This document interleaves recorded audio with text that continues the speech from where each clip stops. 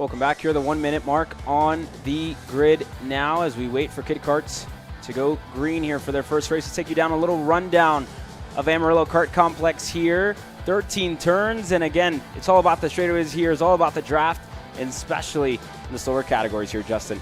Lots of opportunities to be able to build up drafts, some sending chances through turn 3. We've seen a couple drivers get brave there, but your best passing opportunities, turn 6, where many people go up to the inside, make the move. Then there's the run up through the triple left-hander that sets you up for turn 8 to be able to go to the inside for sends all the way to that long back straightaway up to turn 11.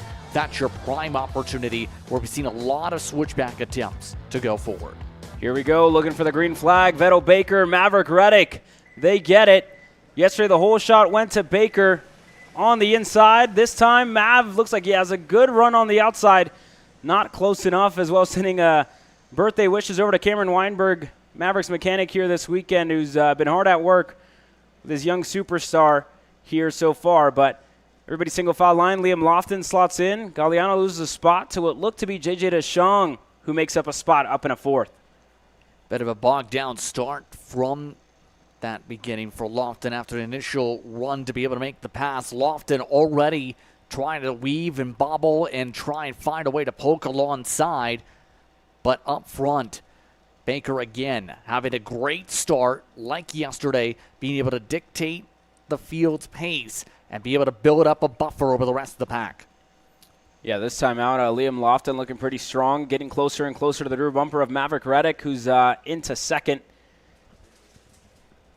And then further back as well, the 77 of DeShong with a good start. I touched on it here a couple of corners ago, but again, got himself within a good hole shot there as well.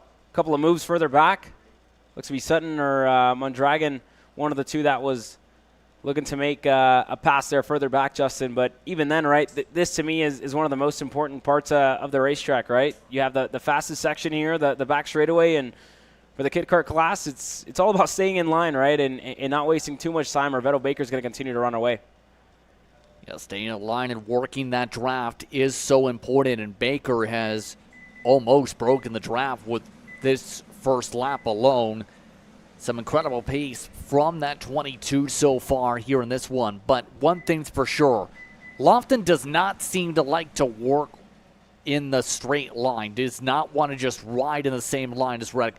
Lofton keeps trying to search for different lines that work, different places to be able to build up pace, because there is a phrase that I've seen pop up a lot. You're not going to be able to move forward by just copying. And Lofton's made it clear he does not like to copy. He likes to drive on different lines to be able to try and find something else. You saw even then, right, that little different line by Liam Lofton had got him a good run going into turn 6, right? He was able to close down a little more. Looked like he got side by side there for a second with Reddick. But even then, just couldn't get by. And Mav still holds on to that second spot. And Galliano looks a little bit sporty here in this fourth, the second lap, I should say. His lap time putting himself a little closer as well with the side-by-side action in between the couple of drivers ahead of him. Closing him in just a bit. Nothing significant yet. Yeah, it's been, to me at least in Kid Kart, the draft difference has been marginal at best. There hasn't been too much of a close-up down the straightaway compared to some of the others. It's been, to me at the very least, how you approach the corners and then how you're able to get a good corner exit. That's why I think Lofton, so many times in the first sector, has some chances to be able to get alongside Reddick or at least get close to Reddick on those lines. Is he's able to find such a good line through 1 and 2 to be able to set himself up towards turn 3. And that's allowed so many chances to, at very least, be able to power his way to be near even to the back bumper of the 75. Indeed there, Justin. He's starting to close in. These two, their lap time's looking a little bit better this time through. And there you go, DeShong starting to put the pressure on the driver who sits in third here. But nothing yet so far. And all the while, this is Vettel Baker continues setting really good lap times, a 132.915. The 22 absolutely flying here under the MSO Racing banner this weekend.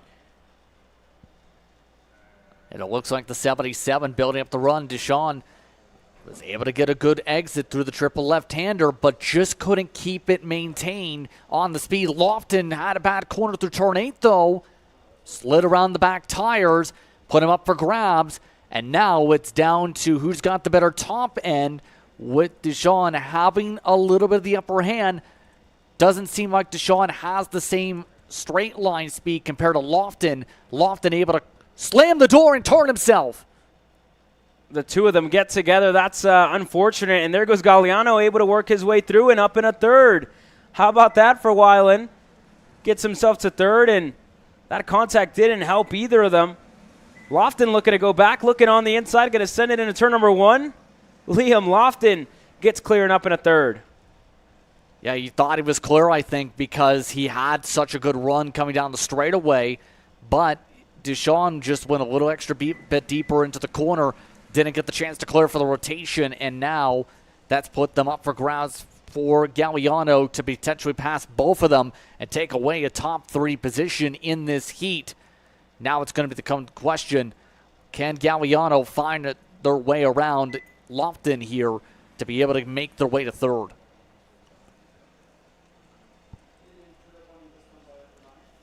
Single foul still. Galliano now falling back to the 4th spot again, but what a way to kind of pick it up, right? To get himself in a really good position to make that move. And for Weiland has been really good pace here so far. And Amarillo looking again on the inside at turn 8. He's going to get clear. That's a good move there by Galliano to go up to third again. And this is going to bring the rest of the pack along with them. JJ Deschong still there in the 77. Maxwell now starting to close in the 99. Yeah, taking advantage of some of the battling, costing some of these drivers some time here on the racetrack. Galliano just seems to have some really good speed at the end of the straightaways right now, and solid corner speed, already double sticks in the air. Couple laps to work with. Here we go. Lofton showing his straight line speed in the middle of the straightaways, able to get the send. That's a good move again there by Liam Lofton to go back. And here comes Deschong with really good pace on the exit of that corner.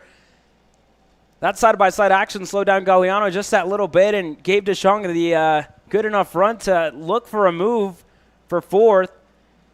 And that just got slowed down, and Galliano moved back over and closed the door there. But got close there in between these kids that are giving us a really good race here, Justin. Yeah, some good battling going on right now. Galliano, we showed yesterday, had some good pace to be able to battle. Just lost some ground to Lofton yesterday at the very end by a couple seconds, I should say. But this run is providing a lot more pressure with Lofton having that mistake earlier with the 77. Now starting to see some separation build up as Deshawn starting to lose some ground here to put him up for grabs for Anderson. Anderson just can't seem to chip away fully down the straightaways at the gap. Here you go. You see the little differences in line there between the 77 as well for the 24 of Galliano. They're going to go back and forth here. Once again, the 77 looks a lot closer this time by Justin as we get close to turn number 10 or 11, sorry. But not enough run that time through for Deschong to look for a send. White flag in the air. Vettel Baker still continuing to run away. Maverick Reddick still in that 2nd spot, 6 seconds back from the lead. Then a little bit ways back, another 6 seconds back to Liam Lofton in this group. That's been giving us some good racing action so far, Justin. Good run by Deshawn, though, able to get a good exit out of 2 to set up a bit of a lunge. Yet again, it's just that straight line speed differential right now for Deshawn that's coming into play, because once that motor starts to really come into play, seems to equalize out. It's been good corner exit pace from that 77. Now it's the tough thing. Will they be able to get enough to power their way through? Galliano not as quick this straightaway. There you go. You see him go low. Try to fend off a couple of others. Booker Anderson as well starting to close down his gap. Booker's on the wheel now looking to make a move on JJ Deschong. So he's been able to close down his gap little by little. For Liam Lofton, he's in a real comfortable position here. Further back, and you see the kiddos just giving each other hand signals. I think he's asking Booker for a little bit of help here on the back straightaway to try and pass Galliano. Yeah, it's going to take some help, I think, to get this done. Not close enough, I think Anderson is to help, though. Sean trying to poke to the left side, all while they come across to the finish line. There goes Vettel Baker, wins heat race number 2. Back-to-back heat race victories for Vettel. Across the line in second, Maverick Reddick. A second-place finish should be a good birthday gift there for Cameron Weinberg. Liam Lofton coming across the line in third. Then you have Galliano, Deschamps, Anderson, 4th, 5th, and 6th. Not bad in terms of the battling, to say the very least. Lofton able to recover from that incident mistake in turn 11 to be able to run away from the pack by more than 2 seconds. But Vettel Baker is the one to beat in terms of speed this weekend. Yet again, backing up the pace and showcasing that the 22 has the ability to run away as the rest of the drivers finish out their fun here in Heat 2. We'll step aside for a second here. You're watching Kart Chasers live coverage, the Texas Sprint Racing Series. We'll be right back. All the way up to the finish line. Who is it going to be? And it's Sean Perez who wins in Crescent. Ty Fisher wins $1,000 in KA100 Junior. Alex Stanfield played it perfectly here. Told him to wait. Stanfield wins the Duffy in 2024 for TV Karts. Amarillo Kart Complex is now the official distributor for TV Kart in the continental U.S. Become a dealer today. Champions aren't just born on the kart track. At SimShop, we deliver professional-grade simulators with the best performance-to-price ratio in the industry. Founded by racers who understand what you need, our SimMagic and Moza equipment is powerful enough for the pros, yet affordable for everyone. With unmatched customer support and a thriving community, we're your racing partner. Visit simshop.com today.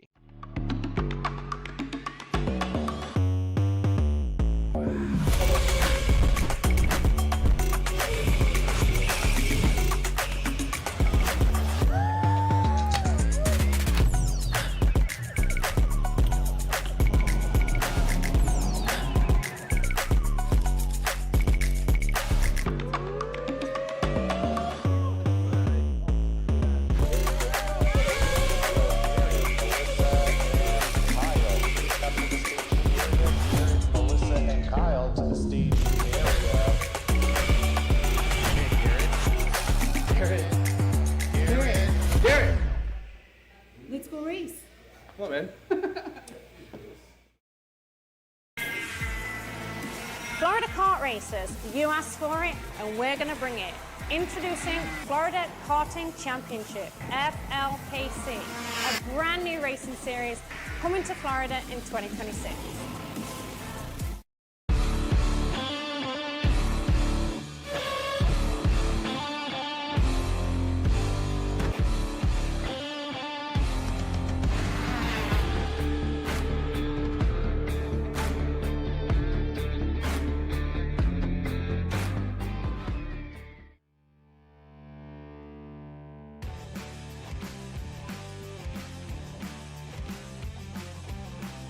Micro Swift out onto the racetrack now. Let's take you down your starting lineup. Brody Stoffel, Tyler Blackwood are going to share row number 1 again. Dusty Strayer and Hayden Sampson on row number 2. Row number 3 is going to be Bodie Bayer. Then it's going to be Mark Ayers in row 3. Roy Lee and Beckley Anderson rounds out the top 8 positions. You go back to White, Shep Sullivan on row number 5. Sebastian Kim, Rodolfo Garza, row number 6. Alexander Kelly starting 13th with Christopher Arms, not out there on the racetrack to take the green flag here today. Yesterday was all about Stoffel. Blackwood was able to take the fight there. They were exchanging lap times for a second, but rookie standout Dusty Strayer had really good pace there yesterday, Justin, as well for a couple of the TB karts racing on home soil. Hayden Sampson starting 4th, hoping to show some good pace here in this heat race. It's all about the start. Yesterday was a getaway for Stoffel at the start of it. This time, can it be any different? No start, no start, no start for this one more time around. Yeah, they jumped a little bit early. Notice they started firing up right before they got to the end of those cones.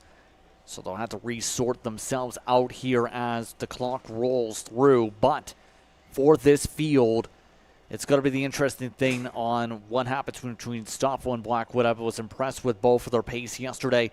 There's a reason they led the way in the practice sessions and have been controlling the tempo all throughout this weekend so far.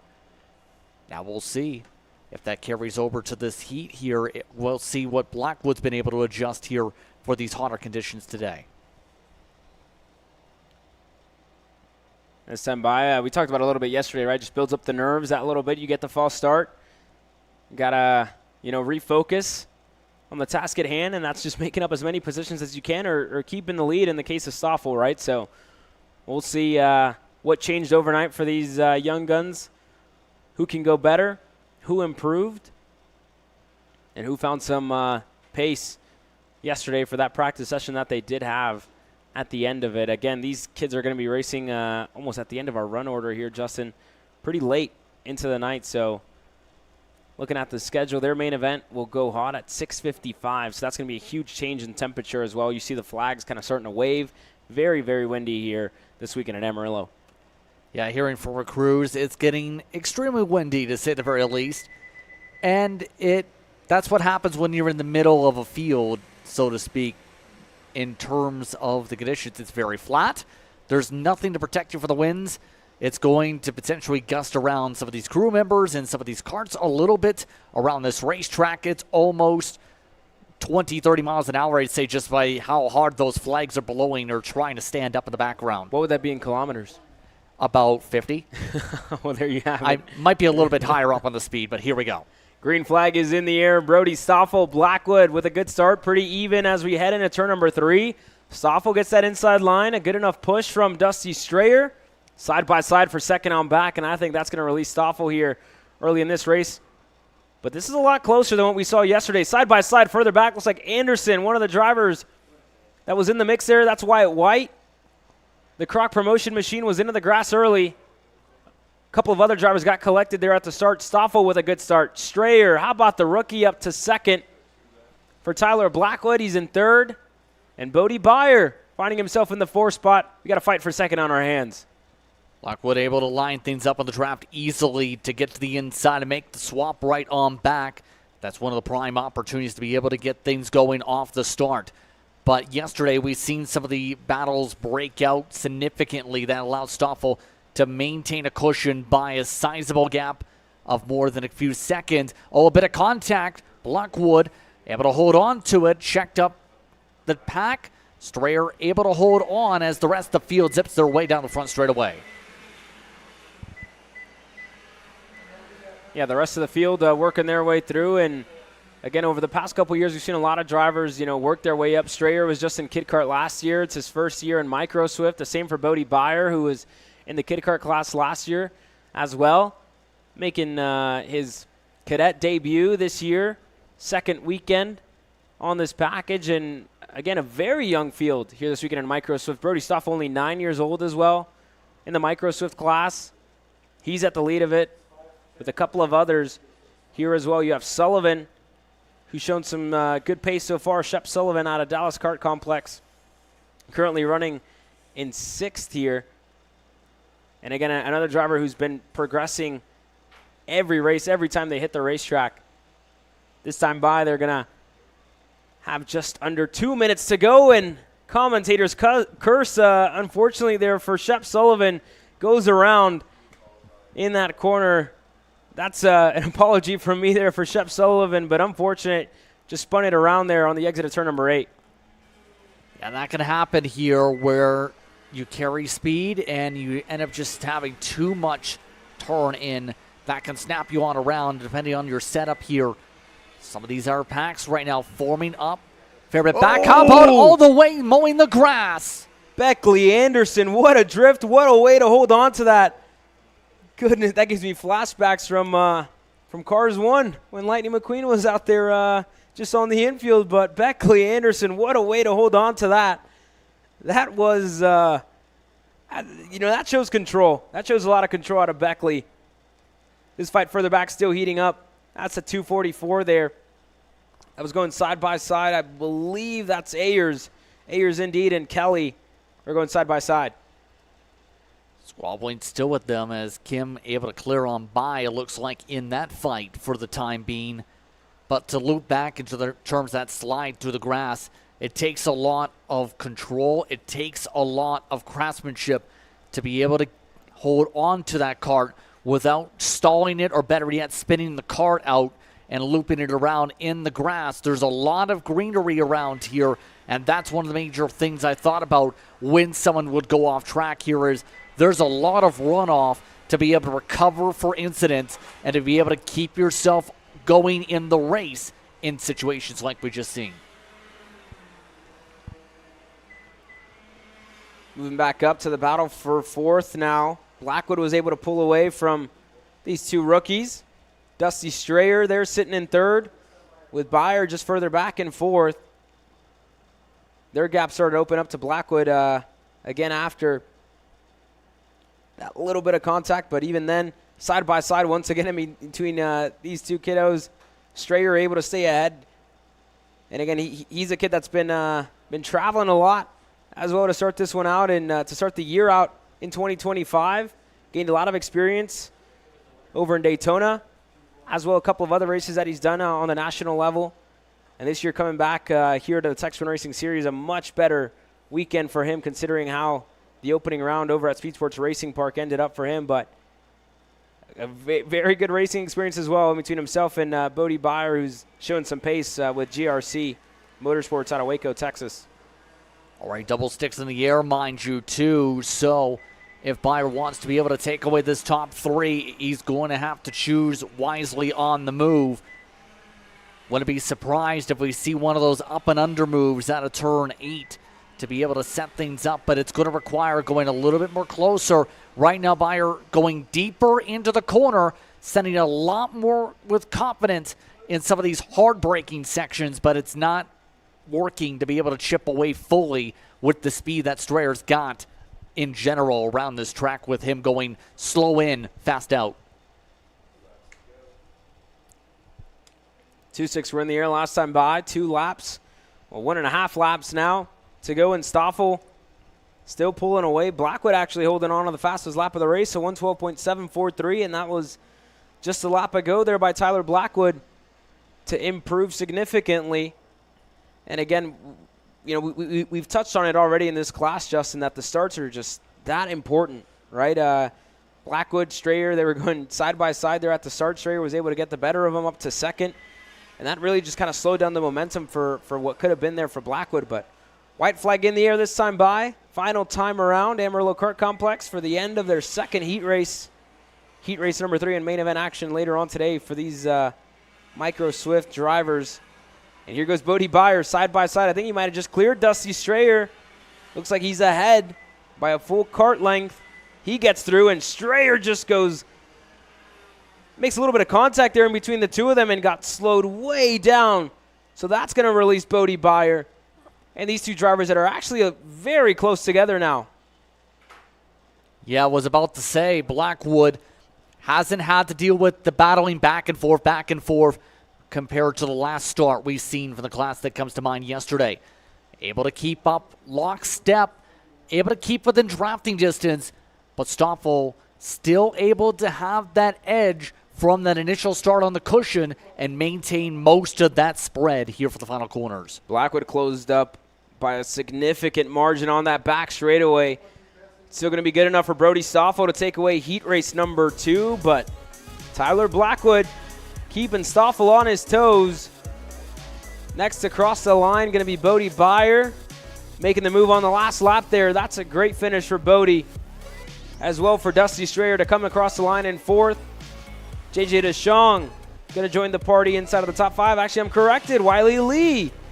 How about it for the young 6-year-old out of Austin, Texas to finish 5th. That's a good showing for the 201. Mark Ayers to Alexander Kelly. Some shuffling there. Hayden Sampson, Rodolfo Garza, and more. Here in Microsoft, Shep Sullivan rounds up your top 10 after looping it around there on the exit of turn 8. Unfortunate commentator's curse there for Shep. But that's it for Micro Swift. We'll step aside for a second. More racing action getting set to come your way with Mini Swift.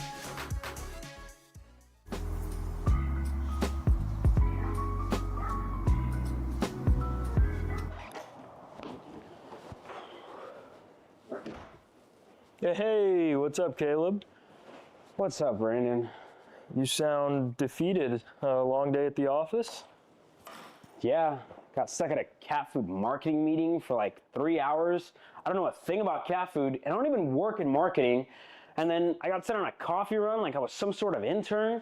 Then at the end of the day, when I went to go get gas, I just realized everything is so darn expensive nowadays, man. Yeah, you got that right. Like, do you have any idea how much we're spending on Netflix? That's like $20 a month. Do you know how much we're spending on cable? That's like $50 a month. But you know what isn't expensive? Tell me. Kart Chaser Premium. For only $9.99 a month, you can watch all the American karting action live from coast to coast. Subscribe and become a member today.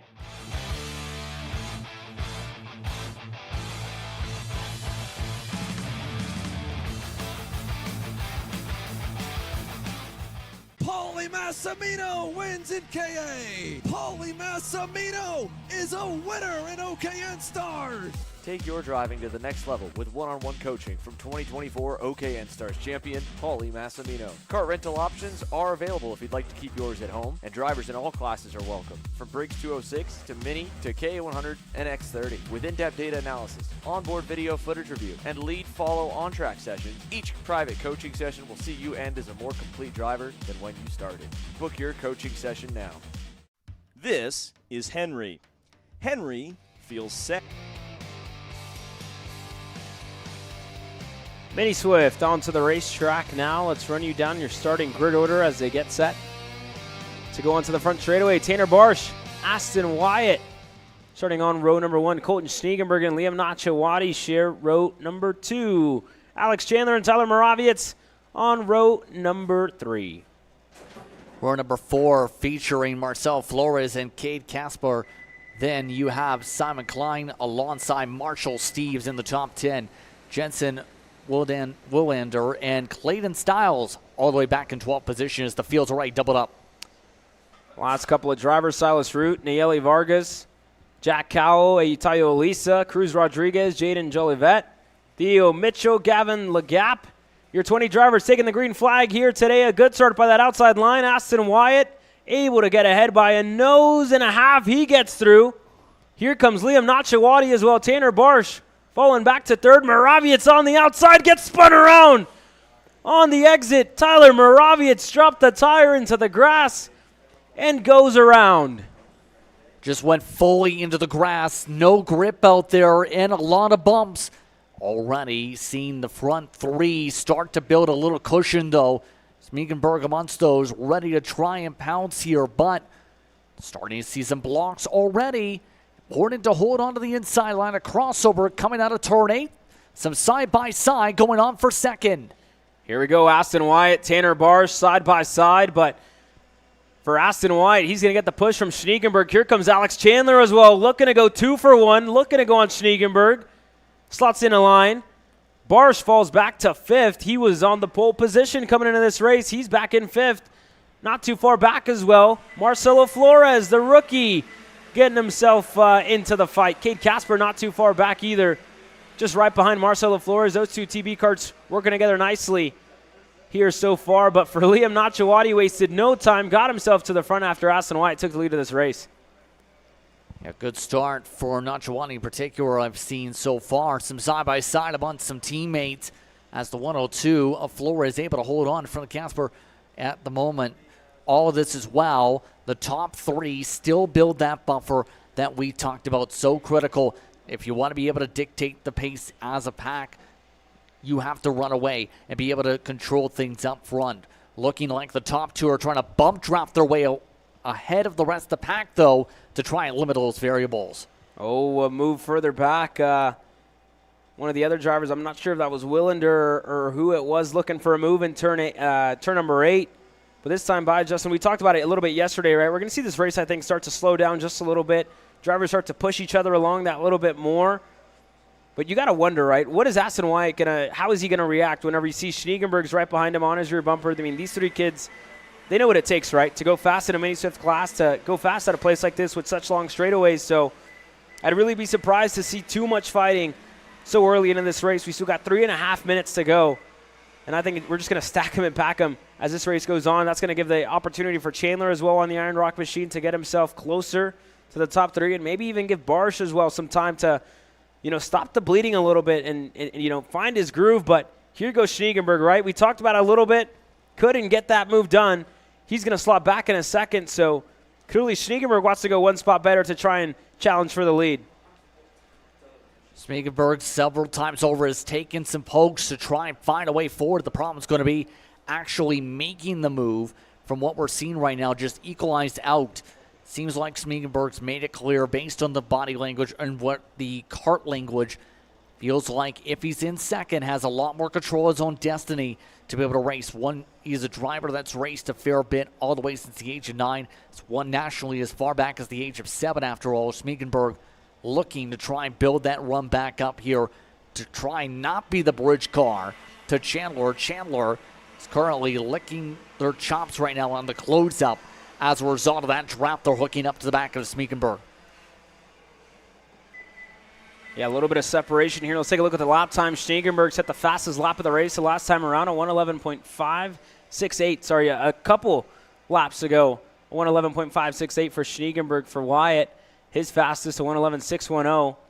They're starting to lose a little bit of time compared to Barsh and to Alex Chandler. They're working together nicely to close down their gaps, and you see them as well visibly getting between 3 car lengths of your 3 leaders. So Chandler and Barsh pushing each other along nicely. Further back, Cade Casper able to get ahead of Marcelo Flores, Simon Jack Klein, Marshall Steves in 8th and 9th.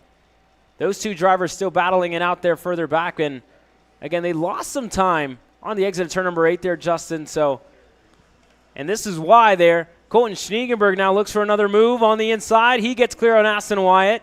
Now going to have his sights set further back on one driver, and that's the 112. That seems to be Vargas out of this race early. Unfortunate there for Vargas.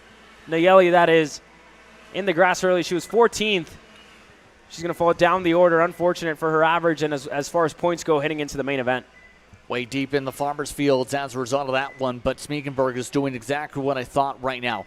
Try and move ahead. Try and get into a position of offense for later on in the race, since we're coming up to what is going to be close on lap count if we're going to get 2 or 3 to go probably here. So the better up in the running order, the more likely you can move forward. You're not going to win the race from 3rd unless you get a monster run and pass 2 karts at once. The distances have been just too far out in terms of this run order. Schniegenberg looking like trying to set things up, trying to time things up to find a way with Najawani to set things up for the next few moments. A big mistake. Tanner Barsh into the grass. Looks like he just sent it in too deep on the exit of 8, and he knows it. He definitely knows it there. He's going to get passed by the 2 TB cards. Casper Flores going to go through. Unfortunate, really uncharacteristic mistake there out of Tanner Barsh, who just drove it in too deep into the grass. That's going to release Alex Chandler, and I think that's ultimately going to hurt Chandler. Not going to have help to push himself forward. And for Aston Wyatt, in his case, he seems to be fading off a little bit here, Justin, compared to the top 2. For Colton Schniegenberg, it was just a 10th a lap that he was going that little bit quicker than Aston Wyatt. He had to make the move because he has the pace to race for the heat race victory here in this one. So he had to make that move, and that's showing, right, that Wyatt's starting to fade just that little bit halfway through this race, or I should say with 2 laps to go in this race. Yeah, just has fallen right back out of the range of the draft here at this point. Wyatt just not having as good as a run as we've seen a bit yesterday. Wyatt, mind you, finished 5th yesterday to lead, who was on his own, similar to this, mind you, though, towards the very end of the run. So now we'll see if Wyatt's going to be able to try and pick something up to close on up. Some of the other drivers trying to squabble a little bit in the line. That includes the drivers for the edge of the top 5 that we just mentioned, with some of the TB karts trying to hold on. Yeah, there's Tanner Barsh. Look to go for a move on Marcelo Flores. Looks like he's going to try it again and go now, but again, no push from behind for Tanner Barsh to get a good enough run on Marcelo Flores. This time by, I think we're finally going to get the 2.6 in the air, it looks like. So yes, 2 laps to go this time by. Apologies there, we'll correct that. But 2 laps to go for your Mini Swift class presented by the AR Academy. Nachawati, Schniegenberg, so far a good run by the 2 of them. And again, for them, they know, right? Whenever those 2.6 go in the air, for the case of Nachawati, it's going to be his time to defend. For Schniegenberg, it's going to be his time to try and make a move. Yeah, exactly right now. And the one thing I'm like with Nachawati we've seen throughout this weekend, and we've seen this in the battle with Barch yesterday in Heat 1, seems to have a very smart approach on how he attacks, but also is able to set up some of the crossover attempts. Nachawati's in a great spot of defense right now. It's just a matter of making sure no major mistakes.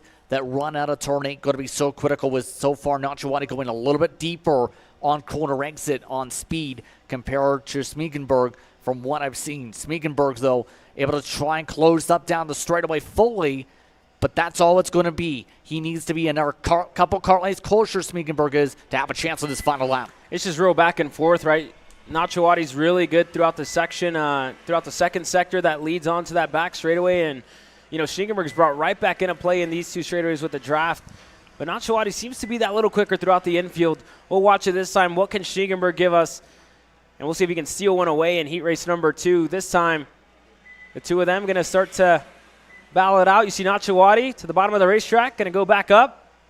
Schniegenberg still back in the line. Nachawati just had a much better exit out of turn number 5 there, Justin, and a good run in a 6 to put 2 car lengths, even more than that actually now, to Nachawati, and I'm not sure if that's just a gearing thing for Schniegenberg, where he lacks a little bit in that infield, or if Nachawati's just driving that much better.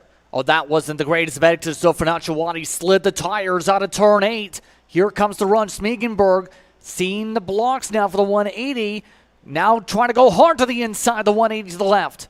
Here we go. Can Schniegenberg set up the over-under? We've seen it happen a couple of times this weekend, but it's going to fall short. Could be a drag race to the line. Not going to be enough for Schniegenberg. Liam Nachawati on his first weekend back from a broken wrist steals heat race number 2, and Mini Swift Schniegenberg across the line second. Aston Wyatt third. Alex Chandler. Takade Casper, your top 5. Schniegenberg just couldn't get alongside from that outside. Just couldn't get to the number plate to be able to make a move, and that's how far you need to get to really try something there. Schniegenberg, great effort regardless. Ashton Wyatt getting himself a podium in the heat as well over Chandler and Casper. Yeah, good move there by Aston Wyatt. Faston showing some good pace. Tyler Moravietz, unfortunate spin for him at the start of this one. Put himself down in 12th. But coming up next, K100 Jr. gave us some great racing action yesterday. Myself, Justin Prince, going to take a moment to catch our breaths. K Jr. on grid. Brandon, why are there all these charges for just over $200? I'm tired of all this Brandon business, okay?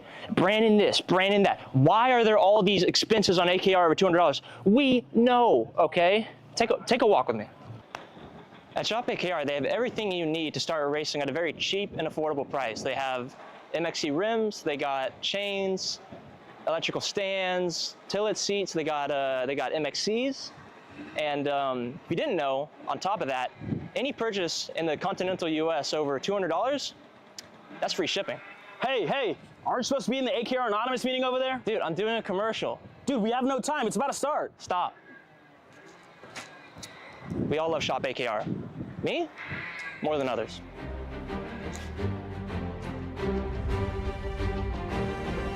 What do I get at Shop AKR? MXC rims.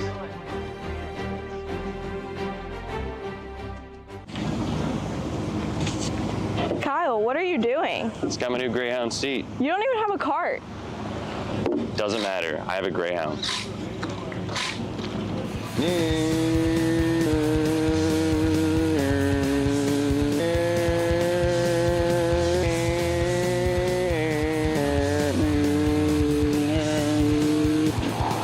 Who the f is Kyle Cuthbertson?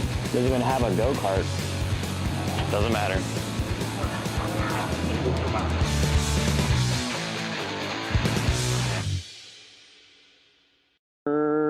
Cuthbertson through on Turney, Turney in the dirt.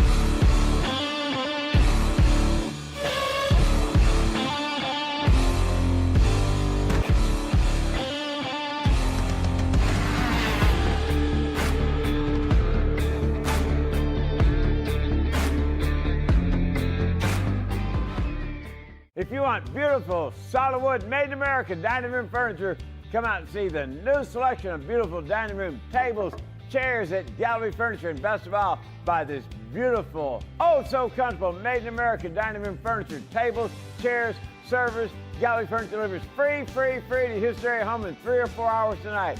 Make family members on your beautiful new dining room table and chairs.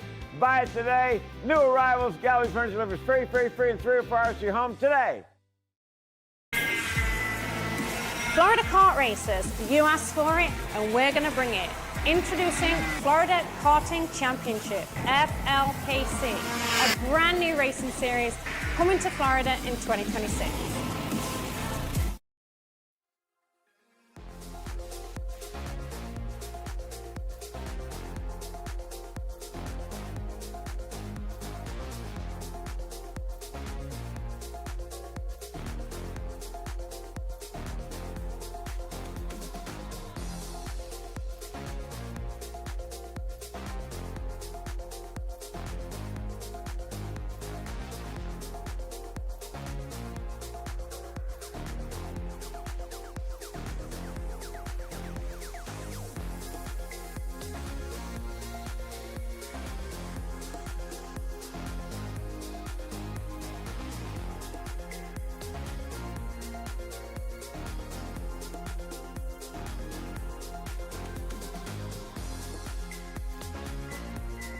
KA Jr. out onto the racetrack now. Tyrone Kemper Jr., Nathan Golseth going to start on row number 1. David Ibarra and Matthew Duquette on row number 2.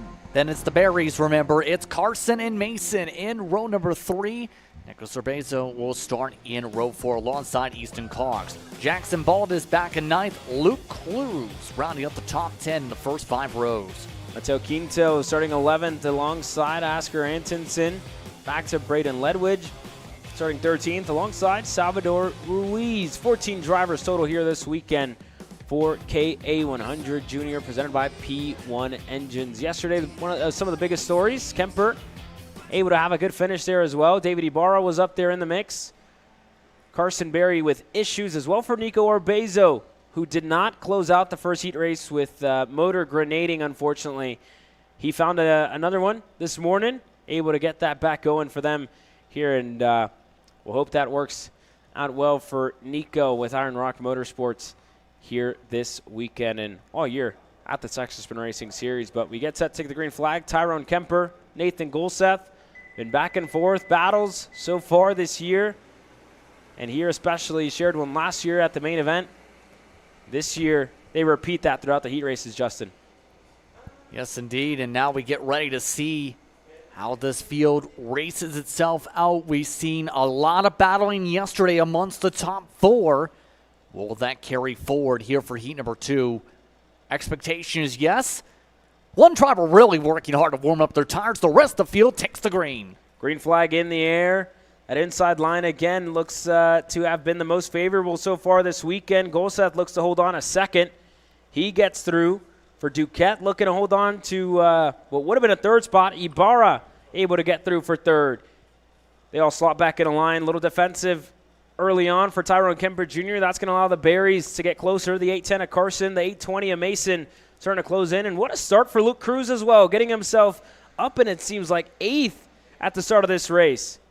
Able to gain a couple spots as a result of that launch. Already going defensive down the straightaways. Kemper Jr. trying to play the line game. Not lose control of the lead early on in this one, all while the hand signals start to come into play. Golseth, Munsters looking to charge up, looking deep to the inside. Big lunge under the braking, missed the corner. Yeah, what a send there by Nathan Golseth, and I think just a little too deep on the brakes there for Nate. Slots back in a 4th, side-by-side action further back. Jackson Baldus and more looking to go by on Luke Cruz. Tyrone Kemper Jr. continuing to defend here. Ibarra trying to plead with, looks like Carson Berry right behind him to push forward and try and get by Tyrone Kemper or just to stay in line and, work together to try and get away from the rest of the pack, because this field's been pretty close. There goes Golseth on the inside of Carson. He gets through. Berry slows down, and Ibarra there still pointing to Tyrone Kemper Jr. to move along, right, to continue to push forward and not defend as much. But I think Ibarra's going to look for some help to try and get through. Here goes side by side further back. Easton Cox, the Berries, able to go on by. Here comes Matthew Duquette as well. Kemper Jr. to the middle of the racetrack. Ibarra goes high. And still side by side, Luke Cruz able to go through. That sets up an easy crossover, though. Ibarra able to get the pole alongside, but Goldseth likes Kemper Jr., elects to push the one. Looks to try and move himself forward. Doesn't want to play the same games. Opened up again. What an aggressive move by Ibarra. Shoved it on into the second last corner to be able to quickly get second back. Here we go. The Berries looking to go through. Carson and Mason work their way through on Nathan Goldseth. Matthew Duquette just right behind him. Luke Cruz as well. A great drive for Luke on home soil. Across the line, 7th that last time around, side by side. Orbezo, Baldus on the edge of the top 10.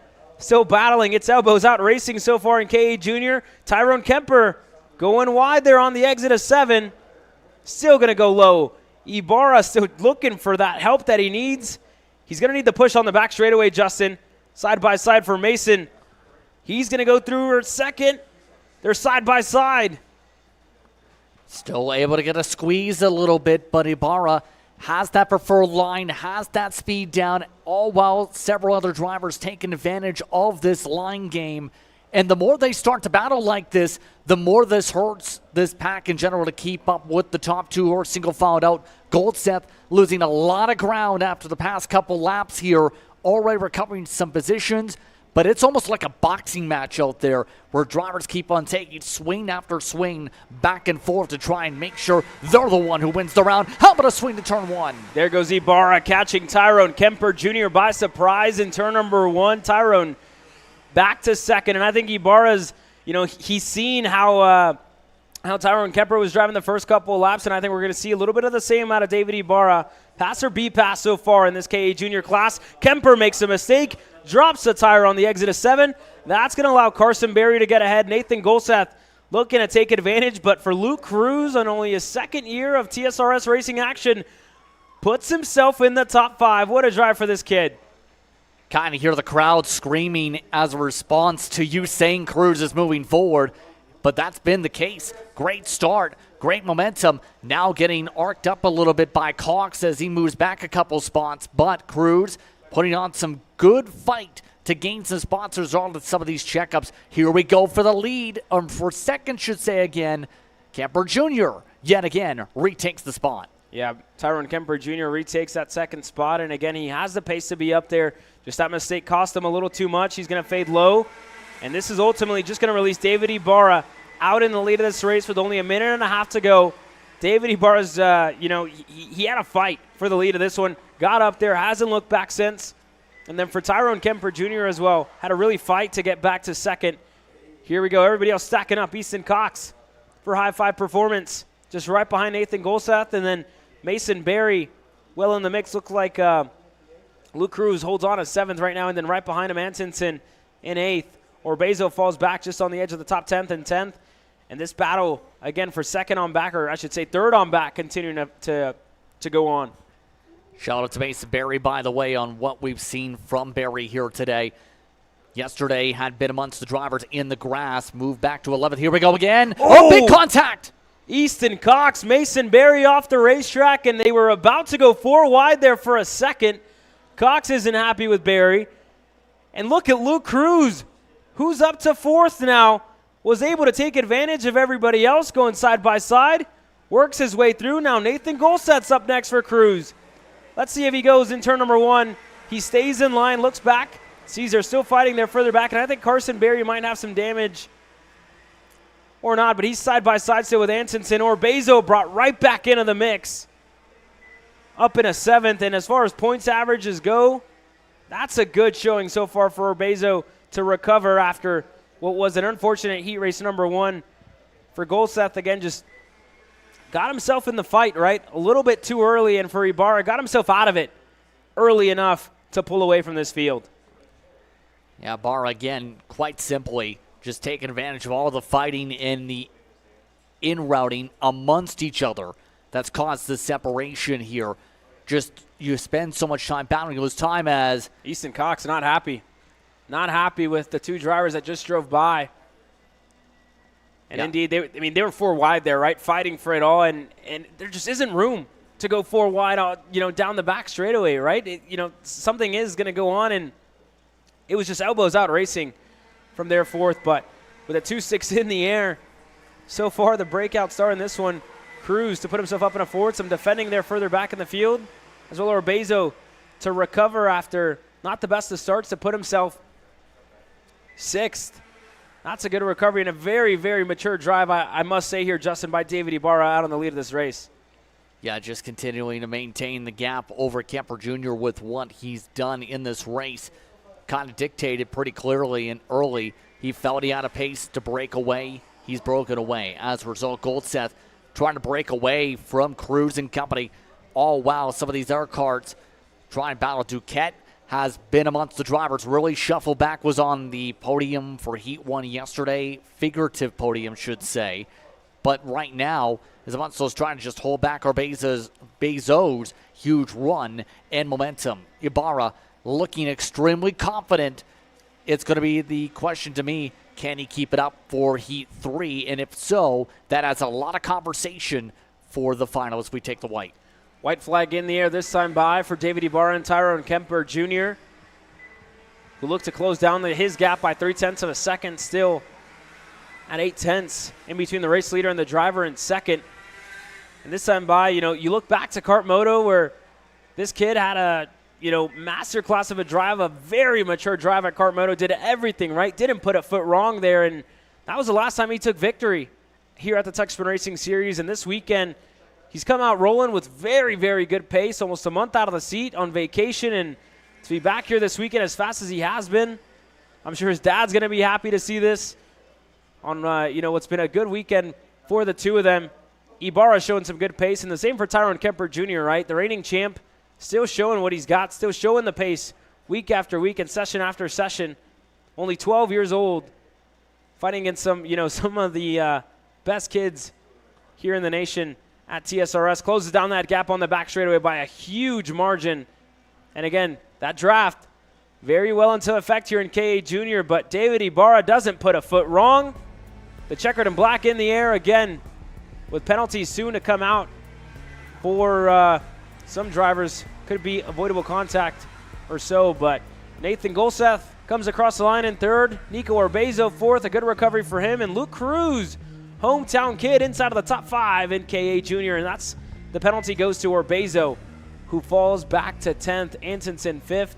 Duquette, Valdez, Quinto, Berry, and we just saw that penalty applied to the 808.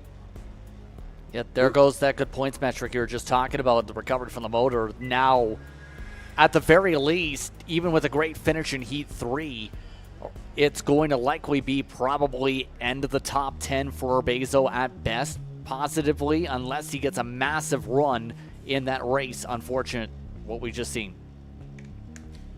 K Masters coming up next. Pick up for Easton Cox and a couple of others, but Miguel Mir goes head-to-head with the reigning champ Pierce Baldes here coming up next.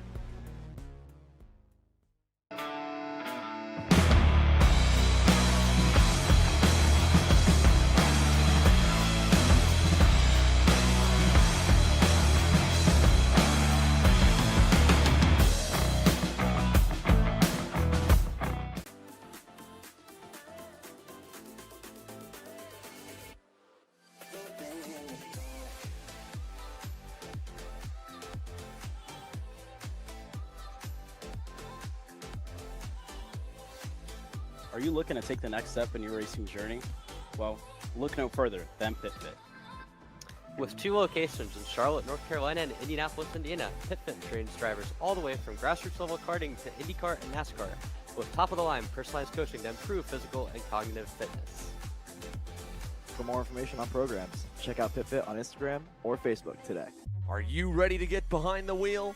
From Formula One to NASCAR and IndyCar, all the pros start here.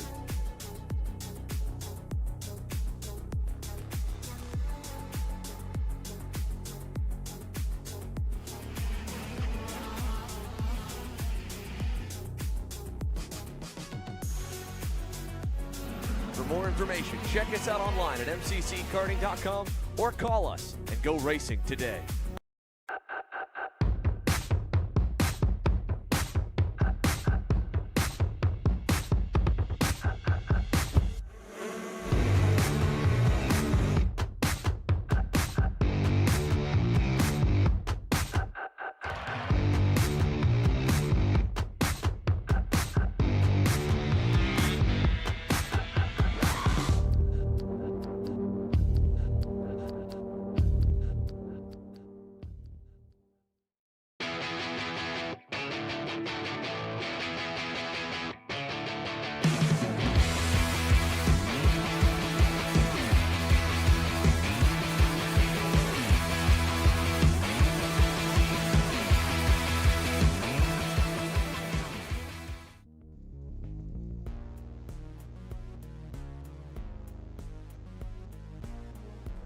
Okay, Masters file into line as we get set to take the green flag here. Miguel Mir, Guajardo on row number 1, Pierce Baldus, and Daniel Howie on row number 2. David Pergande, Shane Burkett on row number 3. And you go back to Janae Din with issues in the morning warm-up. Puts himself on row number 4 alongside Kogan Wright, Mosey, Faulkner, Harper, Rogers, Cherry, Miller, and Rod Lake. Your 15 drivers in K Masters. They get set to take the green flag. No start, no start, no start. Yellow flag in the air. Yeah, they didn't like what they've seen, obviously, for that start procedure, but now we reset. Mir, again, has been the talking point in terms of pace and the standard, at least, I should say, here for the weekend. Now it's the question, what will they do here as they now take the cut through to reset and regroup for this pace? Again, the clock, remember, is rolling when you have these false starts, as we've seen here. So this is burning more time to be able to keep up with the race leader, or better yet, battle with the race lead. Just want a little bit of a slower start this time by for Miguel Mir and Andre Guajardo. They did hit the gas a little early there. The cones are in place for the start box as well as the commitment cone, so you cannot scrub tires after that commitment cone, or else you will get a penalty at the end of this race. But even then, just a little bit too quick for comfort for the TSRS officials, and again, telling them to slow down. I think you're going to see a much slower start this time by for Miguel Mir. Very close together in between these two lanes. Wheel to wheel, side pod to side pod. And here we go. Second time of asking, this time by. The green flag is in the air, and Miguel Mir catches Guajardo by surprise. How about the reigning champ on the inside? Pierce Baldus looking for second. Guajardo going to fight it back, but Pierce Baldus with the inside line. Howie gets his nose in there as well. Moving up in a third. Good start for Howie. We've seen decent pace for Howie amongst the top 6 yesterday in Heat 1. Now is already making some inroads for the top 3. Taking a poke on the 412. Not able to get alongside, though, to build up the run. Mir looking to run away, but the battles seem to be already pretty intense in this lineup from the onset for the drivers about third on back, similar to what we've seen yesterday. And this is the biggest thing that I kind of noticed after watching that start as well, right? That the driver in first is really the only one that has that space to really get clear. Everything else from second on back, right? You saw the side-by-side with Baldus and Guajardo as everybody's pushing and shoving in a 13. But even then, it's just a huge bottleneck from second on back. Everybody's side-by-side throughout the left and right-handers of that infield section. So, that's why we've seen so many breakaways, and that's why we're continuing to see Miguel Mir and Pierce Baldus kind of run away from the drivers in third on back. Howie now finally able to make that move for third. I called that a little too early the lap prior. Guajardo slots back in a fourth for the AR Academy. Pergande into the top 5. Burkett, right. Din lost the spot at the start, and he might lose another one. Mosey, look, they're on the inside of 6, wasn't able to get clear. Everyone just getting lockstep into a rhythm here, it seems, right now, trying to figure out where they're going to really step forward, find their inroads, like right there inside into turn 8. Take a chance while drivers are expected. Make it quick. Make it work. Oh, wow. The battle is on. Pergande looking for a move up the inside. Lined up the draft. Clears on by the 412. Another spot picked up on track. Another spot picked up on track there. Howie closing in on Pierce Baldus, who making carburation adjustments on the fly. Looking to get something else because Miguel Mir is leaving them all at bay here. You look at the last time by, a 108.760 for Miguel Mir, and for Pierce Baldus, a 109.9. So that's a huge gap and a good chunk of time, almost a second quicker for Miguel Mir the last time around compared to Baldus. That's actually over a second quicker for Miguel Mir. So, everything's kind of pointing, to carburation issues for Pierce Baldus right now, who we saw, on the needles on the front straightaway. Moves further back. Guajardo looking to make up a spot. He gets it there on Shane Burkett. And he gets clear. Burkett looking to go back. Look in on the inside. Might have a push from behind with Brent Harper. He gets through. Harper just right behind them. Some more crossover attempts to zip on by. More passing along side by side as the 4-16 makes the move yet again. Just being able to set things up to be able to switch by. A bit of grass picked up there. Back corner, there's some contact. Bren Harper, Janae Din get together and turn 13. Harper not happy with Din. Man, everything just boiling over here for two drivers that were running well inside of the top 10 there, Justin. Yeah, that got a little bit rough with that corner exit, I think, for Din in particular. That checked things up for 13. They just had that overlap where you need to track out, and they just tracked on top of each other essentially as a result there, all while the rest of the leaders still sort themselves out. Baldus, great run so far, even with the potential issues, still holding on to second here. No close up for Howie, who's been able to charge up a lot of ground in this race. Howie seems to be on the prowl to try and take as high as he can here. Yeah, good run so far by Daniel Howie. Again, a driver who just got right back into racing action just a year ago. And he's shown his pace so far. Been impressive here at Amarillo Kart Complex time and time again. But a great return for him to be back here and racing in what should be, I don't think, a one-off. But Pergande looked to get his nose in there. That's going to slow Howie down a little bit. Had to slow down a little bit on that corner. And that's going to give Pierce Baldus a little bit of breathing room. But even then, Daniel Howie has been a little bit quicker than Pierce Baldus a couple laps. They're about a 10th off. And this battle further back as well, still heating up with Mosey right. Neil Faulkner is in the mix there as well. Randy Rogers just behind Slade Miller in 11th. Everybody still fighting. Look at Faulkner looking low. Not enough there for Neil Faulkner to get through. And again, that half move there going to slow him down. Yeah, check them on up once again as a result of that poke, and that's the risk you take if you don't get a clear on by. Cost yourself all bunch of time. Hand signals as an error poke to the inside. No move made as a result of that little bit of a check down on that look from Rogers. On Rogers, should say. But this field getting some good separation down already. A couple laps to go coming up here with this field. Mir has pulled away a similar margin to yesterday. The battles are still on for the rest of the field. 2 laps to go in KA Masters here, and Miguel Mir 4 seconds on the field. Baldus in second there, 4 seconds back to, I should say, not 4 seconds back, but about half a second back to Daniel Howie. Pergande Burkett, who again a regular here at the Texas Racing Series on his MPG machine. We saw him at the Supernats last year as well. And again, just coming out here on his own, right, with his trailer by himself. Just one mechanic for him here this weekend, and, you know, making it possible to put it inside of the top 5. Still single file as we work our way to the back straightaway, but Miguel Mir, you know, we talked about him earlier on today with the confidence that he showed. Talked to Alex Cruz as well this morning, and they've just been on it, right, all weekend long. Mir has never felt so confident about a race weekend than this, and here goes Pergande looking on the inside of turn 11. The two of them make contact. Howie's into the grass. Howie's out of this race. Pergande up and over those front tires of Daniel Howie, and Shane Burkett gets through for third.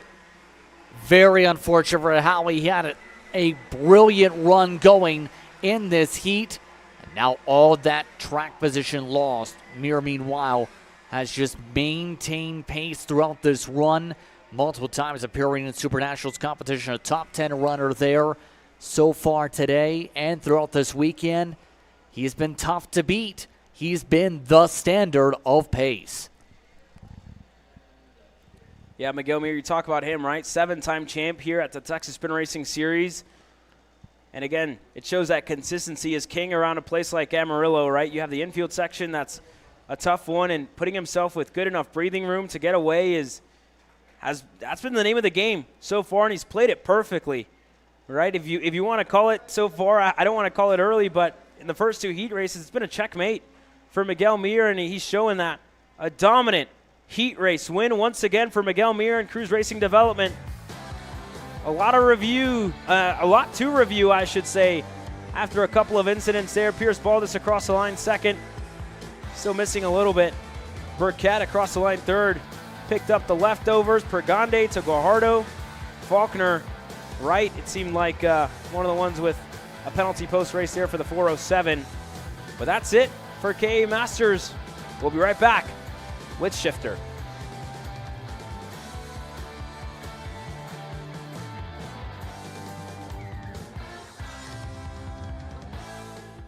All the way up to the finish line. Who is it going to be? And it's Sean Perez who wins in Crescent. Ty Fisher wins $1,000 in KA 100 Junior.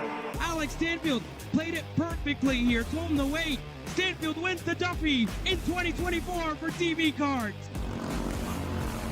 Amarillo Kart Complex is now the official distributor for TV Kart in the continental U.S. Become a dealer today. Champions aren't just born on the kart track. At SimShop, we deliver professional-grade simulators with the best performance-to-price ratio in the industry. Founded by racers who understand what you need, our SimMagic and Moza equipment is powerful enough for the pros, yet affordable for everyone. With unmatched customer support and a thriving community, we're your racing partner. Visit simshop.com today.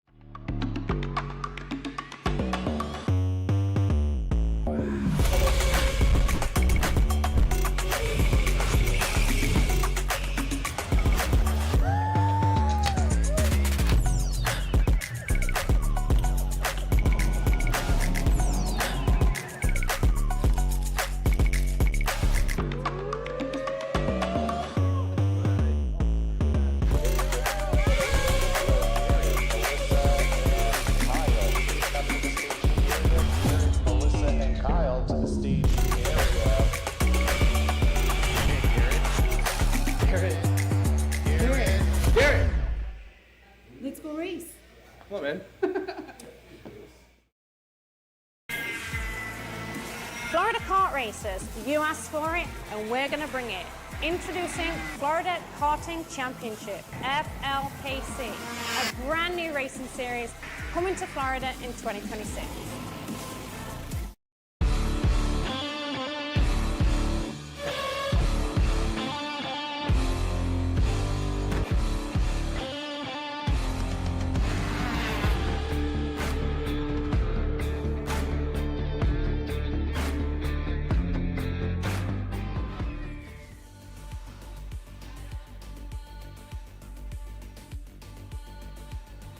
Well, I did say Shifter there before we went on to the commercial break, but it's 206 Senior. That's getting set to take the green flag here. Gunnar Ray, a great qualifying session by this kid out of Phoenix, Arizona on the Croc Promotion machine. Alongside Cameron Reed. Got swallowed up at the start yesterday and had to recover after falling down a couple places. Kelvin Zing put himself in a good position at the end of it. But nobody was better than Reagan Seville and his Trackside Karting Services GFC machine. Jacob Oliver as well, getting himself in the third place. Jensen Harrell showing promising pace. He's starting on the second row. Jacob Oliver there as well with that new nose cone. Here we'll see if that's the difference for Oliver to go a couple spots better than he did yesterday. But we saw that outside line struggle a little bit yesterday. What does it look like today? The green flag's in the air and an even start for the outside and an even better start for Cameron Reed this time out. We'll see if she can make it stick, and she can. Cameron Reed to the lead of this race. Side by side for second on back. Gunnar Ray looks to hold on. Kelvin Zing looking for third, and Jacob Oliver dropping a tire. He's going to lose a couple there. What a good launch from Reed to run away for the rest of this pack so far. To be able to separate quickly from the jump. They're spending so much time battling for second. This is falling right into Reed's hands here to be able to build a cushion and to be able to build away and run away from this draft pack. I don't think we're going to see that here, Justin. You know, these drivers, we always say, right, 2 or 3 are better than 1. So I think we're going to see just that, a lap or 2. I think that's what it's going to take for Gunnar Ray, Jensen Harrell, Zing, and Samuel Young to get up to the rear bumper of the Reed Motorsports CRG. Side by side further back, Frank Seville. Frank able to get ahead. Seville still back there. This is just on the edge of the top 5. Looks like it's for 7th. Zing slotted out of line, but I don't think we're going to see any passing in this second group here in the top 5. And there Frank into 5th. Jensen Harrell looks to take the helm of the group. And I don't think that's going to fall to his favor because everybody's just going to steamroll right by Jensen Harrell. He goes wide. I think he's going to slot back in a line with Samuel Young. Seville and Frank still side by side. And JD Lamping. What a start for JD and TB Kart USA to get himself well into the fight. Not a bad start for Lamping as they're spending too much time battling right now. Oh, more drivers dropping tires yet again. This is helping Reed maintain that buffer. They are spending too much time battling aggressively here and costing themselves time. It's going to require a lot of racecraft to work together, have the choo-choo train, work around the train tracks to be able to close on up. Here we go, a little battle further on back as well, just on the edge of the top 15. But again, they've spent a lot of time kind of fighting and trying to decide who's going to really, go ahead, and that's going to be it for Gunnar Ray. Unfortunately, your pole sitter out of this race early. Unfortunate there for Gunnar, who, we saw him go off the racetrack. That could have been a chain that just came off, or could have been anything really there for Gunnar. That's going to end his race early, but the entire pack inside of the top 10, inside even of the top 15, is still in the mix here, and everybody's chasing down Cameron Reed. We'll look at the lap times this time by as well, because they are closing down a bit on Cameron Reed. You can see that visibly, but moves like this isn't going to help their progression forward, right? Young, Seville now side by side. You know who does help? It helps Frank because he's amongst the drivers that's been swallowed up in the pack in terms of starting order, able to make some passes as a result of the up and under and taking advantage of the slow ups. So Frank is amongst the drivers looking very solid, all while drivers like Lamping seem to be trying to get a squeeze on and figure out where they can get into line here. Some of these drivers not showing patience back there. Yeah, Rafael Kraus, one of the ones that got his nose in on JD Lamping. Looks like he got clear. Now you see the separation. Kelvin Zing, Jensen Harrell, and Bryce Frank, 3 MGM Espionage Machines that look to close down the gap. So they've left everybody else behind, and you see moves further back. Josie Chambers is stuck in this battle. Rafael Kraus drops the tire into the dirt. Sideways there on the exit, but able to hold on to it. Now Lamping goes side by side. They're just right behind Rafael Kraus. That looked to be Chuck Jensen maybe, or Doros, one of the drivers that was going side by side. I believe Doros at the end of the pack, but a lot of battling just on the edge of the top 10 here, Justin. Yeah, right now, the edge of the top 10, that's where you're going to see a lot more urgency. Get positions, find your way up to the lead group. It's going to cost some time, obviously, and net positive, but the farther back you go, the more wilder you expect it to be with a gigantic field like this in terms of the running order. Yeah, it took them almost half the race to kind of get up there to Cameron Reed, but they're finally there, and you showed the difference in speed there, right? Cameron Reed just going to get passed by 3 MGMs. Frank going to slot back in the line. We'll see where Reed comes out at the end of it. Gets washed out wide. Harrow as well loses a good bit of time. That's going to release Zing. Frank looking to get up there with his teammate. He goes up to second, and side by side still further back. I think Young might get a good enough push out of Seville depending on what lane he does choose. Stays on the outside. Reed going to slot back in the line there in 4th. But everybody in the top 8 back to Oliver stacked and packed here. Yeah, all of them grouping together. Now it's the question, how will they craft their way forward? Zing trying to find a way to hold on. You know who's been charging? Frank, already 2nd in this pack. Defending champion has looked mightily stellar, cutting their way through the field. Now it's the matter of when does Frank drop the pin, pull it forward, and get alongside for this race lead. Yeah, and that's just depending, right, on what Jensen Harrell decides to do. He's looking back at Cameron Reed now. I think they're going to look for a move for second here shortly. And again, if you have one car slide out of line, that's not really going to do much to 2 that are pushing. So Reed's going to have to be on board with, trying to push the 2 of them along, trying to push the 2 of them ahead. They don't have a good enough run this time on that exit. Reed thought about it. And again, that would have lost him a whole lot of time in the top 2, and I think Reed realized that. Yeah, was it the right timing to be able to send it up the inside? Would have cost the time for Harrell. We already seen contact with him before. Looking like Frank showing that why he's smart in terms of the gamesmanship here. Not going full on lunge, send it, force it on in yet. waiting to the right moment to be able to go alongside here in this running. Already double sticks, 2 laps to go with the popsicle sticks.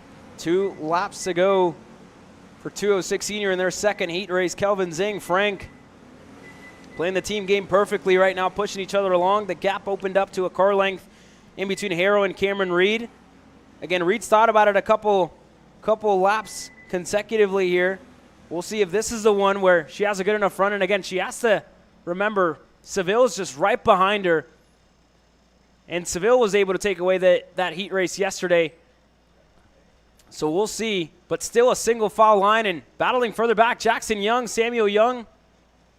The two of them still fighting it out. They're still side by side, and I think Young soldered back in a line just right behind Samuel on the MGM machine. Single foul all the way through. No moves for now, but the white flag will be out next time by. And again, we have to expect something there, Justin. Absolutely. At this point, you have to expect on the final lap the moves. Will there be a move here? Frank just seems content on pushing and just waiting for the right moment to go. It seems like Frank has things right where he wants things to go. The question will be, will Harrow or anybody else break up that plan for the white flag?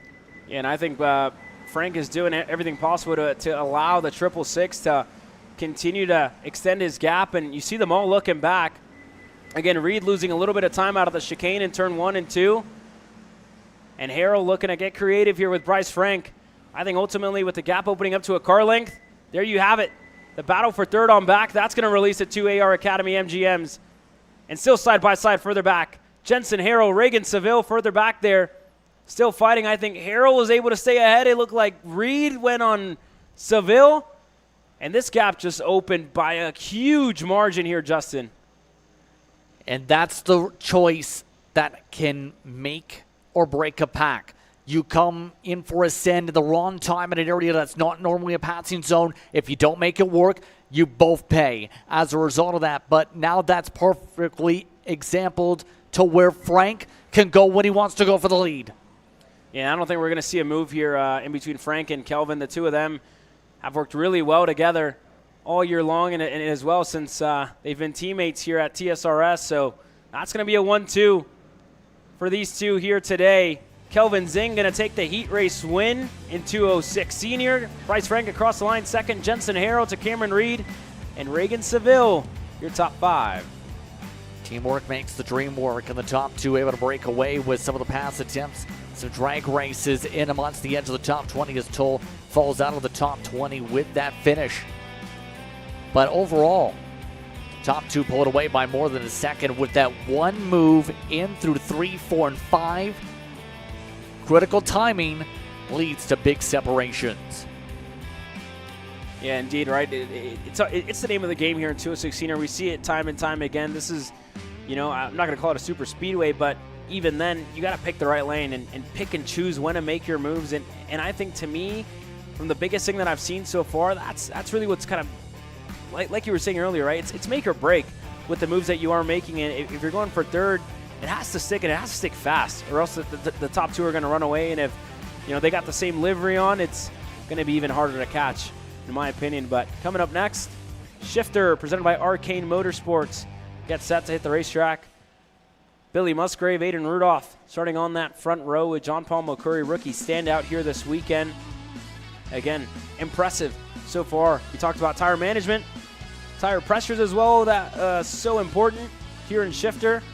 We'll see what it looks like, but quick commercial break. We'll be back on the other side.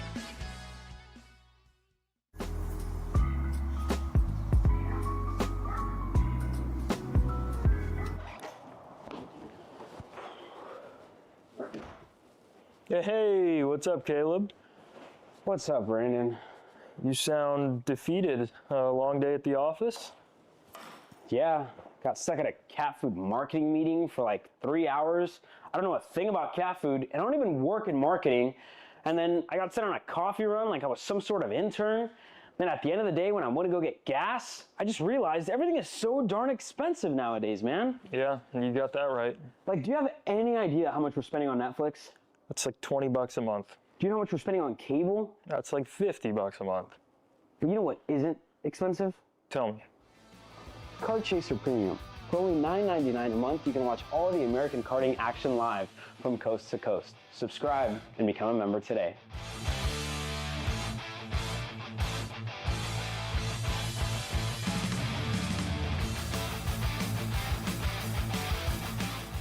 Paulie Massimino wins in KA. Paulie Massimino is a winner in OKN Stars. Take your driving to the next level with one-on-one coaching from 2024 OKN Stars champion Paulie Massimino. Kart rental options are available if you'd like to keep yours at home, and drivers in all classes are welcome, from Briggs 206 to Mini to KA100 and X30. With in-depth data analysis, onboard video footage review, and lead follow on-track sessions, each private coaching session will see you end as a more complete driver than when you started. Book your coaching session now. This is Henry. Henry feels sad. Henry feels sad because it's time for his next big race and his go-kart is in bits. Henry doesn't know that Acceleration Kart Racing is the United States' #1 shop for all of your karting equipment needs. Henry also doesn't know that Acceleration Kart Racing can deliver anything from tires to race suits and even wheels directly to your front door or to the racetrack itself, quickly and efficiently, with tech support available 6 days a week. Poor Henry doesn't even know that Acceleration Kart Racing offers free shipping to mainland USA on selected product if you spend $200 or more. Do yourself a favor. Go to accelerationkarting.com and make sure that you are never left stuck on the pre-grid with Henry. Be smart and don't be like Henry.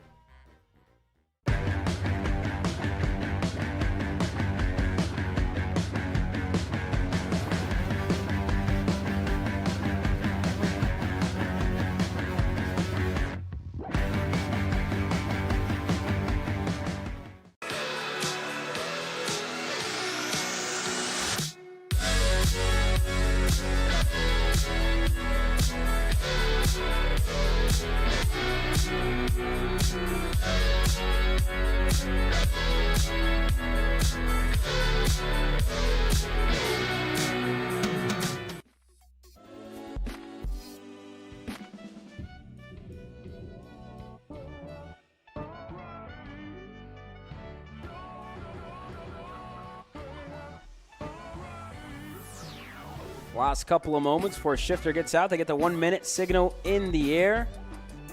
Yesterday, Billy Musgrave put on a clinic in that first heat race. Aiden Rudolph showed some pace, made a pass there in turn 3, and then Billy got him right back, didn't look back since. The battle further back, we saw Proctor at the tail end of it. Mokori held on. Noah Zars finished 4th, with Nick Bull as well there, finishing 5th in this Shifter field, but could be different today, who knows? It's all to play for here in Shifter. But everybody chasing one man on his American-made chassis, Billy Musgrave, out at the front of it. Musgrave going to be extremely difficult to be able to keep up. We've seen rapid speed from Musgrave all weekend long.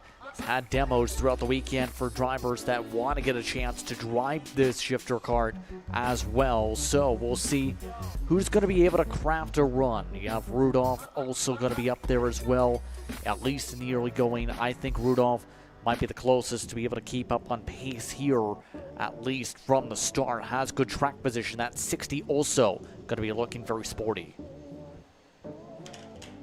Yeah, we'll see. It's all about tire management here. They don't get a new set of tires when they get into the main event, so gonna have to hold on for 6 minutes plus 2 laps in this race here for all these drivers as they get set to start on the front straightaway. The whole shot yesterday went to Billy.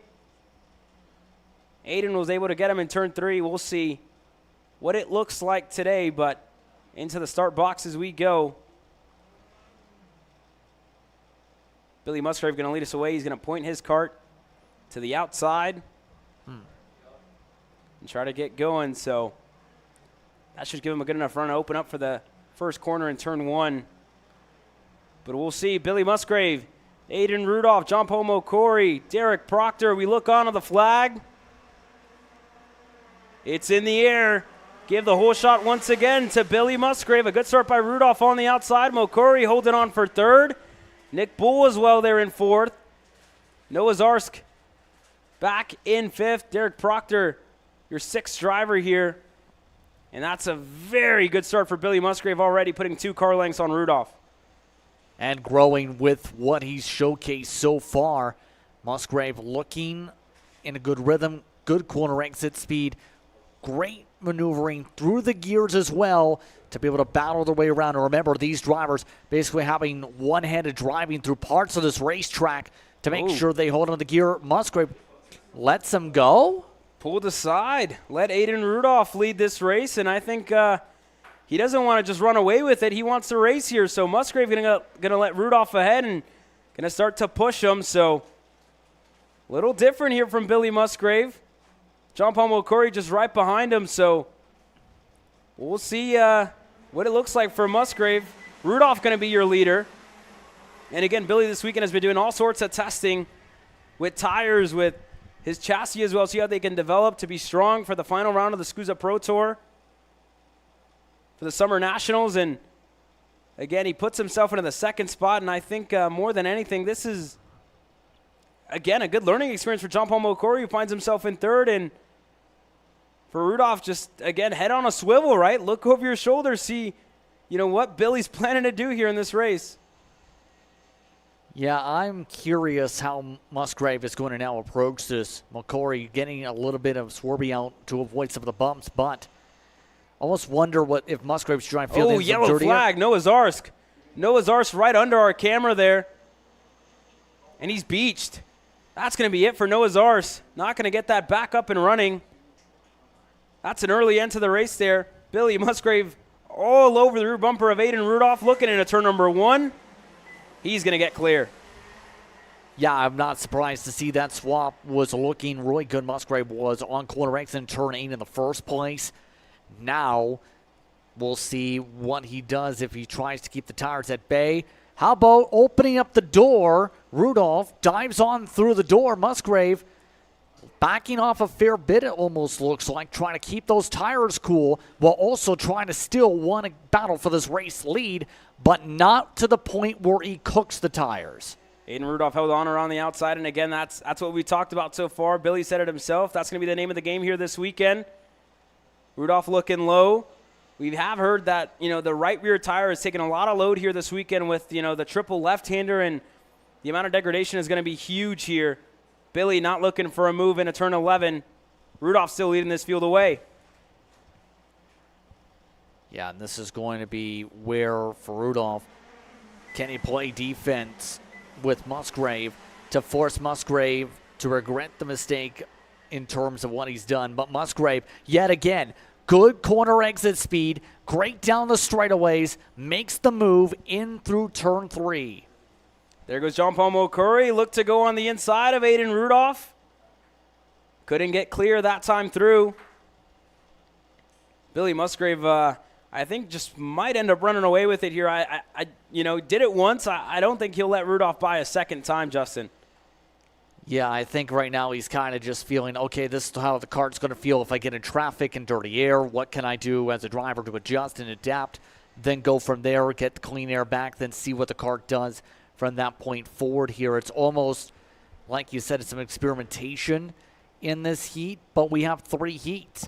A lot can happen, a lot of variation race to race. So Musgrave trying to, I think, maybe counter for any of the potential variation that you could see, especially coming into the final. Now seems to be backing down a little bit, trying to keep himself a good distance, slowly gain, rather than just go full-on yarding away. Yeah, even then he still set the fastest lap of the race, so 1 minute, .508 for Musgrave, 101.063 for Rudolph that last time around. And to me, that first lap almost seemed a little bit like an exhibition right in between the two. And knowing Billy, right, he's a racer at heart. He's going to want to go out there, not just run away from the field, get his valuable testing as well, but even then have some fun while doing it. So I think that's probably what we saw there at the start of it. Nick Bull, Derek Proctor still 4th and 5th. And like we said earlier, Derek Proctor just out of this one early. Not going to close it out.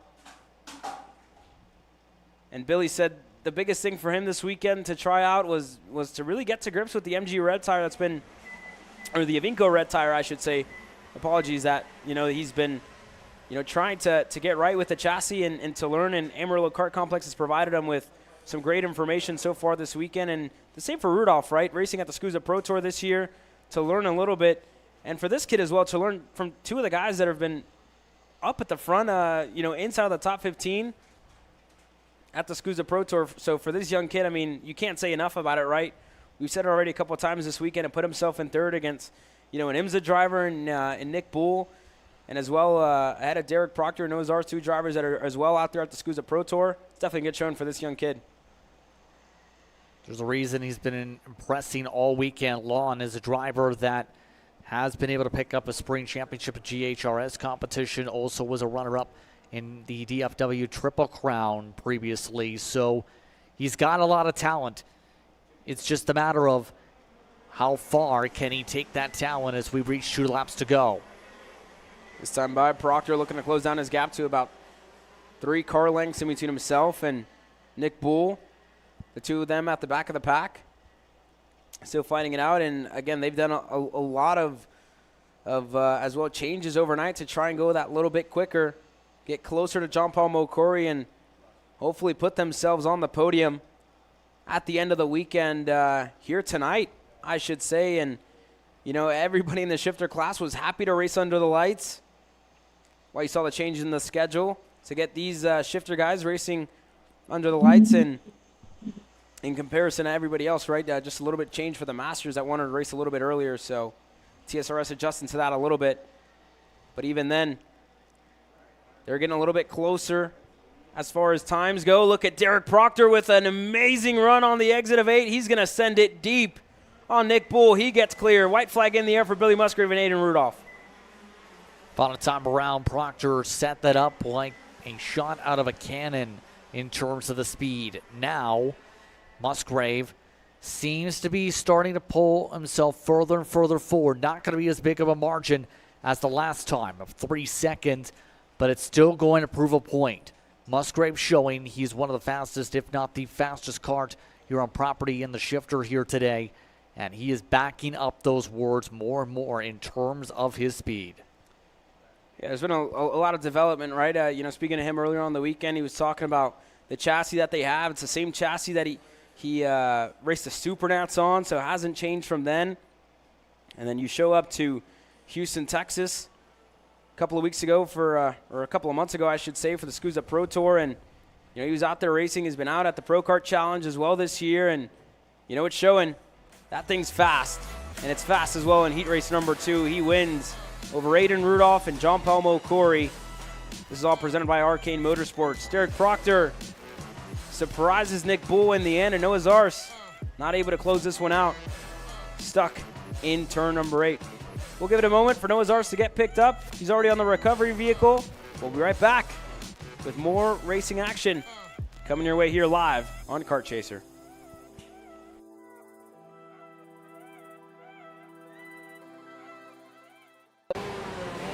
Brandon, why are there all these charges for just over $200? I'm tired of all this branding business, okay? Branding this, branding that. Why are there all these expenses on AKR over $200? We know, okay? Take a walk with me. At Shop AKR, they have everything you need to start racing at a very cheap and affordable price. They have MXC rims, they got chains, electrical stands, tilt seats. They got MXCs. And if you didn't know, on top of that, any purchase in the continental US over $200, that's free shipping. Hey, aren't you supposed to be in the AKR Anonymous meeting over there? Dude, I'm doing a commercial. Dude, we have no time. It's about to start. Stop. We all love Shop AKR. Me? More than others.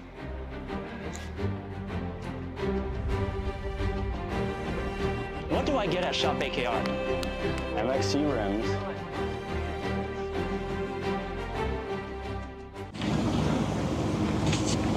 Kyle, what are you doing? It's got my new Greyhound seat. You don't even have a cart. Doesn't matter. I have a Greyhound.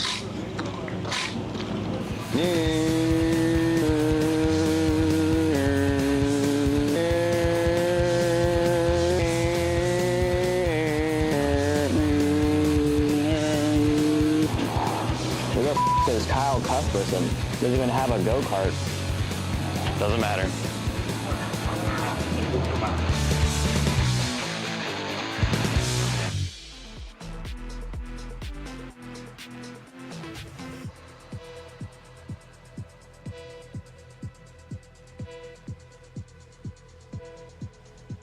2:06 Cadet, presented by Speed Concepts Racing, out onto the racetrack now. Yesterday, Brody Stoffel took the win in this class, but pole sitter Aston Wyatt looks to make it to the start, finish straight. The same goes for Yomi Vargas, who's starting third. Drew Blem now going to take his spot up on the front row. We saw him start at the rear of the field as well.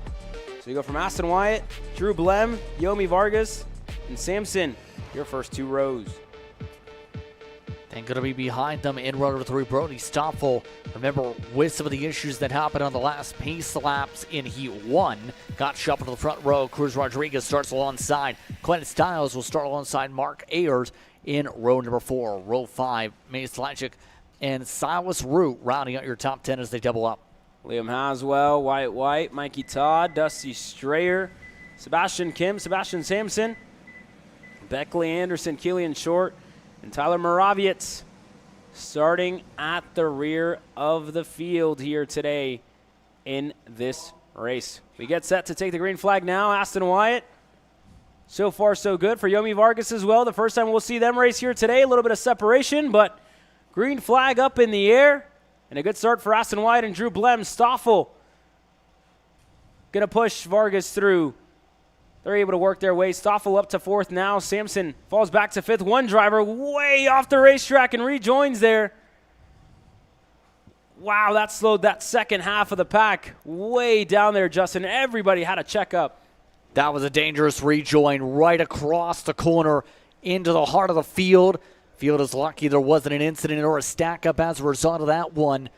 The rest of the pack, though, continues to line itself up here as they roll through. Wyatt looking solid to start things off, it looks like, as keeping an eye on that 275 who moved its way. Oh, no! We got one up and over. One driver up and over seems to be all right. But yeah, that was a send there in turn 8. That driver going up and over out of the go-kart and okay. So this race will continue. That's a 213 crop promotion machine. Good thing that driver's all right. But wow, what a start to this race so far, and already a couple of moves. Drew Blem's up to 2nd. Yomi Vargas holding on to 3rd. Brody Stoffel there, not too far back and forth. Back to Sampson and Stiles. Time and scoring still sorting itself out as they get all arranged here, but so far, so dramatic in terms of the running order.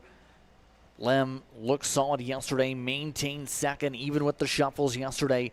Seems to be showing very minimal blemishes on that pace here at this racetrack right now. Yeah, there you have a move there for 3rd. Stoffel going to go on Vargas. He gets through and up in a 3rd. Sampson now closes down his gap, as well with Stiles. That's not too far back. The driver that was involved in that incident is Killian Short. We did see him get up and out of the cart. Seems to be all right. But even then, we'll wait for official confirmation. The medic's already out there attending to Killian. But that being said, your winner from yesterday sits in 3rd. Everybody else working their way through. For Drew Blem, Aston Wyatt, a very good start. And we saw that breakaway again due to the bottleneck in the infield. Stoffel looking pretty good so far in lap number 3. That gap doesn't look as big as it did. It's at 2 seconds right now, I think, maybe a little less than that. Stoffel going to have to be hand scored here. Doesn't seem like that transponder is registering. So still in 3rd. That puts Yomi Vargas down in 4th. Yeah, so far, starting to see some big cushions build up in the pack. And some of the Aero packs right now starting to see these tangles of 3. Oh, and off track. And a spin in front of that pack. Wasn't sure of the exact driver, but there was a bit of a check up there. It's a 291 that's gone around. Sampson. Sampson was up to 4th in this race and seems to be beached so far in turn number 7. Unfortunate there for Sampson, but for the likes of Ayers, Haswell, Root, they're still on the racetrack there. They're going side by side. Ayers wanted to have a look there on Stiles. Couldn't get clear, and there's the official positions for everybody. Stoffel, as you can see, back up into the 3rd spot. Drew Blem still in 2nd. About over half a second back. Ayers now peeking a nose down low. Slots back in a line. Not enough there for Ayers on Clayton Stiles. But bad run to the curbing is going to cost a couple spots there for as well. Lost some ground as a result of the compromised line as now they reset. so far. Great run by the 275, by the way. Already up to 11th spot and flying for that kart in the orange machine. Yeah, that was Haswell. My apologies there. Silas Root was able to work his way through on the comp kart with Reed Motorsports here this weekend. As well there further back for Haswell, we saw him lose a couple, looking to make them back up. But again, driver right behind him in Wyatt White closes down on them as we head onto the start of the back straightaway, I should say, for Aston Wyatt. Still pulling away from Drew Blem lap by lap. Gained another half a tenth the lap prior. Stoffel still holding on strong there with Yomi Vargas as well. What a run for her. I mean, we heard from Adrian earlier on this weekend. And Yomi, after a brake failure yesterday to put herself in top 4 contention, this is the best that she's ever ran here at TSRS. So good to see that progression in the development as well. Definitely a very, very good run for Yomi here today on our factory kart. Yeah, very, very impressive so far to be able to keep up in front in this grouping in the top 4.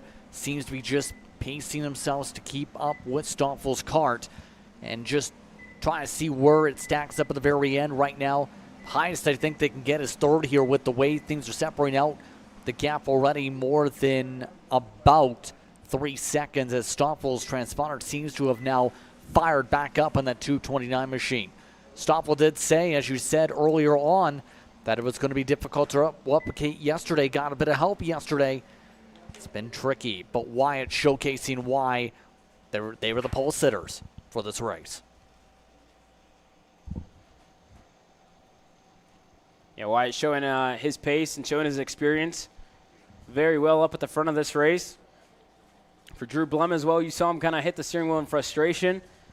Hasn't really, had the pace that he would have wished here to take the fight up to Aston Wyatt. But even then, speaking a little bit more on GR2 and their relationship with factory karts, she's done some testing. Yomi has done some testing in the shifter, the cadet shifter that Billy has, provided and made over the past couple of years and developed as well on his FZ machine as well. The demo again going on here tomorrow for more and more drivers before Billy heads back up to Newcastle Motorsports Park at the end of it. But again, Stoffel's still up there in 3rd. Going to have to be hand scored here. It seems to be a transponder issue for Stoffel more than anything. But that gap up at the front seems to have closed down just that little bit here, Justin. Just a little bit, but not enough to be a significant gain at least yet in this 206 cadet machine. Right now just trying to find a way to chip away at the gap, find any different inconsistencies from Wyatt to close on up. Looking like just within 5 kart lanes at this point for Blem. Wyatt's just been much stronger than much of the field here in this one in Sector 1 through Sector 2 so far in this race. We move on to the back straightaway. Drew Blem now within drafting range. I think it's going to get close on the last lap here, Justin. 2 car lengths in between the two. Only 1 now. So Drew Blem still very much in the fight, and it shows because he set the fastest lap of the race the last time 1 lap ago, and now Aston Wyatt going to react to it. He's going to start to defend, and for Stoffel, this gives him a chance to hopefully close down if these two fight just enough to close down his 5-second gap. Here we go. The battle for the lead going on now. Aston Wyatt to the bottom of the racetrack. Drew Blem to the top. Nothing yet. Trying to cross them up once again. Blem poking around inside, outside, everywhere. Wyatt now goes defensive. Hugs onto the inside as they go off to turn 6. Blem gets another poke. Goes for a diamond line, cuts alongside, forced to the outside, makes the pass into 7. What an over-under move. What a crossover by Drew Blem to take the lead of this race. He had to work for it, and here goes Aston Wyatt now to the bottom of the racetrack in a turn number 8. He's going to get clear this time around. Drew Blem, one more opportunity here. They're going to go side by side on the exit. Not going to be enough. Still side by side. Drew Blem on the inside. Aston Wyatt on the outside for heat race number 2 here, Justin. Still side by side. Who gets the edge is the question. Blem trying to hug things around, pushes ahead of Wyatt. Wyatt looking for another crossover. Blem able to time up the run just right. How about that for Drew Blem? He had to time it perfectly, 2 crossovers, and that's a checkmate there for Drew. Definitely had to work for that one. Got to get up on the steering wheel there. He got it done over Aston Wyatt and Brody Stoffel in third. We go back to Yomi Vargas. Styles, your top 5. So a good move by Blim on the last lap to set up the drag race side by side. Got the preferred line. Was able to cross up and close on up. Coming out of turn 12, an impressive run by the 215.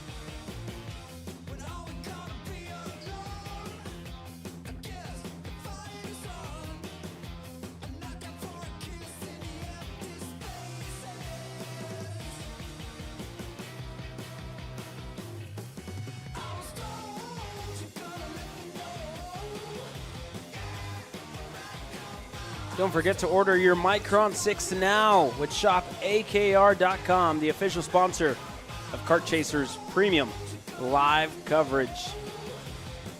Out on the racetrack now, 206 Junior, presented by TB Kart USA. Dean Guerrier, Rodrigo Poloya on row number 1 with Sawyer Chambers and Francisco Reyes on row number 2. Row number 3 features Eva Blim will start on side. Holton Edwards in the 6th position. Row number 4, Mia Johnson and Levi Midor will start in 8th. Presley Peterson will start in 9th, and Brendan Wolf rounding at the top 10. Peyton Anderson and Brandon Green, the rest of the running order. 12 drivers here in 206 Junior getting set to take the green flag. Yesterday we saw a good battle in between your top 3 that were able to break away from Francisco Reyes, who was in 4th, just lacked that little bit of pace to stay with Dean Guerrier, Rodrigo Poloya, and Sawyer Chambers. But we'll see if they found anything overnight today. Try and take the fight up to the top 3. All set to go for this start. Looking to control things. Guerrier alongside as they come up to the green flag here. Yellow flag, we are staying. We are false start, false start. No start, no start. Multiple yellows fly. And they had those yellow flags flying right before they even got up to the start box there, it looked like there, Caleb. So they didn't like how that was forming up for the start at all. You can just give it one more try, make sure everybody's bumper to bumper. Make it fair for all the competitors here today to get this one underway. Slow roll on through to settle things up. Just have to go through shortcut. Good effort by the field, making sure they're staying doubled up here for this start as they get ready to sort out who's going to get the upper hand off this start. And that's going to be the critical thing for this field once again. Can they get themselves single filed out in a certain amount of time to prevent losing ground to the front of the field in this pack? Easier said than done, but the field still carrying a rapid amount of pace. They're being told to slow things more down here for this start. Again, that's more than anything, just giving the signal to the pole sitter to slow the pace down a little bit, make it comfortable for the officials to be able to start this one, and keeping it safe as well more than anything at this race start here, Justin. Just about all set to go to start things off. Play on the outside, Guerrier on the inside. Green flag is out. We're underway in 206 Junior. Good start for Polea on the outside. It's Guerrier that gets the edge with the shorter distance into 3. Side by side for second as Chambers gets a good fire off as well. Yeah, that's a very good start there by Sawyer Chambers to put himself up to second. Polea going to put himself in third. Now side by side, just right behind them, Ava Blem, Francisco Reyes. He's going to have a little bit of help from Edwards. We'll see if they got through, and they did. Edwards through on Blem. And now Levi Meter going to slot back in the line. Thought about a move on Ava Blem. Wasn't close enough. Top 3 able to break away from the rest of the pack as a result of this pack squabbling out off the get-go. Most of the field able to single file on outside of that at this point, though. Still, some signals by this pack. Work together. Get on a line. Sort things out. We've got to go if we want to maintain draft. And we saw it as well, right, Justin? At the start of this race, we saw the bottleneck again happen at the start, which is, what really separated Reyes and, everybody else further back to get the top 3 to really start to put a gap on them. So, again, Reyes just trying to find any bit of help that he can get to get himself up into the fight here. Yeah, anything helps in this regard, but Chambers doing everything possible to provide pressure to the orange machine of Guerrier at the front run of the field. Polea doing a good job keeping up with the drafting distance to maintain rhythm, all while Reyes works hard to get slow down as they can, try and keep themselves aerodynamic in the line to try and find a way to chip away more than a second. Yeah, yesterday we saw Chambers sell the dummy to Dean Guerrier. We'll see if he tries to do that again here today, but here the drivers there, 4th on back. Reyes, Edwards, still in a trade, pushing each other along. They left Ava Blem behind. Levi Meter was able to get through for 6th. You see that passing. Dean Guerrier looks back. And again, signaling to Sawyer Chambers, push forward, work with me. Let's get away from the rest of the pack. Yeah, still working together in a line as they sort themselves out here. And that's part of the racecraft. Sometimes you want to battle. Sometimes you just follow the signals of the race leader. Let's work together. Stay in sync with the pointing. And they have the buffer to be able to control things by a sizable margin, make it a 3-kart race for this heat race win. Compared to some of those who are still separated out, not able to lock bumper to bumper like they can in the top 3.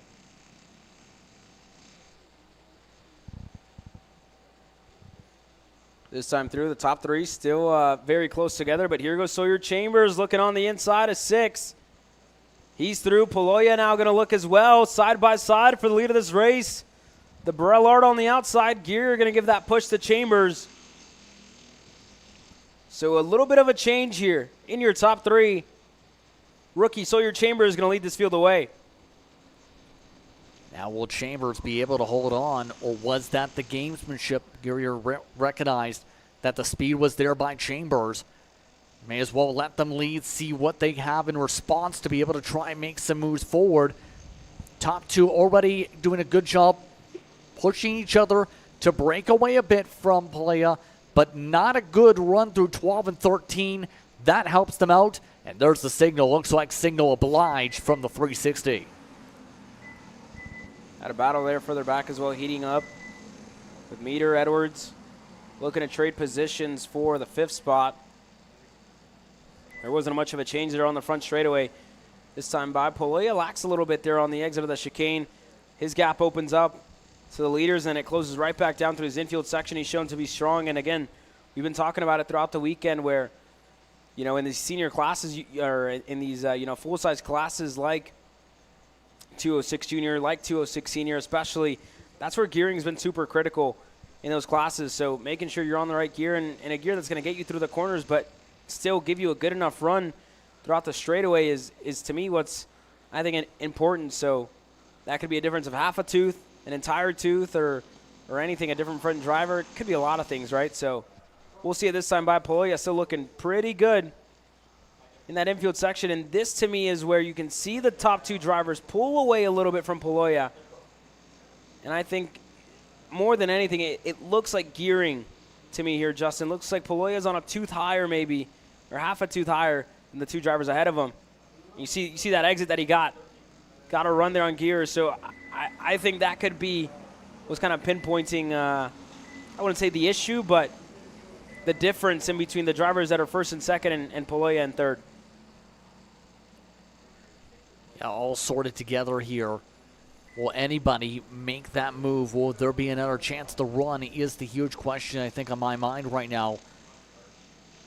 So far, we've seen it be calm, cool, and collected amongst these front runners. Will anybody get a big enough charge to take over the race lead from Chambers yet again? Chambers so far holding the pack at bay here as they work their way around.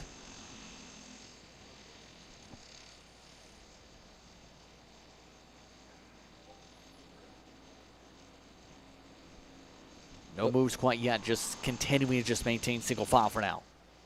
A little bit of a change there further back. It's still Reyes, Edwards, and Meter at our single file. Ava Blem got left back in 7th. That gap opened up to about a second in between the two of them, and your leaders still pushing each other along. Should be 2-6 in the air this time by. Second to last lap, and we'll see if Dean Gearier has finally had enough of pushing Sawyer Chambers. Poloya has definitely had enough of being in third. Oh, no! Sawyer Chambers loses a tire. Sawyer Chambers, I'm not sure if he hit the barrier and it snapped clean off, but goodness gracious, a race that was moving quite slow. It all ended so fast for Sawyer Chambers. And Poloya now going to look for the lead of this race, side by side with Dean Gearier, and I'm pretty sure we could hear on the exit of our booth here, Justin, Sawyer Chambers, I think, might have just hit the barrier, and that rim snapped clean off. Wow, what a way for this race to end for Sawyer Chambers. Unfortunate. Yeah, unexpected to say the very least. If he got the barrier, it was just a touch on that chip. And that's just been, looked like enough just to break that axle. My goodness, this has opened up the battle for the race lead. Poloya now looking to try and go left, right, and center to find a way around the orange machine. Wow, I'm really still have to catch my breath as to, if it was, actually a tire barrier that Sawyer Chambers hit. I'm not seeing a dent in the wall, but nonetheless, we still have a fight in our hands for the lead of this race. Poloya looking on the inside. Gearier able to hold on to it. And again, it really, everything is just signaling towards gearing for Poloya. Doesn't have enough on the straightaways to make passes. And indeed, just getting confirmation that Sawyer Chambers did hit the barrier here on the front straightaway, and that snapped the rim and took the tire clean off. As we go side by side for the lead of this race, Poloya, Gearier at the bottom of the racetrack. Poloya goes high, looking to make a move around the outside. Look at this over-under here. That's the difference in gearing that we talked about. Poloya, very good through the infield section, very quick through the corners. Now it's the question, can Gearier reel back in the run? Poloya going defensive, side by side down the straightaway. Gearier pulls around, drives around the outside, makes the pass. Poloya looking to line things back up for the long straightaway. And that's just gear right there. You saw that good run that Gearier had on the straightaway. Poloya not closing in all too much. Gearier goes to the bottom of the racetrack. Not going to have enough. Poloya on the straightaway. Gearier goes wide, though. This could be an over-under throughout the last corner. Look at this, side by side. It looks like it's going to be Rodrigo Poloya to the line. And it is. What an over-under. 2 for 2 on the weekend for Rodrigo. Dean Gearier across the line in second. Francisco Reyes in third. But the biggest story here in 206 Junior, Sawyer Chambers out of this race 2 laps too soon by hitting the barrier. Heat race number 2 is closed in 206 Junior. Coming up next, K100 Senior hits the racetrack.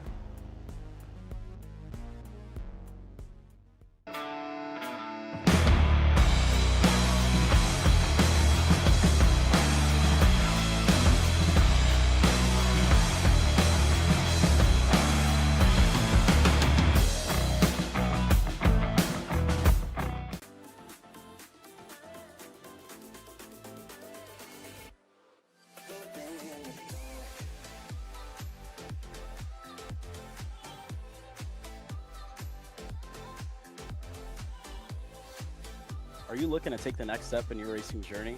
Well, look no further than PitFit. With 2 locations in Charlotte, North Carolina and Indianapolis, Indiana, PitFit trains drivers all the way from grassroots level karting to IndyCar and NASCAR, with top-of-the-line personalized coaching to improve physical and cognitive fitness. For more information on programs, check out PitFit on Instagram or Facebook today. Are you ready to get behind the wheel? From Formula One to NASCAR and IndyCar, all the pros start here.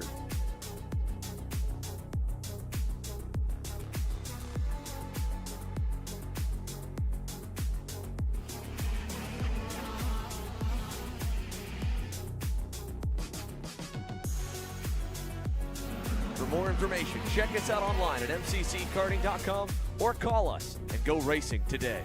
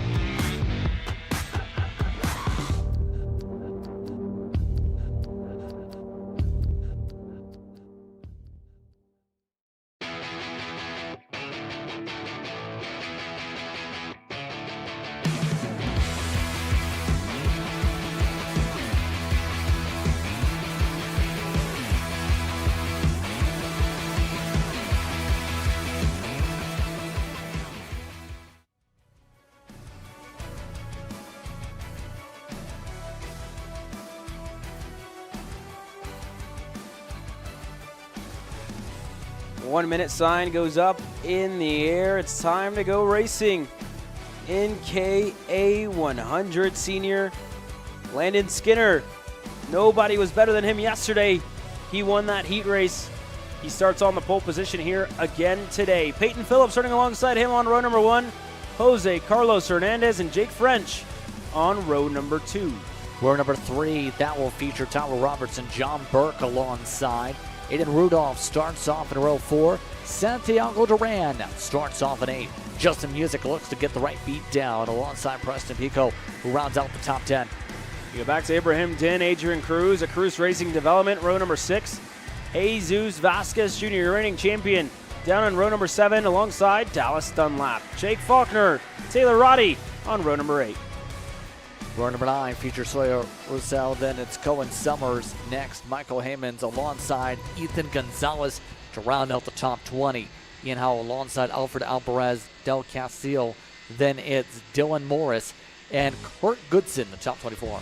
Afton Willender starting 25th alongside Joey Friend, Joey Dome, Brody Nelson, 27th, 28th respectively. Back in on row number 15, Alex Pope, Garrett Weaver. Starting 29th and 30th, Landon Fitz, Eddie Bamrou on row number 16. Parker Fitz, Jeremy Newmaker, row number 17. Brooke Eddy, Andrew Adelta, 35th, 36th. Jeffrey Pearson and Orion Collins, your 38 drivers that are set to take the green flag in heat race number 2 in KA 100 senior. Yesterday, Landon Skinner felt confident, felt good, but they haven't raced in conditions like this so far this weekend. We'd just be starting their warm-up session, so if you're taking notes throughout the weekend, if you're taking notes on tire pressures, if you're taking notes on everything that this track's been doing so far this weekend, you'll be ready. If you haven't, then I wish you the best of luck here today. But Landon Skinner, Peyton Phillips, Jose Carlos Hernandez, and Jake French can lead this field to green. It's up in the air, and it's a good start by the inside line. Landon Skinner, Phillips around the outside looking to take the lead of this race. He's going to send it deep. He goes through, and here comes Jose Carlos Hernandez on the outside. Jose Carlos Hernandez getting a boost, tries to go for a crossover attempt, now pokes inside, outside. Defensive line for Phillips as they roll their way through turn 6. Up to 7 they now go. A slide in the grass for 1, splits up the packs. The rest of the field rumbles its way through 7. Justin Music dropping a tire there on the exit of turn number 6.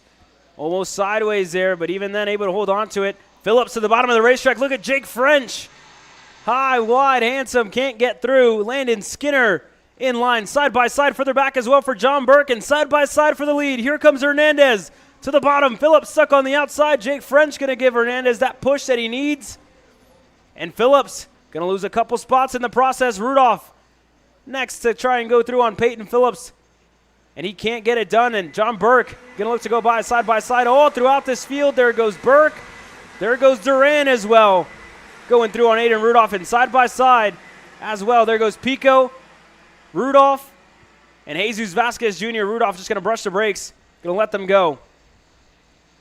Yeah, good smart play there as they try and sort out where they're going to be in these packs side by side yet again. Popping up in parts of the field, the top three running away from the rest of the field, though, as they single file. French having a tremendous start to this race, providing pressure to Hernandez, all while you still throw Skinner in the mix. Remember, Skinner had the slice and dice for a race win yesterday. Yeah, for Jake French, what a turnaround from yesterday, right? Got himself put in the grass, and then now puts himself into the second spot with a much better start here today. And, the past 2 years for him, starting his operation, it's been all fun, but he still is looking for that race victory. It was close there for the lead of the race with Jose Carlos Hernandez looking to set up that over-under. He's going to get help. Skinner going to block him low. Everybody having a check-up, and John Burke now at the back of the pack here, joining the party. Yeah, now joining the fun, to say the very least. Burke able to slip by Phillips to be able to take away the fourth spot in the choo-choo train as timing updates. This train going about 8-9 cars back. More sends. Looks like Cruz amongst those, looking to find a way forward in that Hornet's nest. That builds up the buffer for the top four for now. Yeah, Cruz found good pace yesterday at night, and he's able to put himself a couple spots better here, still chasing everybody that's really inside of the top 10, I should say. And there you go, defending further back. Peyton Phillips going to hold off Jesus Vasquez Jr. and Rudolph, and that's going to bring Cruz into the mix. They're going to start to close down. That second pack is getting bigger by the second, and that's all due to Phillips going low to defend, and he just continues to lose spots after starting on that front row. Looking to stop the bleeding somehow, and it just continues because Duran works his way through, and so does Adrian Cruz, who's brought further up inside of the top 10. Rudolph was the biggest loser in that mix. Lost a good number of spots. Dallas Dunlap now is right behind him. Tyler Roberts, the rookie, and Preston Pico in his sophomore season here at TSRS finds himself ahead of Rudolph. Yeah, right now that buffer building up more than almost 2 seconds between fourth and fifth with all that infighting that they've continued to have in these sections. Looks like at least one card off to the grass for now, but the rest of the field works its way around the pavement. Will Duran be able to work with Cruz to be able to close up Vasquez Jr.? He's been happy to move his way through the field yet again. More off tracks. One driver way off the racetrack. That looks to be Garrett Weaver on the High Five Performance Texas machine. There goes Rudolph looking on the inside of Roberts. He's going to get that done. Dunlap a little too deep on the brakes, or you may have had some help there, but even then, Faulkner works his way through. It looked like Roussel was able to go on by. But everything in that midfield continuing to come undone, and a change for second. John Burke works his way up. Jose Carlos Hernandez still back there in fourth, but for Landon Skinner, definitely finding pace here halfway through this race, even at the closing stage of this race with just a minute and a half to go plus 2 laps. Yeah, just taking off and away from the rest of this pack as they go right now. Now it becomes the question, will Burke be able to have drivers work together with him like French to close on up? Mind you, looking like Cruz starting to pull forward after some swapping around. Vasquez Jr. also able to jump up a spot. Duran going the wrong way, it looked like, in that pack for now behind this lead group. Looking like Hernandez able to shuffle his way past French. Made it look easy. French might have given him the space. Yeah, very, very easy there for Jose Carlos. And, smart by French if he did brush the brakes to not lose any time there. And that's exactly right. If somebody's going to go for a move on you, that shows the experience. That shows the maturity for Jake French here this weekend and any weekend where he is out there on the racetrack where, sometimes you got to let those go and, pick up what you can. And I think he showed that. Even then, I don't think he's going to be happy with the speed that they've shown and either down on power or missing something, right? Because the way that Jose Carlos just went right by and, I know they're not going to be happy with that here, Justin, for sure. And what a turnaround as well on the weekend for Adrian Cruz, who's racing here. And Vasquez going to go through on him. Santi Duran, the driver just right behind them. Good showing for the rookie here this year for Justin Music as well. Good recovery after dropping a tire into the grass. He puts himself inside of the top 10, inside of the top 8, and Vasquez Jr. off the racetrack drops the tire. He's going to have to go back to work on Adrian Cruz. He's just at the back of the pack now. Back to Phillips, back to Rudolph. Here goes Duran looking on the inside of 8. He gets clear, but not for long, goes off the racetrack. Santi Duran off the racetrack. Justin Music goes on by. Able to take advantage of the overcommitment into the corner. Too much speed, corner exit. Music Cam going to play some different lines. Oh, wow. That nearly grip rolled over top. That shows you the amount of grip that's out there on the racetrack for Adrian Cruz. And again, been real busy in the gym for Adrian. A lot of upper body for him. And that, I mean, you saw it right there, right? Almost going up and over on 2 wheels. And that's just an excess of grip here this weekend for Adrian Cruz. He's going to go back on by Rudolph. The two of them make a little bit of contact there. And still, the battle in the midfield just continuing to boil over here, Justin. Yeah, they're still not done, and they're coming up to the white flag pretty soon here amongst this infighting. Every spot matters for these drivers here in these heats to decide how the metric's going to work out for the final later on tonight. They're making it clear they are not going to back down for anything in these fights. Roberts looking to find a way around. Gets checked up a little bit through turn 8 this time as the whole pack stays lockstep. There's also a huge battle there further back in the field there. With a couple of TB karts in that mix. Deep on the brakes here for Cruz. Let's try it again. He's able to get through. Rudolph still looking on Roussel. Looking to stick that nose down low, and I think he's just going to get bogged way down. Dallas Dunlap, Jake Faulkner, Taylor Roddy, all going to go by. And there goes Alfred Alvarez del Castillo side by side through that first corner. Absolute mayhem, and the change for second. Again, you saw Hernandez get back up there. John Burke still in third. Jake French in fourth, and Landon Skinner. A leisurely Saturday afternoon drive for him again. That should give him the second heat race in a row and put him within a really good spot to get himself there again. He's still looking for his maiden victory here at the Texas Sprint Racing Series. That battle further back. Preston Pico, Cohen Summers side by side. Still trying to sort themselves out in this pack. More blocking involving the 916. Cruz still trying to hold on all while Skinner has put on an outright dominating race up at the front of the field, ready to close it out. What a way to get away for Landon Skinner. Going to take away heat race number 1. Hernandez, John Burke, and Jake French back to the drawing board for those 3. Looking to go better. And you go Phillips, Duran, Vasquez, Music, and more. Rudolph just got shuffled back and could never stop the bleeding halfway through this race. But even then, your top 10, Tyler Roberts, impressive for the rookie. We'll be back with more heat racing action. Heat race number 3 coming your way next.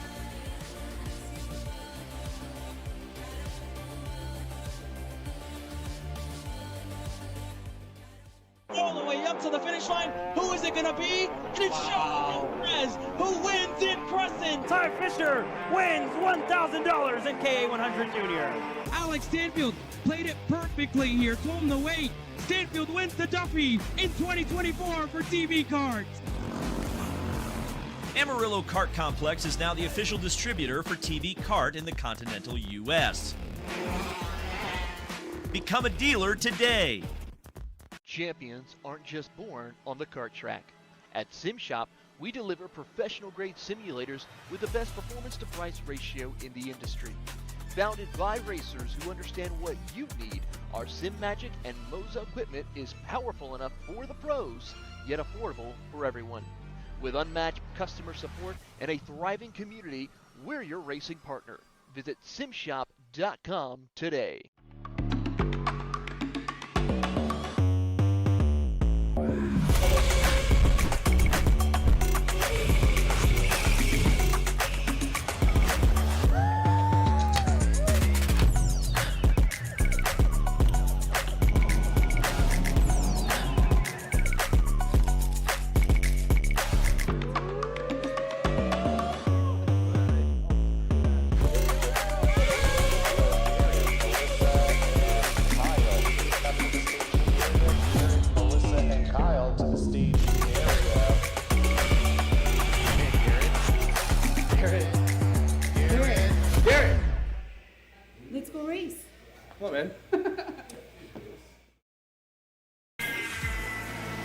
Florida kart racers, you asked for it and we're going to bring it.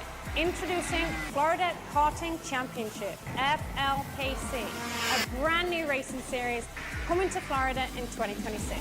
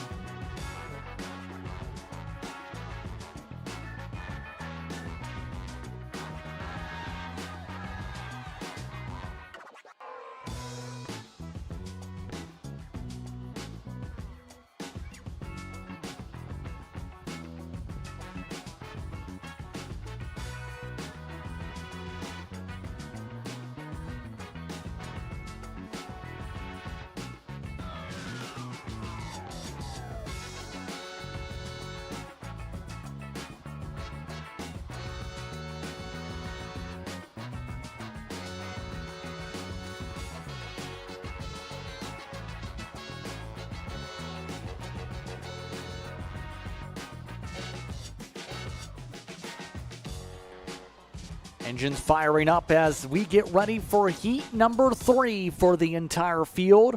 We start things off once again with Kid Kart.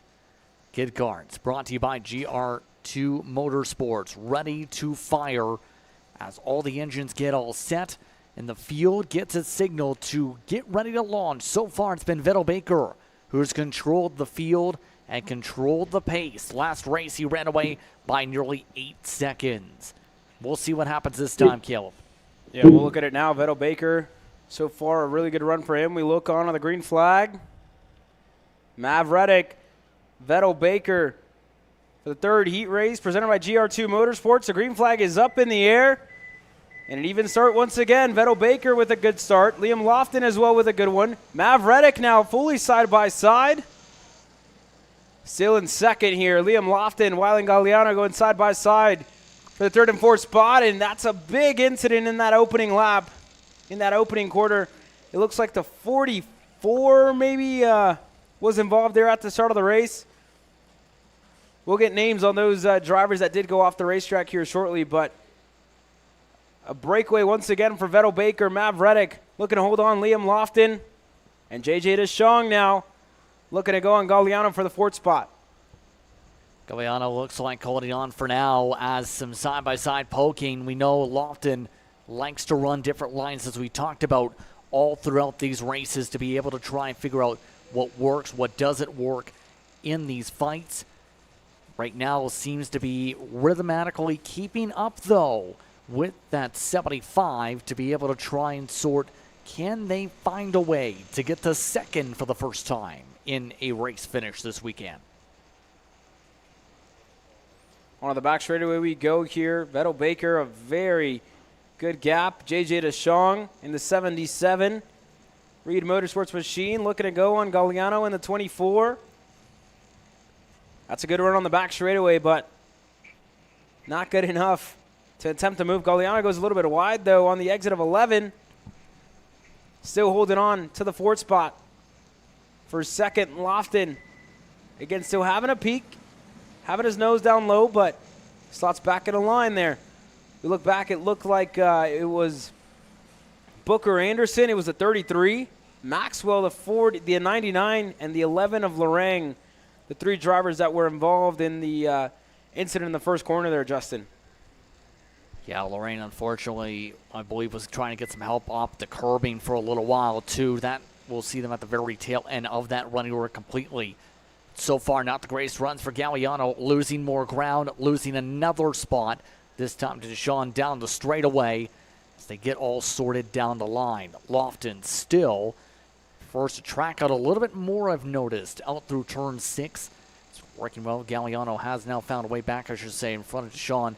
They've gone back and forth with Baker running off to the wind.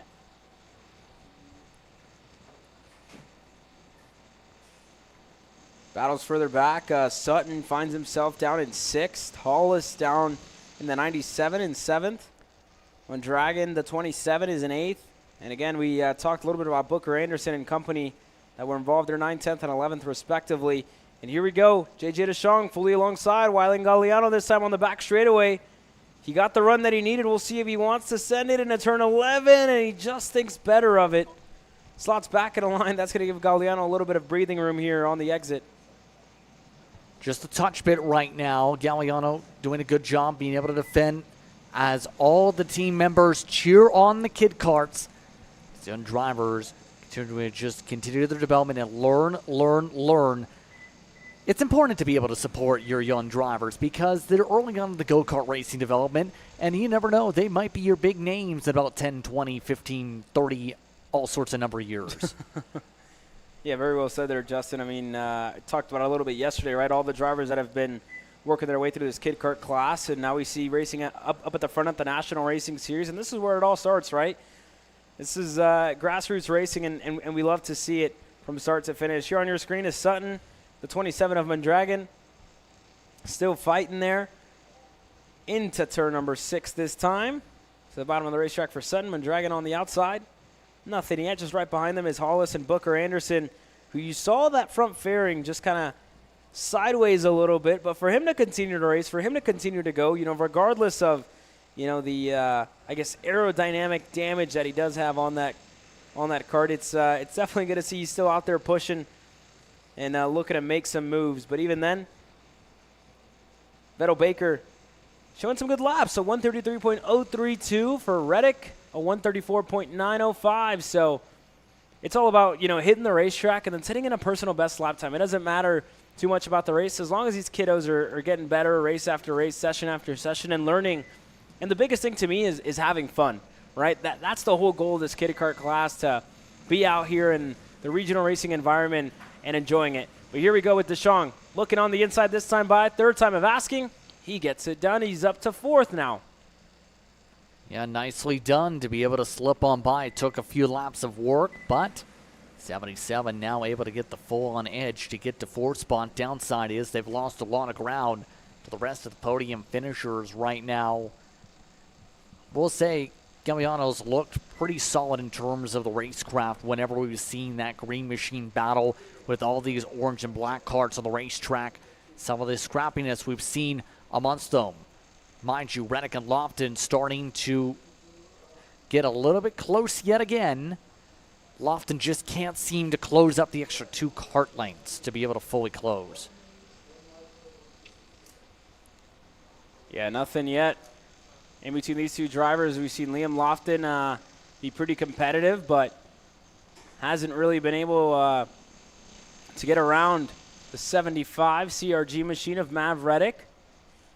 Well, I saw his dad was in our live chat earlier on today watching and supporting Mav as well. His twin brother, actually, Ryder, was out here last weekend as well, enjoying some of the racing action, flagging around while Mav was out here testing. So super cool to see, you know, always a family affair whenever we do come out here to the racetrack. The same goes for everybody else. Vettel Baker and his family under the MSL 10, that's, you know, a family of its own. And Liam Lofton, Galliano as well here with his dad who's wrenching for him, Booker Anderson, Deschong, everybody here. And, you know, the coolest thing of it all is, I think, seeing these kids with a smile on their face at the end of the race. Yeah, because this is a blast. It's an experience that cannot be replicated unless you're in the kart itself. And some don't get that experience. Many of these drivers here at the racetrack happy to have that opportunity as the 27 zips in front of Sutton. All of this is going to be while these drivers look to have hopefully a promising future of racing more and more in these karts as they move up the ranks. Yeah, we've seen a lot of, you know, we talked about it yesterday of the likes of Dutch Westbrook, Brody Stoffel, Kimo Ahmad, who we've seen race up at the front of national races. They all started here, right? And you know, they were providing some great racing action just years ago that back in, you know, it seems like so long ago, but back in 2022, right? Just 3 years ago, where these kids were just racing out here and having some good fun. And we're seeing that now, right? You'll see the names like Vettel Baker work his way up through the ranks. The same goes for Maverick Reddick, only 5 years old. I believe they were saying Vettel only, that was Bodie Byer, actually, only 7 years old, racing Micro Swift. We saw him in this class last year. So seeing the progression from these kids and them moving up through the ranks and getting better and better every single race, every single weekend, it's always cool to see. And as well, speaking of the families, I think is the best part of it all. But white flag in the air here. Vettel Baker takes it. Mav Reddick, Liam Lofton, second, third still. Yeah, so far, Baker controlling things, and it's pretty clear that Baker is going to be difficult to beat during the final tonight, because yesterday it wasn't as pronounced as a lead for this 22 car. But whatever they've worked on for today, they found that extra bit of speed they were looking for to run away from everyone else and just dominate. What else can you say? Baker, again, outright flying around this track. Yeah, very good showing here for Vettel. And even then, right, the main events are very long. You have 15 minutes plus 2 laps, I believe, and that just provides more room for error, Justin. And, you know, being focused for that long is, I know it's a hard task for us, for a lot of us, you know, being, I guess you can say, quote-unquote adults, right? But, you know, for these kids, I can't imagine for 15 laps straight trying to hold on, be focused, you know, hit your marks every single lap. That's a huge task, but if anybody can do it, it's definitely these guys that are absolute rock stars. Vettel Baker, really good drive for him so far to start off the day on Saturday. One more race for him later on today. That's going to give him the pole position in the main event. Across the line next, Mav Reddick coming across to finish second here. Across the line in third, Liam Lofton, JJ Deschong, Wylan Galliano across the line. Your top 5 here in GR2 Motorsports Kid Kart. Sutton next to Booker Anderson, to Hollis, to Maxwell, and Lorang. Micro Swift coming your way here in a couple of moments' time.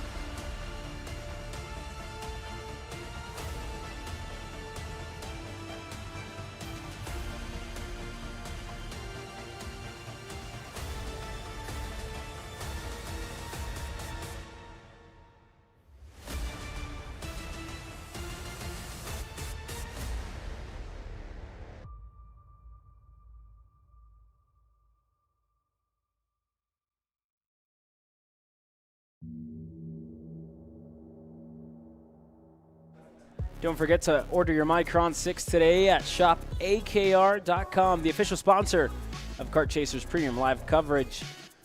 Again, a lot of people have said a lot of good things about it. Lucas Noguera, we spoke to him earlier this week, or I should say last week, had all but good things to say about the Micron 6. A lot of them out here this weekend.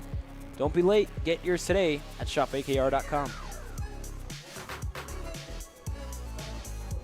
That being said, Micro Swift rolling out onto the racetrack now. Brody Stoffel, been the kid everybody's been chasing so far today. Tyler Blackwood took the fight to him there in heat race number 2, the closest he's been so far this weekend. You go back to Dusty Strayer and Hayden Sampson on row number 2, Bodie Byer, Wiley Lee on row number 3.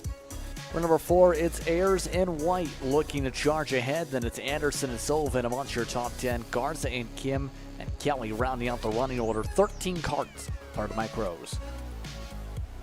13 carts all brought to you by Gallery Furniture down in Houston. Speaking of mattresses, I will say Home 2 Suites has been treating us nicely this weekend. Very nice beds. Sleeping like a baby, I must say here, Justin. Yeah, they're nice beds, to say the very least. It's a nice hotel. It's made for those longer-term stays, if I understand correctly, too. Correct. So you better have a comfortable experience. This isn't an advertisement, by the way. Yeah, even then, we've come to enjoy it so far this weekend. I'm sure those of you in the paddock, just like us, feel kind of weird sleeping in on a race weekend. We're not so used to it ourselves, but I can get used to it, I can say. Even then, it's been enjoyable to watch the racing and to get some sleep, I think, is probably the most enjoyable part of it all. I'm sure our entire crew as well is happy about that. Again, for those of you who are in the paddock, don't forget to give a huge shout-out to our camera guys that are out there, Gabriel Romo, Taylor Burris, Hunter Bolton as well, and in here in production with Riley Can and Trevor Blue, yourself, myself here, Justin. It's a whole team effort to bring this to the comfort of your home, so we appreciate you guys for bearing with us so far this weekend. And hopefully you're not tired of myself and Justin already, but heat race number 3, got to bear with us for a couple more because Brody Stoffel, Dusty Strayer, Bodie Byer on the inside line have a really good start. Blackwood looking to slot himself back up in a third. Side by side for the back. How about Wiley Lee getting himself into the mix? Yeah, not a great launch for the outside at all. In fact, I think they were caught sleeping based on how things went for Blackwood on that line all the way to third spot as a result of that hole shot. Already seen some big separation amongst them. Blackwood providing pressure to the back end, looking to retake second and fast. Here goes Blackwood. Fades to the bottom of the racetrack, looking to go on Strayer. He's going to get through. Tyler Blackwood now up in a second while Brody Stoffel pulls away from the field here. Car length now separates the rookie and Tyler Blackwood, who was your race winner at Speed Sports Racing Park at the opening round there. But Stoffel was perfect throughout the heat races. So coming into this weekend, I believe in the championship, they're pretty close. Again, still super early on in the year. Only round number 2 here this weekend, Justin. Yeah, still early on in the season with multiple different venues to host around the country, around the state of Texas and Louisiana, I should rather say. Used to the national scene on the phrasing. You have Kart Motor, you have Nolan Motorsports, GMT, KC, part of that schedule. But here in Amarillo, these drivers continue to dial on in their speed as we have a lot of separation. Stoffel starting to stretch out their legs quickly. Yeah, Stoffel finding the pace that he needs here in this race so far. Blackwood not looking too bad in second there. Dusty Strayer as well. Talked about some of the younger kids that moved up in the class this year.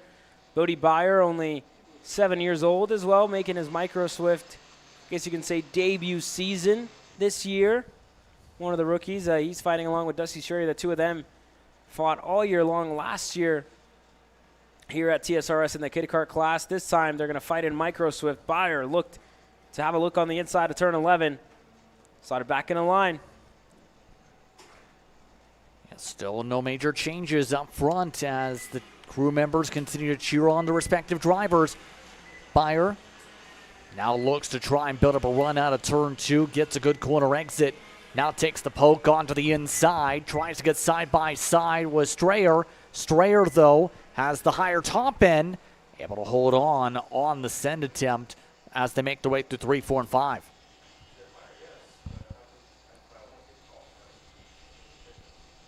A couple of the battles further on back. Hayden Sampson still in 5th. Wiley Lee in 6th for the 201. Rodolfo Garza up in a 7th. Made some good moves so far in this race for Rodolfo. Shep Sullivan down in 8th. We saw him have good pace in heat race number 2 and unfortunately spun it around. Beckley Anderson down in 9th for Kim as well. Your top 10, Wyatt White, Kelly Ayers, 11th, 12th, and 13th. Yeah, it's been a very calm race, I will say, so far for this field. And sometimes, as a driver, you like calm because it means you can just focus on the road and race the track. In the audience case, you like to see a lot of back and forth, but it's just a different mindset once you're actually behind the cart and you end up trying to go battling back and forth for 17 straight laps, let's say.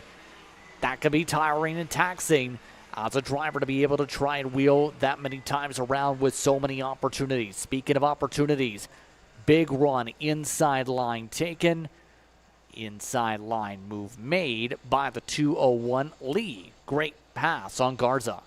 How about it for Wiley, only 6 years old, racing with us here in Micro Swift. What a move there by Wiley. Rodolfo now going to fall under pressure from Shep Sullivan. Able to hold on to it there. A good showing for some of the younger drivers in this field. Giving us some good battle throughout the midfield. Shep Sullivan still pushing along. So for Rodolfo Garza, got his, I believe, got a podium last year at Dallas Kart Complex. So that was a good showing for him. But here we go for the lead of the race, Tyler Blackwood. We've talked about him getting closer and closer to the rear bumper of the CRG machine and Brody Stoffel. He's finally able to get ahead. Tyler Blackwood in the lead of this race, and you could see Phil Pignataro there on the sidelines pointing at his head, telling Brody Stoffel to stay calm and to plan this race out with only a minute left. Yeah, that great chance by Blackwood, or a great job, I should rather say, by Blackwood to close up all that distance instead of letting Stoffel just control this race and run away. Last race, mind you, Stoffel held on by 0.2 of a second at the top of the checker flag. Blackwood seeming like he's comfortable right now. Didn't get the greatest of corner exits there, but Stoffel keeping Blackwood at bay. That's the key. It's taken Blackwood a lot of time to kind of get himself up there, right? We saw it in Heat 2. He got closer, and then finally with a minute to spare, I should say a minute to spare really when he made the move. You know, he finally got there and was able to take advantage of it. But now for Stoffel, right, it was a game of cat and mouse. On the other hand, a couple laps ago for Blackwood, he had something to chase, and now Stoffel's just still right behind him. So we'll see. White flag's going to be in the air this time by, and the first time that Blackwood's led this weekend. Actually 2 laps to go this time by, so time just running out. 2 more laps this time around. And Blackwood on the Benek machine going to lead Stoffel away, and he's starting to open up his gap here, Justin. Yeah, starting to get really into his rhythm to be able to separate things out right now. Blackwood very comfortable in terms of the speed of the kart, but Stoffel's draft still keeping him within range to do something, provide those footsteps, try and provide that pressure behind to force Blackwood to overcommit to a corner. Yeah, Blackwood looks strong out of the exit of the chicane, opened up his gap that little bit more, and now for Brody, he's very good in the infield section, so he closes back up. We'll see if he has a good enough run on this back straightaway to be even close enough to try something on Tyler Blackwood. If this race finishes the way it does, it still gives the pole position for the main event over to Brody Stoffel. Blackwood not even going to defend. So that's going to be it here in Micro Swift. Tyler Blackwood on the last 2 corners. Going to steal one from Brody Stoffel and take away heat race number 3. But it's Brody Stoffel on the pole position in the main event later on today. Dusty Strayer next across the line in 3rd. Think this still the white done flag. Yet. Apologies there for my end. Still the white flag. I was looking at our ticker. That's my apologies, but 2 laps to go. I thought Blackwood had just stolen it there, but even then, still a good gap by him. Yeah, he's maintaining this gap by a couple car lengths at the moment. Will there be a charge by Blackwood, or rather from Stoffel? Stoffel lining things up through turn 7, looking to coil things up for turn 8, get himself a little bit closer for that edge, for that long straightaway. Stoffel lines up to the back end of Blackwood. Here comes the run. Stoffel all over the rear bumper here. Tyler Blackwood for the last time around. We'll see if he has a fade down low. He does. Blackwood doesn't defend. Stoffel looking to get clear. He does. Sends it in a little bit too deep, and it's still Tyler Blackwood who's going to hold on for heat race number 3. The black and checkered in the air. And you hear the cheers just outside of our booth for Tyler Blackwood. Called that too early. Apologies on my side, but it's still going to be Brody Stoffel with the pole position later on today in the main event. Bodie Byer next across the line to Dusty Strayer. Hayden Sampson across the line. That's your top 5. Strayer not happy with his finishing position, but Blackwood able to get the crossover lined up perfectly. Stoffel sent it too deep, trying to make it stick. Went off all the way just about into the off-track area, and instead it's Blackwood who holds on for Heat 3 victory.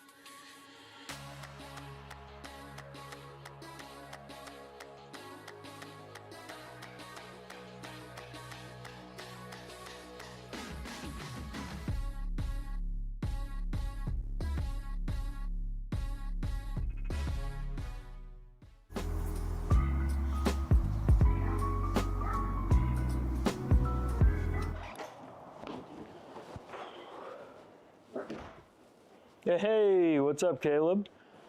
What's up, Brandon? You sound defeated. A long day at the office? Yeah, got stuck at a cat food marketing meeting for like 3 hours. I don't know a thing about cat food, and I don't even work in marketing. And then I got sent on a coffee run like I was some sort of intern. Then at the end of the day, when I went to go get gas, I just realized everything is so darn expensive nowadays, man. Yeah, you got that right. Like, do you have any idea how much we're spending on Netflix? That's like $20 a month. Do you know how much we're spending on cable? That's like $50 a month. But you know what isn't expensive? Tell me. Kart Chaser Premium. For only $9.99 a month, you can watch all the American karting action live from coast to coast. Subscribe and become a member today.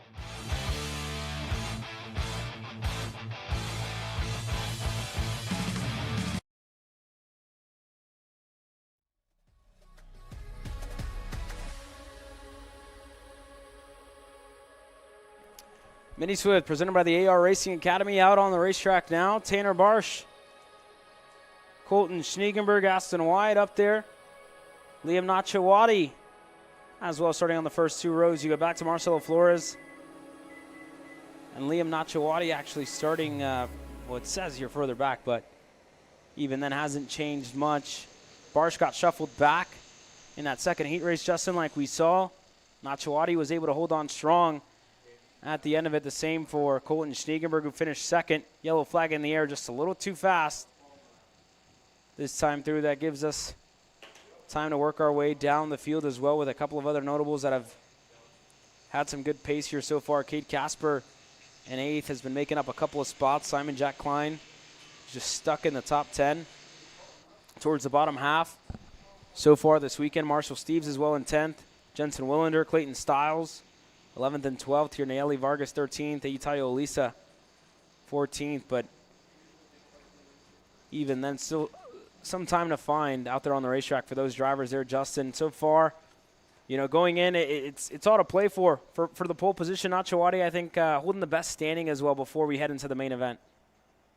Yeah, Nachawati's been very impressive so far throughout this entire weekend in terms of pace. Last race, he picked the win, second in the first heat yesterday.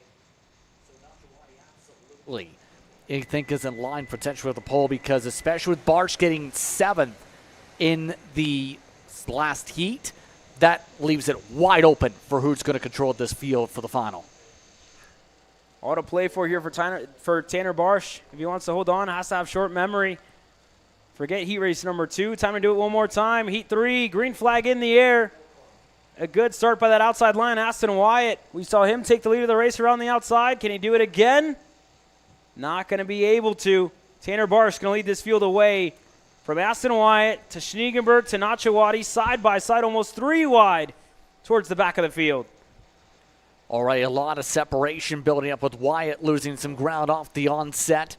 Still trying to hold on with Schniegenberg all over the rear end, trying to set things on up. 2nd through 4th, trying to find a way to draft together and close up fast before Barsh runs away. Or Schniegenberg can say, I'll take 2nd myself, thank you, and miss the corner. Colton Schniegenberg off the racetrack there. Liam Nachawati goes through. So does Alex Chandler.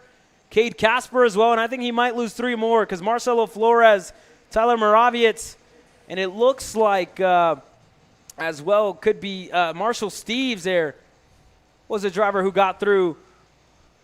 And one corner just broke the race entirely for Colton Schniegenberg. A lot of work to do to get himself back in the top 5 even. A lot of work just to be able to gain anything back as he's in the middle of a hornet's nest, back in the pack around 7th on, back in this field. Some sends for 2nd. Wyatt having to send on side of the 180. Nachawati going back and forth to showcase that speed yet again as the Nacho machine looks to try and close up an extra 3-4 car lengths. Yeah, there's Alex Chandler not too far back on his Iron Rock Motorsports machine. He's currently 4th. Cade Casper just behind him. And single file further back, just a little bit separation in between your top 4, top 5. You see Tanner Barsh having a look over his shoulder, seeing Nachawati's closing in. Moraviec now looking on the inside there. He's going to get that move done. He's going to make it stick on his teammate in Marshall Steves, but he dropped the tire in the process. I think that's going to allow Schniegenberg to have a good run onto the back straightaway here, Justin. Looking to the inside, trying to take it away through 11. Makes it stick, makes the move work. Nachawati to the race lead, and now looks to try and set sail a bit. Wyatt regains some ground himself down the front straightaway, but Nachawati's been consistent each race so far this weekend. There's a reason that 180 is expected to be one of your favorites here, one of the drivers with international experience. Yeah, this is looking good for the pole position here for Liam. A first, and a 2nd would be better on the average compared to Tanner Barsh's Heat 2 result that put him down in 7th place. So, again, it's going in the favor of Liam Nachawati, and even then I think it might be good for him. Marcelo Flores, Simon Jack Klein, Tyler Moraviec in tow. Schniegenberg was able to get through him after that move. For Moraviec on Steves. And they lost some time. More battling here in this pack further back. Flores looking on the inside of Klein. He gets through. Moraviec goes through as well. Klein loses 2 in the process. Yeah, never shuffle yet again in this field. Moraviec has been trying to push hard each and every run so far. This time of the old banana machine. Able to slip on by, no issue. Bring forward Styles with them a little bit. But this is the tough thing. When you know you've got speed, you can only get so far when you get into those battle packs like that. When you're the top 3, for example, and work together lined up astern, it makes it much easier to just dictate the pace. Look who's in 4th, though, trying to chip away. The 155 at Caspar already able to jump within near drafting distance. Great job to be able to claw the way forward here along with Chandler. Yeah, he was able to make that move and made it stick. So Cade Casper now on new colors this weekend with TB Kart. Puts himself in 4th. And again, he's going to be just outside of drafting range, so I think more than anything that's going to hurt him because your top 3 are still pushing along very well. It's going to be 2.6 in the air this next time around. Time just about to run out. We're at 20 seconds. I don't think they're going to have enough time to complete an extra lap, so it'll be 2 laps to go this time by, and that should put Tanner Barsh within a good enough spot to try and make a move here with 2 laps to go. And even then, Aston Wyatt, right, we talked about his pace. He's been getting left behind here a little bit in this race here, Justin, compared to your top 2. 2 laps to go this time by. Yeah, just hasn't had the straight line, I think, that we expect compared to his other kart in this weekend. So far, he's just lost ground each and every little bit of lap as time has gone on here. So Nachawati, meanwhile, I will say, have to start thinking about, will Barch try something bold, something aggressive here? Nachawati, we know, has raw speed in his kart as well to be able to build up similar buffers, but that draft is so far the equalizer in the fight for the lead. Here we go this time by. A car length in between your 2 leaders. Liam Nachawati, Tanner Barsh. No defending just yet from Nachawati. Going to stay in line. I think we're going to see it on the last lap. Everybody else still single file there. Colton Schniegenberg starting to close down on the rear bumper of Alex Chandler. We'll see if Barsh wants to wait another lap or if he's going to go now. I think it's going to be another lap here, Justin. Going to have to be at this point. Was able to only get up to the number plate on the rear end of the kart. White flag is out. Final time around. Nachawati looking to stay composed here for one final time. It's a 2-kart race for the win. Tanner still having to look over his shoulder in the battle further back. Schniegenberg getting that much closer to Alex Chandler as well on the edge of the top 5. And they're going to battle into turn number 3. Still Casper, who is now going to fall under fire as well from the Iron Rock machine right behind him, and Chandler and Schniegenberg. Here goes Nachawati. Fades low, but still opens up his gap on the exit of turn number 4, or 5, I should say, to Tanner Barsh this time by when we get to the back straightaway. Really good corner speed for Nachawati all throughout this race here, but it's been the draft helping. Nachawati trying to go defensive, not give any draft. No drafty for Barsh. Barsh trying to set up a crossover attempt from the outside through turn 8. Some more drivers battling outside the top 5. That includes Chandler, but the battle is on for the win. Here comes the run for Barsh, looking to the right. Nachawati going defensive inside. Nachawati covers off. Barsh trying to cross him up. Barsh trying to go back. Not going to be enough. Liam Nachawati going to take the pole position for the main event later on today. Tanner Barsh across the line second. Aston Wyatt to Colton Schniegenberg, who gets himself up to 4th.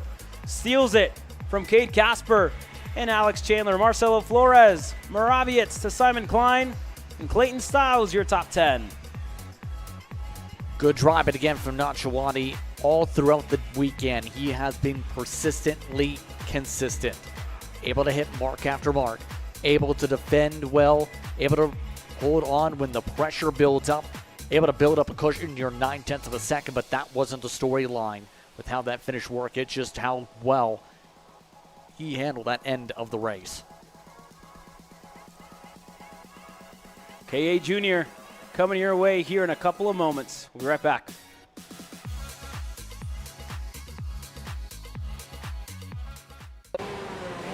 Brandon, why are there all these charges for just over $200? I'm tired of all this branding business, okay? Branding this, branding that. Why are there all these expenses on AKR over $200? We know, okay? Take a walk with me. At Shop AKR, they have everything you need to start racing at a very cheap and affordable price. They have MXC rims, they got chains, electrical stands, tilt seats, they got MXCs. And if you didn't know, on top of that, any purchase in the continental US over $200, that's free shipping. Hey, aren't you supposed to be in the AKR Anonymous meeting over there? Dude, I'm doing a commercial. Dude, we have no time. It's about to start. Stop. We all love Shop AKR. Me? More than others.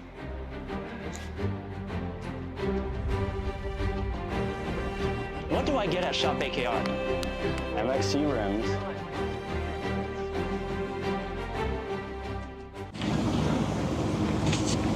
Kyle, what are you doing? It's got my new Greyhound seat. You don't even have a cart.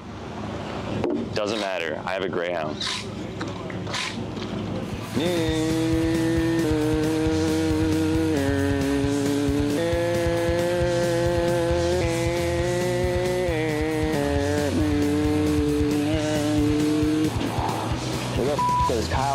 person. Doesn't even have a go-kart. Doesn't matter.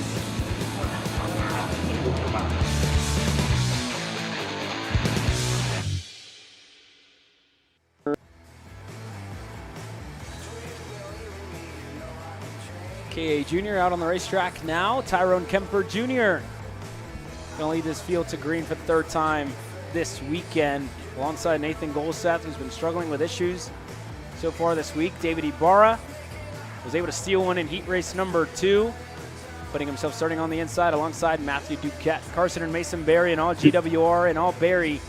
Row number 3 to Nico Urbezo and Easton Cox on row number 4. Jackson Baldus and standout this weekend, Luke Cruz, starting on row number 5 and 10th. You go back to Mateo Quinto, Antonsen, Ledwidge, and Ruiz, your 14 drivers that are taking the green flag here today in KA Junior.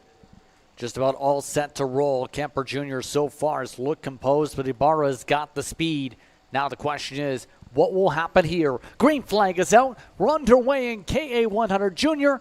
Kemper Jr. gets clear for the race lead as they squabble it out for third on back. Nathan Golseth able to get himself through. Nico Urbezo tried to go through as well. Hit the rear bumper there of Matthew Duquette, it looked like, and half spun himself around. But everybody else working through. Looked like Baldus was able to get through. Urbezo's all the way down in 13th at the moment. And huge separation now from fourth on back. I should say sixth on back to where Mason Berry is.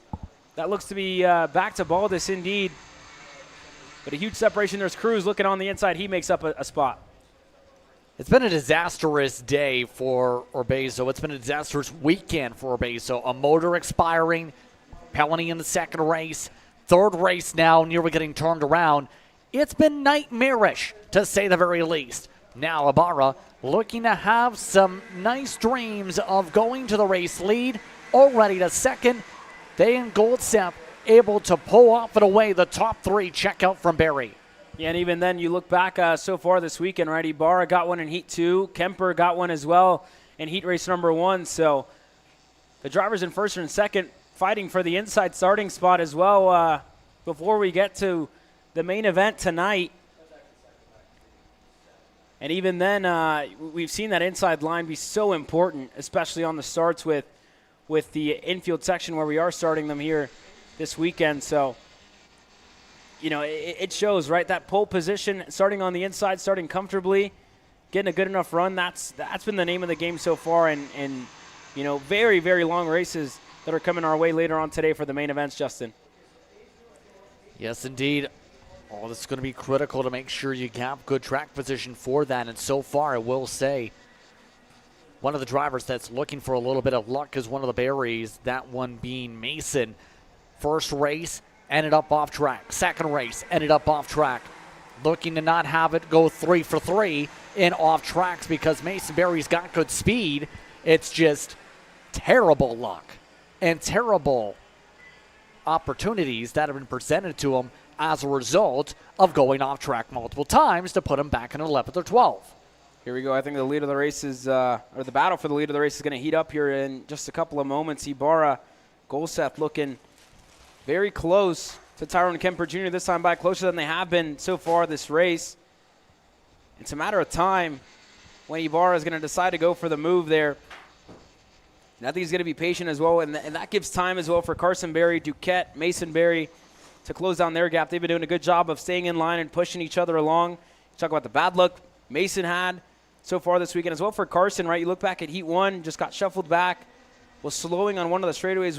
We assumed he had a problem, but I think maybe he just put a foot wrong and found himself off. And again, you got to look at the other drivers. Easton Cox had an issue. He's currently down in 10th. In Heat 2, he was having a good charge up the field. And they were all brought so close together due to the defending early on in Heat 2, but Heat 3 looks a lot more tame. Very tame so far. We don't have that gigantic separation of the pack as a result of troubles, but you do have Ibarra setting it up the inside, no issue. Goldseth slips on by 2. Ibarra, yet again, doing the unexpected, but Goldseth takes the preferred line through 5, rips his way forward as they work their way to 7. There goes Nathan Golseth. New weekend, new colors for him here this weekend. Puts himself in a good spot. Got his maiden national pole position last weekend over at the Motorsports Country Club of Cincinnati in the X30 Junior class. And now he's bringing that same momentum over here, given that weekend didn't end the way that he would have wanted. But I think finally all the gremlins that he's had, all the gremlins that he's faced, we talk about the carburation issues last night and today, it's looking a little better for him and looking a lot better so far in this heat race. And that move brought Carson, Berry, Duquette, and Mason right into the pack and right within that drafting window to put themselves in the mix here today, Justin.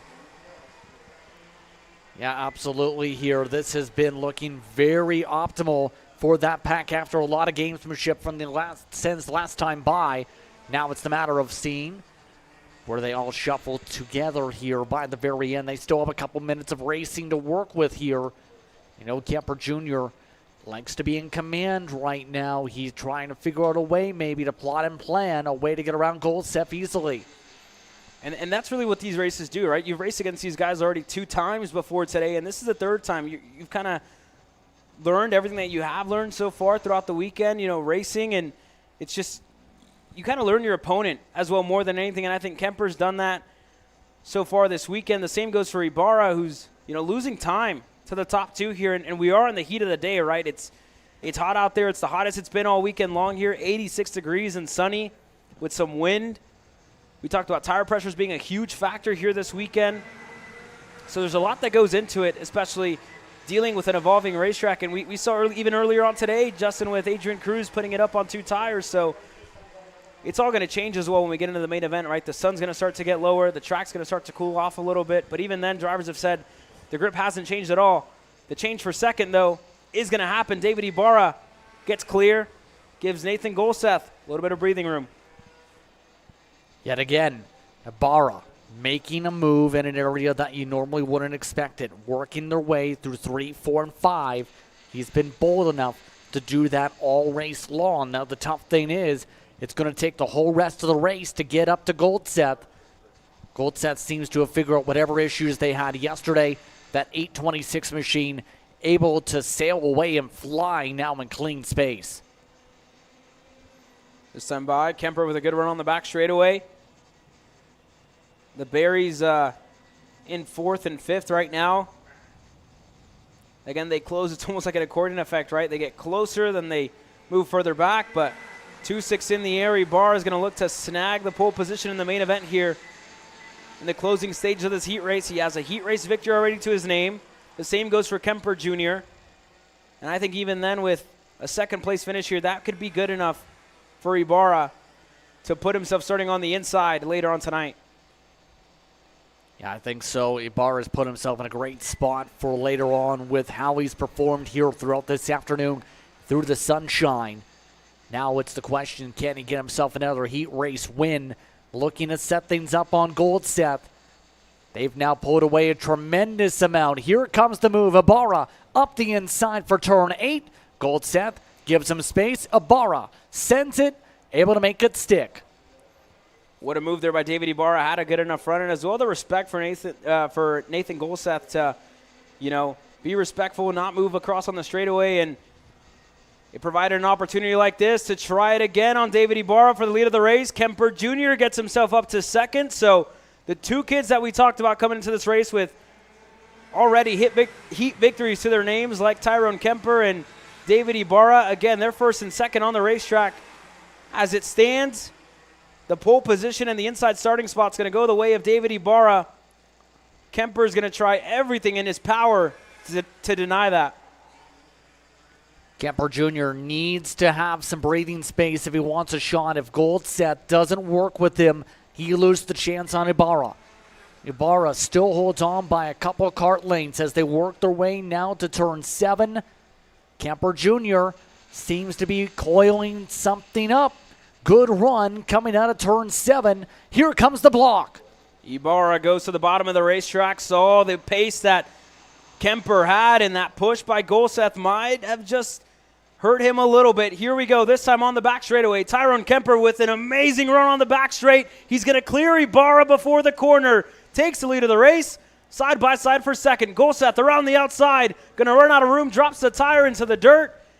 And that'll be it for Tyrone Kemper Jr. Not so fast, though. Ibarra side by side across the line. Tyrone Kemper Jr. takes the pole position, takes away heat race number 3 in KA Junior, presented by P1 Engines. Mason Berry third, Nathan Golseth dropping a tire into the dirt. Across the line fourth to Carson Berry. Your top 5. Nicely done in that field. Nicely done by Kemper Jr. to get things played his direction. Able to fake out Navarra, build up the run down the straightaway. Great shout out to Mason Berry, his best finish out of the 3 heat races. Able to keep it clean, show the raw pace of the 820 kart. KA Masters coming your way here in a couple of moments.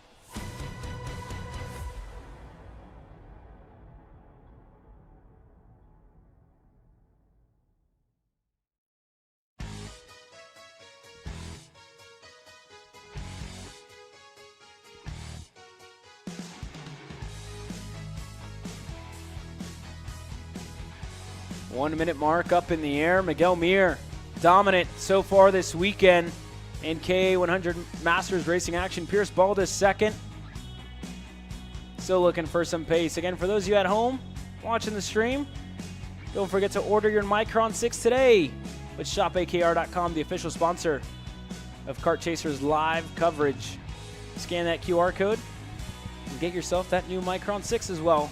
You can find the video of Lucas Noguera explaining all the new features to the Micron 6 on our official social media page at kart.chaser on Instagram or Facebook. Shane Burkett, a great finish for him to come across the line in third the last time around. David Pregande finished fourth. And RJ Guajardo starting on the outside here.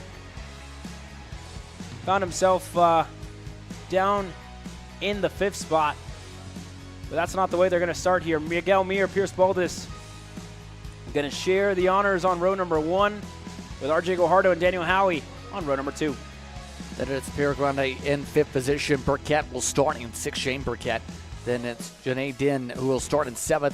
Kogan Wright rounds out the top 8. John Mosey looks to mosey his way on through the pack. Neil Faulkner rounds out the top 10. Go back to Brent Harper. Again, we saw him involved in an incident in the 2nd heat race. Back to Randy Rogers, Slade Miller, Matthew Cherry, your 14 Masters drivers here this weekend. Now we look to see who's able to get the pole away. We know Mir has been lightning quick so far this weekend. 5 seconds was the margin in Heat 2. But whoever's been in second has changed. We had Baldus in the conversation. You've had a lot of others join in the fight as we get set to see who's able to fight their way to the front in Heat number 3.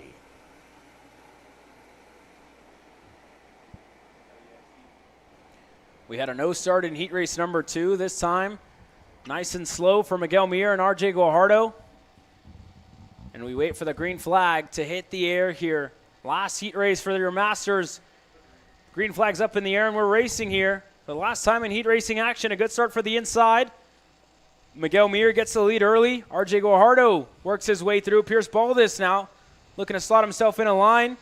He gets through. Daniel Howie as well. One driver almost up and over. That's the 436. Crosslink machine. That's Mosey. That went up and not over, but man, that is an incident there for him. That's going to put him way down the order and out of contention here in this one. A much better start for second on back, I must say, Justin. This is the closest start that we've had so far this weekend, but there goes Pregande looking on the inside on Howie. We'll see if that moves sick on the other side. Grande now trying to set things up all while the push is on at the front of that main grouping of karts. Looking to the inside. Here comes the 476. Baldus makes the pass. A little bit of contact for third. And it seems like that rear left tire went up.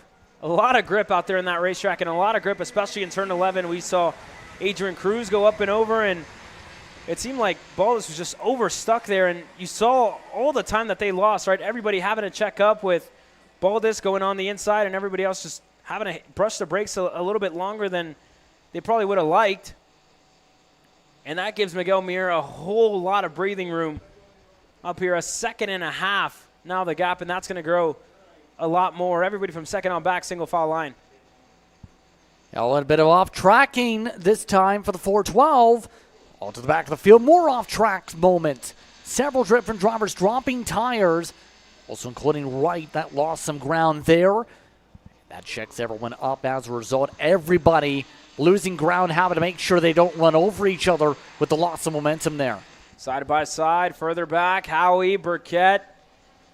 Looks like Brent Harper is in the mix there as well. Been making up some spots since the start of this race. Pergande, the driver, is just ahead of him. On the brakes, a little lockup there from Harper. Little bobble for him, and that's going to check everybody else up behind him. The likes of Neil Faulkner, who's in that mix, looks like Wright. One of the ones who had to take evasive action, and Janae Din making moves here on RJ Guajardo up to 9th. Guajardo's had a very rough race so far. Seems to get slower and slower of what we've seen throughout the day now. Started off looking strong yesterday. The second race fell back to the edge of the top 5. Now has just continuously had mistake after mistake build up for the 412. So things are snowballing for that car. All while the rest of the field works its way behind second. Mir is not looking back in the rearview mirror. He's just focused on what's in front as Baldus has to focus on a battle. Pergande now looking on the inside. He gets clear in 8. That's going to move Baldus back another spot. And again, nobody's really been able to make headway and even make a dent on the gap that Miguel Mir has had so far in this race. Continuing to set in purple lap time after purple lap time. Everybody else further back, tenths slower than Mir. And that's all really due to the battling, right? All the passes that we've seen from second on back. Burkett there got passed by Daniel Howie in turn number 12. And that's going to split this pack up just that little bit more, Justin. Yeah, this field starting to have its natural separations build up. But Howie, we know is fast. Howie with some contact. Tried a little bit of the bump and run on Baldus. Baldus able to make it stick. Nearly grip rolled with the midst of the bump and run attempt as well. Howie now stays back in line in the black suit, looking to line things on up. We know Howie looking for redemption after having that incident in the last race, after being up in front and in contention for the podium in heat number 2. This time through, not much has changed. You've seen Howie trying to make headway as well, get himself into podium positions. And there you go, move further back. Harper looking on the inside of a fellow Kart Republic and Burkett. Harper's going to get through. And he's going to be up into the 5th spot. So inside of the top 5 for Brent Harper. Here comes Baldus again into turn number 1, side by side. Daniel Howie over the curb. That's going to send Baldus off the racetrack. And how about Brent Harper to get himself up in a 3rd? Still side by side in between Burkett and Howie. That checked everybody up yet again, all from one mistake on the 3 wide. 3 wide's never good in that section of the racetrack. And you've seen exactly why. Oh, wow, Howie seems to have been able to recover fairly nicely despite that incident in that situation. Pergande just trying to make sure to keep a gap at this point with how things have kind of spiraled away in this second pack and how things are starting to splinter away. Here we go. Still not much in between the top 10. And again, that opening corner just shuffled it up a little bit, right? We've seen how the pass in turn number 1 can play out here, Justin, and we've seen how it, also the other side of how it can play out with everybody, having a check up, and that curb just super, unsettling whenever you do drive over it, like we saw with Howie, and that sent Baldus off into the grass and allowed Harper to get himself in a good position as well. That's a good recovery on points as well for Brent Harper so far this race. Time's closing in here. 2 laps to go the next time around. A couple more laps to go as Pergande tried to open up the corner, opened up the door for Harper to try something. Check them all up a little bit. Harper now goes for the send. Has to back off. Again, Harper's making it clear. There's speed's there. The confidence is there. Feels comfortable. Feels like he's faster than Pergande, but Pergande still continues to be able to hold on to the clean air. Harper needs to choose wisely on when this move is made at this point. As a bit of a bump behind, Howie and Burkett trading a little bit of bumpers. Even then, for Brenton Harper, right, he's in the best position he's been all weekend long, finding himself in the third spot. So he's going to have to make a move here to get better points. As side-by-side action, little sideways there for Burkett. He gets through on Howie, Baldus, as well as Wright. A little bit out of shape, but even then, everybody able to hold on. That's brought Neil Faulkner back into play in 8th. Guajardo, from starting in the front 2 rows, puts himself down in 9th. After an unfortunate start, Janae Din falls back a little bit as well, down in 10th. But this battle for second on back has released Miguel Mir, who continues to go quicker and quicker every single lap. He talked about his tire conservation in heat race number 1. He said in this corner specifically, that rear right tire takes a lot of load, and you'll see that tire degrade more than any other on the kart. Yeah, we're seeing a lot of these drivers start to struggle a little bit as a result, with these tires starting to burn away more and more. Just the one set available to them in this race. It's seen a lot of comers and goers. Baldus in particular has fallen back as this run's gone on this race. Once the driver's trying to take advantage of Howie to try and take back the top 5 as the white flag is out. Final time around already. Final time around. Faulkner looked to make a move there on Wright. They were side by side. Couldn't make it stick. But all this is while Miguel Mir, on a weekend where he's felt oh so comfortable, he's out on lead of this race. Hasn't been anywhere else but there. Out in front all weekend long. So for everybody else, about 2 hours until they hit the racetrack again. They're going to have to go back to the drawing board for the 3rd time this weekend to try and find something on the Cruise Racing Development driver. Side by side with Wright, Burkett on the outside. Wright stays ahead. Able to hold on for now. Will Harper be able to find a way to build up the run in time for the checker flag? Howie trying to hold on and behind Baldus. Oh, wow. Mir, another Sunday drive, but on a Saturday for the 477 dominating speed. Nobody's been better than this man right here, the 477, the 7-time champ in Masters racing action at TSRS. Is undefeated in heat racing action. He'll try a perfect sweep on the weekend later on today for the main event. But Pregande comes across the line second. Back to Brent Harper, Pierce Baldus, Daniel Howie, your top 5. Burkett in 6th, Wright in 7th. You also have Faulkner in the 8th spot, Din in Guajardo all the way down to 10th spot. Not the greatest of races for the 412. Rogers, Miller, Cherry, and Mosey does indeed DNF after having a lot of tires go off the ground. Yeah, unfortunate end to Mosey's race, but we get ready to go with 206 senior. It was a DNF in Heat 2 for Gunnar Ray, the kid out of Phoenix, Arizona. Joining us here this weekend. What's a one-off for him?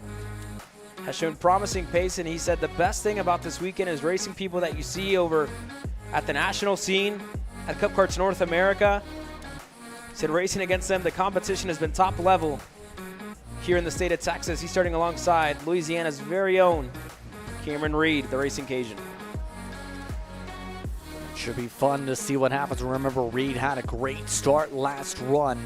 We'll see if there's a good start this time from that outside row for Reed to be able to get the power away and launch off strongly over the rest of this field. Here we go. We talked about Kelvin Zing, Bryce Frank. A team effort masterclass in heat race number 2 to finish 1-2 at the end of it. But the heat race victories go the way of Kelvin Zing, Reagan Seville at the end of the first one. And the pole position still very well up for grabs. You never know who it's going to be in this class. That always keeps us on our toes. You go back to Jensen Harrell, Kelvin Zing on row number 2, Jacob Oliver, Reagan Seville, and All Trackside Karting Services GFC, row number 3.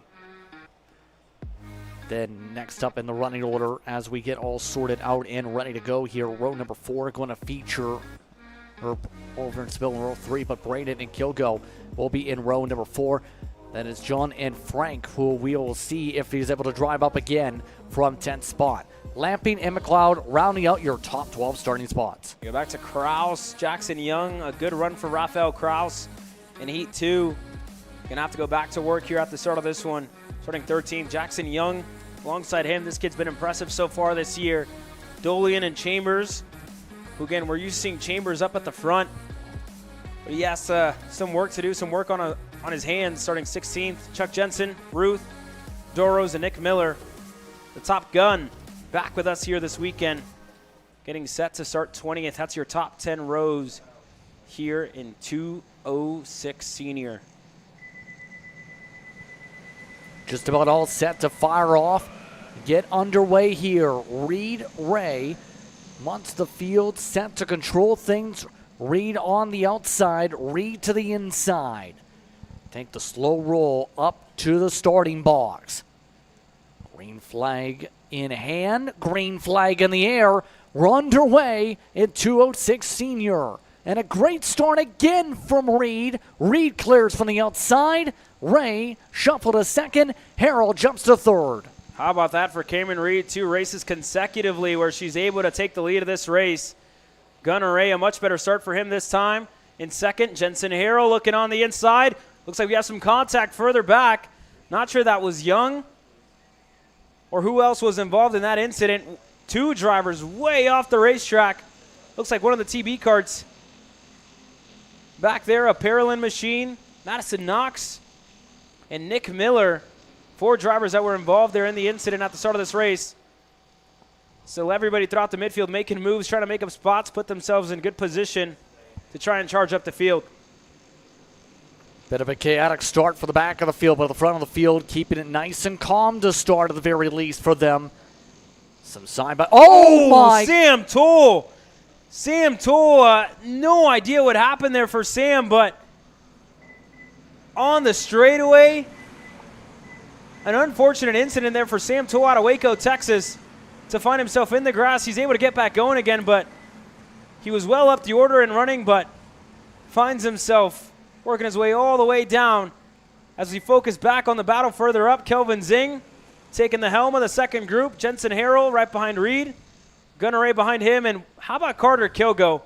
The best run he's had so far this weekend. Has had bad luck in the first 2 heat races. And this is a much better showing for him to join his teammates there up at the front.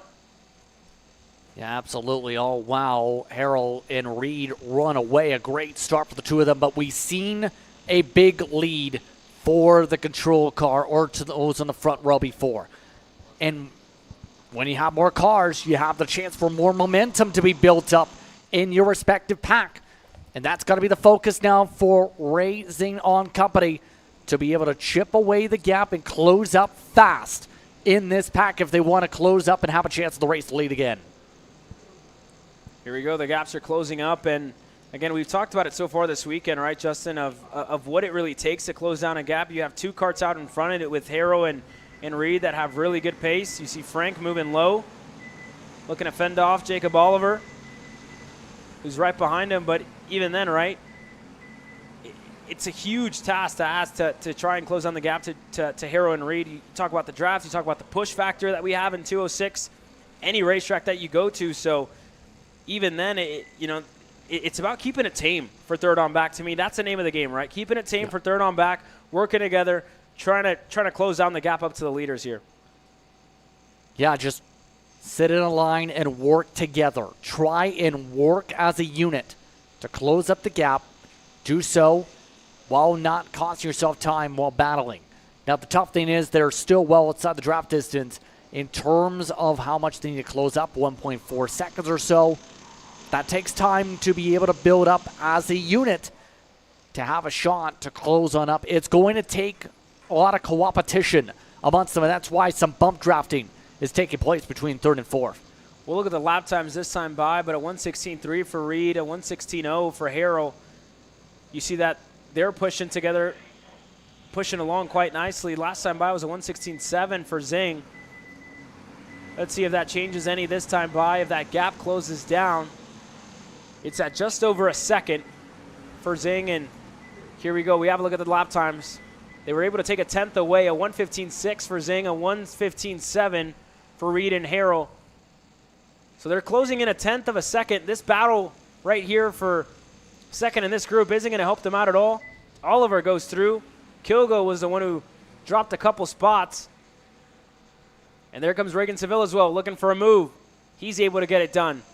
Same for Frank, able to gain more spots, slips on by yet again, and now they've lost some ground, and the pack has splintered up. This is not exactly at all what the game plan needed to be if they wanted to close up. For a lot of these drivers, they're just fending for themselves with the way they're driving. A couple of these competitors trying to get every position they can. Now Frank is going to have to push hard just to be able to get up to a bump draft group and have a shot to be able to work together and see if they could chip away an extra, I would say, another 1 second they need to truly get into full draft distance in this pack. And they were making up the time, right, Justin? You know, 2 laps ago it was a 10th, and it could have been another 10th or another 2 this time by. But, again, that battling within that group has just kind of separated this all by a good bit. And, you know, even then, I don't even know who would take the pole position at this point. It could be Zing with a third-place finish. I think he has a second to his name as well, and a heat race victory. So it could very well go the way of Kelvin Zing here today. But for Cameron Reed as well and Jensen Harrell, this is best-case scenario for the two of them, Justin. This is perfect for them, the way things are going. They could just drive on their own fancy, just control things, and then be able to battle things up amongst themselves to close out this heat if they so choose, or better yet, just be able to run calmly and collectively take the first and second, get the good points for the heat race as a result of that one. So that's easier said than done right now, and it's going to take a lot of cooperating amongst them and hope that there isn't a massive boost to speed all of a sudden from this air pack coming to 2 to go. Time just about running out here. 2 sticks should be up in the air this time around, and indeed they are for Cameron Reed and Jensen Harrell. You see Reed there telling Jensen to continue to push each other along. For Zing and Frank, they have a car length back to Gunnar Ray on his croc machine. Jacob Oliver to Carter Kilgo to Seville. Then further back to Paul Braden and Samuel Young, who's in a pack of his own with Rafael Kraus right behind them as we go side by side with Carter Kilgo, Reagan Seville looking to set up the over-under. And they will still go side by side in a turn 6. Some more fighting back there as they continue to squabble. Frank now going for a move, trying to go alongside in his pack. How about 3 wide for a split second? You drivers all shuffle together in that back grouping, right in amongst those and more that still try and work themselves out. Seville working side by side, going tire to tire. Seville, it's a bit of an arc, able to clear on by for the spot. That 3 wide there didn't benefit Seville at all. He was in 8th. I think he might have lost a couple of more in the process. He's behind Jackson Young. Rafael Kraus now. Carter Kilgo able to hold on to the spot that he was fighting for. But even then, Seville, I think, going to fall under fire from Josie Chambers. Doros is not too far back either. But here we go. The last lap for Cameron Reed, Jensen Harrell, and Kelvin Zing, who I think looks to be on his way to an inside starting spot when we get to the main event later on tonight. Here, Justin. Yeah, it's going to get interesting where they all start off in the end with the metric, but Harrell looking to plot and try and set something up. Looks like it's going to be for turn 11 if there's a true shot right now. Harrell hasn't taken any pokes outside, hasn't made any attempts to make a move on Reed all throughout this race. That's not going to last much longer, you'd have to think. Harrell trying to coil something up, looks behind for a split second to see the gap. Now looks like it's on for the corner exit. Yeah, we'll see what Harrell decides to do, if he's going to want to fight for the race victory here in this third heat race. Reed going to block low, not going to take her chances. Jensen Harrell looks pretty relaxed. I don't think he's going to try it even. And that should be good for Cameron Reed coming to the line. Jensen Harrell going to have a good run. And he's all right with a second place finish. Kelvin Zing across the line third to Bryce Frank. Cameron Reed takes heat race number 3. Gunnar Ray, your pole sitter, fell back to 5th. Jacob Oliver to Kilgo to Young to Kraus to Braden, your top 10. Impressive run from Reed and Harold to control the pace. The gap did go down under a second on the final lap between Zane and Frank in their pack. If that went an extra lap or two, we might have been talking about a 4-kart scrap for that race lead. Well, we're going to go 15 minutes plus 2 laps later on today. That should give them enough time to avoid a breakaway like we just saw today. 2 karts showing to be good enough up at the front to break away from a pack, so we'll see. But Shifter, presented by Arcade Motorsports, coming up next.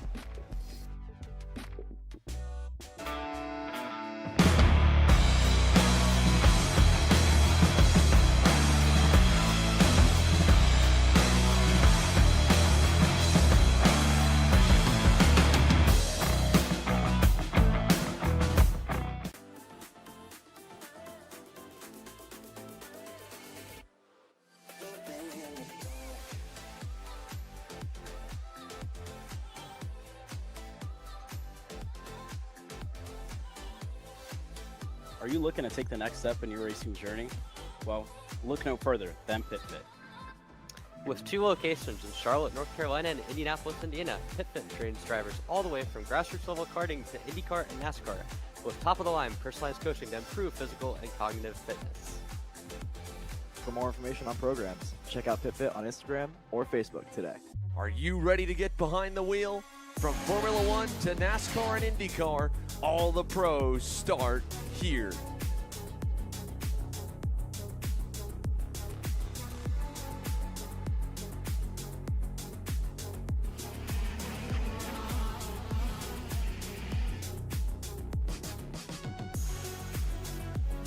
For more information, check us out online at mcckarting.com or call us and go racing today.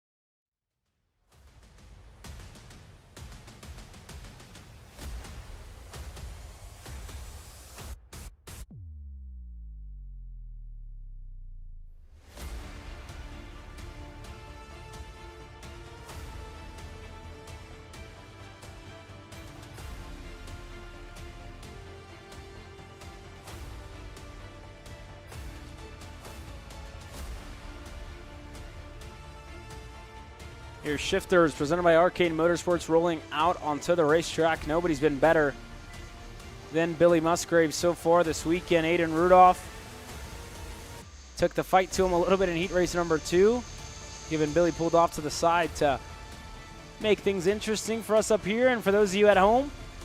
And John Paul Mokori, as always, impressive drive for the rookie here, who's starting 3rd alongside Derek Proctor, Noah's Arse, Nick Bull on row number 3. It's been hole shot after hole shot for Billy, and I think we're expecting to see a little bit of the same here in this final heat race, Justin.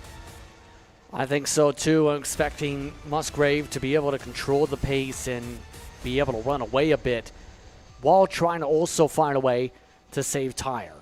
It's just been the trend here this afternoon for Musgrave to be able to make sure there's enough life in the tires for later on in the evening when they go racing at the night time. And then from there, quite simply, it's going to be interesting how the battle for second fares out among some of these drivers.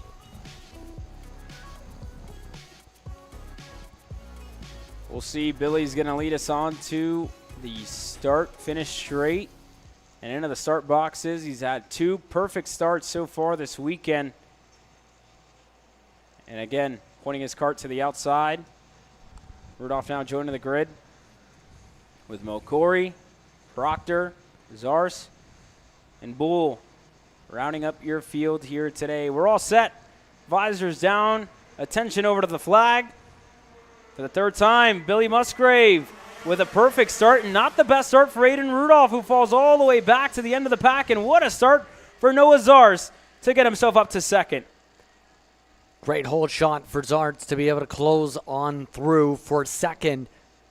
Just going to get the launch down, I think, for Rudolph. Couldn't get the speed that he needed on that hold shot. Now the question is going to be, can Zarts hold onto the spot? So far, it's been basically 8-7-60 in terms of the running order the first two heats for much of the way. This might be a change in the status quo for a driver who did not finish the last heat. And again, you got to think about the tire, right? Everybody else in this field has a little bit more tire than Zars as he gets out of shape in the braking zone. He's going to lose the spot to John Paul Mokori, who's now up to second. And we saw Rudolph make a pass on Proctor. He's going to go on Bull now this time. Into turn 11, he gets clear. And right now, Musgrave just saying, I'm just going to take off and run away, all while Mokori holding on. The 60 continues to just dictate that second pack right now. The youngster showing why he's one of the top names here in this series in terms of rising stars. There you go. Next on the chopping block for Aiden Rudolph. Looks to be Noah Zars.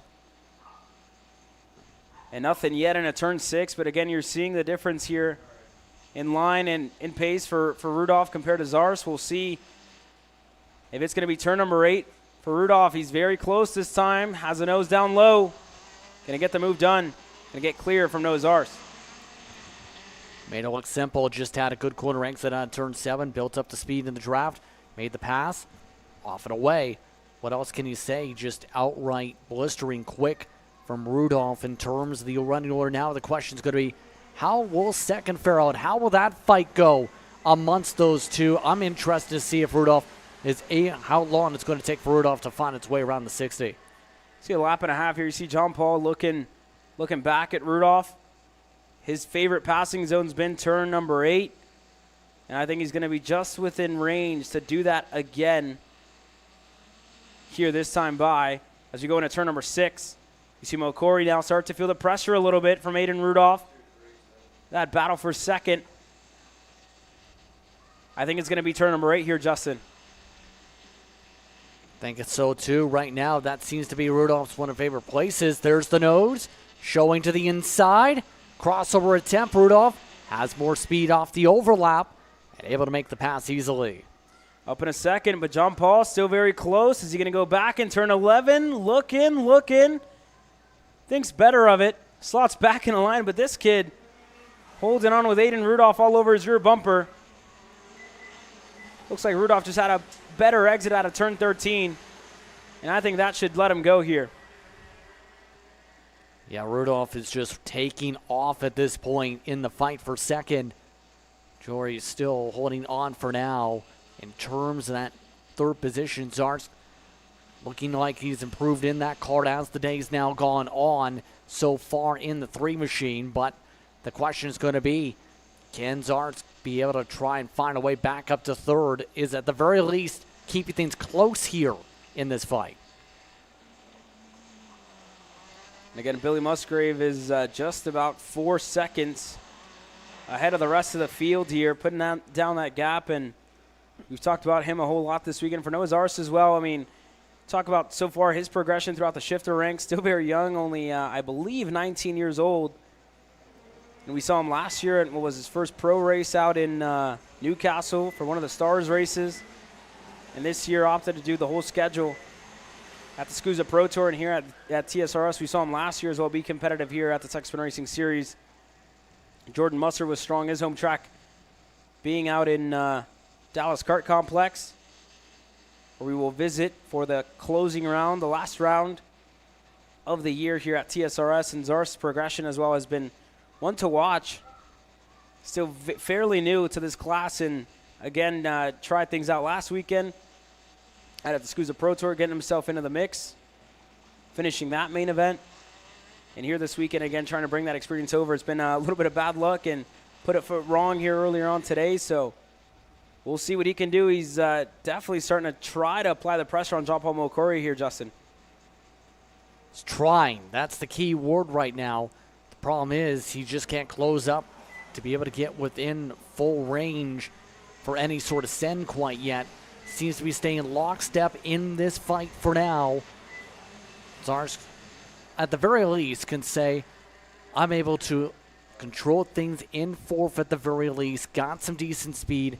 Now the tough thing's going to be, can he find something for later on tonight in the nighttime to be able to try and take away more spots? Temperature is definitely going to be a lot different than what we've seen so far today. It's been quite hot out. When you walk outside, right, the sun definitely beaming down on you, and you know, you're not going to be expecting to see any of that here tonight. It's going to be different as far as tire pressures goes, as far as the way driving goes. And again, you got to think about, you know, who's been saving their tires so far this weekend, who's been kind of nursing them throughout the heat races. And I'll tell you one thing here for Billy, he's starting to coast a little bit. A 59.829 for Billy Musgrave the last time around, so he's pushing every single lap, setting in purple after purple lap time. And for Rudolph, he's back down in the 1 minute mark. But again, he's showing, you know, Billy doing Billy Musgrave things, right? You look back at when he was out here in 2023, put a huge gap on the entire field in that main event. And the helmet that he's sporting won it after winning the Shifter Masters main event at the Supernats, where he's the only driver in the history of the event and the only driver in the world with 5 Super Nationals victories.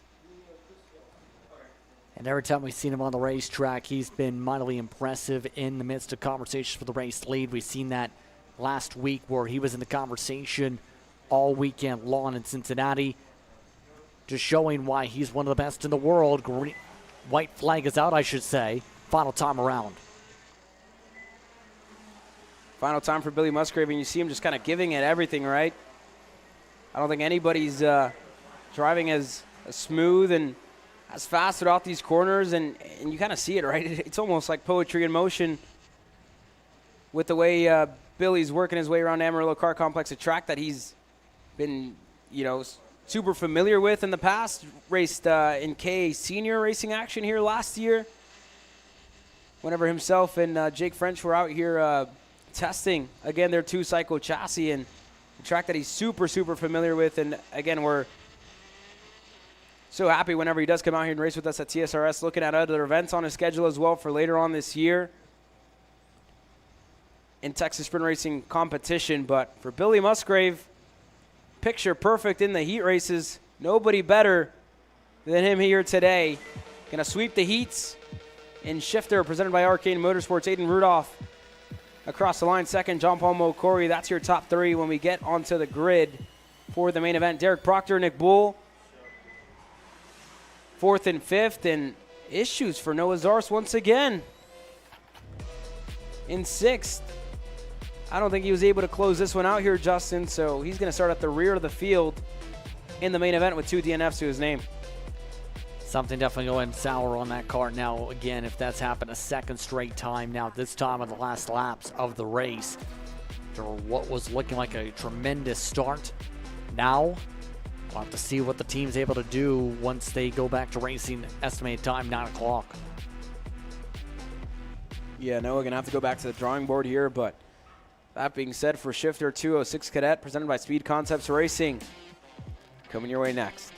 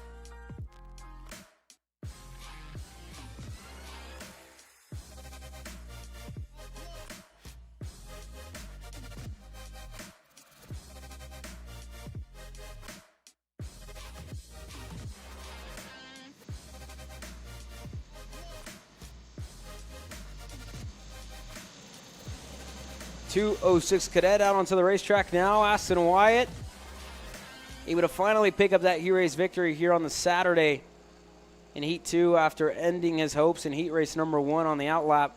Drew Blem as well. A good showing for him. He's starting second. Yomi Vargas third. Sampson fourth. To Stoffel, to Rodriguez, Stiles, Ayers, Lasek, and Root, your top 10. And it's Haswell, and then it's White lined up in the running order. Followed by Todd and Strayer amongst the top 14. Cameron Sampson towards the tail in row number 8. Anderson and Short, and Marwick rounding out the field as crew members already sprinting as they get ready for this start. We get into line now for Aston Wyatt and for Drew Blem as they get set to get this race underway in 206 Cadet. 3 more heat races before we head into the dinner break. I'm sure all of us up here and out there on the racetrack for the TSRS crew would love a dinner break here soon, so we're waiting for it, as well as these boys and girls waiting for the start of their race here. As they grid up here, Justin, Aston Wyatt, Drew Blem, lead us to the green. Coming through the start box, and green flag is out. We're underway in 206 Cadet. Good start by Wyatt, controlling things on the inside. The entire inside line, first 4 karts, able to clear 1 spin to the back of the field. Rest of the field rumbles through. One of the red speeds there, not the best of starts at the back of the pack. Another driver for Kart Racing Solutions off the racetrack here early. But for the entire inside line, like you said, for the likes of Yomi Vargas, she was able to get a really good start, as well as Brody Stoffel and Aston Wyatt getting himself through. We'll keep an eye on Tyler Moraviec. That's one of the drivers that we saw starting at the rear of the field. For all these heat races, he has a lot of work to do to work his way through. There's the yellow Expel machine, going to get 2 for 1 there. Looked like Dusty Strayer was going for a move, got out of shape, and they're able to work their way through. Yomi Vargas, the best she's been so far this year, a little sideways there in 11, but she's definitely starting to apply the pressure here on Aston Wyatt, Justin. So far, so good in terms of the start, to say the very least, absolutely, as the first drivers come across the square loops. Vargas, we've seen, fell back and fell off track last time out in heat number 2. Stoffel with a good start as well to give a shout to already 3rd spot. Stoffel a lot more composed, it seems, in this race compared to earlier where it took a while to get to that 3rd spot in the very end. How about Keelan Short as well? We saw him go up and over in the second heat race. He's out there on the racetrack now running in 17th.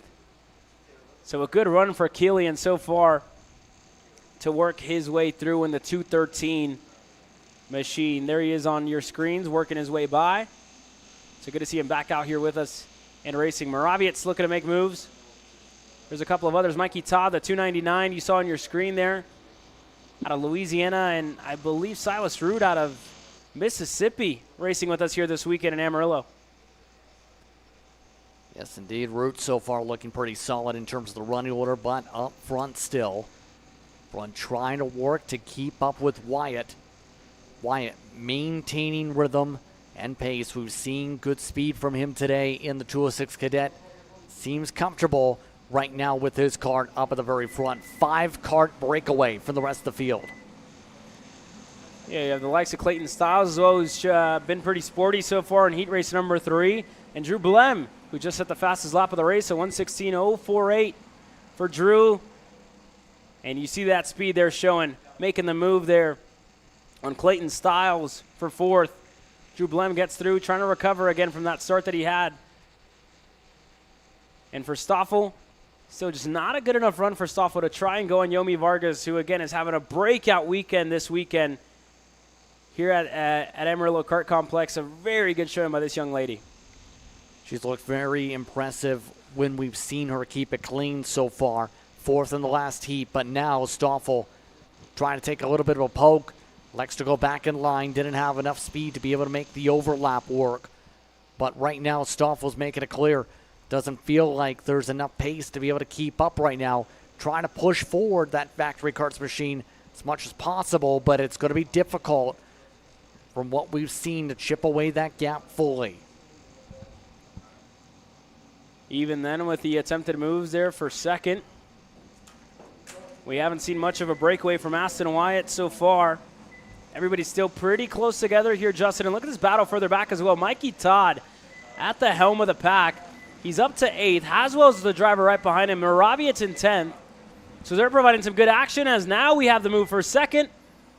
With the help of Drew Blem, Stoff will finally go up to second, but not for long. Drew Blem retakes that spot with Aston Wyatt now running off into the distance. Blem wanting that help from Stoffel, from Yomi, from Styles as well to try and close down their gap.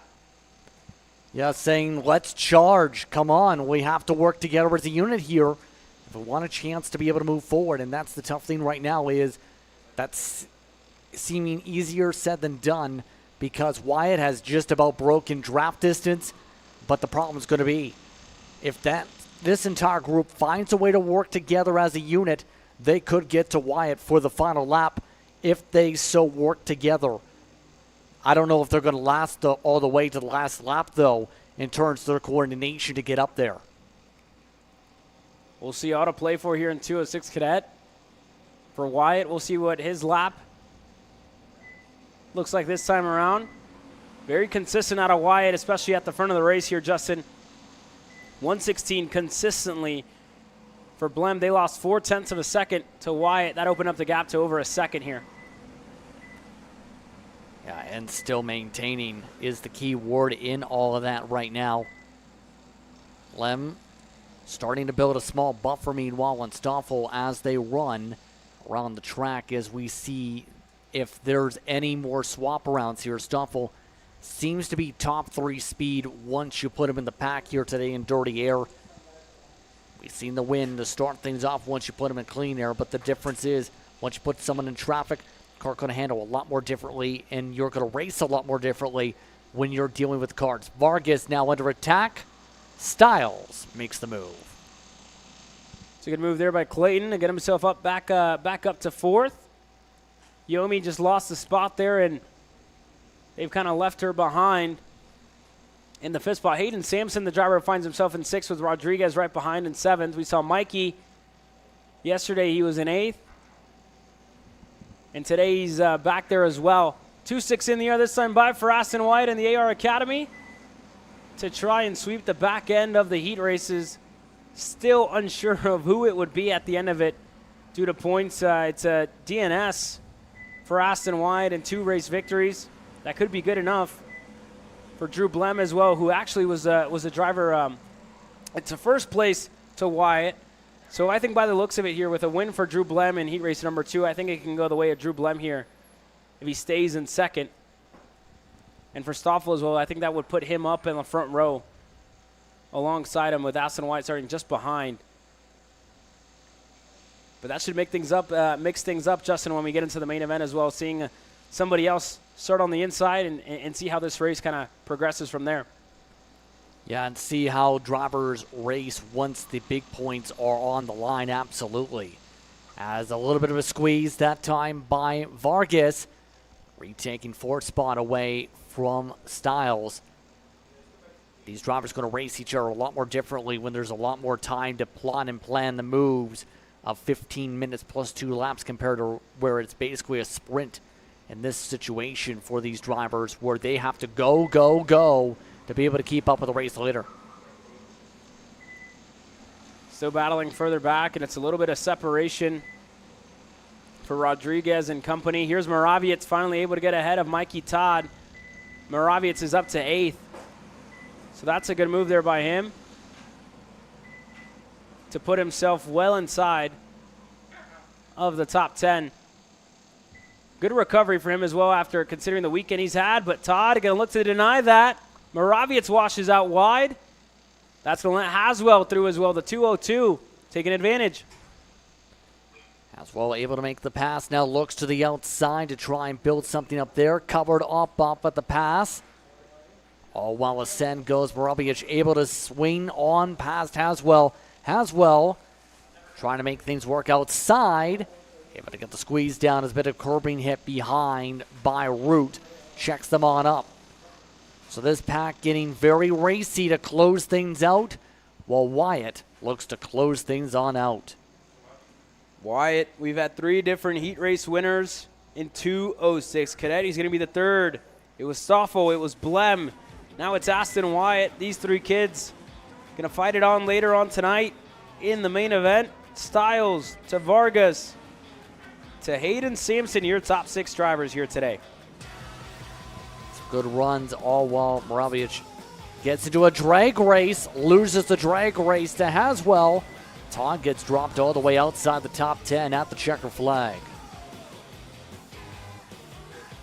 There you go, Haswell, Moravic, Root, Mikey Todd, White, Strayer to Anderson to Keelan Short. Your top 15, Lasek with issues, Ayers, Kim, Sampson. Your 19 drivers in 2:06 Cadet. You're watching Kart Chasers live coverage of the Tech Spin Racing Series. We'll be right back with 2:06 Junior.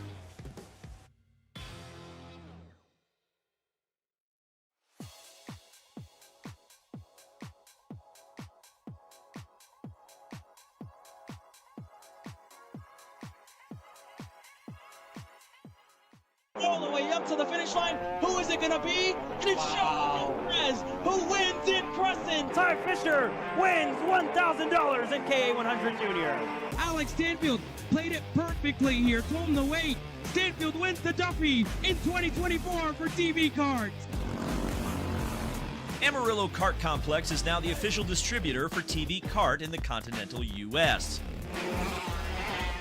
Become a dealer today. Champions aren't just born on the kart track. At SimShop, we deliver professional-grade simulators with the best performance-to-price ratio in the industry. Founded by racers who understand what you need, our SimMagic and Moza equipment is powerful enough for the pros, yet affordable for everyone.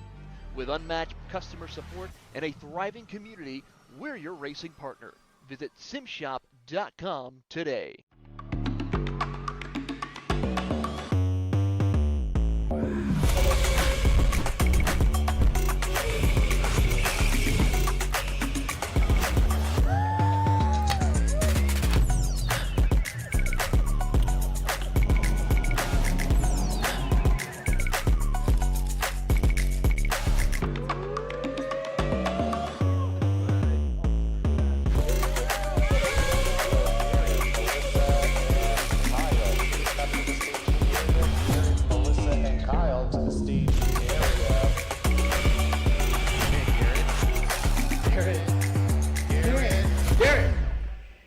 Let's go race.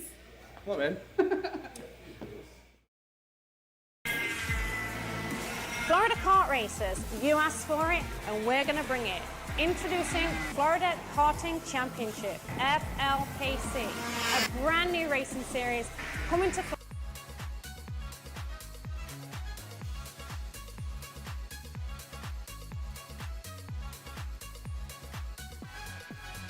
Here we go for 2:06 Junior. We saw Sawyer Chambers' race end 2 laps too soon after making contact with the outside wall on the front straight. Snapped that rim in half, and he's going to have to give it another go here today, where Rodrigo Paloya and Dean Guerrier have been perfect so far on the weekend. All set to go. Green flag waves.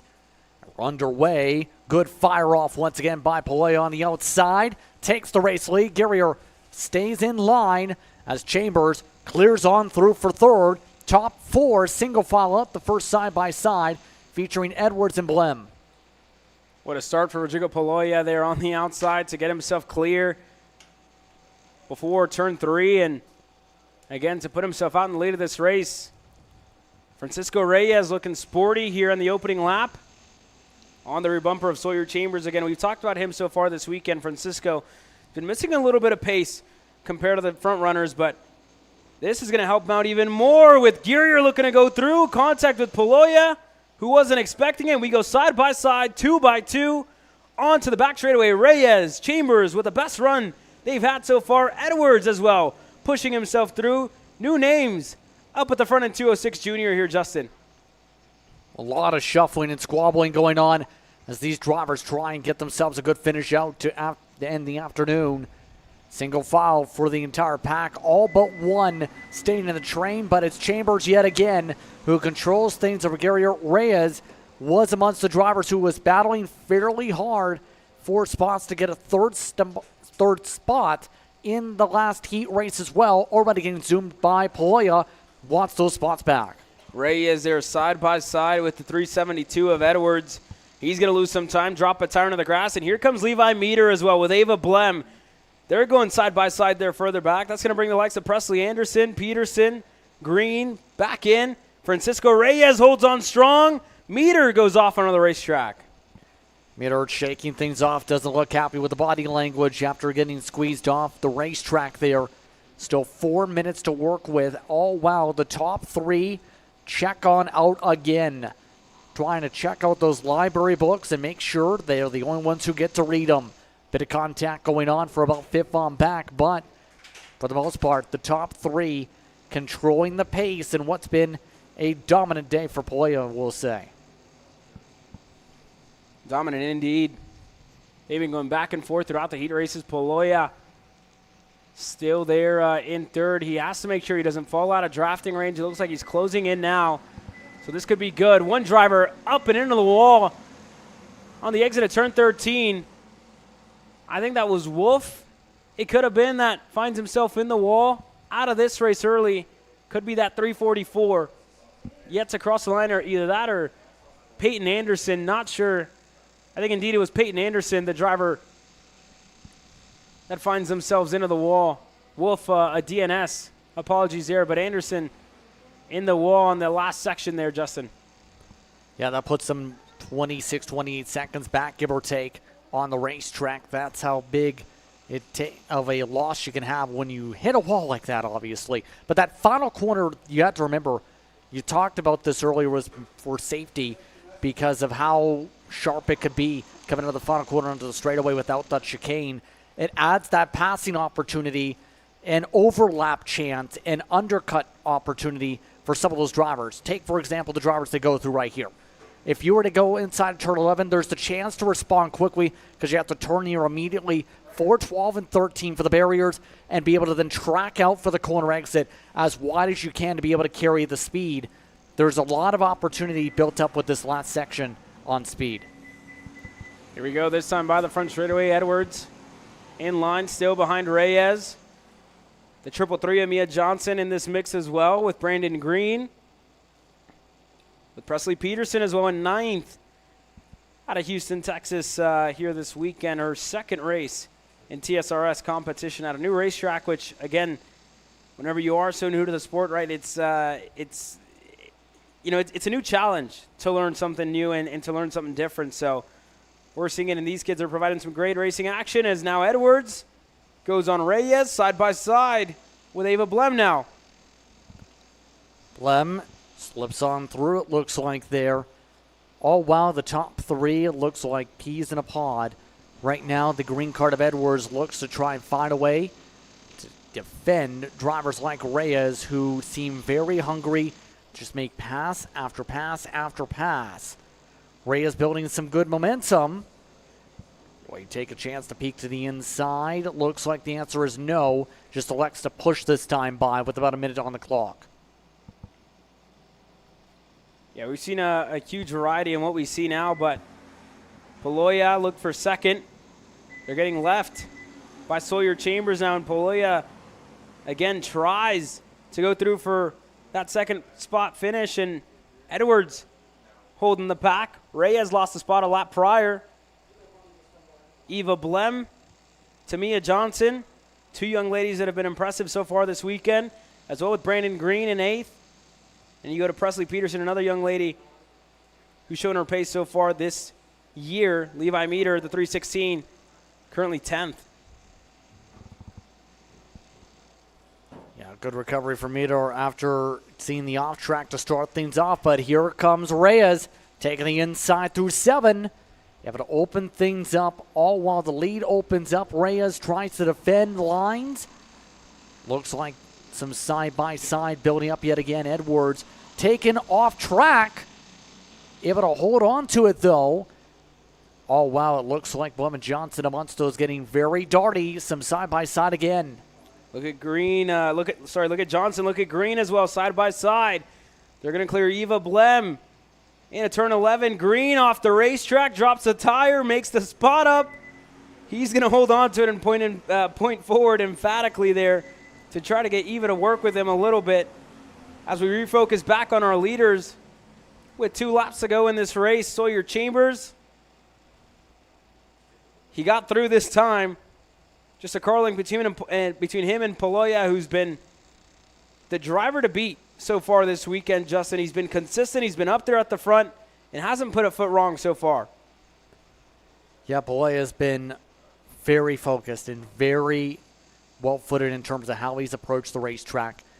Each and every race seems to be able to figure out the right move to make.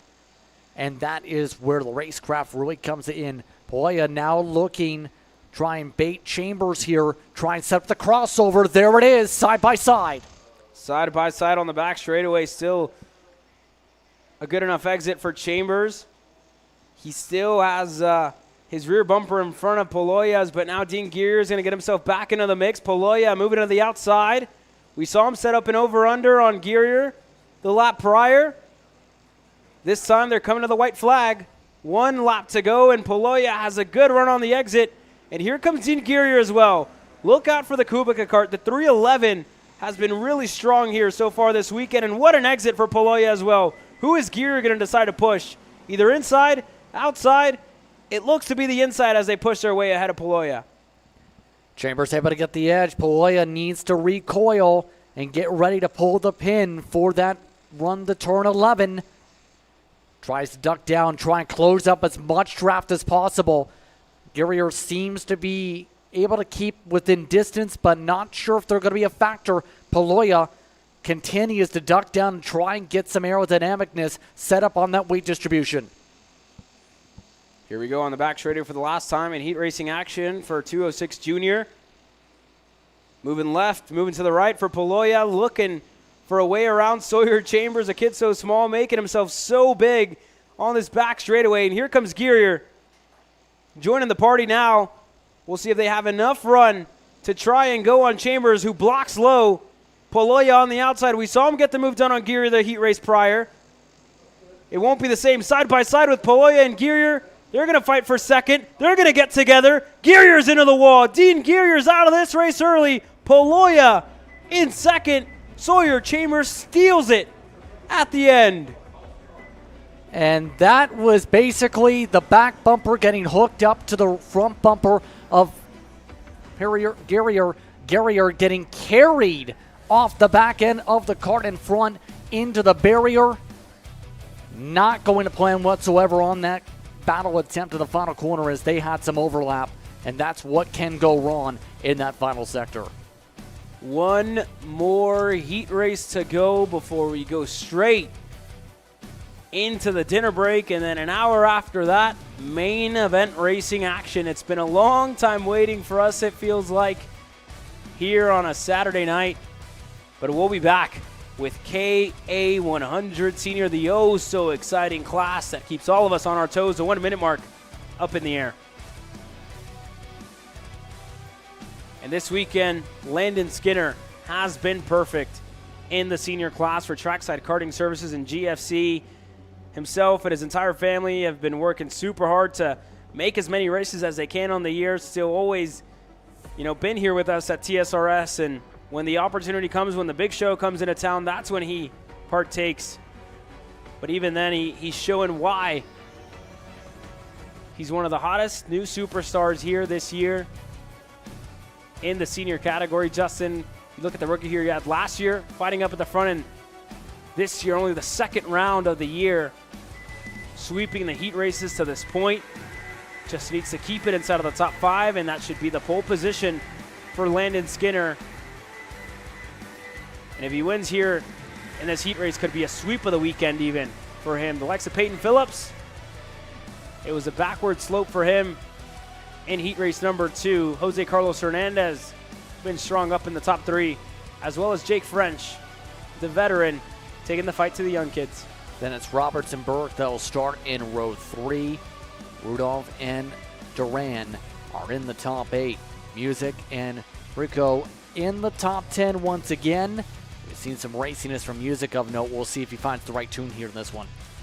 We'll go back to Ibrahim Din. Adrian Cruz was up on 2 wheels in the second heat race. Jesus Vasquez Jr. starting 13th alongside Dallas Dunlap. Jake Faulkner, Taylor Roddy on row number 8. Sawyer Roussel and Cohen Summers on row number 9. Haymans, Ethan Gonzalez. Your top 10 rows, your top 20 starters here in KA100 Senior. Nobody has denied the black and white GFC with the all-white helmet here of Landon Skinner, who's definitely come into his own here this weekend. Solidified his name up at the front, and everybody else has been chasing that kid this weekend here, Justin. Now the question is, can he do it one more time? Landon Skinner takes the field up to the green flag. Peyton Phillips alongside, and no start, no start. They did not like what they've seen there. They will not fire. One driver was actually straggling there further back in the field. Going to give him the opportunity to close into the back of the pack and start this race along with the rest of the field. But even then, stories coming out of heat race number 1. Jake French found himself in the grass, as well as Tyler Roberts. And the same goes for a couple of others. We saw Rudolph get shuffled back the run order here in heat race number 2. Peyton Phillips, good pace in heat 1. Not the same in heat race number 2. John Burke in his second race back with TB Kart USA. He's been fighting up inside of the top 5 so far this weekend. We'll see if he can do the same here for the last of the heat races before we race on into the night. Their main event won't go hot until 10:15, fully dark here in the Panhandle of Amarillo, Texas. Slow roll once again as they'll double up. Looks like the whole field has caught themselves up. Clock is moving. Will Skinner get a good launch? Will Phillips be able to make something work on the outside? Or will someone like Hernandez be able to take the lead early? Much slower, coming to the green flag here. They go through the commitment cones. Green flag is up. We're underway for KA100 Senior, and a good fire off by Skinner. Skinner clears, already bringing Hernandez with them for second as Phillips gets shuffled to third. Everybody bumper to bumper. Rudolph able to go through on Jake French. Side by side, further back in the field, Santi Duran, Jake Faulkner there further back. But for Landon Skinner, Jose Carlos Hernandez, a dream start for the two of them. We check back in with the middle of the field to see Cohen Summers there, Ian Howell, Pico now, and Roussel. Cruz stuck on the outside for a couple of corners consecutively. He's going to lose some time. But the front two, it's the same front two that we've seen at the front so far this weekend. Breakaway, Rudolph with a really good start this time around. Up in a fourth, the rookie and Tyler Roberts with the most experienced driver in the field right behind him looking for a move. Jake French going to get clear in turn 11. French able to clear on by for now, but there is a small poke from the inside. Looking like the 945 trying to find a way around that Burke. Burke gets back in line, forced to defend multiple different lines. Music amongst them in that queue. All of them get lined up astern. You can hear the motors rev their way on by as they get all sorted out.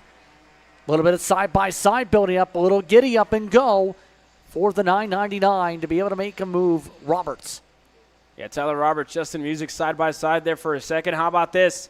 A change for the lead. Jose Carlos Hernandez at the helm. That's your winner from the opening round at Speed Sports Racing Park. As we have more side-by-side action further back in the field. Dallas Dunlap, Sawyer Roussel, Jake Faulkner, all in that battle. As we focus back in at the front, Aiden Rudolph able to clear Peyton Phillips this time around, and he puts himself up into the third spot with a lot of work to do to chase down your leaders. Yeah, they've already built up a good buffer, but for how long is the question. Good draft picked up, it looks like. It's pass time by Rudolph to close on up. Rudolph putting his head down to be able to focus. All that's while Hernandez controls things up in the lead here. Hernandez trying to play the line. Skinner just maintaining his pace. Mind you, Skinner is amongst the drivers that's picked up victories in KA100 junior competition has gotten some experience at SCUSA Nationals and KA100 Junior. Lots of experience for Skinner before his rise here in senior competition here this weekend. You got to look back at last year whenever he joined the senior class himself as well as a couple of other rookies, right? The likes of Beckett Freeze and Justin Music, whenever they joined this class, I mean, they turned it upside down with the speed that they brought, the elbows out racing that they brought with them, as well as talk about rookies here this year. Santi Duran, one of the standouts, able to get clear there on Preston Pico and Jesus Vasquez Jr., it looked like. So the two GFCs for Trackside Karting Services on the outside of the top 10, just on the edge, haven't been able to make much impression. And in contrast, rookie Tyler Roberts been showing some good pace here so far, Justin. Yeah, some brilliant pace so far, absolutely. As a bit of some checking up now, starting to build up some runs is Burke again. They've built up a cushion, though, to Roberts. Vasquez Jr., I'm expecting a lot more than what we're seeing here. But Duran, amongst those, slipping their way on through. There's one move for Vasquez Jr., able to move their way past Music. Yeah, Vasquez said that the start was the name of the game here this weekend. Said if you don't get a good start, you got to really remove yourself from the equation. You're not going to have enough time to get yourself up there with how the draft has gone into effect here. As Ian Howell there further back in the field on his Jake French racing machine drops a tire into the grass. So for Vasquez, it seems like he didn't get the best of starts here for the third of the heat races, but everybody else making moves. There's Ibrahim Din on the inside of Roddy, who drops a tire. Joey Friend just right behind him. That's down in 18th. That's where they're making moves, and look at this, side by side. Rookie, veteran, and Vasquez going side by side. Vasquez not coming out of that one the way he would have liked. Slots back in the line behind Pico. Here comes Adrian Cruz into turn number 1. They make contact. Goodness gracious, up and over. Wow. Everything boiling over for your reigning champion in Jesus Vasquez Jr. and for Adrian Cruz, who's shown really good pace so far this weekend, Justin. Up and over a couple carts going over top each other there. It's been a disastrous day now for Vasquez Jr. More off-track duties. That time it looked like Burke might have been who went off track and lost some ground. French, meanwhile, just trying to get into a rhythm and hope things calm down. Things have been calming up, the opposite of what you want to see if you are part of these droppers right now. And how about the battle for the lead now? It's definitely a lot closer than when it was a couple laps ago. Rudolph, I think, looked to be getting closer. I'm not sure if he was able to close down or not, but for Jose Carlos and for Landon Skinner, they're still bumper to bumper, nose to tail at the front of the pack. And this is checking back in with Taylor Roddy, who's just in the midfield with Ian Howell ahead of him. Sawyer Roussel, Cohen Summers. Looks like Garrett Weaver is in that mix as well on debut weekend with the High Five Texas team that was just launched by Morgan LeBaron and company. Rudolph, indeed, a second back to Jose Carlos Hernandez and to Landon Skinner behind them. John Burke and Jake French still holding on. And Peyton Phillips, like we said, a backward slope so far for him. Just losing positions. And really, we'd have to go talk to him to find out, what's been amiss for them as well and how they can turn it around before we head into the main events later on today, Justin. Yeah, curious to see and hear what some drivers may have to say during the break right now and what's been an intense day of action in the sunshine. But now the question is going to be for Skinner. When does he go? Elects to push this time, waiting for his right moment on Hernandez. Hernandez took a shower line. Skinner trying to get some overlap to build up the corner exit for 13. Coming to the white flank this time by. Last lap this time by was a half defensive move for Hernandez when we got to the back straightaway into turn 11. This time takes a look over the shoulder. For Rudolph, he's going to want to see these two fight as much as possible. Skinner, nothing yet. Again, the biggest passing zones we've seen here so far this weekend. Turn 6, which is coming up now. Turn 8. Before we get to the back straightaway in turn 11. Here we go, side by side. Hernandez to the bottom. Goes deep on the brakes. Skinner going to wash out wide. A little bit of contact it looked like there, but able to single file back out. Skinner looking to refire. Within a cart length still as defensive lines put up by Hernandez. Trying to flare to the inside. Skinner tries to take it outside. Was that too early? Here comes Rudolph. Aiden Rudolph brought right back into play with Jose Carlos Hernandez and Landon Skinner. Who is he going to push? It's going to be Jose Carlos to the bottom of the racetrack. And these two have spent a lot of time working together out at Speed Sports Racing Park, and it looks like they spent time working together here at Amarillo Kart Complex. Jose Carlos Hernandez in heat race number 3. Landon Skinner, Aiden Rudolph to Landon Skinner, to John Burke and Jake French, your top 5. Good finish to this one as the rest of the field comes across the stripe. A lot of separation built up across the field, but in the very end, Hernandez able to hold steady, got the help he needed from Rudolph, and it's enough to power his way to the victory. Well, there you have it. That's it for heat racing action. We go into the dinner break. We'll be back in about an hour's time to kick off main event racing action. You're watching Kart Chasers live coverage of the Texas Sprint Racing Series. We'll see you back here in an hour.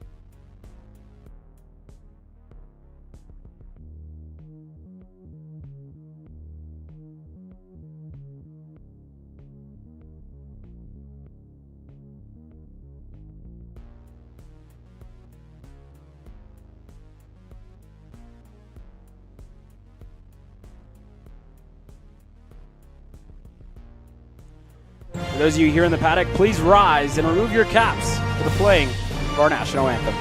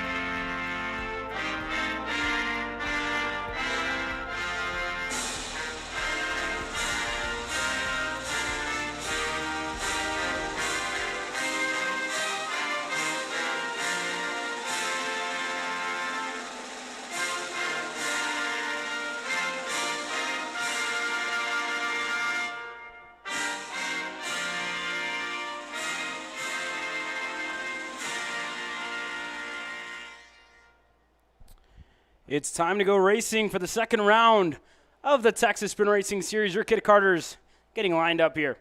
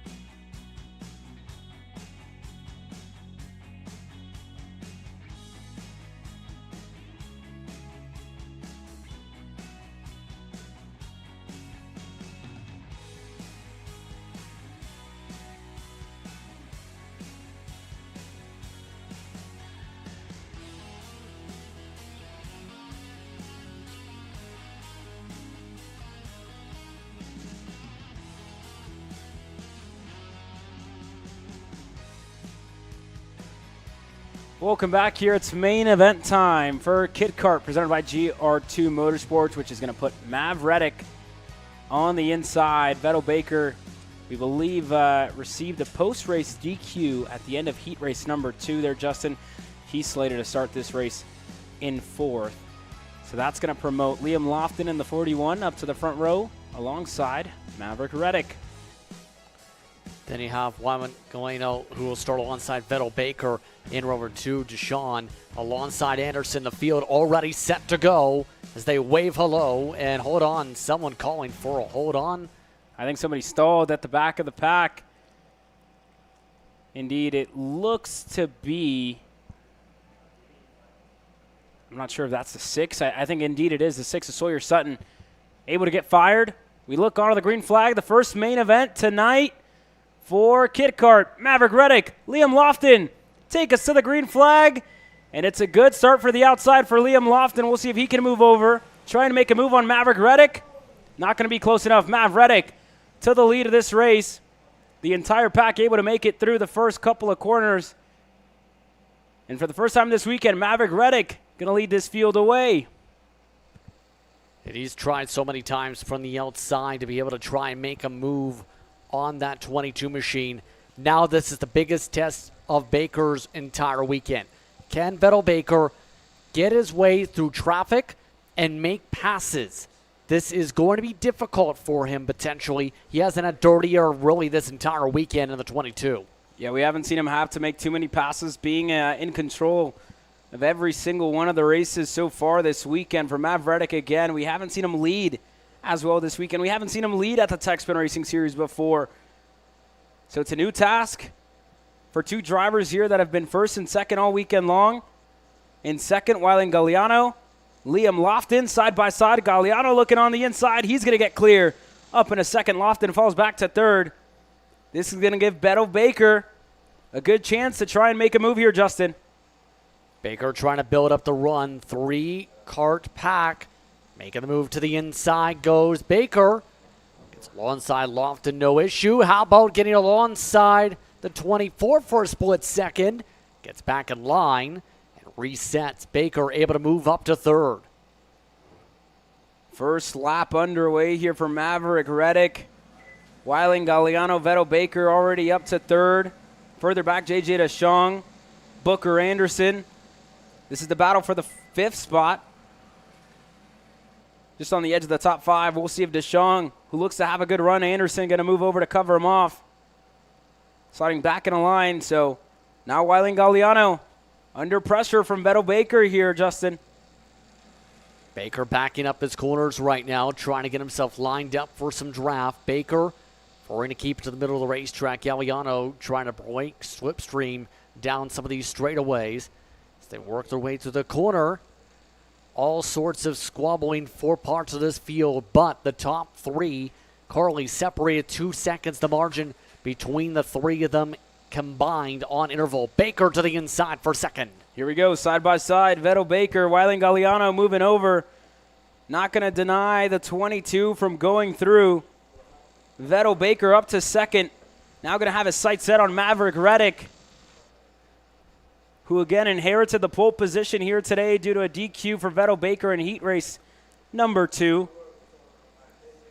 And now single file on the back straightaway. Here we go. Battle further back as well. Booker Anderson, the 77 of JJ DeShong. They've been going back and forth so far this race here, Justin. Yeah, and DeShong for the first time really outside the top 6 spots here, having to squabble things out with Anderson. Anderson doing a good job defensively, holding on in this fight amongst the top 5 as they make their way down the straightaway. Big separation to them now, and where Maxwell and company look to be on the racetrack also as they continue. See some defensive alignment for the 33 as Lofton's transponders having issues. Indeed, for Liam Lofton, says he's down in 11th.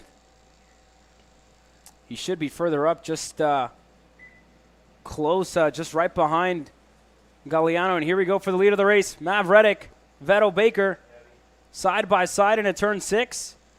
Baker back in a line, and now Reddick going to have a look over his shoulder Again, these two on the same chassis here this weekend, but different teams. Mav Reddick with Kart CRG USA, Vettel Baker with MSL Racing. A good exit out of turn number 7 for Vettel. He's going to clear Maverick Reddick here in the short straightaway before we head on to the back. Not even 5 minutes through, and Baker already able to make the pass. That's been kind of the whole weekend for Baker. Long run speed, straight line speed for days. Very difficult to stop once you give him an opportunity to break away in the draft. He has been electrifyingly quick in this field. Yeah, Baker having a look over his shoulder to see whether he has to defend or not. All looks good there for Mav Reddick. A little wide there on the exit at 13, but he's able to work his way through. We're only 5 minutes into this race. 10 minutes to go for your kid karts here. And really all you can do at this point is try and see where your kart ends up. A few squabbling battles here and there with Sean and Anderson, for example, but for the most part, things have already separated out. Sean now to the outside of the 33. Has to back up the corner instead. Stays right on behind, lines up behind Anderson, trying to set things up again in his CRG. That's DeShong and Booker Anderson. Here's the battle further back as well with Wyland Galliano and Liam Lofton, who's going to have to be hand-scored here in this one. He's down in 4th with transponder issues in this race so far, but checking back in with your leaders, Vettel Baker, half a second up the road to Mav Reddick. And again, we've seen Vettel set in some good lap times, 133s, in comparison to Reddick's 134s. And the same for Galliano in that same zip code. Further back, you have the 97 and the 99, Maxwell Hollis. Sutton in the 6, we saw him not fire off the first time of asking, but he's down in 8th. Lorang to Mondragon, and Lofton, who, again, going to be hand-scored up to 4th. But even then, this race kind of quiet at this point. Again, you have to think we do have 15 minutes here. These skid karts don't get black flags, so everybody stays on the racetrack. But lap traffic could be something that comes into play later on in this race, Justin. Yeah, and that would be the first time any class has had to deal with lap traffic, mind you, with the longer distance. It's going to be interesting. See if these kids are able to cleanly make their way around some of the traffic, not expecting too many big issues. By the way, Lofton has gone around Galliano for that 3rd spot. 77 of Sean Still. Not able to find the dial tone yet. Here comes Anderson. Ring, ring. He's going for a pass in the backdrop, side by side. The top 4 stay single file. Let's see if he was able to make his way through. DeShong, not yet. Booker Anderson still ahead of him. And holds on to his spot. That's back for 5th. In between Booker Anderson and JJ DeShong. And again, the coolest part about, weekends like this, you see all these drivers come from all different places. Justin, we've, spent the time walking the paddock as well this weekend, talking to many different families out of Mississippi, Phoenix, Arizona. The likes of Billy as well coming out here this weekend out of Phoenix, Arizona, coming down from Cincinnati to be here this weekend as well for a lot of different people, right, with 183 entries and some very, very competitive senior classes as well as junior and cadet classes, showing why this regional racing series is the biggest in the nation. Double six in the air, but this is to mark the halfway mark in this race. Just 7 minutes to go left in this one. Cross flags up at the flag stand as these two kids continue to scrap it out. Sean has quicker speed down to the early part of the straightaway into the midway point, but Anderson has the better speed at the back end of the straightaway so far. His 33 car in the fight. He's also been taking a lot more shower lines and opening up opportunities for DeShong to make a move, to get alongside like right now. But once that speed kicks in for Anderson, that 77 just loses steam and just cannot keep it alongside for the passing zones right now. For those of you at home wondering, Vettel Baker, Mav Reddick, still your two leaders here. Vettel ahead by 2 seconds ahead of the Kart CRG USA machine of Vettel as one driver goes around. That looks to be the 27 of Mondragon, who spun it around. So unfortunate there for Aaron. He's going to get back going, and I think the black flag's waving for one driver as you have your leaders approaching. There's Booker Anderson, and there's JJ DeShong.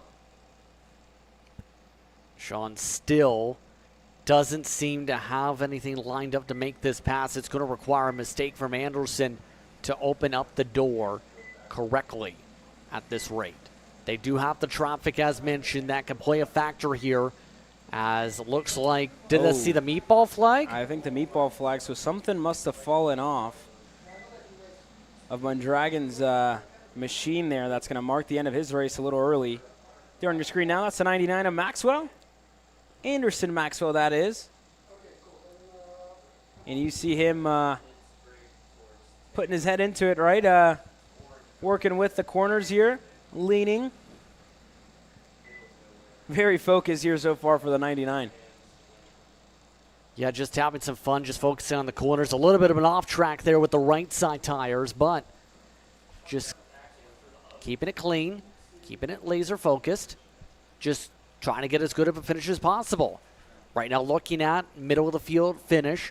If anybody has any issues, might be able to maybe sneak away with a top 5 if anything happens. So just keep on running the racetrack, keep on having fun, and that's the main thing about this class, is having fun. As Maxwell, I'm not sure what's going on, but he is looking at something on the left side, just trying to peek around the front of his cart, went all the way to the left side of the racetrack. He's just leaning into it, man. He's very dialed in. You see the right turns, the head goes to the right, the body goes to the right as well. Left turns, the body goes to the left, the head goes to the left as well. He's having a good time out there. I think that's pretty safe to say here. We see smoke up in the air, and there's a change for the lead here. Vettel Baker and Mav Reddick just traded positions. There's a huge issue for Vettel Baker, the 22, with some sort of issue. Not sure what happened to the leader, but here's your new leader. Maverick Reddick inherits the lead of this race as Baker continues to fall way down the order. Where is Vettel Baker right now? Because he's fallen down to 6th. That's Liam Lofton right there on your screen. I'm not sure he's having a transponder issue or if he's still out there on the racetrack. But Vettel Baker, it seemed like he pulled in. Oh, wow. And Maverick Reddick is your new leader here, Justin. After dominating all weekend, the mechanical issues start to pile up, and all of a sudden, it is right into Reddick's lap to be able to take this race win. Heartbreaking, and then some for the 22 camp hearing. As a result of that situation, this is going to be a tough break for them after having a dominating kart all race long. Almost a little, unfortunately, just didn't have the kart to last the whole 15 minutes. Well, I'm taking a look outside of our window here, and, you know, I don't see him, and I think it is Mav Reddick. Indeed, with Liam Lofton just right behind him. And then in third was Wyland Galliano. So unfortunate there for them, and it seems like there's the 33.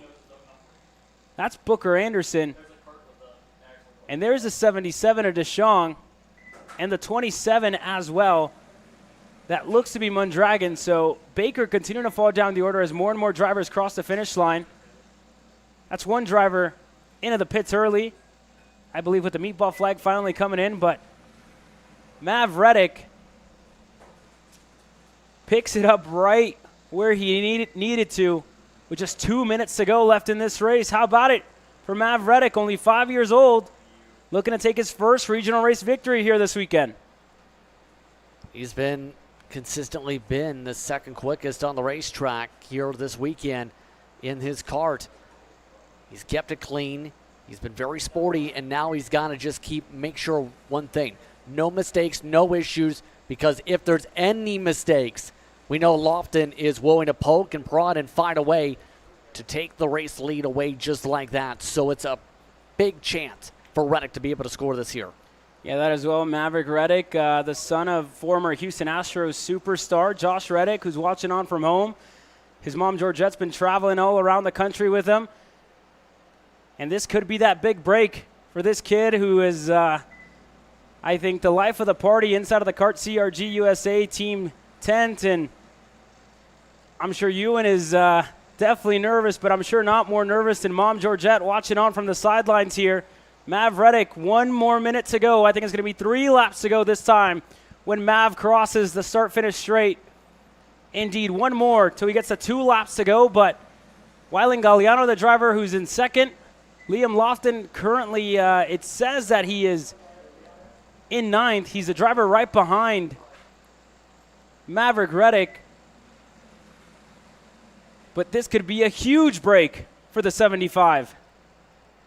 I think the 22 having the card issues was the break in itself to set things up. Maverick Reddick continuing to drive the race of his season so far, keeping it clean. Lofton slowly chipping away, but it's going to require a lot of mistakes if there's going to be any chance for Lofton here. Reddick seems to be consistently turning lap after lap in a strong ballpark in the 134s right now around this racetrack. Last time by 134.5.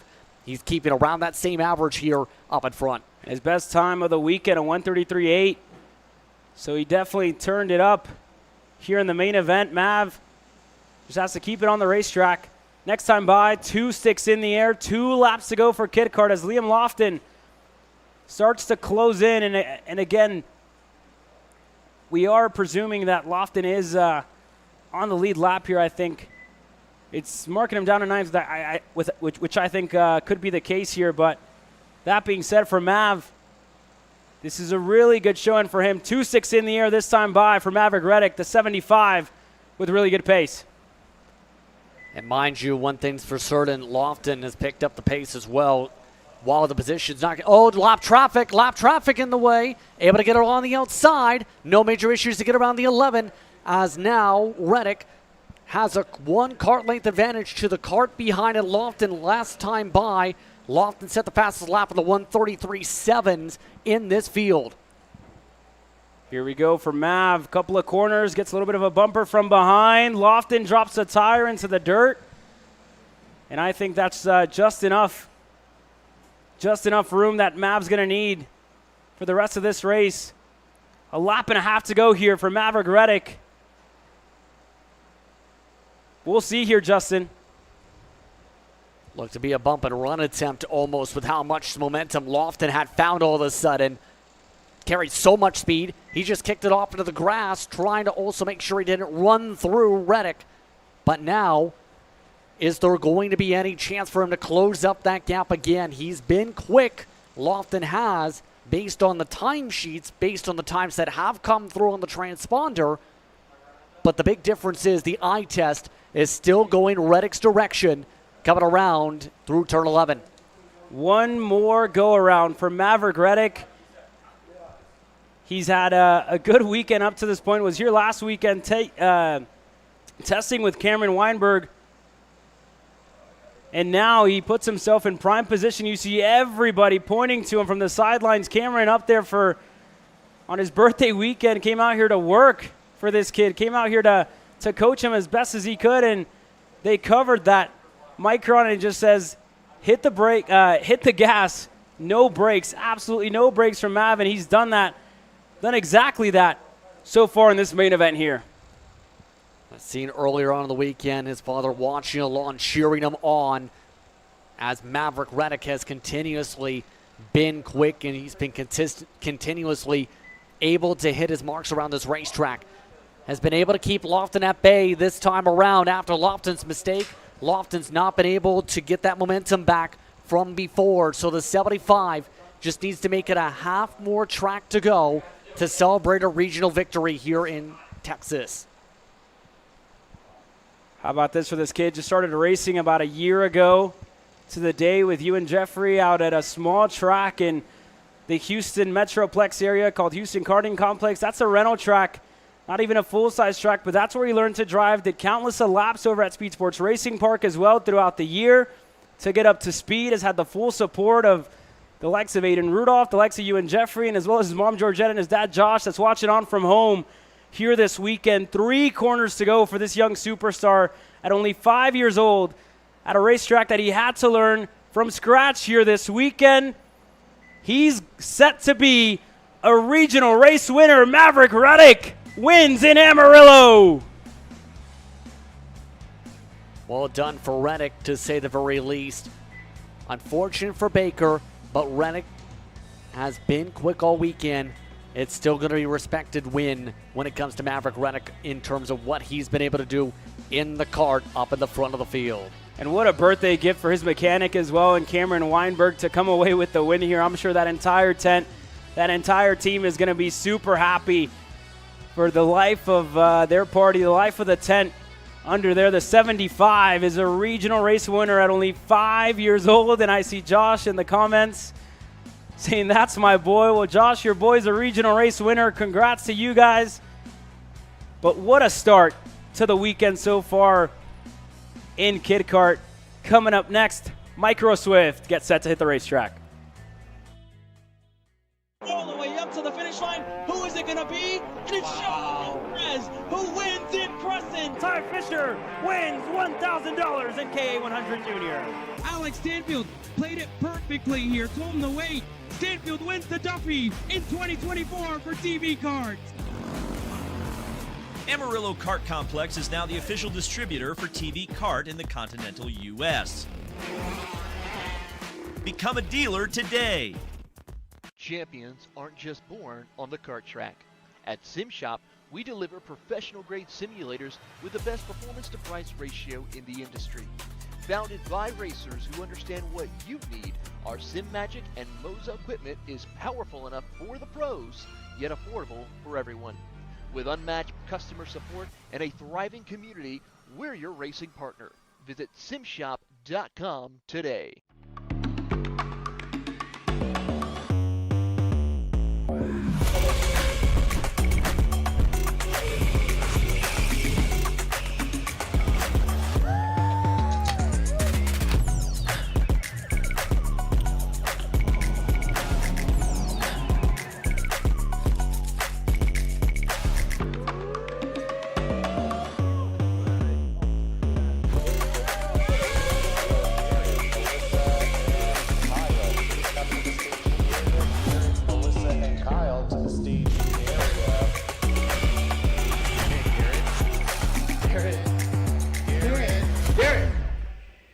Let's go race.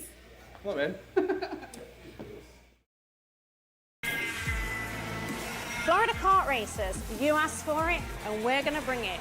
Introducing Florida Karting Championship, FLKC, a brand new racing series coming to Florida in 2026.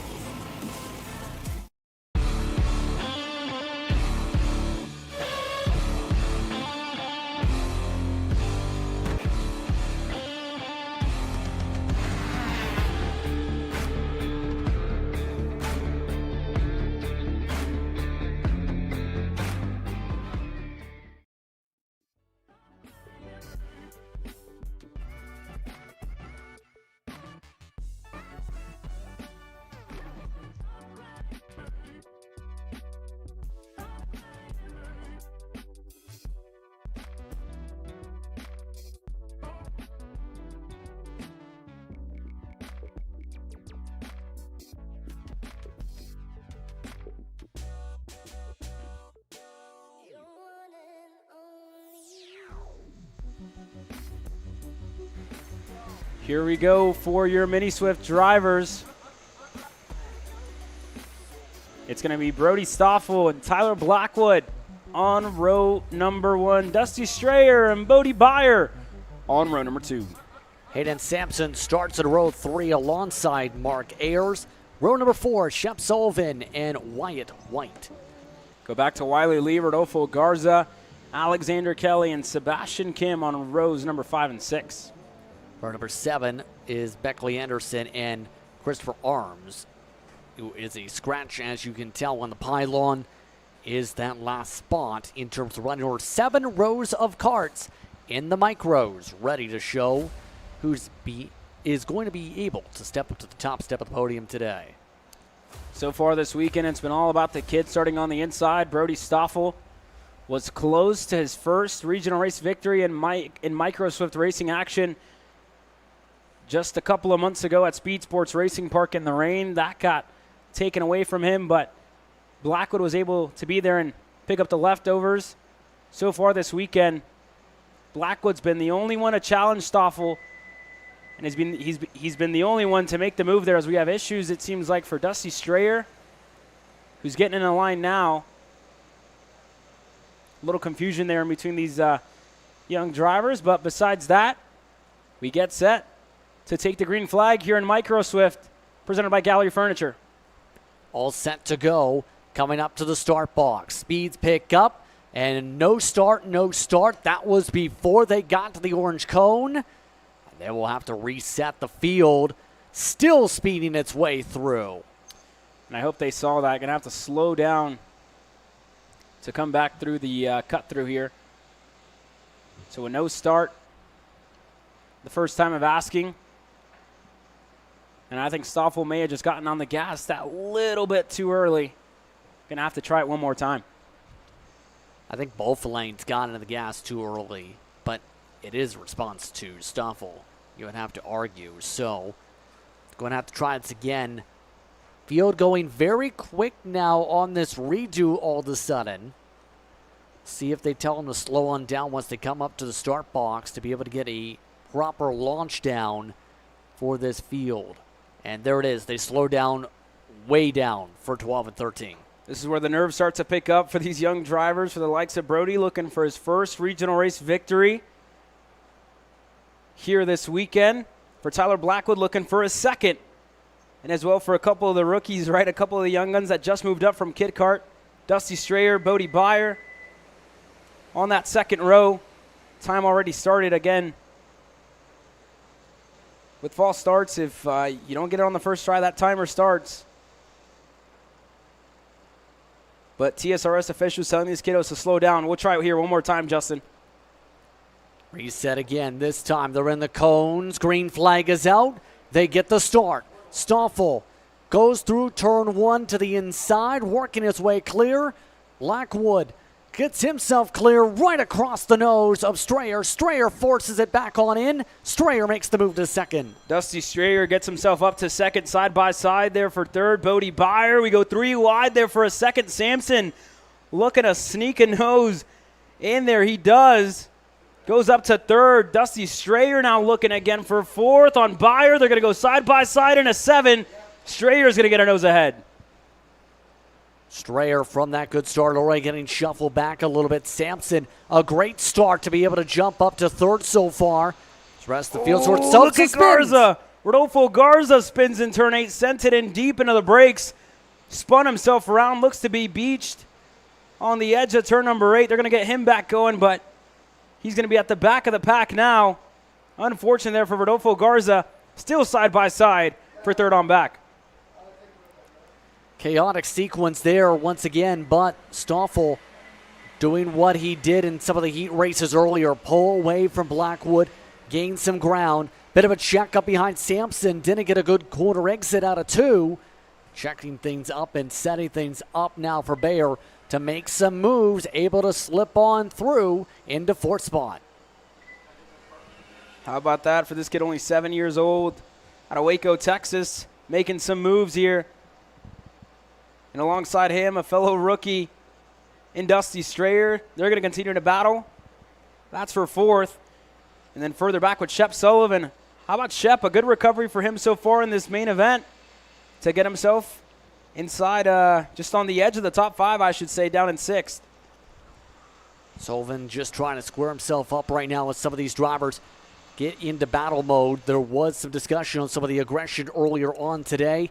Some drivers trying to make some big blocks already. Triple kart tandem to block. There goes the run for Bayer. The inside of Sampson makes it work before they even get to turn 11. And Sampson gets uprooted and missed of the corner by Bayer. Goes off into the sand trap.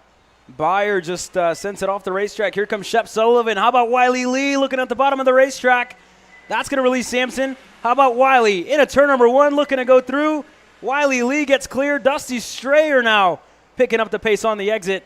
And you see Wiley pointing to his helmet, trying to tell his fellow competitors to think a little bit and start pushing each other along. Hey, it's something we usually see in micros sometimes where drivers want to pass, making our pass, let's make it our one. Where am I? Pass, pass, another one. How about another pass? Oh, into the race lead. Block, block. Oh, no! Dusty Strayer up and over the rear bumper there of Wiley Lee. That was close, but Strayer going to lose 3 positions in the process. Shep Sullivan got through. Bodie Byer got through as well. In another one, it looks like it could have been Kelly, the driver that worked his way through there. But, man, for Strayer, that was definitely a scary moment. His 2 front tires were way up in the air there, Justin. I think it just ran over the back end and just launched off like a rocket just about. Very lucky to still be on the racetrack, I will say, after a situation like that. Blackwood so far. Now, once those getting shuffled, I should say, some of the others lined up behind Lee. Strayer now still trying to defend some moves. Kelly looked to the outside, forced to reset out of 2 as some of those drivers continue to scrap going into 3.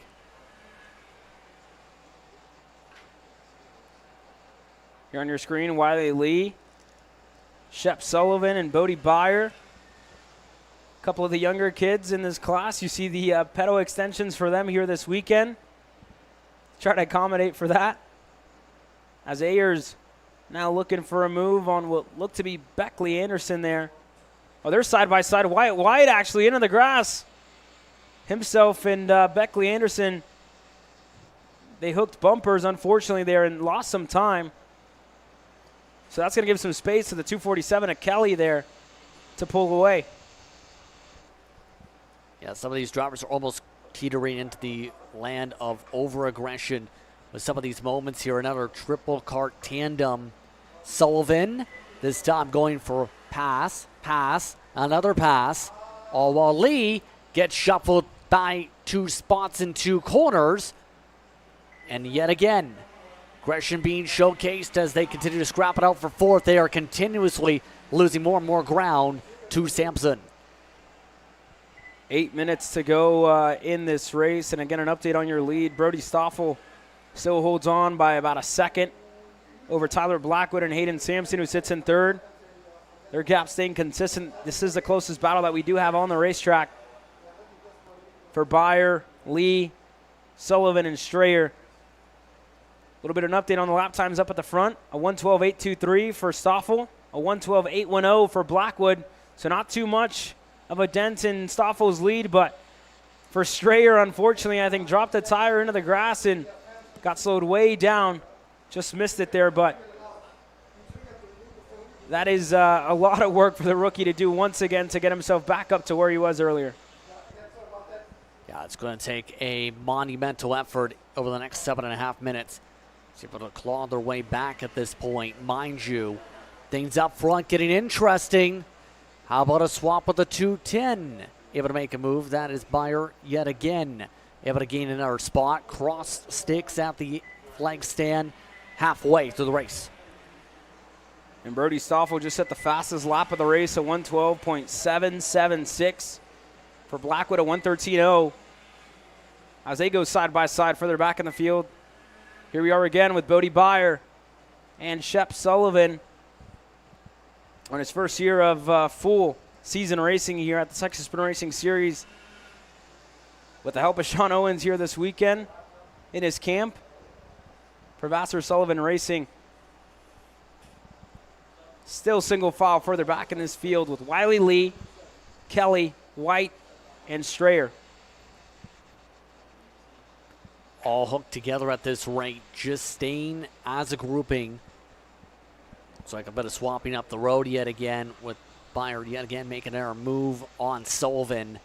But the rest of these karts all grouped together don't seem like they are in the hive mind of staying in a line of work together. They're quite simply focusing on getting as far as they can in this running order. And the main thing that will set up a lot of these passes are differentials in how you've set up the karts here. In terms of speed, a bit of a checkup once again in that pack.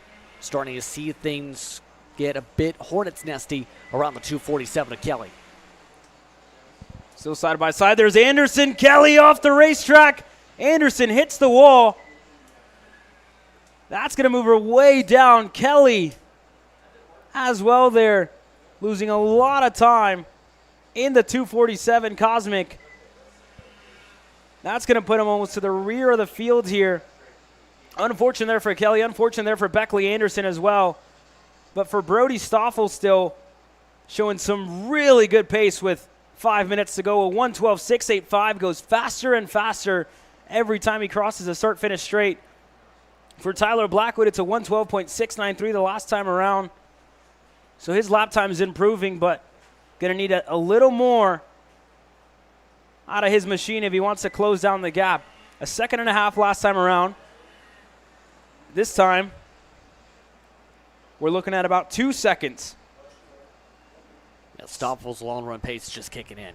What else can you say? We've seen flashes of this during the heat races. We're seeing it carry over here tonight for Stoffel. Absolutely flying to be able to maintain pace and run away. And we've seen consistency out of this kid, right, in the past couple weeks. I look back at Trackhouse Motorplex where himself and a fellow young driver in Slate Harrell found themselves up at the front of the field, and he was calm, he was confident, he was cool and collected and pushed away from the rest of the field that weekend and finished second. And you look back at last weekend at the Motorsports Country Club of Cincinnati where he was the fastest in happy hour, didn't have the best of qualifyings, but somehow, in some way, always managed to put himself in podium contention, and now he's in the championship talks in Micro Swift at the SCUSA Pro Tour. And the same for Tyler Blackwood, right? We've seen this kid so far this year here in TSRS, and he was impressive in the rain and the monsoon weather through the cold that we had. Was able to pick up a race win over Brody Stoffel that's right ahead of him. And these two, again, delivering some great racing action. And here goes Tyler Blackwood now, responding. A 1:12.529, a tenth quicker than Brody Stoffel. That gap was at 2 seconds. It's now down to 1.8 in between your two front runners here, Justin. Yeah, that's about 2/10 more so picked up there at this point. The top two running away by 21 seconds on the racetrack in the interval. That is about somewhere in the range of 50-60 kart lengths for those who want the visual. But at this point, for Blackwood to reel on in Stoffel, it will take being able to turn what you just had lap-wise every single time all the way to the checker flag. And by that point, might get a draft distance to be able to quickly gain some time that way. In clean space, all you can do is try and just outdrive him, outpace him in terms of raw talent. And that's the tough thing right now is that's easier said than done when Stoffel's doing what he's doing. For Tyler Blackwood, we saw the immense support for him here earlier on today.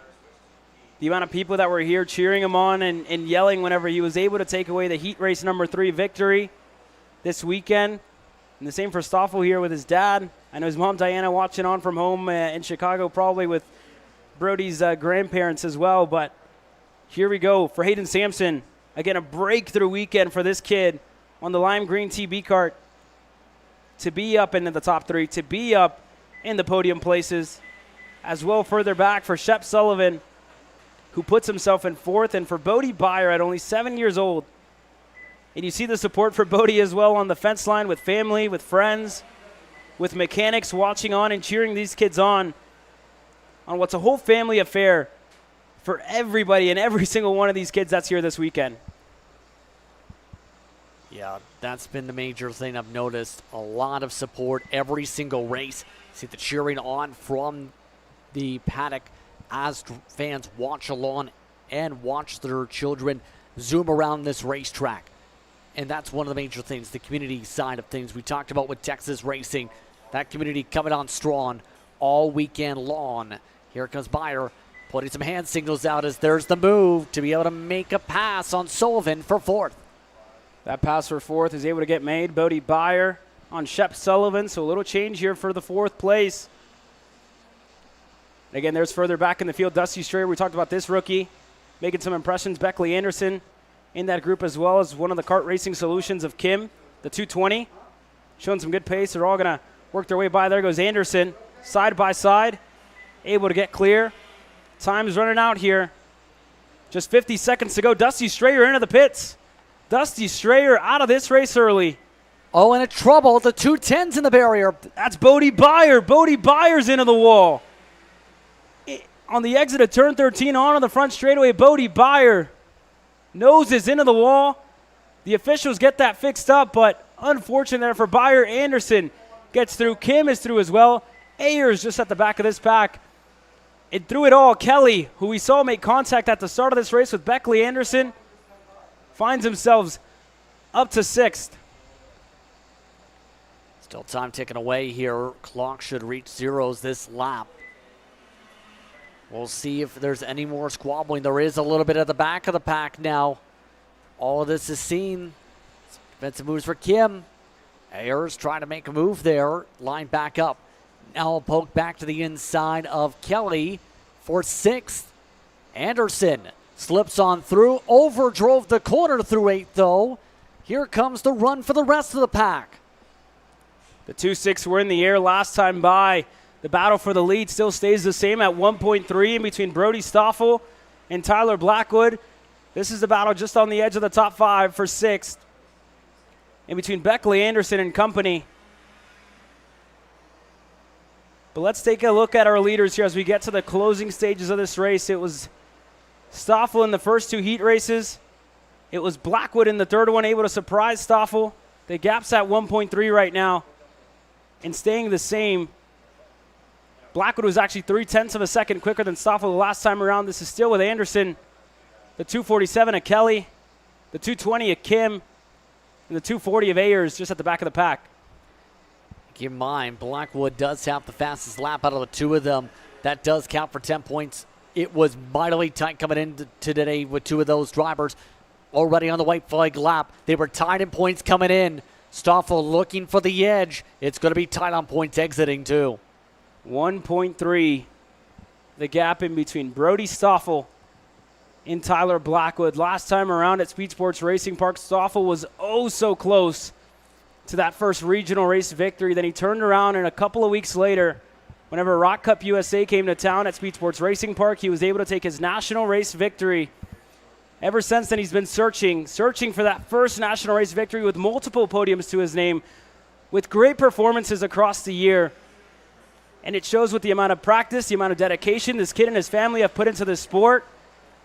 They just announced they're making the move over to Mooresville, North Carolina to get closer to Trackhouse Motorplex, the heart of racing and the heart of karting, the biggest club scene that we've seen across the nation. It was taken away from him at the opening round at Speed Sports Texas, but this weekend, nobody's going to deny the 229 from winning in Amarillo. Brody Stoffel is a regional race winner in Micro Swift. Nicely done by Stoffel. Dominant pace throughout the weekend. He kind of emphasized with what he showcased on the racetrack that he can perform and stay at the front and control the tempo. While Blackwood was able to chip away at the end, it was still Stoffel with the edge. Some other battles continue. You go back here, the battle for what looks to be third in between Shep Sullivan and Sampson. I think it's going to be Shep Sullivan on the podium for the first time in his young career here in Amarillo Kart Complex. Tyler Blackwood across the line second, gave it everything he had here this weekend. There goes Wyatt White. There goes everybody else. Everybody stoked to cross the line here. Wyatt White, your top 5. To Anderson, to Kelly, to Ayers, to Kim, to Garza, your top 10. Bodie Beyer, unfortunately, hitting the wall. Dusty Strayer, Wiley Lee, not able to close this one out. For Brody, I'm sure his dad, Rich, is going to be super happy when he comes into the scales. Brody Stoffel wins in Micro Swift. We'll take a quick break from the action. We'll be right back with Mini Swift.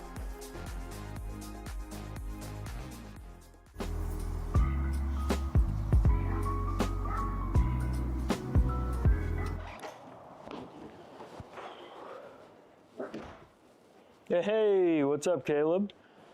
What's up, Brandon? You sound defeated. A long day at the office? Yeah, got stuck at a cat food marketing meeting for like 3 hours. I don't know a thing about cat food, and I don't even work in marketing. And then I got sent on a coffee run like I was some sort of intern. Then at the end of the day, when I want to go get gas, I just realized everything is so darn expensive nowadays, man. Yeah, you got that right. Like, do you have any idea how much we're spending on Netflix? That's like $20 a month. Do you know how much we're spending on cable? That's like $50 a month. But you know what isn't expensive? Tell me. Kart Chaser Premium. For only $9.99 a month, you can watch all the American karting action live from coast to coast. Subscribe and become a member today.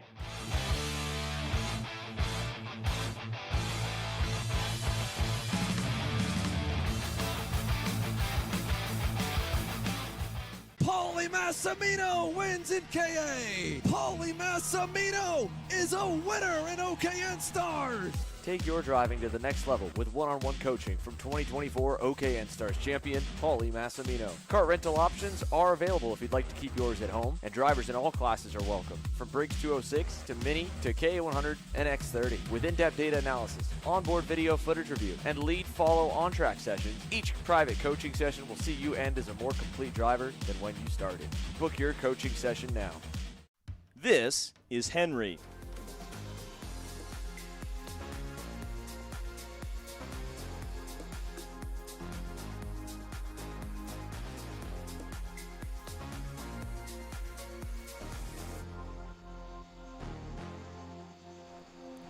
Welcome back here to Amarillo Kart Complex for the second round of the Texas Sprint Racing Series. Let's run you down your starting lineup.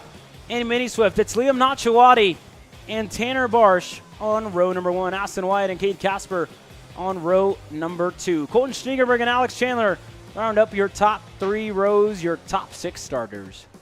That's Marshall Steves alongside Marcelo Flores, Simon Klein alongside Clayton Stiles in row 5. Then it's it will be in 6th. Then it's Jensen Willander will round out the top 6 rows. You go back to Theo Mitchell, Silas Rude, Aitayo Olisa, Cruz Rodriguez, Jaden Laviolette, Nayeli Vargas, Gavin LeGrapp, and Jack Cowell, your 20 drivers that are getting set to take the green flag. Liam Nachawati was able to stun Tanner Barsh a couple of races ago. Let's see what it looks like this time by. No start, no start, no start. The first time of asking. And they'll try this again as the clock now starts as a result there, so they'll have a little bit less opportunities to battle for a lap or so. So obviously they didn't like what was going on in terms of the bunching up. They'll have to regroup again. It seemed like Nachawati just hit the gas a little bit too early. Gonna have to try it one more time. That gives us time to talk about your drivers in this field. Keep an eye on Moraviec to try and work his way through this field. We saw him spun around in the grass at the start of one of the heat races. He starts 11th. Simon Jack Klein, Marcelo Flores, they've been up in the mix at points this weekend. They're going to look to try to get further up there. For this one, Alex Chandler, we still haven't seen much of him. He's been in 6th. Getting himself closer and closer to the top 4. Just hasn't been able to break through just yet. Schniegenberg got shuffled back a couple of times.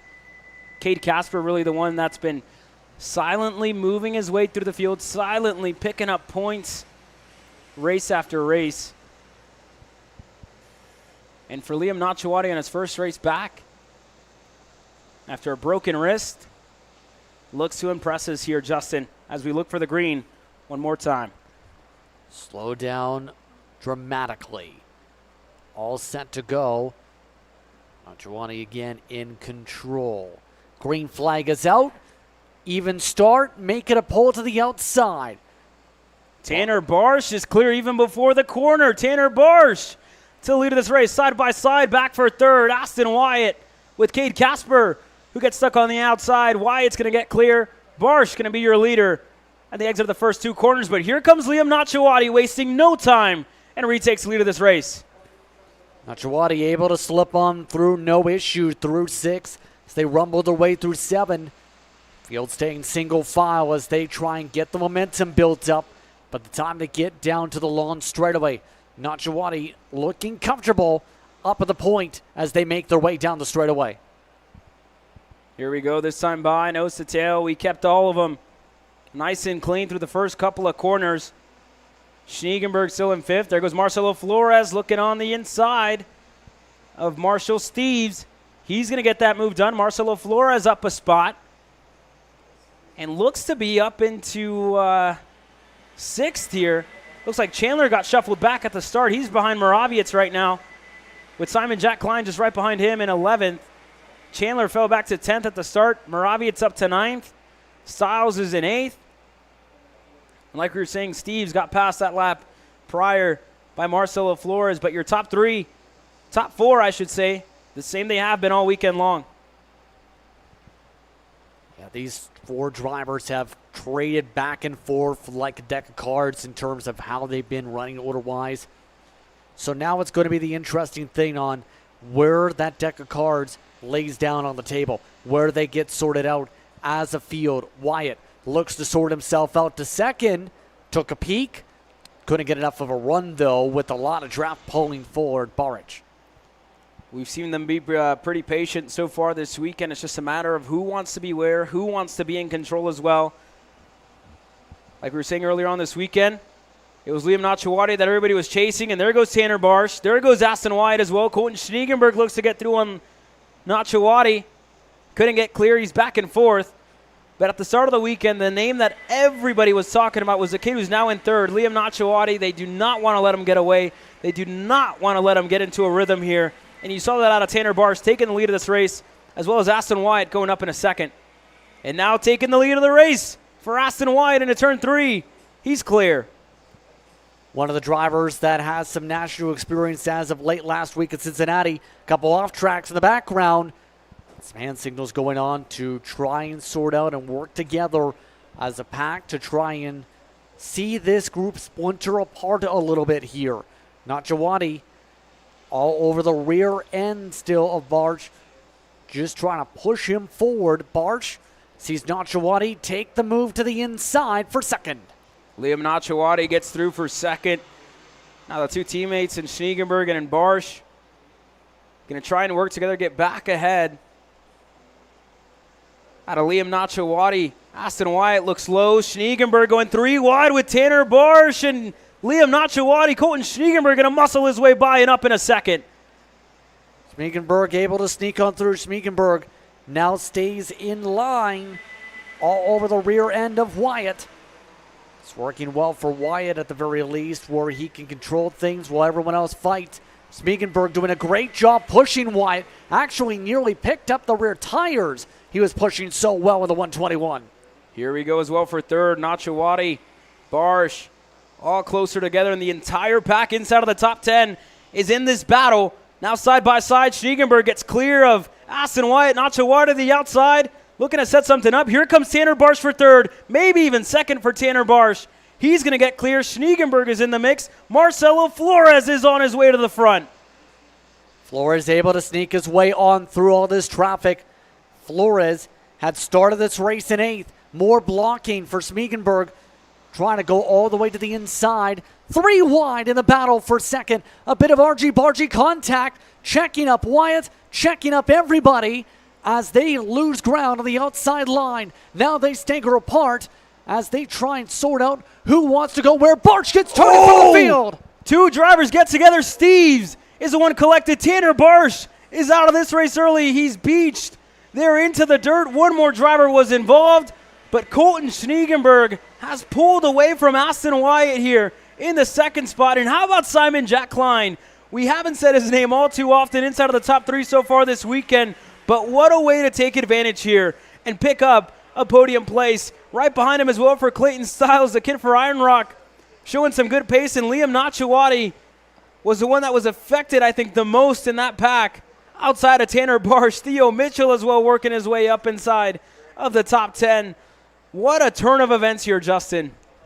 What a turn of events, and now this pack is splintered apart, and some of the big names that have been dominant all weekend going to have a long road of recovery ahead of them if they want to close up right now.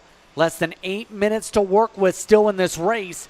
It's looking comfortable for Schniegenberg and Wyatt with what they've been able to build as a result of all that calamity in terms of distance up front. Here are some of the names that unfortunately won't be continuing on with us. Marcelo Flores, we saw him in that battle with Marshall Steves. Those 2 drivers are going to be out of this race early. We saw Cade Casper as well get involved. He's down in 17th.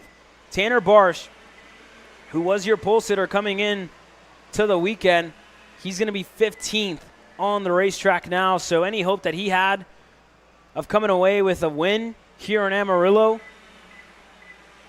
that's out of the picture here, Justin, unfortunately.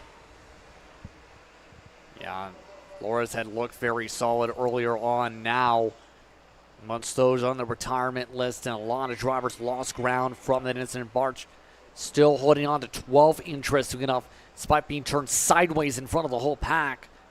Klein doing everything in their power to try and at least keep in the draft of Wyatt. They are just at the cusp, if not in the draft range right now, to be able to close things up for second. What a drive for little Simon Jack Klein here this weekend. New colors on the TB card, and as well for his family. I mean, a lot like, everybody else has been traveling the country as well, from race to race, racetrack to racetrack. And this weekend, this would be a good result after what's been bad luck for young Simon in the past couple of races, in the past couple of weekends as well this year. But this could be a little boost of confidence. The closest race he has to home, based out of Oklahoma, here this weekend in Amarillo. Some family came by for him, and that adds a little bit more to it all here for Simon Jack Klein, who's getting closer and closer to the rear bumper of Aston Wyatt here, Justin. As said, was just inside drafting range. Now that draft able to pull on forward. Notice that every time just within 8/10, you see a rapid gain. Some drivers in the lineup making some moves. Nachawati able to gain one spot in the traffic. Now they go back and forth. Klein trying to hold on defensively as they dart back and forth. Another move, another pass with Wyatt back to that spot for second. You see Klein taking a look over his shoulder. Liam Nachawati, the driver right behind him for Tyler Moraviec as well. What a drive up the field for Tyler as Nachawati looking low for Simon Jack Klein. Nachawati gets clear. He's up in a third. Moraviec now next to try and have a look on Simon Jack Klein. Styles still in tow, as well as Alex Chandler. And now we're in heat race distance from here on out. Right now, Nachawati doing exactly what we have seen him do several times. Charge forward and make passes here this weekend. Now over the back end of Wyatt, providing pressure. I think, though, it'd be smart to try and see if they can close up at least a little bit to Smeekenberg, who's on their own at this point by more than 2.7 seconds. 2.7 seconds at the moment in between Colton Schniegenberg, a kid who's been all over the world, racing everywhere you can imagine, and still comes back here to TSRS weekend after weekend, round after round, to come race here to keep himself fresh and to keep himself in a championship, what could be a state championship for Colton, among other things. As well for Aston Wyatt, who was impressive last weekend at the national circuit. And again, bad luck just plaguing his weekend. Simon Jack Klein, Moraviec, all been super impressive. Nachawati's up in a second now. He was able to get the move done on Aston Wyatt.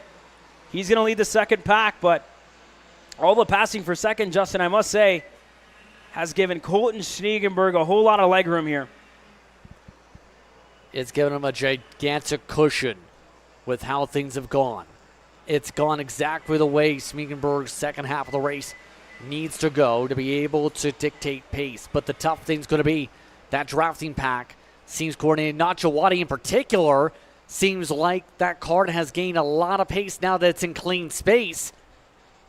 Will there be enough time for Nachawati to be able to pull forward? It looks like on his own, because guess what? He's just about broken the draft of everyone else behind, and they're busy fighting for third now with Klein to the inside. There goes Klein. There goes Moraviec as well on Aston Wyatt. The two of them able to get clear. Now Wyatt asking for a little bit of help out of Styles and Chandler. They're going to close in on the back straightaway. Does Wyatt go back? Does he want to retake it now? He's going to wait a little bit. For Nachawati with the battling for third on back, he's not getting much help to make headway on Colton Schniegenberg. You see that gap start to open up. 2.4 the last time by. 2.3, so Nachawati took a 10th out of the gap, but 2.5 minutes. He's running out of time here. Slowly but surely running out of opportunities here. Schniegenberg still dictating things up at the point, but still, that 177 has looked sporty all weekend long. No matter the class, we'll say Banana Yellow machine making a move. Able to squeeze on by the lime green machine. Able to work their way through. There goes Styles. There goes Chandler and Aston Wyatt continuing to shuffle back here in this Mini Swift main event. Chandler looking for a move on his teammate. Saw him back in a line. And for Moraviec, who we were talking about him earlier, having to work his way through this field to put himself in podium places, that's a dream scenario for Tyler Moraviec, who's made up a ton of spots in this race with just a minute and a half to go. Simon Jack Klein looking to the inside in turn 11. He's clear. And that's new life for the likes of Wyatt, for the likes of Styles, for the likes of Chandler to try and snag a podium position here in this one. But an update on the battle for the lead. Liam Nachawati took off 0.4 of a second on the gap that Colton Schniegenberg had. I think he might just have enough time. He has about 3 laps to go, maybe even more than that, could be 4, for Liam Nachawati to try and close down his gap to Colton Schniegenberg. We'll keep an eye on it. Yeah, 1:11.6 is 3 consecutive laps when it comes to his close-up. This was a 1:11.4 the previous time by Schniegenberg. For reference, he's been running 1:11.7s, 1:12s more so throughout this race tonight. So there is the chance, if Nachawati gets up on it and then only has one chance really to make a move for the spot. Wyatt, meanwhile, going to be a bit disappointed on the run. Looks stellar to start off the race. It slipped away on the long run as this race has cooled down. And you just got to think about, what could possibly be wrong for Aston Wyatt here in this race. And to me, it could be a problem with the motor more than anything, where he's losing so much time. And you see that visible frustration out of Wyatt on the front straightaway, and rightfully so. I mean, that kid has the pace to be running up at the front like we've seen him so far this weekend, but this race is kind of just falling out of his hands. For third on back, it's still Simon Jack Klein, like we talked about, a good showing for him here in the main event. The same for Tyler Moraviec, who had a lot of work at hand to do, and he has a lot of work to do as well in 206 Cadet later on today. But he's shown the pace. He's shown the speed so far. And himself and Simon Jack Klein are going to fight it out for the podium places in the closing stages of this one. They're going to go side by side on the exit, it looked like, for a bit. Single file to turn number 8, Justin. Yeah, for now, the question is, will there be an opportunity to take away the podium here? Moraviec still pushing on the back end of Klein, trying to separate away from Styles. All over the rear end, trying to push him far here and wide. Did that adjust the bumper there? Looks like that lowered things down a touch. 2 laps to go. 2 laps to go. Liam Nachawati inching his way closer. Just at under half a second. He took another 0.4 out of the gap that Colton Schniegenberg had the last time around. Nachawati pushing, and Colton Schniegenberg on the hot seat here in Amarillo. Simon Jack Klein as well, with Tyler Moraviec just right behind him, fighting for the last of the podium places. But with this race starting to end, we focus here on the top 3. Klein to the bottom. Moraviec looking to set up the over-under. He's going to get clear. Chandler looking to go on Styles as well. He gets through. Moraviec timed that up perfectly to be able to clear by quickly. But look at that for the lead. Here comes Nachawati. He's within draft, within 2 kart lengths for the lead. Lap and a quarter to go, and it is on Nachawati trying to get all the bits of draft possible to close this gap. It's down to under a kart length into 11. Look back to Speed Sports Racing Park a couple of months ago where Schniegenberg was racing in the rain, and it just fell away from him at the end to his friend Tanner Barsh. And this time a kid that he's grown up racing, that he's been racing with over in Europe so far this year. The two of them fighting here back at a series where they grew up racing, where they learned how to race, where they learned how to win as well. They're going to go side by side up into turn number 3. Schniegenberg to the bottom. Nachawati to the top, looking to get clear. Has a nose down low. He's through. Nachawati takes the lead of the race here, Justin. Still not done yet. Schniegenberg tries the left. Now tucks back in line. Nachawati works his way now through 5, 6, coming up to 7. Schniegenberg has the opportunity to pull some draft, be able to set things up through 8 or better yet through 11. How will he do things as Nachawati already hugs the middle of the racetrack, leaves the inside open for Schmiegenberg. Schniegenberg works his way through. These are two kids that grew up racing at a small track in Denton, Texas, called North Texas Carter. They've taken their talents over to the world stage, and this weekend they fight here once again in Amarillo, side by side on the back straightaway. Nacho Wadi getting clear. Schniegenberg with a nose down low, looking to go through. A little bit of contact. Nacho Wadi goes around. Colton Schniegenberg works his way through. The double checkered in the air. Colton Schniegenberg wins in Amarillo. What a finish, and the rest of the podium. Klein does get to second. What a finish. Nacho Wadi doesn't even get a top 5 as a result of contact through 11 and a spin off the track. For Simon Klein, for Tyler Moraviec, what an end to this race. What an end. And for Schniegenberg on a weekend where he returns home with MSL. For his dad, who's been hard at work getting this kid all over the world, to his mom that's watching on from home. They take a win here today. What a return for Colton Schniegenberg here this weekend in Amarillo, and an unfortunate end to Liam Nacho Wadi's weekend, who showed some really, really good pace so far on his return after an injury sidelined him from the second round of the SCUSA Pro Tour. Good to see the two of them back here this weekend. But it's time to focus on K100 Junior here, Justin. And that field's going to put on some entertaining racing potentially here. Some good battling so far. A dramatic finish once again for these drivers. What a finish is all you can really say. And will the momentum continue the rest of the evening? It's been all to play for so far this weekend in Amarillo. You can never call it too soon.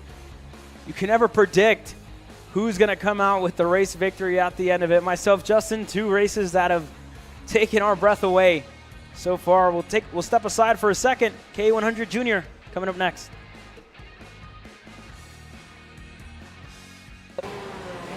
Brandon, why are there all these charges stop. for just over $200? I'm tired of all this branding business, okay? Branding this, branding that. Why are there all these expenses on AKR over $200? We know, okay? Take a walk with me. At Shop AKR, they have everything you need to start racing at a very cheap and affordable price. They have MXC rims, they got chains, electrical stands, tilt seats, they got MXCs. And if you didn't know, on top of that, any purchase in the continental US over $200, that's free shipping. Hey, aren't you supposed to be in the AKR Anonymous meeting over there? Dude, I'm doing a commercial. Dude, we have no time. It's about to start. Stop. We all love Shop AKR. Me? More than others.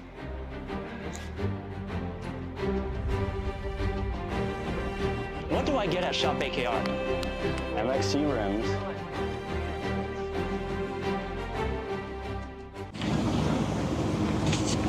Kyle, what are you doing? It's got my new Greyhound seat. You don't even have a cart. Doesn't matter. I have a Greyhound.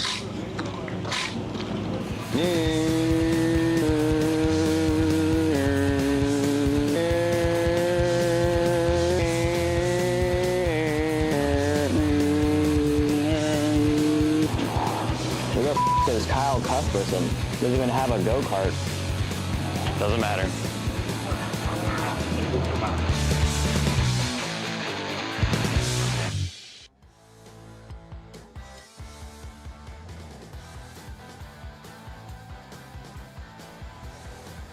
Welcome back here to Amarillo, Texas. 3 races down, a handful more to go. K100 Junior presented by P1 Engines out on the racetrack now. Let's run you down your starting lineup. Tyrone Kemper Jr. out of New Orleans, starting on the pole and on the inside alongside David Ibarra out of Dallas, Texas. Nathan Golseth and Matthew Duquette on row number 2. Then it's Jackson Baldus who will start in row 3 alongside him. Carson Berry quietly in 7th in row 4. Oscar Antonsen who will start alongside Luke Cruz amongst the top 8 positions. Mason Berry and Easton Cox your top 10. You go back to Mateo Quinto as well as Nicolas Orbezo, who's been plagued with bad luck so far this weekend. They're starting alongside each other on row number 6. Salvador Ruiz, Braden Ledwig on row number 7. 14 drivers getting set to take the green flag here today. But so far, it's been about Tyrone Kemper Jr., David Ibarra, Nathan Golseth getting himself into the mix there as well. This front row getting set to provide some great racing action here, Justin. We've seen some battling all day long between Kemper Jr., Ibarra, and Golseth. Now we get fired away. Kemper Jr. clears on through with the green flag. Barr to second, and big contact. 4 carts off, 1 off in Narnia. Carson Berry off the racetrack. Nicholas Orbezo's off as well. I think that could be Antonsen as well. The 869 is off, and it looked like Carson Berry and Luke Cruz, hometown kid, out of this race early. Unfortunate start for them. But up at the front, it's the same two that have been going back and forth so far all weekend long. David Ibarra, Tyrone Kemper Jr., Golseth still chasing there in third with Matthew Duquette right behind him. So far, so good up at the front of the field at the very least.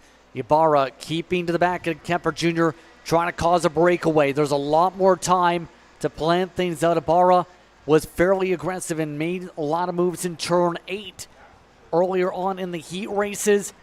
Now, looks content to just ride to try and make it a 2-kart race. Golseth holds on to third. Here we go, this time by 1 lap down. Still 13 and a half minutes to go left in this one. Nothing yet out of David Ibarra to try and take control of the lead of this race. He's still in second. Tyrone Kemper Jr. up in the front. Nathan Golseth in third. Spoke to Shaston Johnson late last night saying they were having carburation issues at the end of the first heat race like we saw there yesterday, Justin. Hopefully they got all that figured out. It looked good in heat race number 2 and as well in heat race number 3. But we'll see. These main events are long. Whether you gamble on tire pressure or whatever else you decide to do, you better hope it works here with how long these main events are. So for Golseth, not showing the pace yet. But again, you got to expect him to come in here late in this one. Yeah, we've seen it happen a couple times. A few drivers starting to make some moves in the pack. Mason Berry able to go through on Jackson Baldus. Going to try to get closer to Matthew Duquette this time by. Able to slip by, no issue. And we've seen Mason Berry, now that he's found some track position in these races, looks a lot more sportier, and that incident really helped him gain some ground. Started off in 9th, already up inside the top 5, and seems to have a kart that can, at the very least, challenge up front. A bit of an off tire there for Ibarra, going to check things up in that pack and separate things up front. It looked like Golseth on the front straightaway was looking to adjust the carburation again. You saw him go to work there on the needles. He might feel like he's missing something at this stage. We'll take a look at the fence line next time by, see what his mechanic in Shaston is telling him to do. But he's still third, and again, not making much of an impression on your top 2 so far. Matthew Duquette, you got to think about when he's going to want to go. Has a good run there on the back straightaway. Content to continue to push Golseth. The same goes for Mason Berry and Jackson Baldus, who lost the spot, the 5th spot, I should say, a couple laps ago. That's Carson Berry into the grass. We'll take a look at it now. Nothing yet. Nothing out of Shaston, so they might have hoped that that thing is all fixed up. A 108.3 for Golseth the last time around compared to Tyrone Kemper Jr. and David Ibarra, who set the exact same lap time the last time around. Now Golseth going to get pressed here by Matthew Duquette, Jackson Baldus, Mason Berry. 3 spots lost in a matter of 2 corners there for Nathan Golseth, who, again, Matthew Duquette didn't feel like was making much of an impression on the top 2, and it was time to go for the 2 GWR Team Felon drivers. Yeah, they wanted to go, and they wanted to go fast, especially since the lead already is extended more than a second and a half at least on the racetrack. At this point, if you try the same thing over and over, you're going to get the same results. They're trying something different. Golseth losing a lot of ground to those 2, in fact, over the course of half a racetrack already. 4 or 5 kart lengths lost. So starting to close in here again on Matthew Duquette, who himself and Mason Berry swap positions. That time by Easton Cox, pointing to the motor on the front straightaway. He's not content with whatever they have a mister on the right-hand side. the driver's seat. And again, Easton Cox, you got to remember he was involved in an incident in heat race number 2 there, Justin. Didn't show us too much in heat race number 3, so that could be himself just plagued with issues. And again, you don't see him closing down to his teammate in Jackson Baldus that's ahead of him. So you got to think everything points to what the driver's kind of complaining about here at this point. But up in front, Tyrone Kemper, David Ibarra, still super consistent out in front and content to push each other along, content to push each other away. For Nathan Golseth, doesn't want to push for much longer. On the inside of turn 8, he's going to get clear and up in a 4th. Breaks things up as a result amongst the teammates, as you talked about. Golseth pretty clearly wants to make up a lot of his ground. The problem is no one to draft off. Already under attack again. Gets squeezed off. Loses even more spots as a result. Duquette amongst those able to make the move. Duquette able to go on by. As we look on Tyrone Kemper Jr., David Ibarra still leading this field away. And those two drivers' lap times looking at 107.6 for Kemper, 107.7 compared to the 108s that Mason Berry and company are putting in right now. So these two definitely the fastest on the racetrack by far here, Justin. Yeah, they just continue to take off and run away here. Just continuously just pushing. Ibarra knows there's no major urgency to make some passes right now. If they keep doing what they're doing, they can make it just for themselves to battle for the top step of the podium in the final few minutes here, and that goes right down to the game plan of playing a game of chess. Are you playing chess, or are you playing checkers right now here, Caleb? I mean, you can never get caught playing checkers, especially when the rest of the field is going to be playing chess, right, Justin? For the likes of Ibarra, you look back at the year he had last year. I mean, it's been a while since he's taken victory here at TSRS. You look back at Kart Moto, didn't put a foot wrong, and this weekend is looking a lot like that. He's been learning from Tyrone all race long from Junior here so far this race. The same for Junior, right? The last time we were here in Amarillo, he was able to take victory. So he knows what it takes to go fast around this place. The same goes for Golseth, but this weekend just plagued with issues, and he's fighting on the edge of the top 10 here as Jackson Baldus running up the road. The same for what looks to be Mason Berry. Matthew Duquette and Easton Cox went back and forth, but for Golseth as well, who's a former winner here at TSRS over at DKC, his home track. Beat the likes of Sebastian Garzone and a couple of others that weekend. He finds himself just on the edge of the top 5 in 5th right now, Justin. But it's really, you know, a game of attrition all weekend long, putting yourself in the right situations, putting yourself in the right spot to try and take advantage as best as you can. Slowly here as cross sticks up in the air halfway through this race. All right, turn through, more than 6+ minutes on the clock here as they continue to zoom on through. Golseth continue to go the wrong way in 6th position. Baldus running away all while Cox tries to continue to battle it on out for that position 2 in this running order. Still all sorting themselves out across the racetrack. Update on your lead, it hasn't changed. It's still Tyrone Kemper Jr. and David Ibarra up at the front. And we'll wait till the last couple of laps till those two kids go at it. We're barely halfway through this race. It's been a quiet one. It's been a methodical one for Junior and for Ibarra up at the front. Yes, right now, no major setups going on. Everyone just pacing themselves, and that's part of the game plan of trying to sort things out. Duquette looking comfortably calm right now as they turn, as they continue on. So, see if anybody is willing to take a shuffle here and take a risk here this early on. These two, as said, not willing to take any risks amongst this pack here. And we've talked about the success that these two kids have had so far throughout the years. For Tyrone Kemper Jr., it was a move up early to the junior classes last year.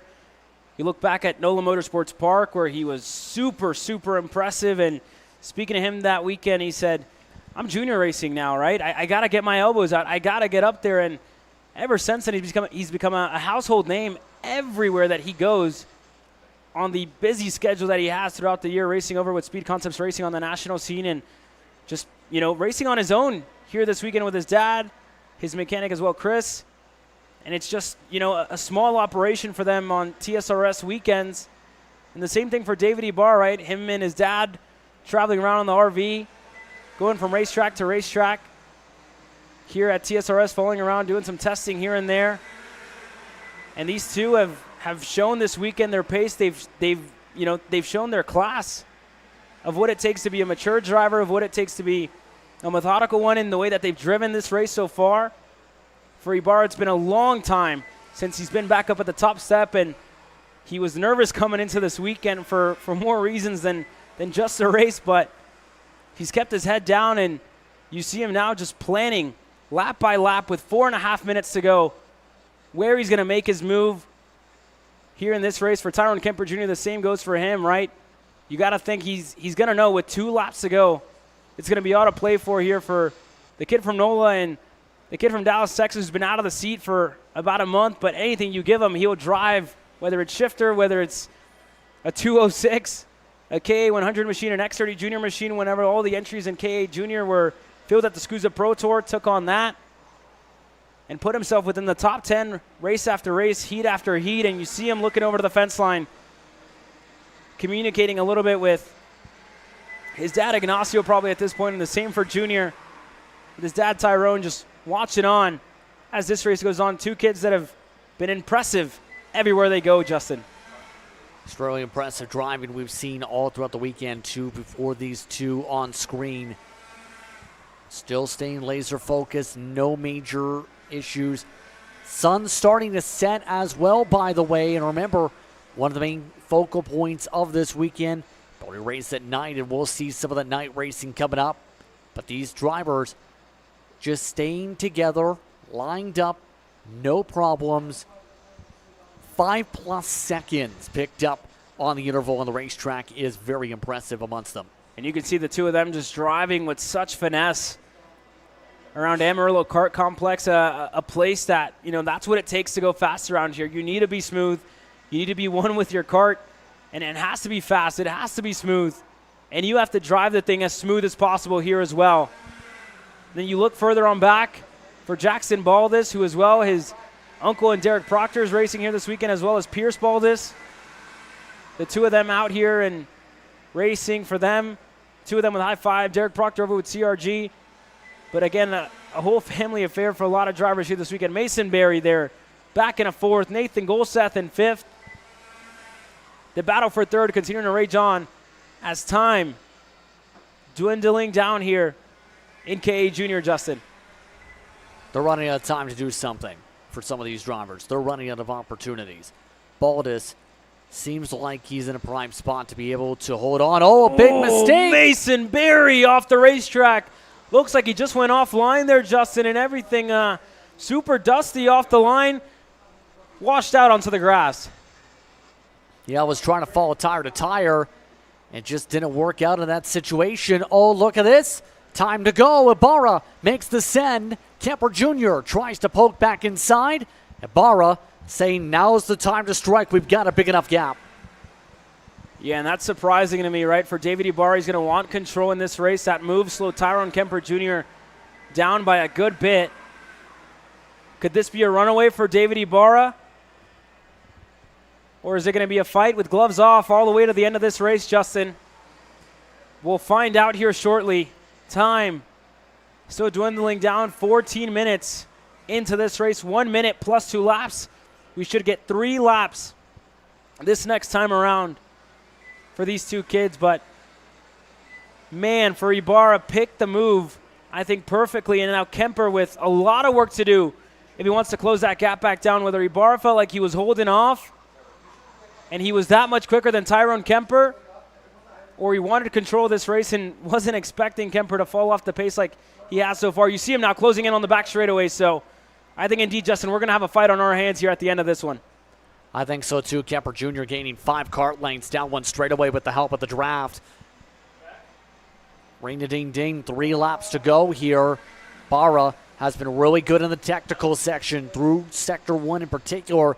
He's been able to build some speed here since getting up in the front. Kemper Jr. losing a lot of ground in this part of the racetrack. It's been the long straightaway on back where Kemper Jr. has been stronger now since this swap.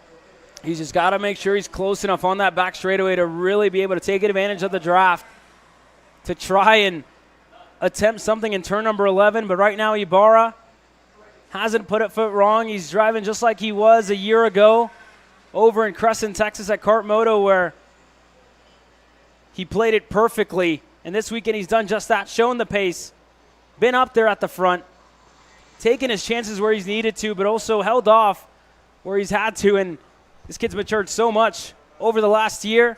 Up at the front, we see what Kemper has. Is he closing in? He is. And again, just has to stay close in that first sector, Justin. Has to give it everything he's got with 2 laps to go left in this race.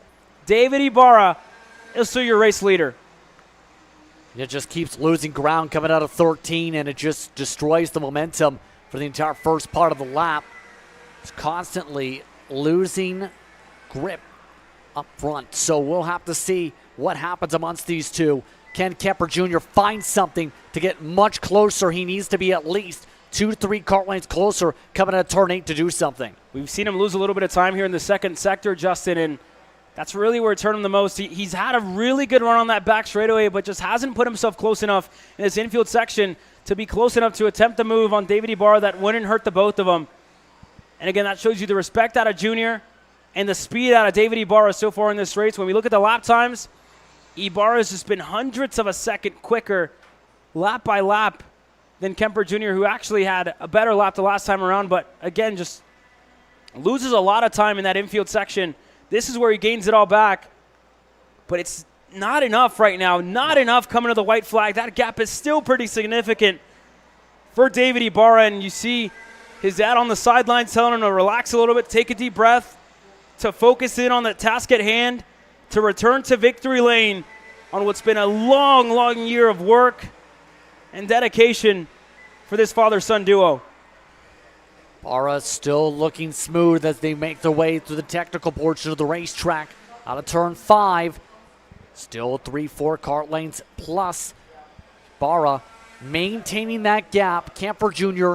has not been able to chip away and close things out. Did he reach the cliffing point too early? Kemper Jr. still way too far back. He's lost ground since the last lap. I don't know if it's going to be enough for Tyrone Kemper Jr. This is really the last opportunity he's going to get on the back straightaway. He has to close in by a good margin for Tyrone Kemper Jr. It's going to be close. David Ibarra still pushing, still going. Kemper, does he look low? Not yet. Just 2 more corners to go for David Ibarra. And it's going to be a drag race to the line, but David Ibarra didn't put a foot wrong all day long.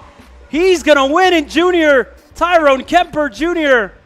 around the line in second. What a race. What a return of victory lane for this kid who's been working so hard for the last year, Justin. Able to get it done. Knew that he had the speed. Waited to the right moment to strike. And then kept Kemper Jr. at bay. A sigh of relief for Ibarra in this field. What a drive as well for Nathan Golseth to recover a podium finish. That'll be good on the long term for the championship. Jackson Baldus across the line 4th. Mason Berry 5th. Matthew Duquette to Easton Cox. To Nicholas Orbezo, a recovery drive up to 8th. Mateo Quinto and Luke Cruz recovers to round up your top 10. What a race here in KA100 Junior. KA Masters coming up next.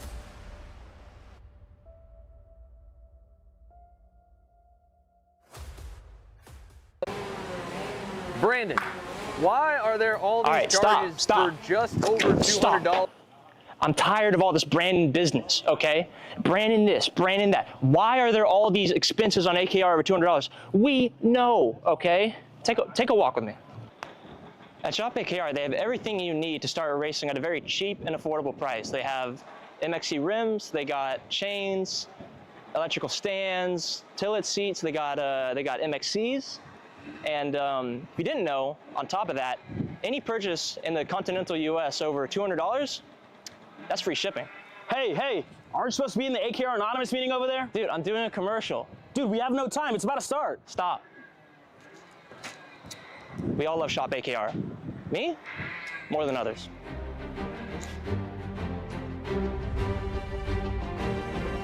What do I get at Shop AKR? MXC rims.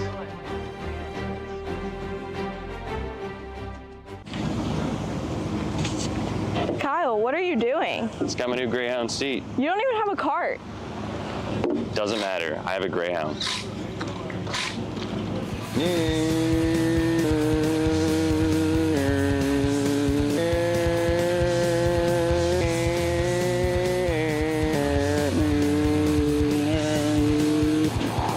Who the f is Kyle Cuthbertson?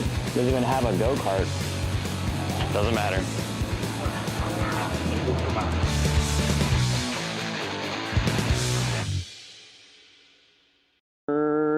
Cuthbertson through on Turney. Turney in the dirt.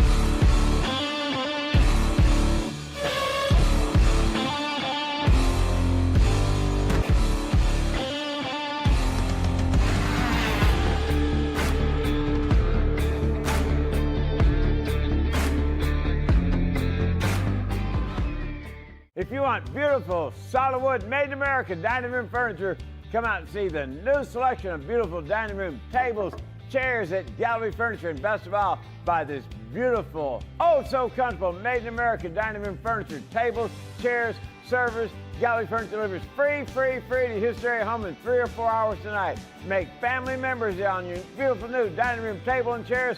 Buy it today. New arrivals, Gallery Furniture delivers free in 3 or 4 hours to your home today. Florida Kart Racers, you asked for it and we're going to bring it. Introducing Florida Karting Championship, FLPC, a brand new racing series coming to Florida in 2026.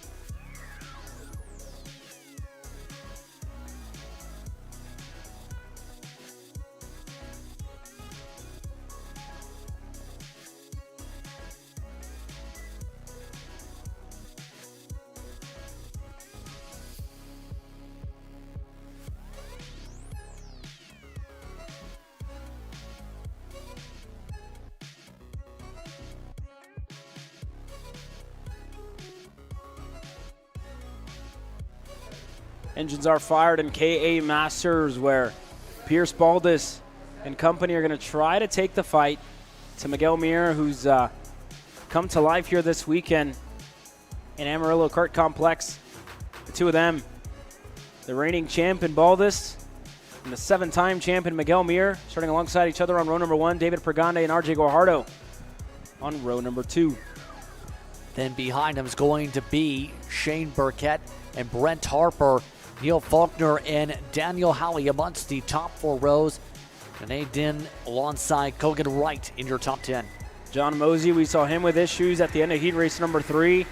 He's going to start alongside Randy Rogers on row number 6. Matthew Cherry and Slade Miller on row number 7. Rod Lake going to round up your field in the 428. Slated to start 15 drivers in K100 Master, presented by High Five Performance. And they're going to hope their main man in Baldus can take the fight to Miguel Mir, who's with Cruise Racing Development here this weekend.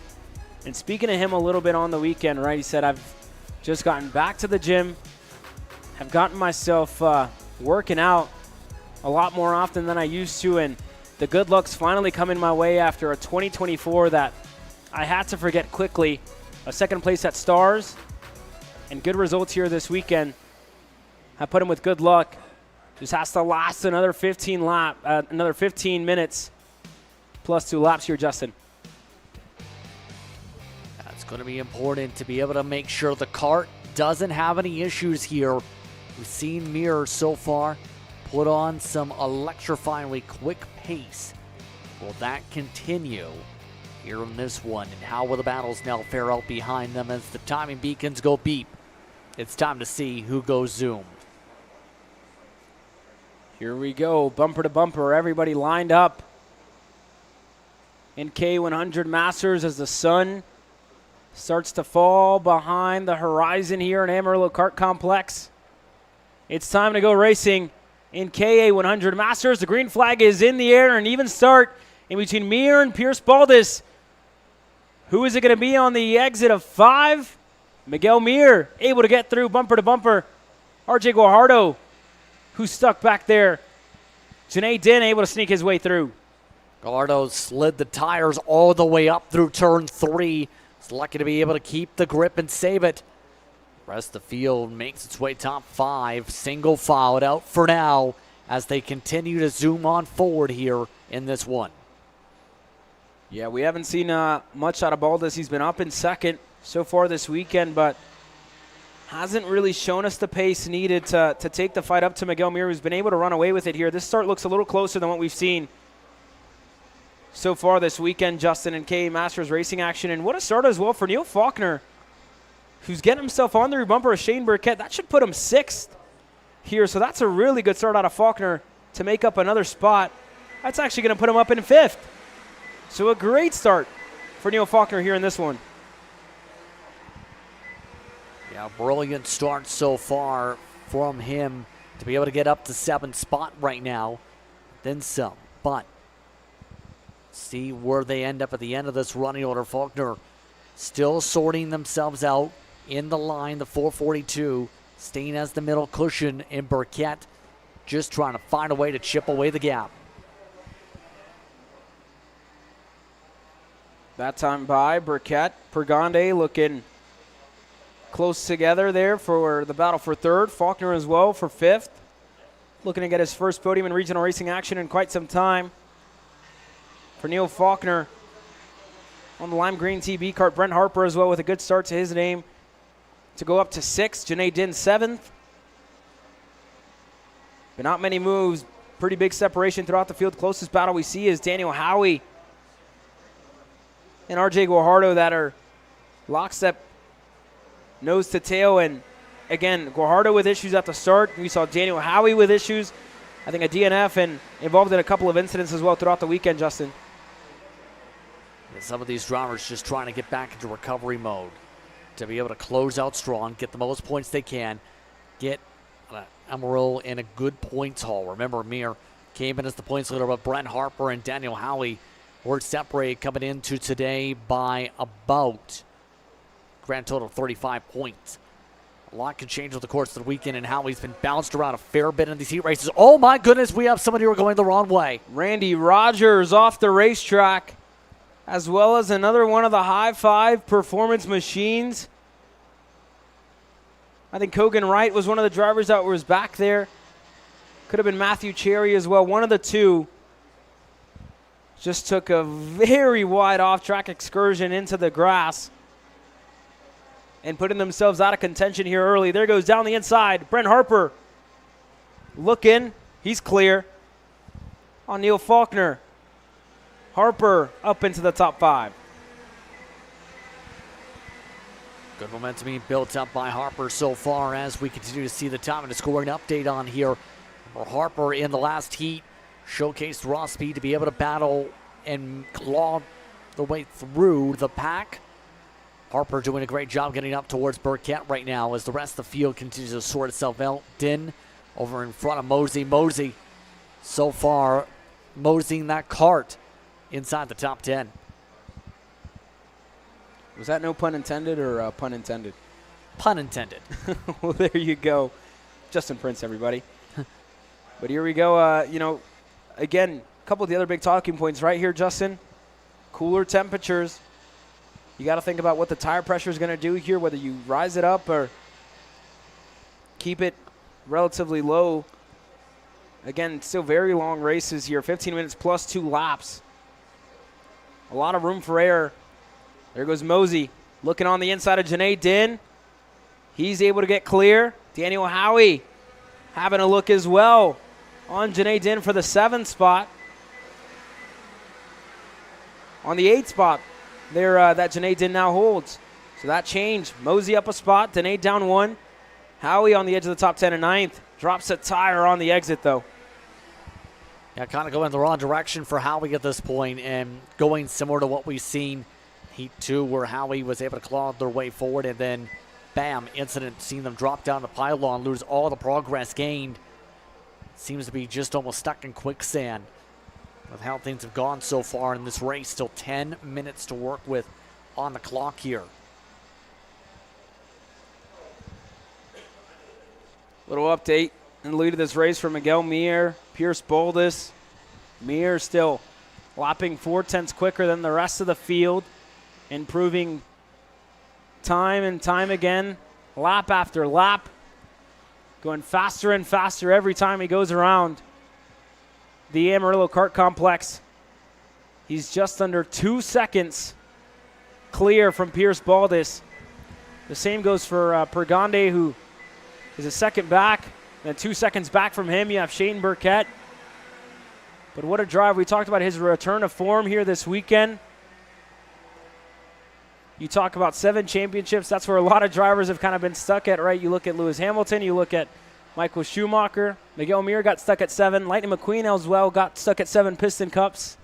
Can Miguel Mir, that's a weird fact, but can Miguel Mir be the, one of the drivers in recent memory to come away with 8 championships here this year? Last year it was close, but Pierce Boldis got the better of him there.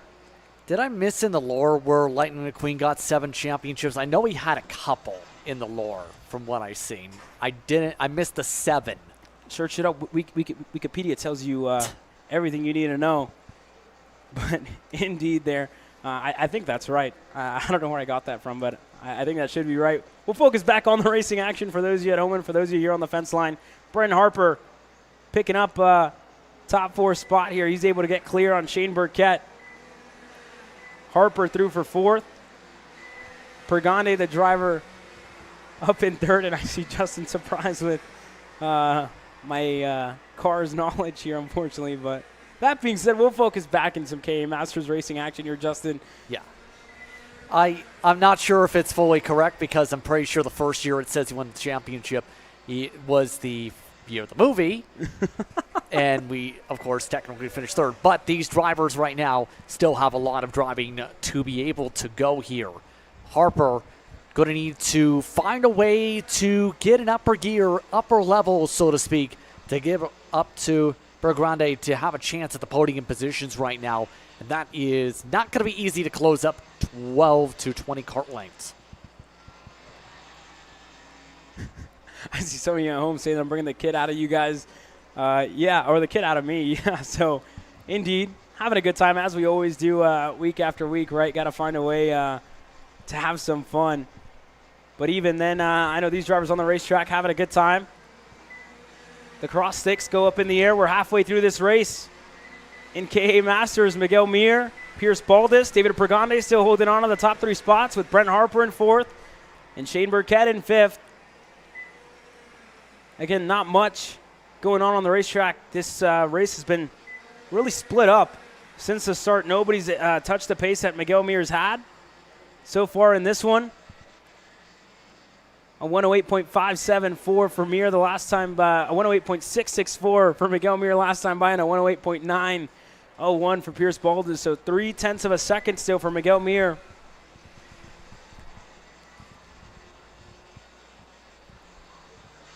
Still all sorts of squabbling out here. Faulkner doing a really good job, as you talked about, being able to get a lot of spots gained. Faulkner had been amongst the drivers towards the back half of the field in the heat races, but seems to have now, with the cooler conditions, been able to steady up, find the pace, be able to get the car right where it needs to be for the 454. Show a lot of improvement here in this race. point where he's better than Howie right now, and Rhino Munstill's team members or TV Kart in this pack. Still 6 minutes to work with. So these packs continue to separate. That lead is not as big as you would think it would be, by the way. Mir having the closest margin by far around this point, where he's been 5-6 seconds up in the hot. Baldus keeping it within 3 seconds on the margin. Yeah, it's back at 2.8 here, Justin, and looking at the lap times a little bit, Mir's been 0.2 of a second quicker lap by lap, but even then, you got to think whether he's putting it on cruise control, and I don't think so. He was only 1,000th of a second slower than the fastest lap he set. Here's Neil Faulkner, Mosey, battling for the 6th position. Mosey under the factory kart team, so wrenching on his own stuff here this weekend, with Billy Musgrave keeping an eye on them. And Neil Faulkner in the garage as well, himself and his son Jake just wrenching on their own stuff here this weekend. And there you go, Mosey looking on the inside, looking to get clear on Faulkner in a turn 11. He's through. Went three-wheeling for a second as the left rear picked itself up the ground, but slips on by no issue. Faulkner slips by back to 7th spot. Howie, next kart back, is at least 15 kart lengths back. By the way, Harper not been able to chip away the gap for 3rd step of the podium. Looks like that's going to be about the highest we've seen Harper get as a result of how far back he started in the metric for today. To the point where Burkett's saying, you know what? I want my spot back. Thank you very much. There you go by Shane Burkett to go back up to 4th over Brent Harper. These two have been pretty close together all race long, and again, it takes a while to make the move, right? You got to set it up. You can't lose all too much time. And I think Burkett showed that quite well there of what it took to get ahead. He's able to do it on that MPG Academy machine. Again, just pitted on his own with his trailer here this weekend. A mechanic for him as well, but nothing much. A solo operation for him. Same for Brent Harper, wrenching on his own stuff this weekend. Just pitted under the Vassar Racing, or the Vassar Sullivan Racing team with Shep Sullivan, as well as Sean Owens. That's under there, helping them out. For Pierce Baldus, road racer at heart. We saw him race last weekend at the SCUSA Pro Tour in shifter categories. Been building engines for shifter for quite some time, and even then has showed his speed last year time and time again when he hit the racetrack, and still continuing to improve his motor program in close work with the Galifa engines overseas in Europe. But this time by, he's again still trying to chip away at it. That gap is now 3 seconds. Just hasn't had an answer for Mir all weekend long. I don't think anyone's had the answer this entire weekend with how Mir's played things out this weekend. He's just been on another level. And that level has been somewhere a couple letters up in the 3D chessboards so far. But Baldus has done a really good job to be able to claw out speed, to be able to find a lot more pace here in this run, to be able to be 2nd step of the podium. Still going to be a happy day, I think, for Baldus after having an up and down time we've seen for some of the Balduses at the national level a couple weeks ago, or a week ago, I should say. 2 minutes to go in KA Masters, presented by High Five Performance, and their main man, Pierce Baldus, still trying to find any bit of speed that he can, and you see all the rubber that's been laid down as well in the tripper left-hander, being turn number 7. 7A, B, and C there. So much rubber in that corner where you see the grip's been laid down with the amount of load that's going into the right side, the right-hand side tires, so you'd be expecting a lot of people to be flipping tires here throughout the weekend and try and find and extract as much pace out of those Ivinco Blues that they have mounted onto their karts here this weekend. 1 minute and 18 seconds. And the battle for 4th still goes on. David Pergante's run away. Here comes Mosey looking on the inside of Harper. Thinks better of it, slots back in the line. Still trying to sort themselves out here. Burkett pulling away a touch bit in terms of the distance. Still a minute to go. Less than an hour away until we see lights probably turn on this racetrack here too, by the way, for those curious at the moment. Still, no chip away from Harper, no gap close up, everything remaining stagnant. Mosey looking to maybe, Mosey a top 5, another pun. I guess you can say you're kind of punny there, Justin. All right, you didn't find that funny. It's okay. Yes. No, it's all right. No. No, even then. But, I mean, you've been on it so far this weekend. Here comes Mosey looking again on the inside of Brent Harper, looking to get through in turn 11. Mosey muscling his way by there. Able to squeak on through and pick up the spot for the top 5. Just got a few moments here, 3 laps to go to be able to close things out. Faulkner still is holding on to the back 2.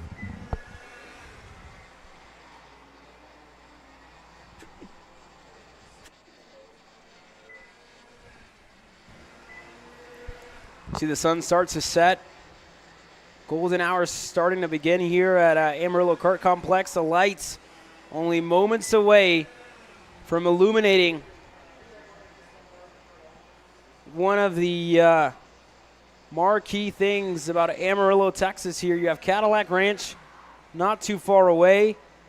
The Big Texan Steakhouse, where that 5-pound steak has become so famous, and as well where once a year the biggest regional racing series in the entire nation comes to town, and you see drivers like Miguel Mir put on an absolute show, put on an absolute clinic. Lap after lap, has not put a foot wrong and continues to extend his gap. It's been a weekend where he's felt so comfortable in that kart, where he's felt so good about the way he's been driving. And again, you look back at 2024, a year of bad luck, a year where to his standards didn't live up to what he expected. And this year, talked to him earlier today, saying that he's been back in the gym, been back at work, trying to extract as much in the physical side and the mental side. And he said, I've never felt better. I've never felt younger in my years of racing masters. And that is shining as bright as the sunset. That is starting to set with us here right now, Justin. Yes, indeed, and it's showcased all throughout this weekend. Every race has been able to pull away. Usually this margin's been within the course of 5 minutes. But now, as he makes his way on through, signals from the fencing, white flag is out, final time around. You see Alex Cruz, team owner, there on the fence line. Liam Nachawati, young driver that we saw race earlier on today, cheering their teammate, their friend, along on what's been a long time of asking, a long time of waiting for this victory that looks almost certain to come here today. He hasn't put a foot wrong. He's been consistent, and around a place like this, that's really king. It's been important to make sure you keep layer after layer of corner after corner just right. Make sure you don't put a tire off. Make sure you don't make any major mental mistakes. And today, Mir has been laser focused. The sun beating down and starting to provide shade over the racetrack as they make their way to turn 11. Mir ready to celebrate. Miguel Mir's had to wait for a very, very long time to get back to this position where he's set to finish today. The sun is shining today, and Miguel Mir is going to return to victory lane in Amarillo. Cruz Racing Development, Miguel Mir take the win in KA Masters, and Pierce Baldus, the reigning champ, across the line in second. Pergande across the line in third. He had to work for it, but you see how much it means to Miguel Mir. Welcome back to the winner's circle. He's going to be extremely happy with this dominating performance here today. Some drivers happy to finish, like Din getting a top 10 finish. Harper does drop down to 7th in the running order at the top of the checker flag, it looks like, according to time and scoring here, as Baldus and Grande get steps on the podium unofficially. How about that for David Pergande? As well, a return to the podium for him here this weekend. For Mosey across the line 4th. For Burkett who rounds up your top 5. Neil Faulkner to Brent Harper, Howie, Janae Din and RJ Guajardo, your top 10. Kogan Wright, Randy Rogers, Matthew Cherry, Slade Minner, and Rod Lake, a DNS in this one. But the first of our 2 marquee classes here this weekend, 206 senior, hitting the racetrack next.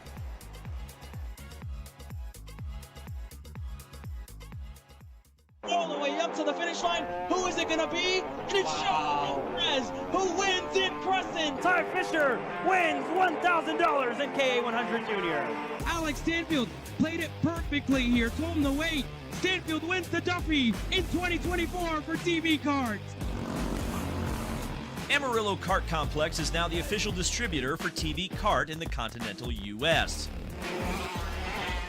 Become a dealer today. Champions aren't just born on the kart track.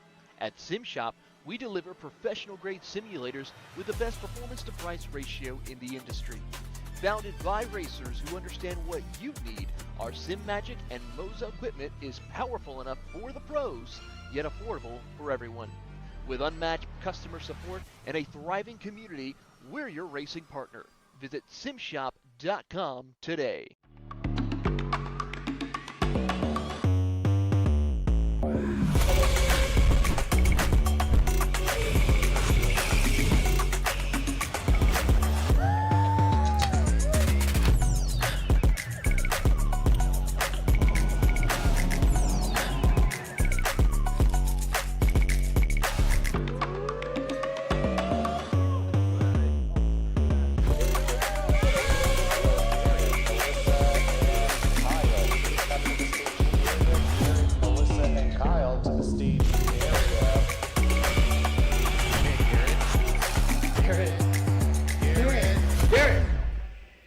Let's go race.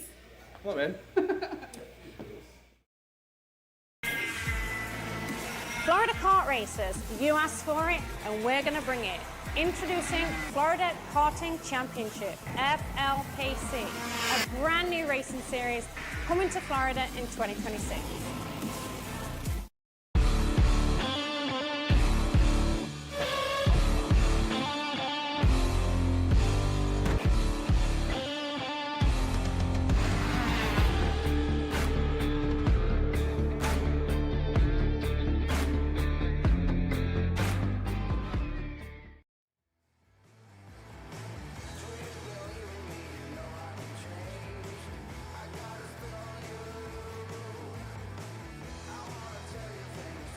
Thirty of the best 206 drivers from Phoenix, Arizona, all the way south and even to the East Coast get set to take the green flag here today at Amarillo Kart Complex. We talked about the names. Gunnar Ray put himself on the pole position throughout the heat races. Unfortunately, it was a backward slope from there, fell back a couple of spots. He's going to start in the middle of this field, but how about Kelvin Zing, the 666? Has put himself in the best spot to start on the pole position here today, Justin. He's set to start alongside a fellow MGM espionage machine in Jensen Harrell. Cameron Reed and Bryce Frank on row number 2 for Reed Motorsports and the Alan Rudolph Racing Academy. Then it's Jacob Oliver and Samuel Young will start in 6th position. Then next in the order, Jackson Young and Reagan Seville will start in 8th. The order getting set to get the boards ready, the engines fired for the rest of those drivers here. There you go. We talked about Reagan Seville starting 8th, Rafael Kraus 9th, Sam Doros starting 10th, Gunnar Ray, Gabriel McLeod 11th and 12th on row number 6, Chuck Jensen and Josie Chambers. And now sophomore starting on row number 7, Matthew Ruth and Shelby Ramirez, the rookie, starting on row number 8. Row 9 includes Bamaru and Carter Kilgo all the way down in 18th position. J.D. Lamping driving up to top 10 a couple times over, will start in 19th. Sam Toll in 20th. Dominic and Drizzy will start in 21st. Then it's Melson in 22nd. Landon Melson. Paul Braden will start in 23rd. Jeff Dolan, 24th. You go back to Nick Miller, Top Gun, going to start 25th alongside Tyler Roberts. 699. Madison Knox Starting down in 27th with Stephen Hester, Alexander Barbin, and Robert Arena not with us here this weekend. Your 29 drivers getting set to take the green flag. The fences are lined here to watch some of the best 206 racing there is in the region and in the nation as well here at the Texas Sprint Racing Series. We await the green flag, and again, you see team owner Alan Rudolph there on the fence line as well with Moore. Getting set to watch this one, Lucas Noguera alongside him as they await their drivers to hit the racetrack here, and it looks like we're almost ready to go with the sun continuing to set here. You see the lights starting to come on, and it's about that time, Justin, to release our 29 drivers that are getting set to take the green flag. Just waiting for the command to be able to get onto the racetrack here, it looks like, or they get rolling. And so far this season, we've seen some competitive battling. We've seen a lot of back and forth here so far in this class, but now 1 minute. Here we go. 1 minute to go, the last little bit of prep. It's all come down to this in round number 2, where over in round 1, the PPK Coyotes joined the party, the likes of James Overbeck, Christopher McKeithen, either of them here this weekend. Reagan Seville, your winner after round 1, leading the championship points. Josie Chambers in second. Christopher McKeithen taking a drop here this weekend. Jackson Young and Kelvin Zing, who if it all goes his way and he can hold on to the number 1 spot at the end of the 15 minutes and 2 laps, he could catapult himself to the lead of this championship, something he hasn't been able to say in quite some time. You look back to his last race win being at North Texas Carters back in 2023 indeed, for Kelvin Zing, the last time he took victory here at the Texas Sprint Racing Series. And all eyes going to be on the AR Academy 666 on his MGM machine. Just a simple guy who's been wrenching on his own stuff since as long as he can remember. Started indoor karting over in Georgia, made the move over to Houston,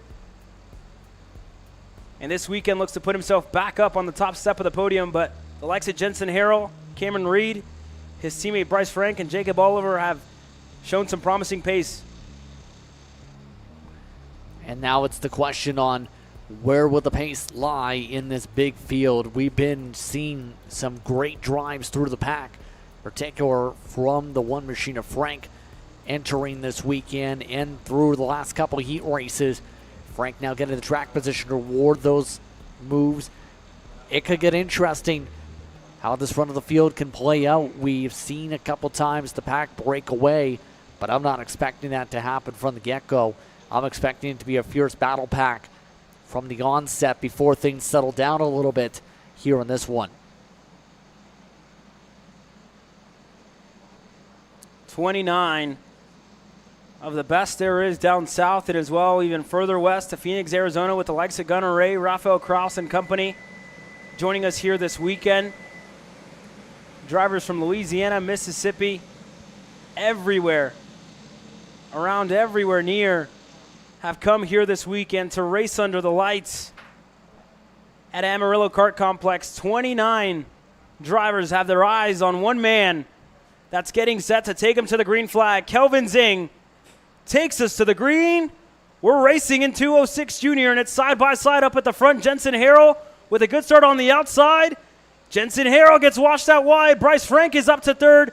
A couple of drivers get collected. That's Nick Miller out of this one. Rafael Kraus into the grass. Spins one around, spins two around. 4, 5, 6 into the grass here early. A chaotic start, and that looked disastrous with the running on the curbing there with that squeeze off. Just the nature of the racetrack.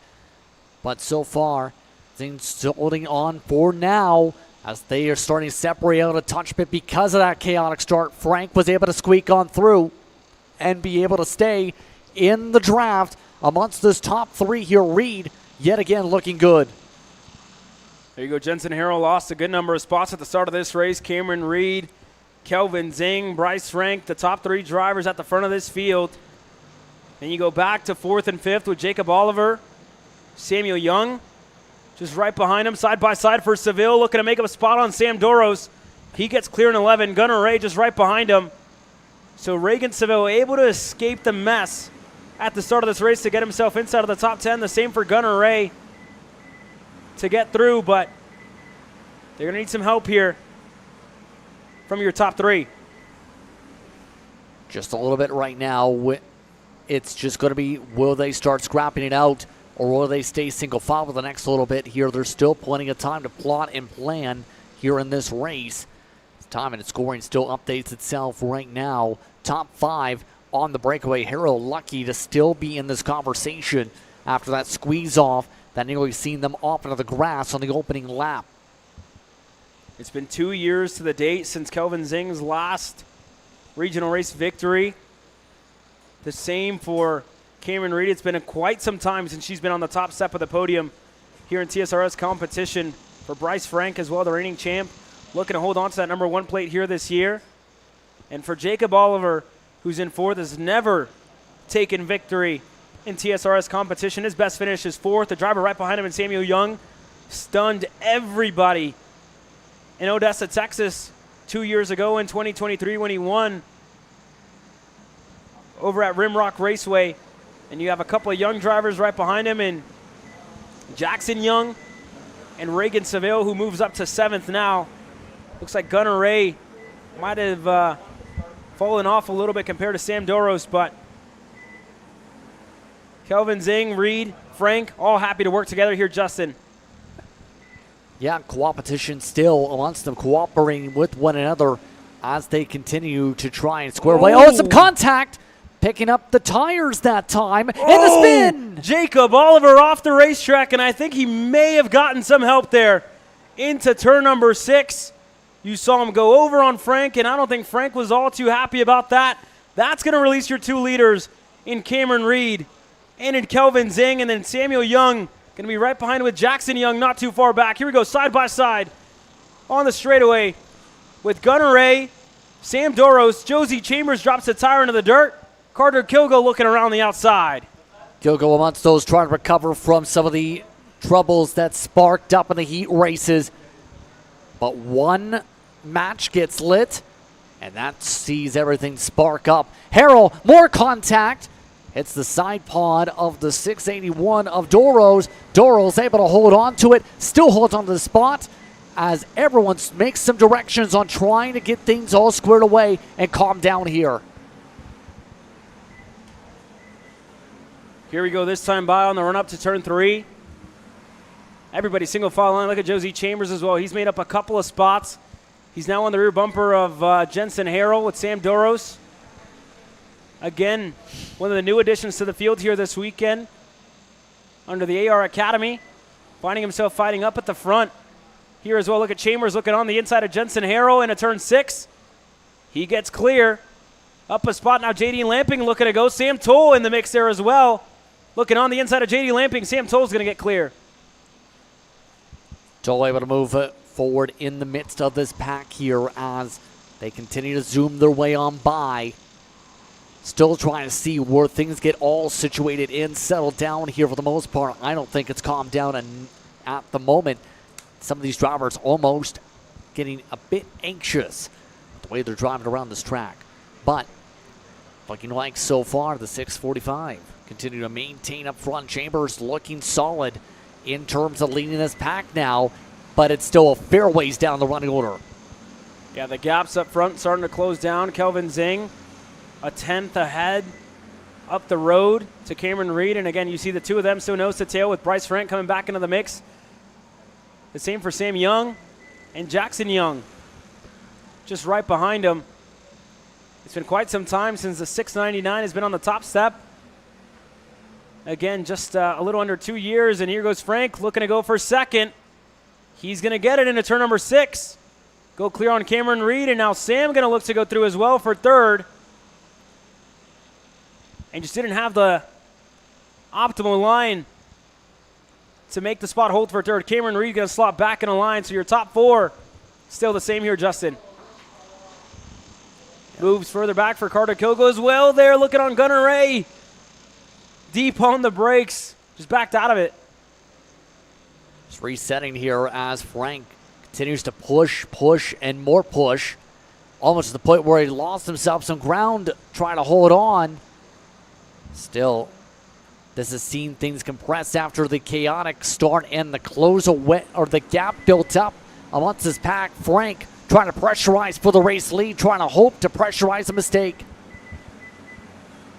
A couple of the drivers that have worked their way up the field. Sam Toll, I believe, started 20th in this race. He's up to 12th. Jensen Harrell, we saw him start at the front row. He's all the way down in 11th here. Sam Duros is down in 10th. Josie Chambers still chipping away at it, getting himself inside of the top 10 up to 9th. Carter Kilgo, we saw him start further down in the field, I believe down in 16th. He's up 8 into the 8th spot. Gunnar Ray, 7th. Seville in 6th. You see him, just no help. For Seville, unfortunately, it's going to take a lot to try and close down his gap to the group of 4 that's pulling away from the field. And again, we saw these 2 drivers work quite well together last year whenever Frank was in it for the championship and needed to get every point necessary. Zing was there to push. We'll see this year if Frank is going to be there to push Kelvin along on what's a better championship point standing for Zing this time around. Zing coming in 5th in the point standings, as talked about at the top of the race for this one. Still controlling things for now as Frank just waits for the right time to strike. There's a reason Frank's a champion in this series with the number 1 plate. Knows the racecraft, knows when to plot, knows when to plan, and we've seen him plot and plan through the pack to be able to try and maximize points here this weekend. Your top 4 separated by a car length between Reed and Frank, still pushing each other along.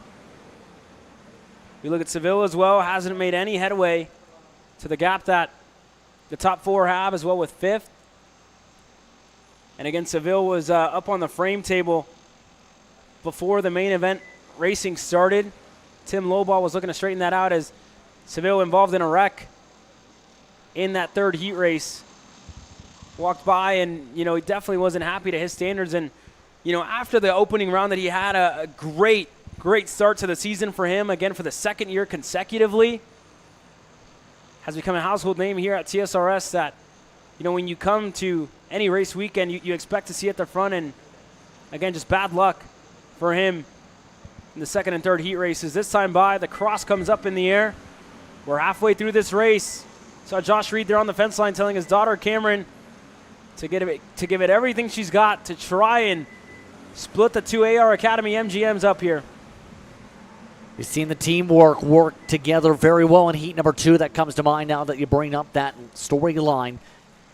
It was pretty clear Frank was willing to just ride behind Zing, just wait until the checker flag and stay there, secure the team 1-2, secure good points for the organization.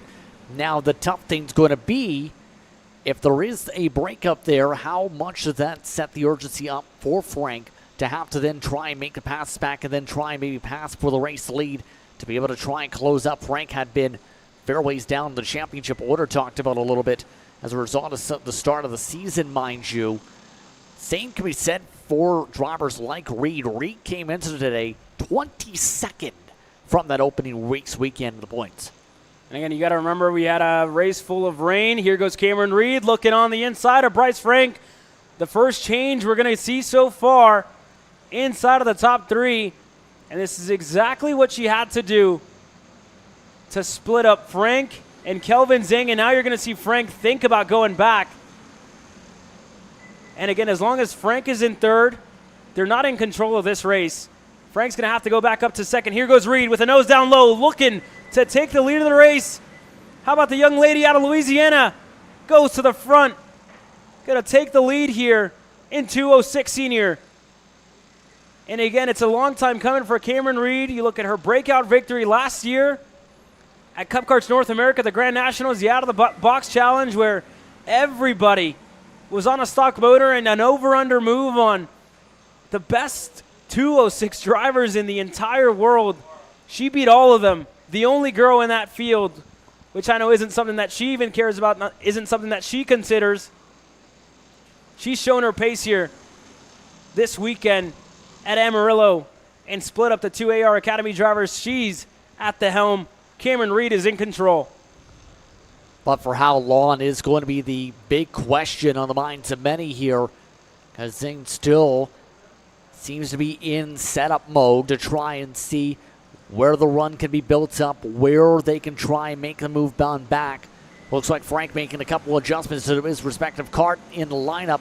So under 4 minutes to go on the clock. But it's still too early to say it's Reed's race here because we've seen so many slingshots coming out from turn 8 all the way to turn 11 here this weekend, where you think you're comfortable, then there's all sorts of close-up, and you end up being side-by-side by 11 to battle out for the race win. And you look back at the year Cameron Reed has had. You know, last year she impressed a lot of people, even our friends over at Mazda, where she got the chance to compete for a scholarship in the Mazda MX-5 Cup scholarship rounds, and she was quickest overall, but unfortunately crashed the car, and that opportunity kind of faded away for her. And this year, you know, in one of her final opportunities, starting to get older and trying to show that she still has what it takes to drive up at the front and prove a lot of people wrong here this weekend, showing that she does deserve a chance, that she does deserve an opportunity, and starting to think outside of more than anything, and starting her own team as well out of Louisiana with a huge number of people, bringing a lot of families out here to the racetrack, letting anybody and everybody under their tent, making it a family for them, just like she would like. And again, here further back, Jackson Young, Reagan Seville, talk about a weekend that could have been for the two of them. But Cameron Reed in control of this race with Kelvin Zing right behind him, with Bryce Frank as well in third. Frank just starting up school here just recently as well. For Kelvin Zing, he's been super busy as well with work. I mean, a full-on adult, and still finding time to come out here to the racetrack and have some fun. But again, all of them knowing they should be up at the front, and this race is going to be a return of victory lane for one of these 4 drivers after a long time of waiting here, Justin. Yeah, it's still going to be up in the air on which one of them it will be right now.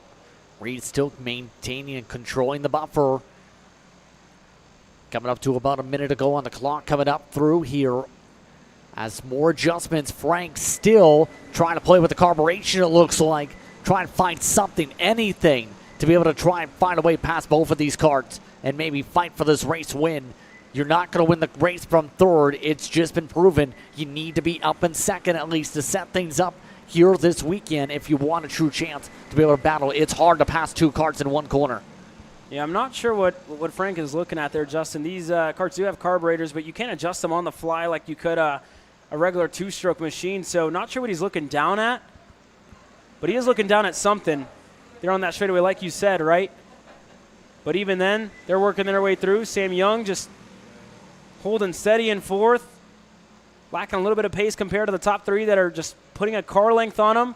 And then further back, Reagan Seville just trying to close down his gap in any way possible to put himself in contention to even fight for a podium place here tonight, and maybe even get himself with good championship points as well before we go on to Kart Moto in Crescent, Texas next month. But for now, time running out for everybody in this field. We're getting close to the end here. 2 sticks in the air, 2 laps to go in 2:06 Senior. And it's time to go for Kelvin Zing to the lead of this race. On the inside of turn number 1, Cameron Reed just hit the rear bumper of Kelvin Zing. She got slowed way down. And now it's a breakaway for the AR Academy for Bryce Frank and Kelvin Zing. 1 driver off the racetrack here in the infield. Going to have to get out of the way because the leaders are on their way. This is going to get close. It's going to get interesting what Frank now does. Does Frank try and battle his teammate for the win, or does he keep in line and try and secure the team 1-2? So many different ways this can go as they've made the way quickly around the traffic, making the way through turn 7. Frank trying to line things up on Zing. I got to tell you, Justin, I'd really be surprised if Bryce Frank goes for a move on Kelvin Zing here, especially looking back at last year, the way these two worked together. Zing, you know, helping Bryce to the championship as well. You think back to DKC, the two of them just pushed each other all the way to the finish line. Is it going to be the same but vice versa this year in between Frank and Zing? And does Reed have enough to get back there? Does Reed have enough of a run on this back straightaway? She's close. She's on the rear bumper now of Bryce Frank. So again, you got to think about what's going to happen coming to the last lap of this race. It's a 1-2, Reed tapping the helmet, asking for that last little bit of help to try and get herself up to second. Going to need an extra kart lane to be right up on the rear end of Frank. Try and set things up. Going to be important through the first and second sections here to be able to try and set things up. Frank stays lined up. Reed trying to plot and plan, trying to find a way to poke around Frank to break up the teammates, have a shot for the race lead. Still no moves. Now Frank flares out to the outside, blocks it off. That was Kelvin Zing as well, moving to the middle of the racetrack, a half defensive move. Still covering off into turn 7. What does Frank do here? Does he pass? Does he push? It looks like he's content to push for now. Cameron Reed looking at the outside of the racetrack, side by side for second. Cameron Reed stuck on the outside. Kelvin Zing with a good enough run. Samuel Young gets himself up to third. The sun fully setting here in Amarillo, Texas.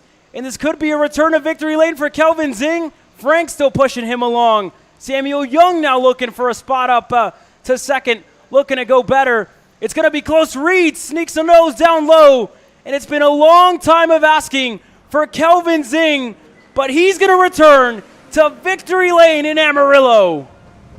Teamwork makes the dream work, and they get it done for a 1-2 finish. Took a lot of defensive, and it looks like the Norway taking the shortcut. There you go for Kelvin Zing, pulling off into the short chute. And it seemed like Bryce Frank did have an issue there of why he pulled off, but how about it for Kelvin Zing? It's been so long since he's been back in victory lane. You look back to NTK in 2023 where he was able to take the victory. And this weekend, it's a return here. And I look back to 2023 as well where I'm not sure if he crossed the line in first and got a DQ at the end of the weekend. And then had to make the move over to Saudi Arabia. Didn't get to close out the championship when he was leading. And for this weekend, for Kelvin Zing, he's back in victory lane. How about it? And this kid from Georgia in the 666. 206 Senior presented by Slipstream Racing. That's it for the weekend. More racing action set to come your way. You're watching Kart Chasers live coverage of the Texas Sprint Racing Series.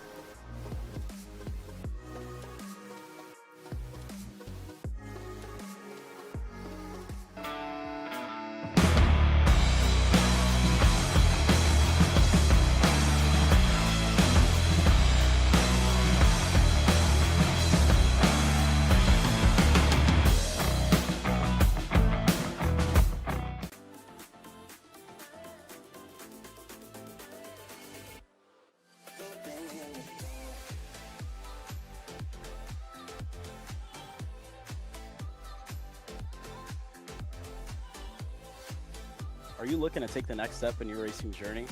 Well, look no further than PitFit.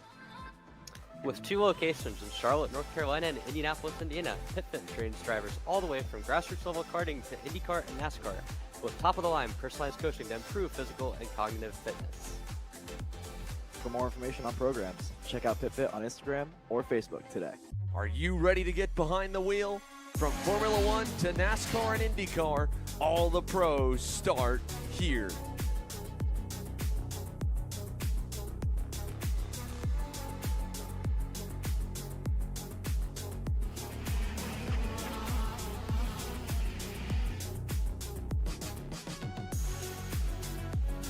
For more information, check us out online at mcckarting.com or call us and go racing today.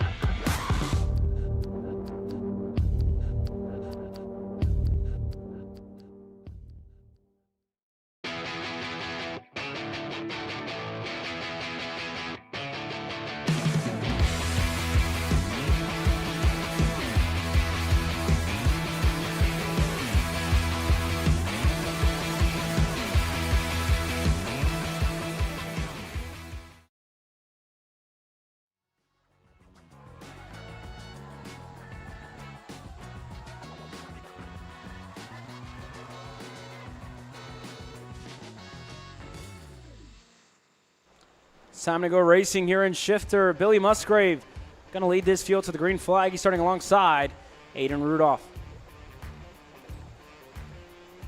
Getting all sorted out and ready to go as the rest of the field lines itself up here for this one. This should be fun to see what happens. Aiden Rudolph will have a big test to compete. Ja'Cory in third position. Bull in fourth spot. Proctor and Zarsk rounding out the top 6. There you have it for your 6 drivers getting set to take the green flag here today. Nobody's been better than the All-American badass, the number 8 of Billy Musgrave. We'll see if Aiden Rudolph saved enough tire throughout the weekend to take the fight to the man on his own chassis out of Phoenix, Arizona. It's going to be a challenge for the rest of the field, to be able to keep up with Musgrave. He's been able to try things in the traffic. He's been able to try things out up front. He's been able to pull away by a sizable margin. Just about all set to go. Oh, Noah Zars pulling off the racetrack. He's not going to get this race started, but we look on for the green flag. It's in the air, and the whole shot goes to Billy Musgrave coming across the racetrack now for Aiden Rudolph. Looks to block off John Paul Mokori, Nick Bull, who gets himself up to third. Great start for Musgrave as he runs away from the rest of the pack. Sizable margin of at least 5 kart lengths. So far, the field staying predictable in its running order just about. So far after the whole shot, Musgrave controls things of note. The 60 did lose ground, just noted, to be able to fall back to 4th on that whole shot. Yeah, he did lose time at the start. You see Sparks flying out of Nick Bull's machine. Sparks flying down on the straightaway. Same goes for Rudolph. Here we go in a turn number 8. Able to work their way through, but Billy Musgrave, picture perfect start for him. He's going to run away with it here. I don't think you'll see the same that you saw in heat race number 2, where he let Aiden Rudolph by and decided to fight it out just that little bit. He's been consistent as far as lap times have gone. Nobody's been quicker. Nobody's been close, Justin. No one's been in the same ballpark. He's been consistently in his own baseball stadium, essentially on pace throughout the weekend. It's going to be tough to keep up with him overall. Worst time around 102 in terms of time the drivers have gone so far. Upwards around the 1 minute mark and lower on speed around the racetrack here in the shifter karts. They're the only ones that get down to the 59s, and I should say the only one that's actually gotten down there has been Billy Musgrave. We'll see if anything improves throughout the night. Again, temperatures have dropped. It was at 86 degrees earlier on today. 7 degrees down. It's 79 degrees right now as we race into the night. 13 minutes to go in this race, and you see the sparks flying out of Nick Bull. A little too deep on the brakes, and that's going to give new life to John Paul Mokori. Bull having a fight with that cart right now. It just keeps scraping every single time from that right rear tire. Need to get the tire pressures up as quick as possible somehow.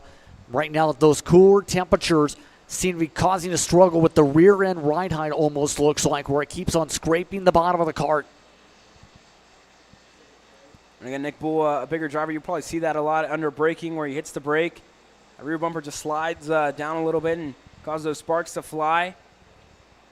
And taller driver as well in the seat for Nick Bull. So you got to imagine that chassis hitting the floor just that little bit throughout the fast corners. Derek Proctor down in 5th. And unfortunately, we lost Noah Zaris. We saw him with issues throughout the day. And that continued as we went on to the main event here, Justin. Yeah, seen a lot of that pop up in the last heat race in particular, where Zaris showed some pace, but ended up having the issues to pull him off the racetrack. Still no change for Bull, still holding on to 3rd spot. The 60 machine still has not found a way to get around the 33 quite yet. In fact, hasn't been able to close up that buffer that's built up. Bull, every time through that braking zone, opens the door, throws the door. John Paul Mokori, what a move out of this young kid, only 14 years old, sending it on a professional race car driver, Nick Bull. How about that for John Paul to get himself in a podium places here, Justin? Wow. He's seen the opportunity. Boole was starting to become more and more vulnerable with the sparks continuing to fly. The rear end still continuing to dance around every time to the braking zone. Just seeing the door open up, take an opportunity. Why not push on through before things get worse and you lose ground potentially to Proctor? Yeah, there you saw Proctor having a look there on Nick Boole as well. Didn't have a good enough run on the exit for Derek Proctor. That time by, they worked their way through, just racing past Ken Johnson. Him and his wife, Kayla Johnson, the official photographers at the Texas Sprint Racing Series, Studio 52. Don't forget to order your photos before the weekend ends. You can catch all the action from the night as well as throughout the day. And for them, part of their earnings here this weekend are going to go over to Adrian Vargas and his cause this weekend. So that's cool to see out of them. But back up front, Billy Musgrave. Nobody's been faster. 2 seconds clear of Aiden Rudolph, who finally got himself into the 59.9s. Musgrave running 59.6s. And he's going faster and faster lap by lap here for Billy Musgrave. Not slowing down one bit here, Justin. Yeah, he's right on the ballpark on where he's been fastest laps for the most part. Actually, it pushed faster, as you said, with the 606s. He's been around more so the 8s during the daytime, but that's just showing how some of these cooler conditions can really push down the lap times, make it go faster and faster, and adjust how these karts respond to the grip levels here in the cold compared to a much hotter racetrack where it's going to be a little bit more slicker in theory around the circuit. Still, you have to run all the laps. You still have to run all the minutes. Anything can happen over the course of 9 minutes. Yeah, these are long races, right? And for the drivers in the top two, I think more than anything for Rudolph, it's a good practice, I guess you could say, for him who is in it this year for a championship. But even then, right, at SCUSA Pro Tour, we're running long races. You look back at last weekend, we ran about 20 laps, 20 plus laps, I should say. I think 25 laps. And when you want to test, how the physicality of it, of going fast over that, it's a good test, especially going to one of the most physical racetracks on the calendar at Newcastle Motorsports Park, where people say right at the end of the weekend you leave your neck behind in the I-70 corner. So for Rudolph, again, to see where he can improve as well in comparison to Musgrave, it's a good weekend for them to test things out before they head out there. And it's the same for Musgrave as well, right? Staying in shape, staying in form before we head to the final round of the SCUSA Pro Tour. And, in other cases, for the likes of John Paul, to learn from this, to this is your Pro Tour pretty much. This is, the biggest stage that you get to, and making an impression with just, the help of your dad, your mom here supporting you as well.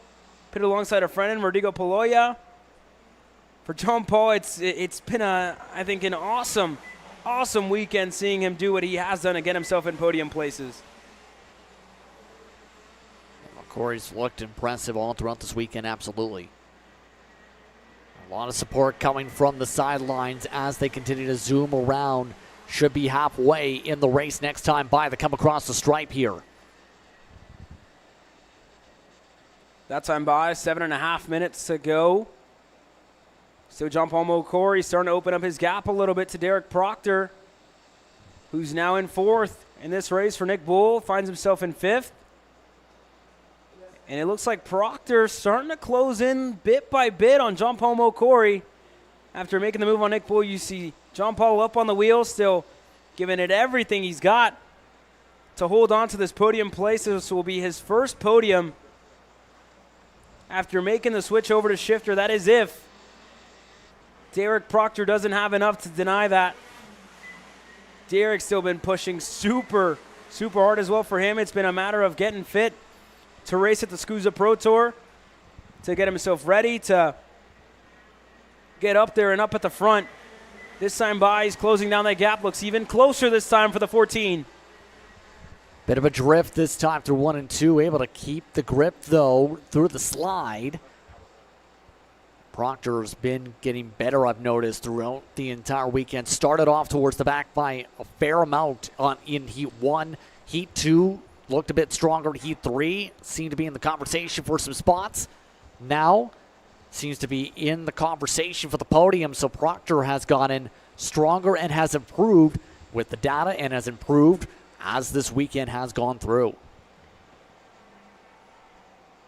Here we go this time by. We'll look at the lap times for John Paul, for Derek Proctor. 1 minute, .761. That was the fastest lap that John Paul Melchiorri was able to set. A lap ago, Derek Proctor was actually 0.2 quicker than the rookie. So we'll keep an eye on that battle for third as Nick Bull again going to need a whole lot of help if he wants to close down the gap to third. Again, just got surprised by that Burrell Art machine. I think Proctor might have lost some time a lap ago. How about Billy Musgrave? A 59.381 out of Billy. That's the fastest lap we've seen so far this weekend, and I think we are going to have to take a look back at the track record he set here at Amarillo in the shifter in 2023, because I think he might have just shattered that here, Justin. Yeah, he is just lightning quick. There's no doubt about what we've seen from Musgrave. Just continuing to get faster and faster this time by. Still waiting for the times to come on through, but he's been in the 59.4s, dropped to the 1 minute bracket, 59.7 that time by the stripe. He's been as low as the 3s. Just what else can you say? His chassis has been dialed in. Rudolph as well in the 1 minutes. At the moment, 1 minute .023 for Rudolph. Still giving everything he's got. But again, just not enough in comparison of the times that Billy Musgrave has had here so far. But again, nonetheless, a good test weekend for Aiden as he prepares for the final round of the SCUSA Pro Tour as well. I believe slated to start the end of the year at the Super Nationals, where himself and Michael Avancino have been hard at work to lead their package ahead on the national scene. But on the regional stuff, Rudolph's been up at the front. Again, you look back at his dad and what he did over at Rock Island for many years, winning that race a whole lot in the shifter package as well. That chassis actually a demo or on display out at their home track at Speed Sports Racing Park. And we saw that when we went there for the opening round, the SCUSA Pro Tour, as well for the opening round of the Texas Sprint Racing Series. So picking right up where his dad left off back in his racing days and putting himself in the second spot, 5 seconds behind Billy Musgrave, who's, arguably the best to ever do it in shifter, 5-time Super National champion, putting on an absolute clinic as well. And tomorrow going to put on a demo with his MCFZ 125 machines as gets the next generation ready with the cadet shifters, the junior shifters as well. Get them up to grips. And we tune back in with the battle for third here, Justin. John Paul Melchiorri still holding on strong. Melchiorri's just continuously gaining more and more ground, and Proctor's just losing touch as this run's gone on. It's not looking great for Proctor to battle out for this podium, but that 60 machine continuing to showcase why it's got speed all throughout the weekend here at this racetrack. Looking good, looking comfortable, looking pacey all throughout the day here today. John Paul still very strong this time by. Just 2 minutes to go and 2 minutes away from what could be his first podium finish in regional racing action. Speaking to his dad a little bit in the past, he said, we do club races, but we do them alone. We have nobody to race with whenever we do go out there, but we need him to learn. We want him to learn. If he does want to go to cars one day, this is how you learn. This is how you learn to adjust the front brakes, how you learn to change gears, how you learn to adjust brake bias and everything in between, to manage heat, to manage tires. This is the biggest thing as far as development goes if you want to become a race car driver one day.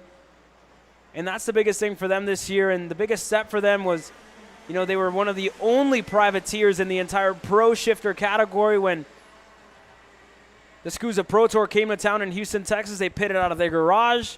Just their dad hired a mechanic with very little support that weekend. And, he was able to put himself up there in the fight at only 14 years old. One of the young drivers that we've started to see this year, the likes of Gage Korn, Truly Adams as well.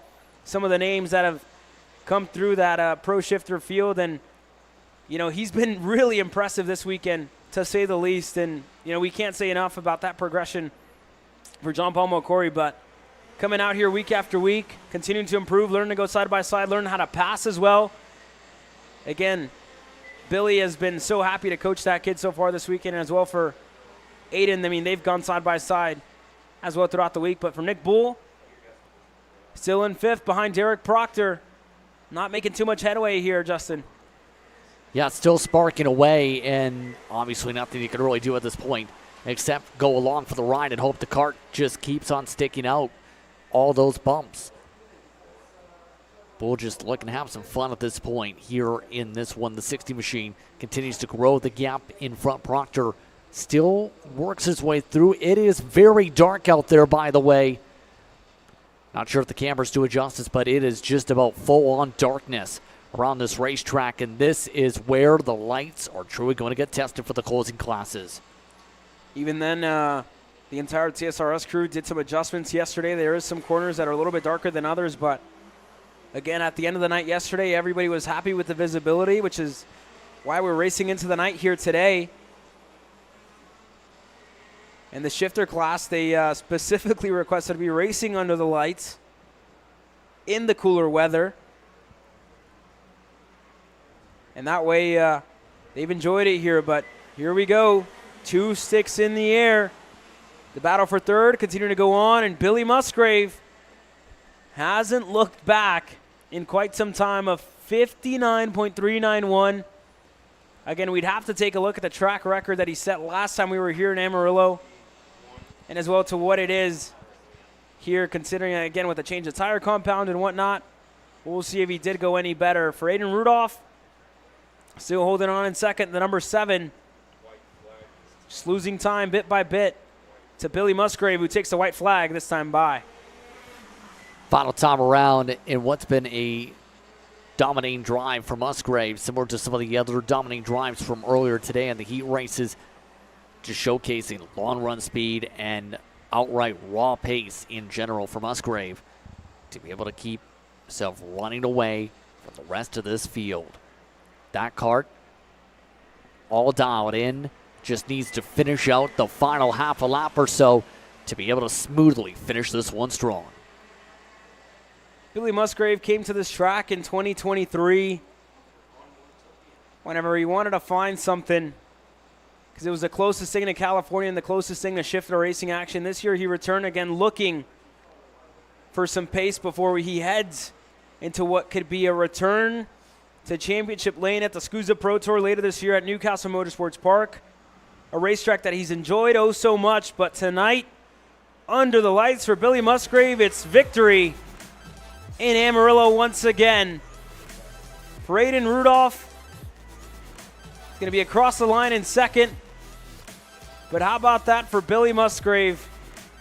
You think about where he was in 2023, where his chassis was in 2023 as well. The growth that it's had over the years, the impact he's had on the sport as well. Way different. And how about it for this rookie, John Paul Mokori, only 14 years old, out of Houston, Texas. Him and his dad, his mom as well, making the trip up here out of the back of a trailer, out of the back of their truck as well. This 14-year-old kid is going to share the podium with 2 of the best in the business. Congrats to John Paul Mokori. But coming up next, it's time for 206 Cadet, presented by Speed Concepts Racing. Myself, Justin Prince, going to take a moment to catch our breaths. We'll be right back with some 206 racing action. All the way up to the finish line. Who is it going to be? And it's Sean Perez who wins in Crescent. Ty Fisher wins $1,000 in KA100 Junior. Alex Stanfield played it perfectly here. Told him to wait. Stanfield wins the Duffy in 2024 for TV Cards. Amarillo Kart Complex is now the official distributor for TV Kart in the continental U.S. Become a dealer today. Champions aren't just born on the kart track. At SimShop, we deliver professional-grade simulators with the best performance-to-price ratio in the industry. Founded by racers who understand what you need, our SimMagic and Moza equipment is powerful enough for the pros, yet affordable for everyone. With unmatched customer support and a thriving community, we're your racing partner. Visit simshop.com today.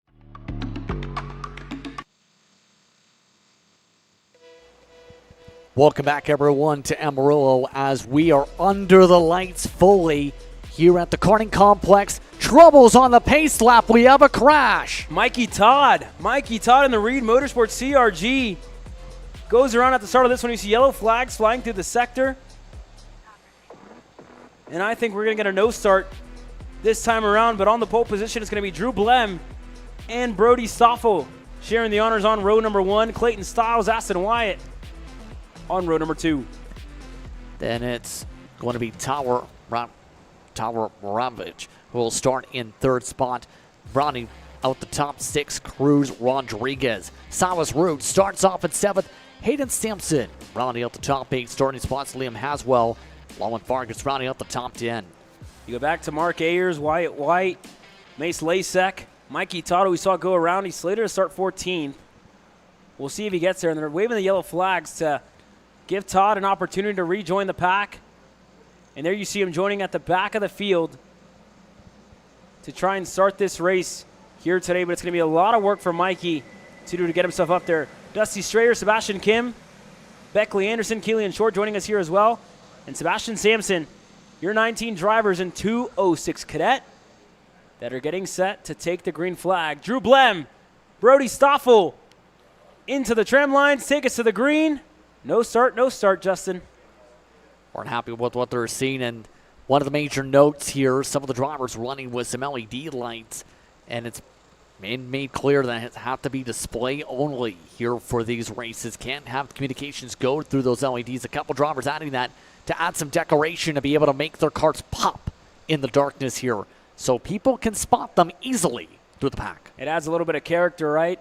But again, there were some lights out here last night that were changing colors throughout the night, and Darren McDonough, Robert Venable took action and said you can't use those to communicate with drivers. Looks like some people were trying to send signals throughout that, and again, they put a stop to it. So it has to be one color for the entirety of the race. So Silas Root, the kid from Mississippi on the comp cart, who's starting on row number 4. And you see him sporting his LEDs, as well as what looks to be the driver on his outside of Hayden Sampson on the TB cart, adding a little bit to that lime green machine, some lime green lights for the TB cart here tonight. We've seen Wyatt have good pace so far tonight. The same for Drew Blem. We've seen Moraviec after missing qualifying. He had to work his way through the field every single heat race, and now he puts himself within a real shot, starting 4th, or 6th, I should say, for Tyler Moraviec. This time by the green light, the green flag in the air, and a good start for the inside line. Drew Blem off to a good start. Brody Stoffel washing out wide, looking to hold on to the 3rd spot. Moraviec looking on the outside, looking on the inside now of Stoffel. Moraviec gets through side by side with Silas Root for the 4th spot. Good start for the front of the field. At least one car to the back of the field having some issues, but they continue to roll their way through some of the darker areas of the racetrack. Still getting all settled in here. You can see the purple sky shining brightly above some areas of the track as the field works his way through Stiles, looking to drive stylishly forward as a few more drivers pass on by the 275.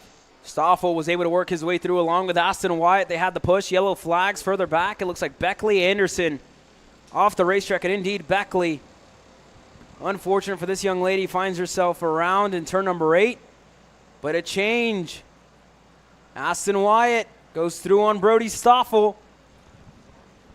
He's going to take over the 3rd spot. Clayton Stiles, the best start he's had all weekend. He's up to 2nd, and Drew Blem up at the front. Blem looking comfortable, had the best average after seeing Stoffel have such rocket pace in some of the racing earlier. Currently still holding on to fourth. Some of those LEDs shining forward, though. Some of those, including Sampson's, just trying to find a way to close back on up. Regain some positions here. Root with a good run so far, already up to 6th position. Well, he did start in 7th, still a +1. Speaking of side-by-sides, Styles losing 2nd spot to Wyatt. Aston Wyatt able to get that move done in turn number 6. He's able to get clear. Then further back, you look at Silas Root in the 6th spot. This is the highest he's been running so far this weekend. Chasing a podium place. Same goes for Stoffel. Could it be back-to-back podiums? He got a race victory earlier on today in Micro Swift. See what he can do so far in 206 Cadet. There's a battle further back. Silas Root, Rodriguez, pushing each other closer to Moraviec. Now looking at the bottom of the racetrack for Root. This kid from Mississippi looking to go through side by side. Moraviec has had a check up and loses a spot. Rodriguez, unfortunately, couldn't follow his pushing partner through. And he's going to lose, not going to be able to make up the spot in the process, I should say. Yeah, lost more ground as a result of that, and this pack continues to lose more and more ground with all this squabbling. Root still maintaining a buffer, or trying to close up a buffer, should say, to be able to get up to Stoffel. Already more than 2 seconds last time by the stripe, and that was before some of them are passing. Moraviec again going for the push. Some of the back of the group looking to make some moves, looks like to the inside. No one making anything stick, though, through 7. We look on as well. Still no change here further back. Moraviec now. Stuck a nose down low on Silas Root. Does he fade outside? Nothing yet. The driver who is looked to be Haswell in the 202. Looked to make a move. Not enough. Mark Ayers, the driver, just right behind him. Or I should say ahead of him now, pushing each other along. Moraviec still pushing on. A little bit of a check up that time. Sampson had to lift off the gas a little bit earlier than expected there. Vent contact, it looked like. This pack continuing to stay locked together. Up front, by the way, Wyatt now leads over Blem. How about that change for the lead for Aston Wyatt? Again, you look back to Mini Swift earlier on in the night. Issues for him plagued his run up front. And now in 206 Cadet, hasn't put a foot wrong so far.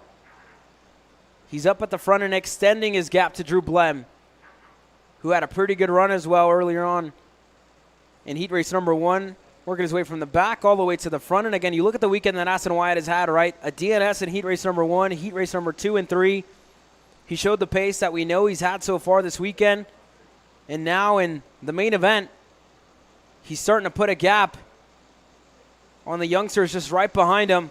Further back in the field, though, this group starting to get racy. Silas Root still at the front, with Sampson just right behind him. To Moraviec, to Rodriguez, and to Haswell. The 202 sits 4th in line here, and right behind him, Ayers in the 241. Here we go. Look to be a move there by Sampson. Actually, Root lost the spot in the process. There goes Moraviec. He looks to get through. He gets the spot. Silas Root. Looks like he made a little bit of contact or went over the curb. Went airborne there for a second. Everybody else slots back in a line. Checked everyone back up yet again as a result of some of that contact. At this point, Moraviec is saying, I've got to go. I've got to run. I've got to find a way ahead, because 6-7 seconds the interval between 4th and 5th last time by the stripe. That's going to take being up on the wheel the whole rest of this race. All of that's from all the battling in this pack that cost them so much ground in the first place to put them in that box. You see Keelan Short as well making up a couple of spots. He's up to 12th. What a drive for that kid as well. He was up and over earlier on tonight. And now puts himself just on the edge of the top 10. Looking for more as well as this race goes on. Moraviec's going to lead Sampson to Root. And there you go, side by side. Here comes Sampson. Looking to get clear on Moraviec on the back straightaway. Blows right by. Makes it look easy with the draft. Why not to this point? And goes against what Moraviec was hoping for, to be able to break away from all this. At this point, this battle pack's all attached to the hip. They're all stuck together. They're all grouped together. They're all similar at pace. There's not much you can do at this point to catch up to the race lead. It's all going to be about how far you can get in this pack right now. This train, if you think about it, loosely connected as far back as outside the top 10 in that choo-choo train. Up front, though, White and Blem seem to be hooked up themselves. Blem, last time by, gained a few tenths back. They pulled away from Styles and Stoffel. Yeah, last time around, Aston White a 1:16.7. For Blem, a 1:16.4, so 3 tenths. The gain for Blem that last time around, and then you see the battle on the edge of the podium for Stoffel and Styles. That's going to heat up now. Stoffel looking on the bottom of the racetrack. Not enough run into turn number 8 to try and get alongside the Iron Rock machine of Styles. Yeah, Styles just looks very composed, is all you can really say. Just seems calm, cool, collected. No major sense of urgency quite yet. They're right now losing ground, mind you, the carts in front. It's all about trying to keep focused and stay on the podium. Cross flags up at the stripe. Already past the halfway point, mind you. So for now, it's just trying to see where the cards may lie in this pack. There goes Aston Wyatt, starting to pick up the pace a little bit. A 1:16.1 for Wyatt, a 1:16.2 for Drew Blem. That last time around. And you see the two starting to get closer and closer together. Aston Wyatt still leading this field away. Drew Blem again, staying pretty close. Keeping Aston Wyatt honest in the closing stages of this one here, Justin. There you go, pass for third. Yep. Stoffel now looking on the inside on Styles. He gets clear. Just opened up the door, made the pass easily to the inside. So they continue to lose ground, but you're right in terms of the top two keeping each other at bay here. Or if there's one mistake, they're going to end up being in a tough spot situational-wise here. Looking like they're all bumping back together here in this group, though, in the battle pack for third. Styles elects not to go for it this time, elects to wait and see what happens with Stoffel. Yeah, Styles keeping patient here as Stoffel retook that third place. And then further up, Aston Wyatt went a tenth quicker than Drew Blem the last time around. That gap opens up a little bit to 0.3 of a second in between your two leaders. See these two continue to fight. That battle further back with Samson. He's still at the helm of it. With Rodriguez behind him, Moraviec to Haswell, to Ayers, and to Root. Your top 10, Keeley and Short now closing in on the top 10.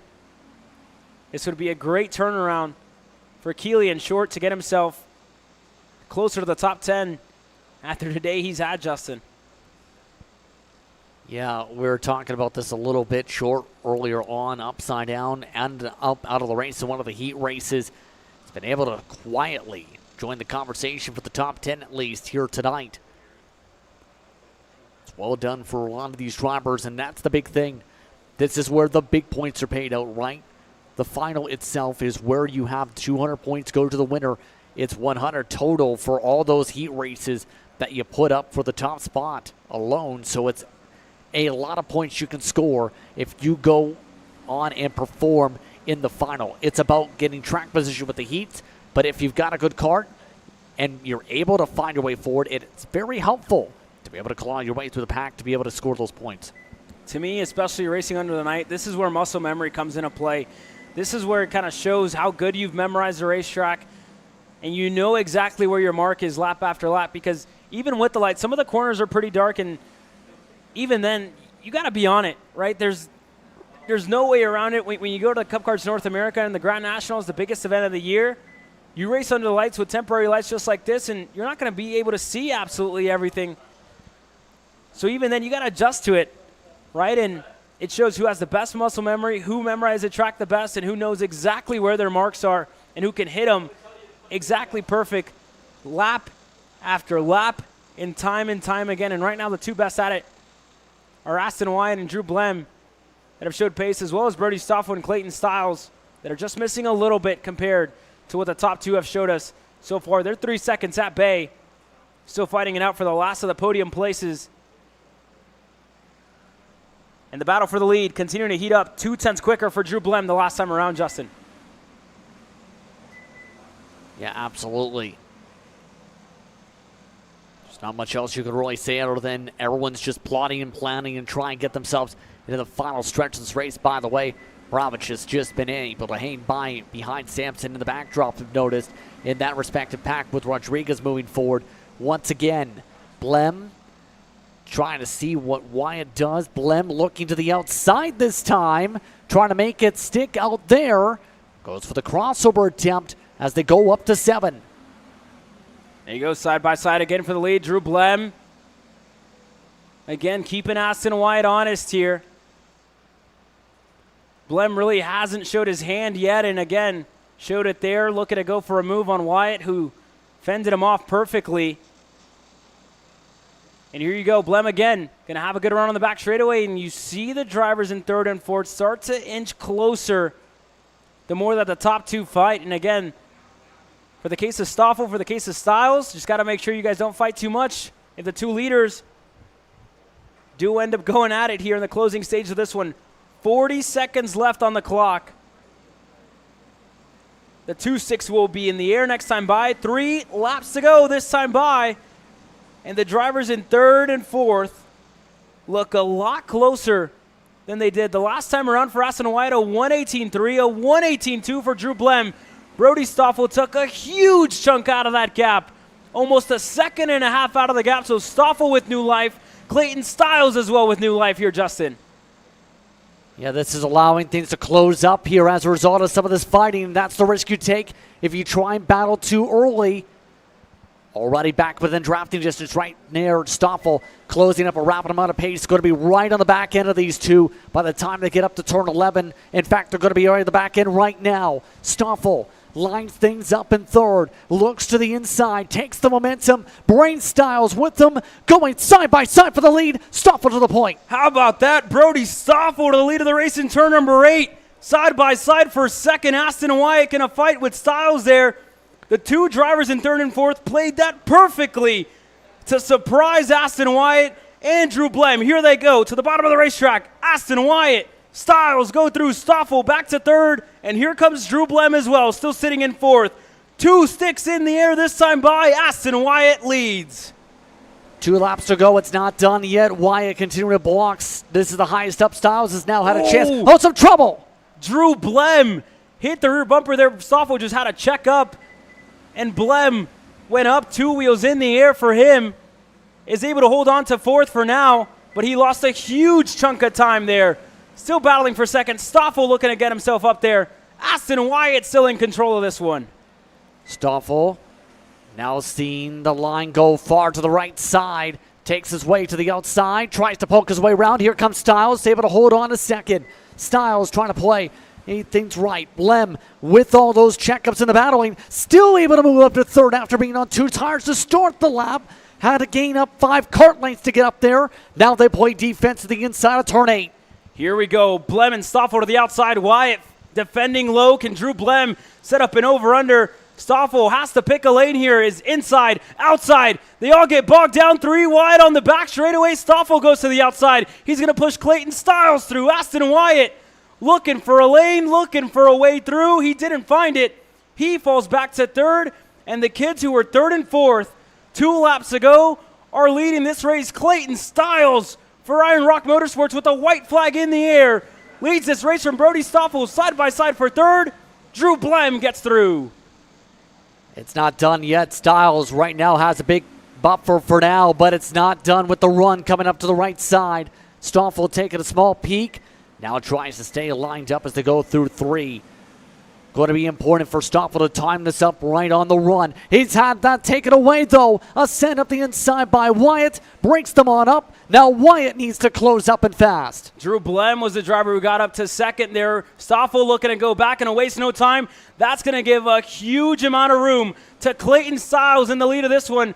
These boys need to figure it out and fast, because Clayton Styles is running away with the race victory right now before he heads onto the back straightaway. They're still side by side for 2nd. Stoffel looking low. Blem to the outside. They're still fighting. Clayton Styles for Iron Rock Motorsports is running away with it here in 206 Cadet Justin. Styles keeps on running away side by side. Wyatt trying to move his way inside. Outside Stoffel. Big run. Once again, Blem slips his way into the podium spots. Blem trying to hold on. Coming to the checker flag. Styles able to break his way through from third to first and the final few laps to win. Clayton Styles stuns them all. He wins in 206 Cadet. Across the line in second for Drew Blem. Aston Wyatt, Stoffel across the line fourth. How about this kid? Clayton Styles has been quietly working his way through the field, a kid that we haven't mentioned much at all this weekend. But when it mattered most, he showed up and got it done. How about this kid under the lights? He's a regional race victory, a regional race winner, in Amarillo. How about it? There's your unofficial results. Cruz Rodriguez across the line fifth. Hayden Sampson sixth. Tyler Moravietz to Haswell, to Yomi Vargas, and Silas Root. Your top 10. What a race there in 206 Cadet to close off the action for them. One more 206 class to go before we head into KA100 Senior 206 Junior, presented by TB Kart USA, coming up next.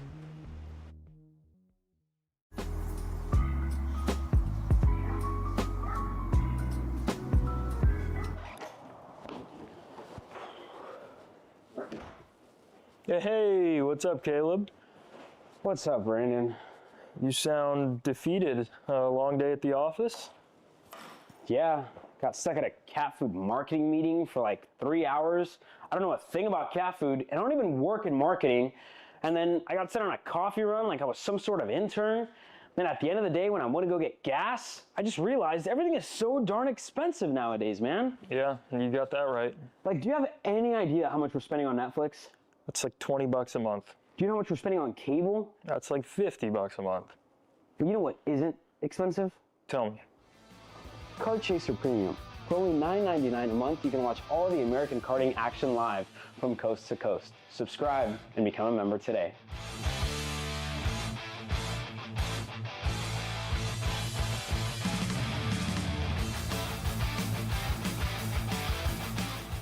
Paulie Massimino wins in KA. Paulie Massimino is a winner in OKN Stars.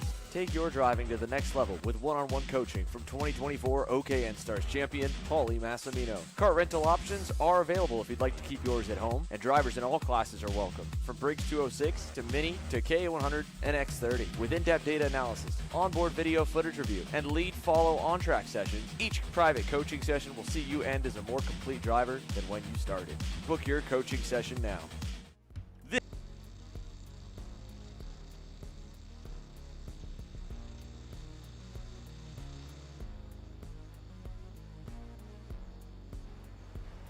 Welcome back to Amarillo, Texas. We're live from the Panhandle for the second round of the Texas Sprint Racing Series 206 Junior, presented by TB Kart USA.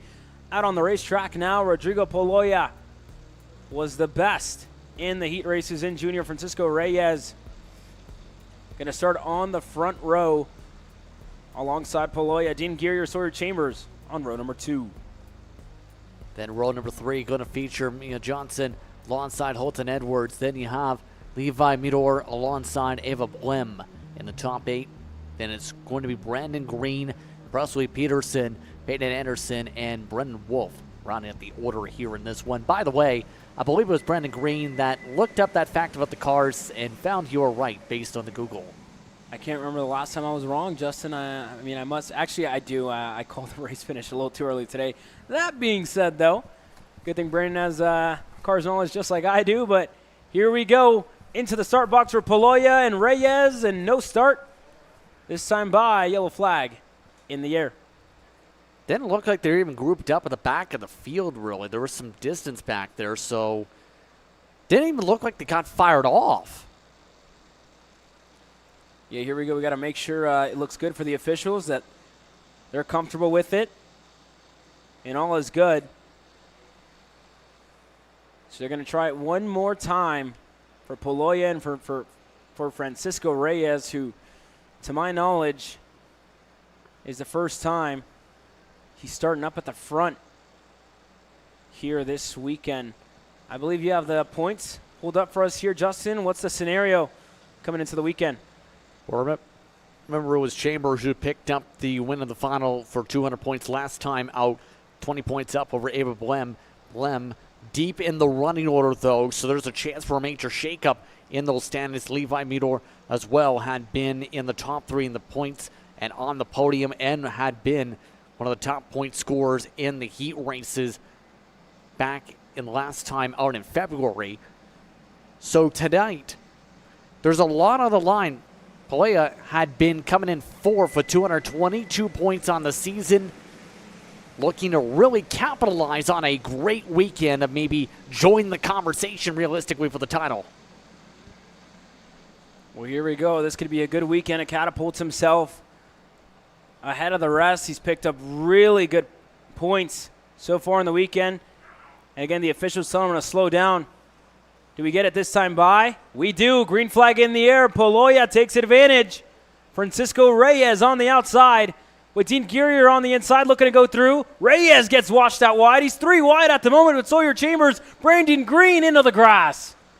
Green amongst those able to hold on to it, though. It looks like no spinnies. The rest of the field gets itself sorted as the helmets glisten through the night sky. Oh, wow. Leia controls things up front. The mid to backpack fight as Guerrier able to jump his way to second. You see issues further back. That looks to be Presley Peterson, I believe, the 374 with issues there for the AR Academy. So unfortunate there for Peterson, who's at the back of the pack now. Everybody else working to work their way through. The 399 as well was able to scrape their way through and on by. But now here's the battle for second. Looks like Mia Johnson as well is up into a good spot at the moment. Guerrier, I think, finds himself in 3rd with Poloya. Sorry, Dean Guerrier in 2nd, Poloya in the lead of this race. And how about Mia Johnson in the 3rd spot? So this is the best start that Mia's had so far this weekend. And Chambers again, you look at the opposite for him, finds himself down in 5th after what was an unfortunate start there for Sawyer. Yeah, Sawyer Chambers just couldn't get the fire off in the midst of that hornet's nest at the start of the field. Now it's still looking like everyone trying to work their way up to play, stay within drafting distance, stay within range to keep close and make it a fight for the race lead. Mia Johnson tries to push forward here. Mia Johnson doing a good job pushing that 311 right now. Yeah, very good charge up the field. Mia Johnson to what I believe is her 2nd year racing here this year. And look at it for the young lady, looking on the inside, looking to get clear for 2nd. She does. Up to 2nd for Mia Johnson out of Waco, Texas. Side by side, so Dean Guerrier looking to go back. Levi Meador not too far back either. Looking to get himself onto the podium places here early on. But all this battling for 2nd on back, Justin, I must say, is giving Rodrigo Poloya that much more breathing room up at front. Yeah, that's what I was concerned about. If they were able to battle too early, is they would lose ground and allow Pelea to start to stretch things out, get the yardstick out, so to speak, in terms of distance. And now it's going to take a whole lot more work to get back within that drafting distance, within about 8/10 or so, to start really solidifying a gain down the straightaways here at this track. Here we go, side by side, Levi Meador, Mia Johnson fighting for 3rd. Johnson still able to stay ahead, and you see Meador kind of looking back, asking for a little bit of help. We'll see if Chambers wants to give it to him, and he's not. He's going to take the spot instead. Sawyer Chambers, the rookie, up in a 4th. An hour pass by Chambers as he tries to recover some ground after not the greatest of starting positions in the metric. But still, while Pelea has been able to control things for the most part in these heat races, has been in the conversation each and every race in the 360 cart, seems to be stretching things out even more so as they have started to stagnate out a bit in that 2nd pack. Look at the run Mia Johnson got on the back straightaway as well. She closed down to Dean Guerrier there as well. We'll see the young lady out of Waco, Texas can go up a spot and get up to 2nd, or is everybody going to play patient here and try and chase down the Santana Racing Company machine of Rodrigo Poloya, the 360, out in the lead of this race. We're getting close to the halfway mark. Just 9 minutes to go in this race, Justin. Still lots of time in theory, but Poloya continues to control things. A little bit of some battling at the back of the group. Chambers having to fend things off with Midor, still taking some pokes. Chambers just cannot seem to find a narrow way to get a narrow leapfrog forward, to be able to jump karts, to get higher up in the order quite yet, to gain some more points here and get in the podium positions. Mia Johnson a little bit wide, coming through 7. A little too close for comfort there, I must say, and I think Sawyer Chambers is going to finally look for a move there for third. The two of them go on by. Sawyer Chambers, not sure if he got clear or not. We just lost it there. And he's side by side with Levi Meter at the moment for the fourth spot, so it didn't work to Sawyer Chambers' favor. Lost a good amount of time. Yeah, Chambers lost a lot of ground, at least 3-4 kart lanes down the straightaway as a result of that infighting. As long as he stays within range, might be able to do it again, but they've allowed Reyes and Green to close right back up. Green amongst those involved in some of the early incidents, mind you, right back into the conversation in the draft battle. Mia Johnson still sitting patient there in the third spot for Sawyer Chambers. I mean, he's had to charge his way through this field after getting shuffled back early on. Himself, Levi Meter, as well as Francisco Reyes looking for a move there. Didn't go through, but even then, everybody getting their elbows out here. But nothing as of yet. Rodrigo Poloya still extending his lead up at the front. Over a second and a half to the battle, second on back, and here goes Mia Johnson. Now looking on the inside. Sawyer Chambers going to provide some support there on that back straightaway. Looking to help. And off the racetrack for Johnson, Dean Gearier works his way through side by side with Brandon Green. 3 wide almost on the back straightaway. Green looking for a lane there. I'm not sure he's going to get the space needed. As Eva Blem, again, her race fell apart at the start of it. But Johnson fell back a bit, and the halfway point finally arrives. Sawyer Chambers up to second, Levi Meter up to third, to Reyes, to Johnson now, and Gearier, where everything boiled over there in turn number 8, Justin. Yeah, that one off-track sparked things. I think Green was actually 3 wide just about in the grass to try and make things work back there. Yet again, that's all scrambled things up. Chambers now in a great points position, but it's going to be very difficult now to get up to Poloya with all that fighting. Cost him so much ground to be able to take the top step of the podium. Now it's a points race if you're the 345. Yeah, and we'll see what it looks like now if Johnson and Gearier can close down the gap. Here's your top 3. Or I should say, yeah, I mean, 2 of the drivers in your top 3 that are working their way through. Johnson over the curb, a little bit out of shape, side by side between herself and Dean Gearier. Gearier looking alongside, side by side down the straightaway. How about offset 3 wides? Arms raised saying, why aren't you helping me, Green? Green able to give a push on through to the 333. So Mia Johnson able to hold on to the spot for now. They continue to fight hard amongst them for now with about 5 minutes to work with. Here we go, this time by. Single foul still for Mia Johnson. Green getting himself into the mix in 6th. With Dean Gearier in 7th. Francisco Reyes, Levi Meter, Sawyer Chambers. 2nd, 3rd, and 4th. Again, losing time to Rodrigo Poloya, who's been out in front of this race, and we haven't seen a breakaway so far this weekend, Justin, in a 206 class, but we're going to see it this weekend. How about a move there by Francisco Reyes to go through on Levi Meter for the 3rd spot, so the podium place changes here. Reyes goes a spot better. You see him there at the bottom of your screen going through on Meter, and for Johnson and Green, the 2 of them are leaving Dean Gearier behind. Gearier just losing more and more touch as this run goes on after looking like one of the drivers to beat potentially in the heat races. it's not been carrying over to the final in the nighttime, and that's how big this can happen. Or rather, that's how big a transition in conditions can be here, Caleb. From day to night, your kart may have a great setup for the daytime, but once you get to the night conditions, you might have a whole different ball game of feeling in the tires. You might have a whole different feeling of where the speed comes in, where the grip will get laid down. A lot can change over the course of a night as a result of a change on the racetrack. That's one of the things we talked about, right? And there's a lot that you can miss. There's a lot that can go wrong, especially with the changing conditions here.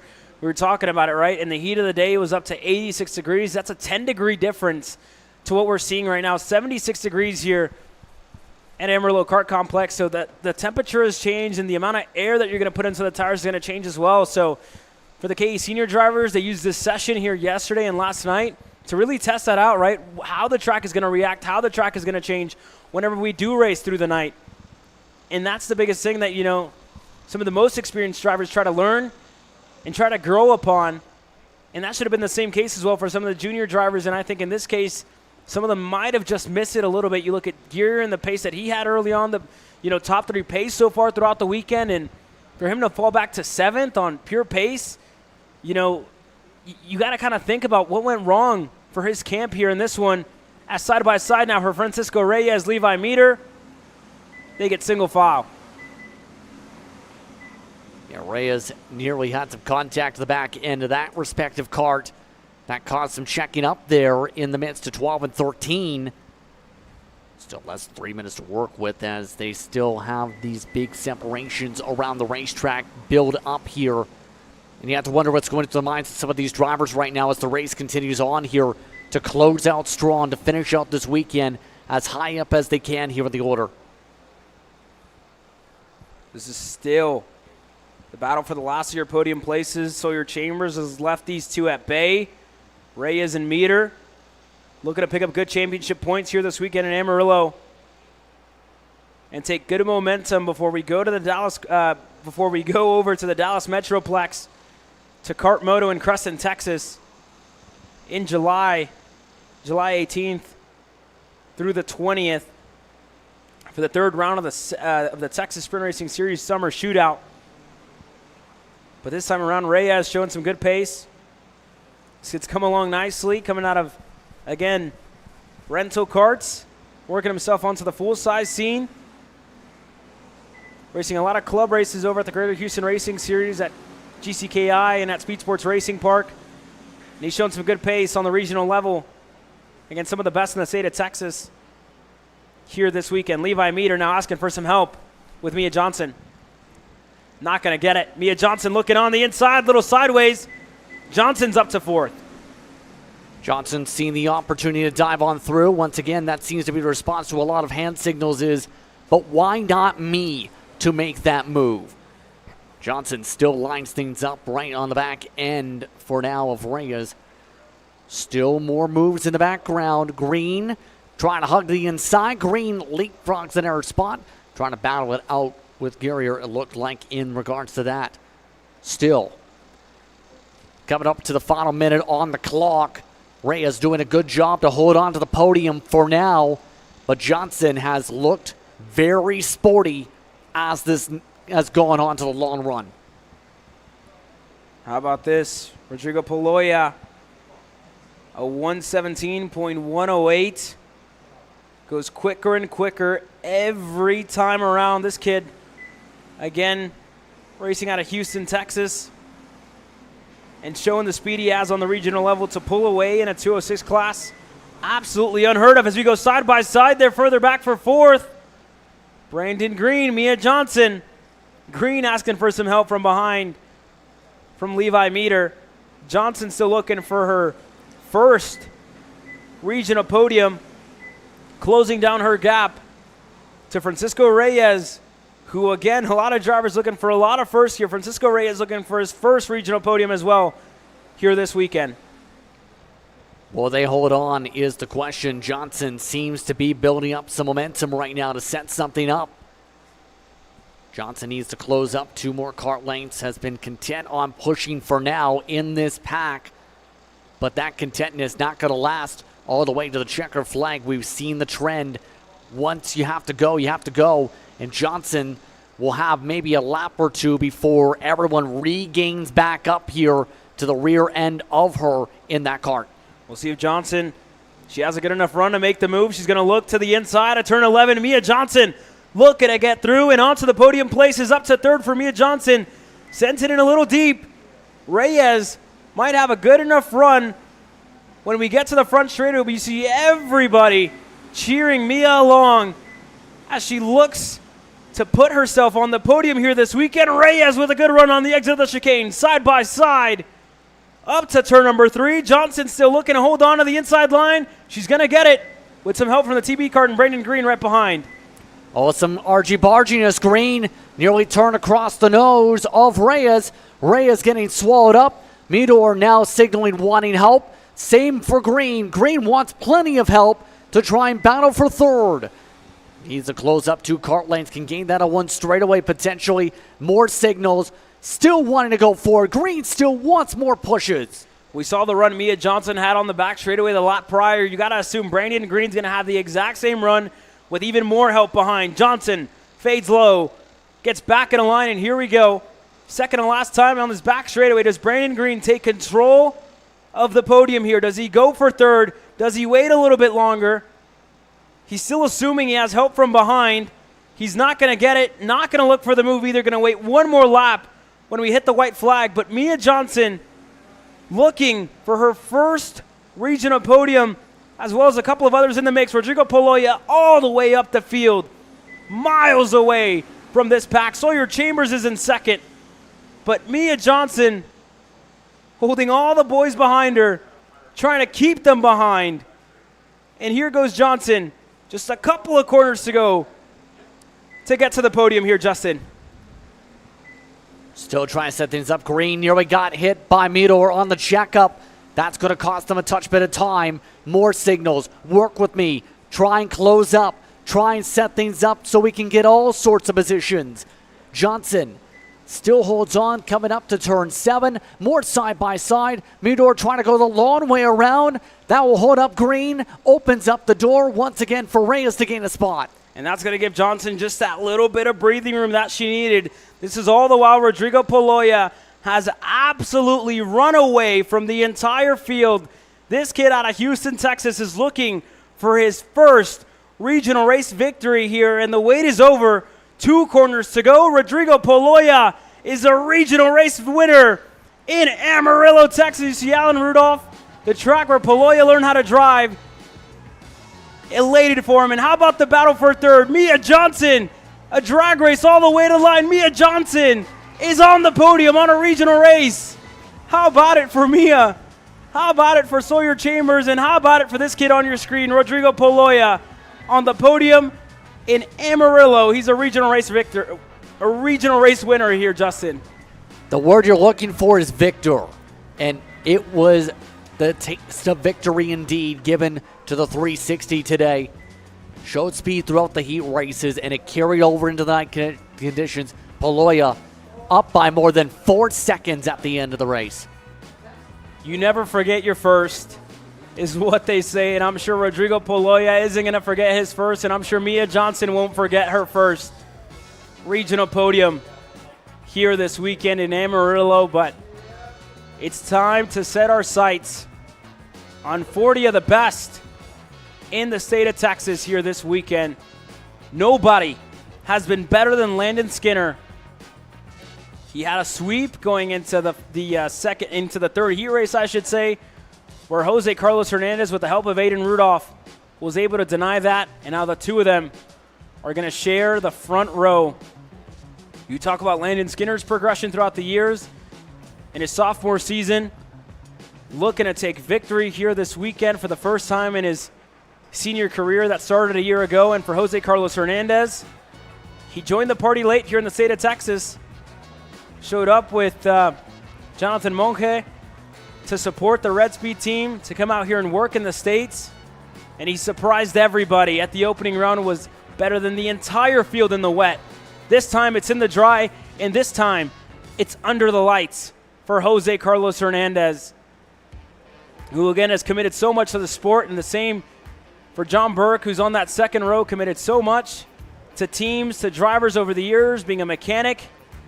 And this year, back in the seat on a hometown race for himself, for his team. Looks to deny that. He's on row number 2 alongside Peyton Phillips, who I spoke to during the dinner break, has been struggling with motor, he feels like, so far this weekend here at the second round in Amarillo, Texas. Santi Duran, the rookie, stand out. And stellar drive so far by that kid.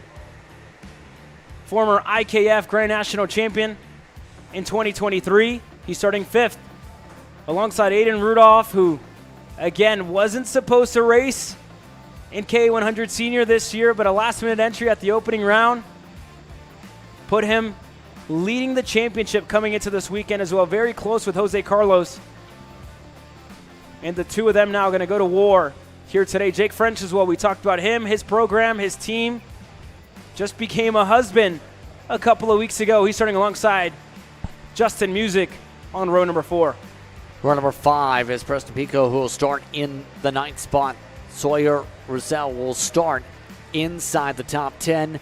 Then you go to Cohen Summers alongside Jake Faulkner, part of the Kart Chaser crew on the camera side. Ibrahim Dean will start in 13th. Jesus Vasquez Jr. back in 14th position. Taylor Roddy will start alongside Adrian Cruz back in row 8. You go back to Ian Howell, Ethan Gonzalez, 18th, 19th. Dallas Dunlap, your top 10 rows. You go further back to Haymans, Castillo, Willender, Fitz, Goodson, Bamrue, Weaver, Nelson, Dome, Morris, Friend, Fitz, Eddie, Newmaker, Pope, Pearson, Adelta, and Collins. 38 drivers total. The fences are lined. All eyes on the best drivers in the region. Landon Skinner, Jose Carlos Hernandez, take us to the green, and we're racing in KA100 Senior by Kart CRG USA. Landon Skinner with a good run on the inside, slides up high. Jose Carlos Hernandez looks to take over second. Side by side further back, the rookie, Santi Duran, loses a couple at the start. A lot of side by side as drivers try and sort themselves out. Burke with a good start, already able to single file up to 3rd. Bit of chaos in the midst of the pack as they continue to make their way through the course. Skinner losing the lead to Hernandez. Jose Carlos Hernandez at the helm now. Landon Skinner in second. John Burke 3rd. Back to Peyton Phillips. Aiden Rudolph, your top 5. A good start for Peyton Phillips so far, who had questions about his motor coming into the weekend. There you see a couple of moves further back. Dunlap looked to make one done, and he got it done. Jose Carlos Hernandez now leads us onto the back straightaway. Skinner not going to try it just yet. Everybody else brought right back into play. Rudolph thought about it.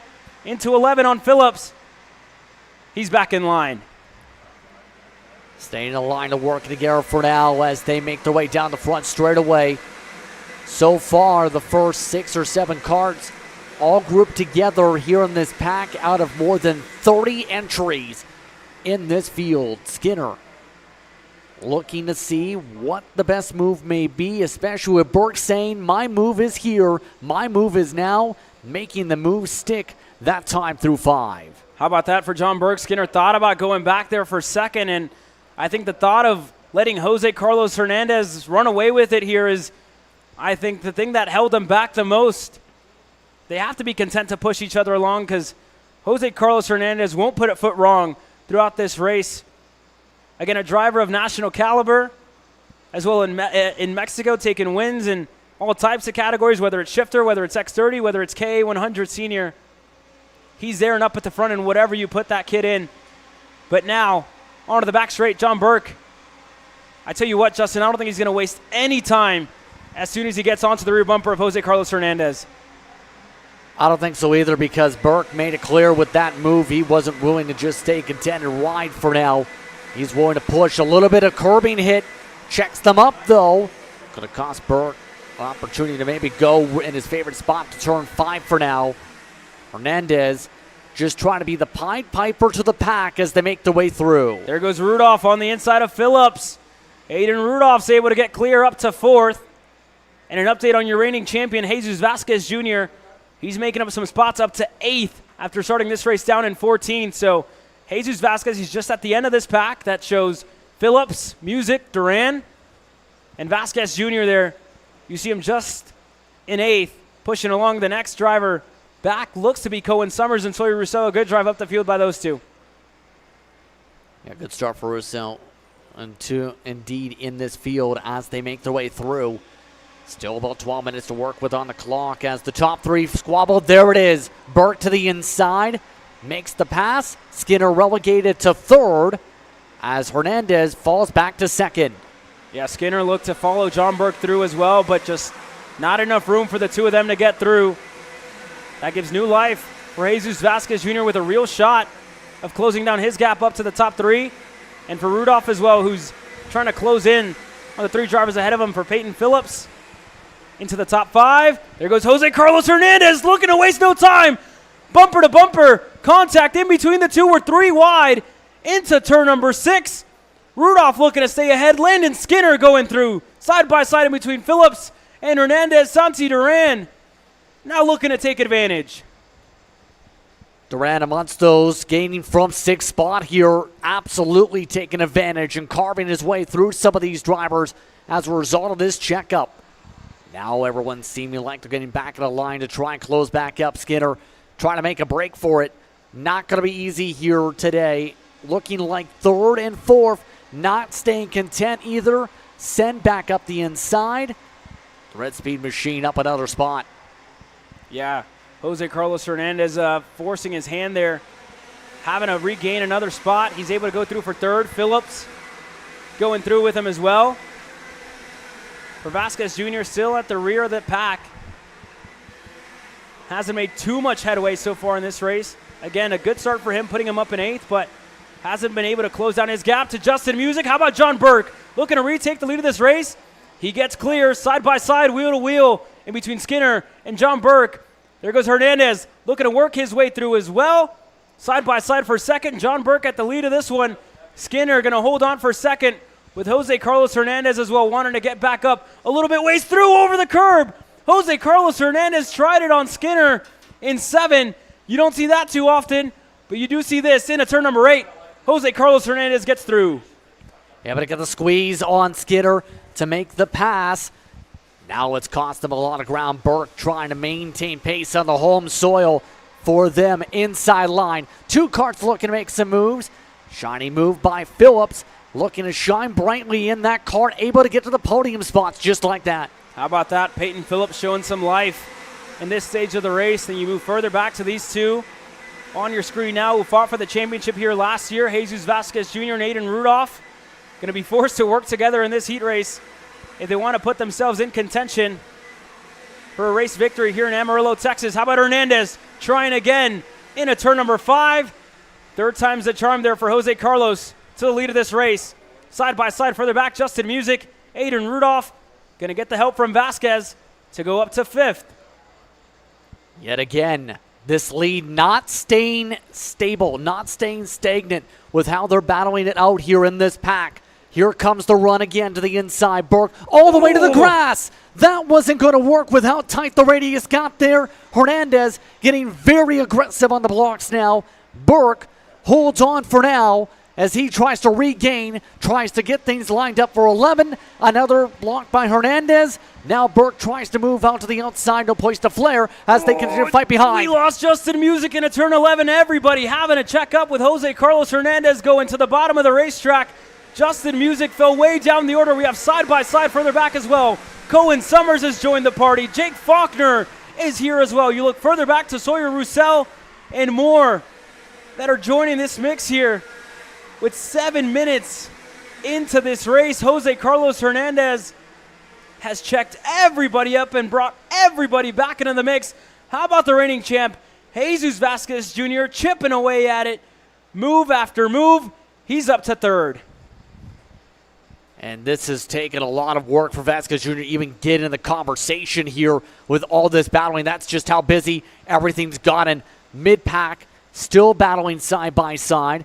Vasquez Jr. needs to have some work put in with Duran in particular to keep closing in. It's not going to be easy, but it's doable right now with the distance Vasquez Jr. has showed, and he's kind of carved his way to the field a couple times throughout this weekend too. Not the first time. Problem is, no one wants to work together. They want to fight.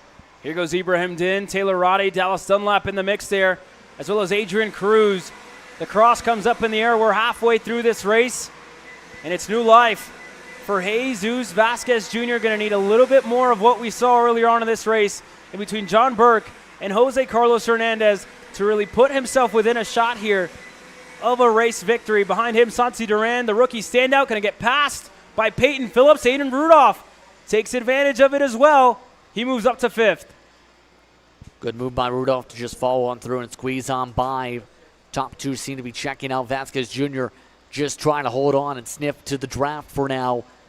Phillips losing touch to Vasquez Jr. in raw speed, though. That's the major thing right now. You can see just 4, 5, 6 kart lengths. Phillips can just see the gap just start to grow a little bit by bit with that 977 getting into rhythm. I wouldn't be surprised to see Rudolph try it here again into turn 11. He's going to go. Duran looking to go through as well. Going to give Rudolph that push that he needs to clear his way by.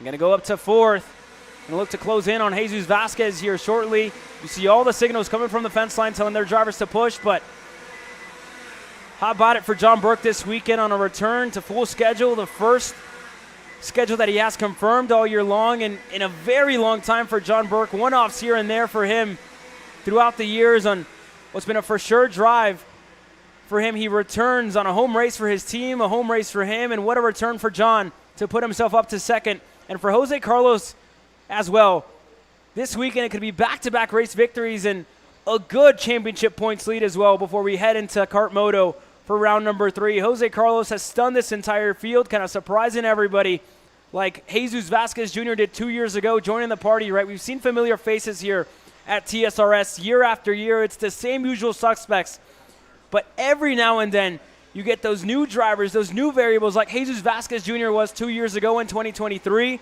and like Jose Carlos Hernandez is this year in 2025. And then you get another new variable like Santi Duran, who's under the wing of Jose Carlos Hernandez this year, puts himself up to 4th. You see Rudolph and Phillips communicating here a little bit, and I think they want to go back by on the rookie. Yeah, I think a lot of these drivers at this point starting to get a little bit impatient with how things have gone so far to make their way through the far side of the course. Now remove another send yet again. Rudolph amongst those moving their way forward. Phillips trying to move to the outside as they continue to rumble through. Here's a look back at Ibrahim Din, Tyler Roberts, the rookie again making some headway, making up a couple of spots. He finds himself a little bit ways down and actually inside of the top 10. Tyler Roberts is up to 10th now. And here we look back at the lead of this race. You have Jose Carlos Hernandez, John Burke, Jesus Vasquez Jr., who unfortunately I don't think has the help that he needs, is really going to need these two drivers to fight. You see Burke try to take control of this race time and time again throughout it. But again, Jose Carlos was very demanding and very commanding with the way that he blocked it off. And again, Jose Carlos looking back, and you see John kind of giving him a little bit of a hand signal there to get on with it, to keep looking forward. He just wants to make it a mano-a-mano fight when the two sticks fly at the end of it here, Justin. Yeah, almost a signal of, why are you looking at me? We're drive forward. It's a racetrack. But right now, they're doing a great job to be able to work away. Vasquez Jr. has just not been able to work on his own to close on up. Again, he mentioned, you said, and told me as well last week, track position is important. Qualifying is important. Vasquez Jr. didn't get the good qualifying efforts put in, and it put him in the back seat, and now he's kind of reached that ceiling. You can see the frustration with the helmet starting to build up. Just cannot seem to chip away. He needs the top two to want to fight, to have a shot to join the conversation. Let's look at the margins here for Jose Carlos Hernandez, John Burke, and Jesus Vasquez. A 107.1 by both of your leaders, a 107.3 by Jesus Vasquez, and then a 107.6 of Rudolph, who again has been in the battle just on the outside of the top 3, just in 4th there. He's still been fighting, still been going side by side with Duran and a couple of others, but what a drive for Adrian Cruz so far this weekend. He found himself facing the wrong way at the end of heat race number 3, and this time he finds himself on the edge of the top 5. And look for him to go here shortly on Santi Duran, because Adrian Cruz has been absolutely flying. He has the fastest lap of the race. There's nobody faster than this kid right here. Cruz is flying, as you said, but the tough thing is, didn't have the track position in the first place, and they've lost some ground in hole to that 977 in terms of track position. It's just going to be, where do they start to go? They're running out of time, under 2 minutes to go here in the darkness here in Texas. Here we go, just under a minute. It should be about four or five laps to go left in this race, and I think indeed we're going to get about 4 laps to go left in this one. What a run for Santi Duran on the back straightaway. Going to go through on Aiden Rudolph. Cruz looking to follow him through. Rudolph holds onto it around the outside. Going to make it harder than that for the rookie. Got to try just a little bit harder for Santi Duran. Rudolph going to move low. Going to force everybody to the bottom of the racetrack. Duran now going to get it from Adrian Cruz, who's going to look for a move. As well, more drivers starting to join the mix here. Yeah, every time there's a move, it just gains more cars. How about a move right there? Quick swoop. How about a dive on through as well? Phillips Amonsto is able to dive on through the hole and jump back up a couple more spots with that slip on through. Yeah, Alfred Alvazo Castillo, what a drive for him as well to get himself up to 8th. Somebody else there further back, looks like Cohen Summers dropped the tire. Issues for Alfred Alvazo Castillo. That nose cone completely dislodged. Unfortunate turn there for Alfred Alvarez, who again just loses touch there with your leaders. And here we go. Apologies for the technical difficulties on our side, but I'll keep you guys updated. The battle for the lead still. Jose Carlos Hernandez, John Burke out at the front of this one, fighting with everything they've got. Time running out here as this race goes on. Not much out of John Burke so far to challenge for the lead of the race. He's a 10th off. To the lap times Jose Carlos has been setting time and time again, and we're back here. Apologies again for that. Just a drop in signal on our side, but Jose Carlos, John Burke have done everything perfectly to run away from this field. Time just ran out. With Jesus Vasquez Jr. again, I think time's going to run out for him as well, because he's 2 seconds back from the 2 leaders that are going about 0.3 of a second quicker every time they cross the start-finish straight, Justin. Yeah, here we go. Burke to the inside, makes the cut. Hernandez drops back to second. Burke tries to hold his way through the course. Down the long straightaway, Hernandez has a chance to be able to move back forward. Elects to go and push instead. Waits in the wings as Burke controls his own destiny. Coming around the front straightaway. Double sticks now up in the air. 2 laps to go for John Burke on what could be a dream return to victory lane for him this year. We've talked about the partial rise that he's had, a couple of one-offs here and there for John Burke, and the first thing that he has for sure in a very long time, when the call came from Kyle Uchinsky to join TB Kart USA, he didn't doubt it for a second, and on home soil this weekend, this could be a dream finish to the weekend for TB Kart USA and for John Burke. Could this be the return for victory lane? But he has Jose Carlos Hernandez, one of the drivers that's been so strong on the national circuit and has stunned everybody here on the regional circuit this year, Justin. Can Burke hold on is the question here. Burke going now to the outside. Hernandez trying to slice his way alongside. Down the long straightaway they go, coming up to the white flag. Hernandez sees a block by Burke. Burke sparking with the left side tires. Slides up, holds on. Hernandez forces it side by side. They make contact. Hernandez tries to cross over. Here comes Vasquez Jr. in the conversation. Jesus Vasquez Jr. out of nowhere coming up to second on the last lap of this race. Can this really be for the reigning champ to get up to second? Can he deny John Burke from returning to victory lane in his home state of Texas?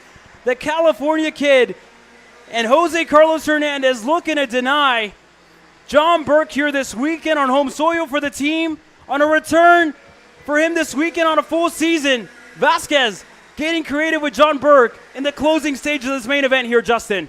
On the outside, Hernandez trying to poke around. Vasquez Jr. looking to set up the run. Work their way out of 7. Burke tries to hold on defensively. Vasquez Jr. backs up the corner. Hernandez goes alongside Vasquez Jr., giving exactly what Burke wants. side by side for second. Hernandez clears on by Vasquez Jr. as Burke looks to bring it on home. How about it for John Burke? It's been so long. And Jesus Vasquez Jr. over the top of Jose Carlos Hernandez. Here comes Aiden Rudolph. How about John Burke for TB Kart USA on home soil? They take the win in Amarillo. The crowd erupts. They get it done. Adrian Cruz as well out of nowhere. Are you kidding me? In second place, Aiden Rudolph as well. What a race for John Burke, and I'm sure Kyle Uchinsky is happy to see his driver take it away. Here you see Adrian's mom, Esther, there, super happy. The entire family, what a way to finish the weekend here. And what a way to return to a full season of racing for John Burke. Like I was saying earlier, nobody has worked harder than that kid right there. Worked in the shop for so long with you and Jeffrey, and made the move back to Dallas, Texas to rejoin the family business with his dad. And this weekend, after so much hard work has gone in it for him, to return to victory lane at the home racetrack of TB Kart USA at Amarillo Kart Complex, John Burke is the regional race winner once again, and I'm sure there's going to be a huge crowd waiting for him as he works his way in. The excitement of victory, and as well on the other side of loss for Jose Carlos Hernandez and Jesus Vasquez Jr. That's going to hurt the two of them in the championship immensely. But how about it for Aiden Rudolph to come across on the podium what looked like it was going to come away. I think he's going to extend his championship points lead that little bit more when we head to Kart Moto in a month's time. You see Vasquez Jr. down in 19th. Jose Carlos Hernandez in 16th. But what a way to close off the night under the lights here in Amarillo, Texas. You've watched Kart Chasers live coverage of the Texas Sprint Racing Series. As always, joining you, Caleb Vieska, and a huge pleasure to be working alongside Justin Prince here this weekend. What a way to close out the weekend, and what a return for John Burke to victory lane. I'm sure they're going to enjoy that. We thank you very much for joining us here for the second round of the Texas Sprint Racing Series. We're back next weekend for the second round of the Stars Championship Series. Thank you guys very much for joining us, and have a good night.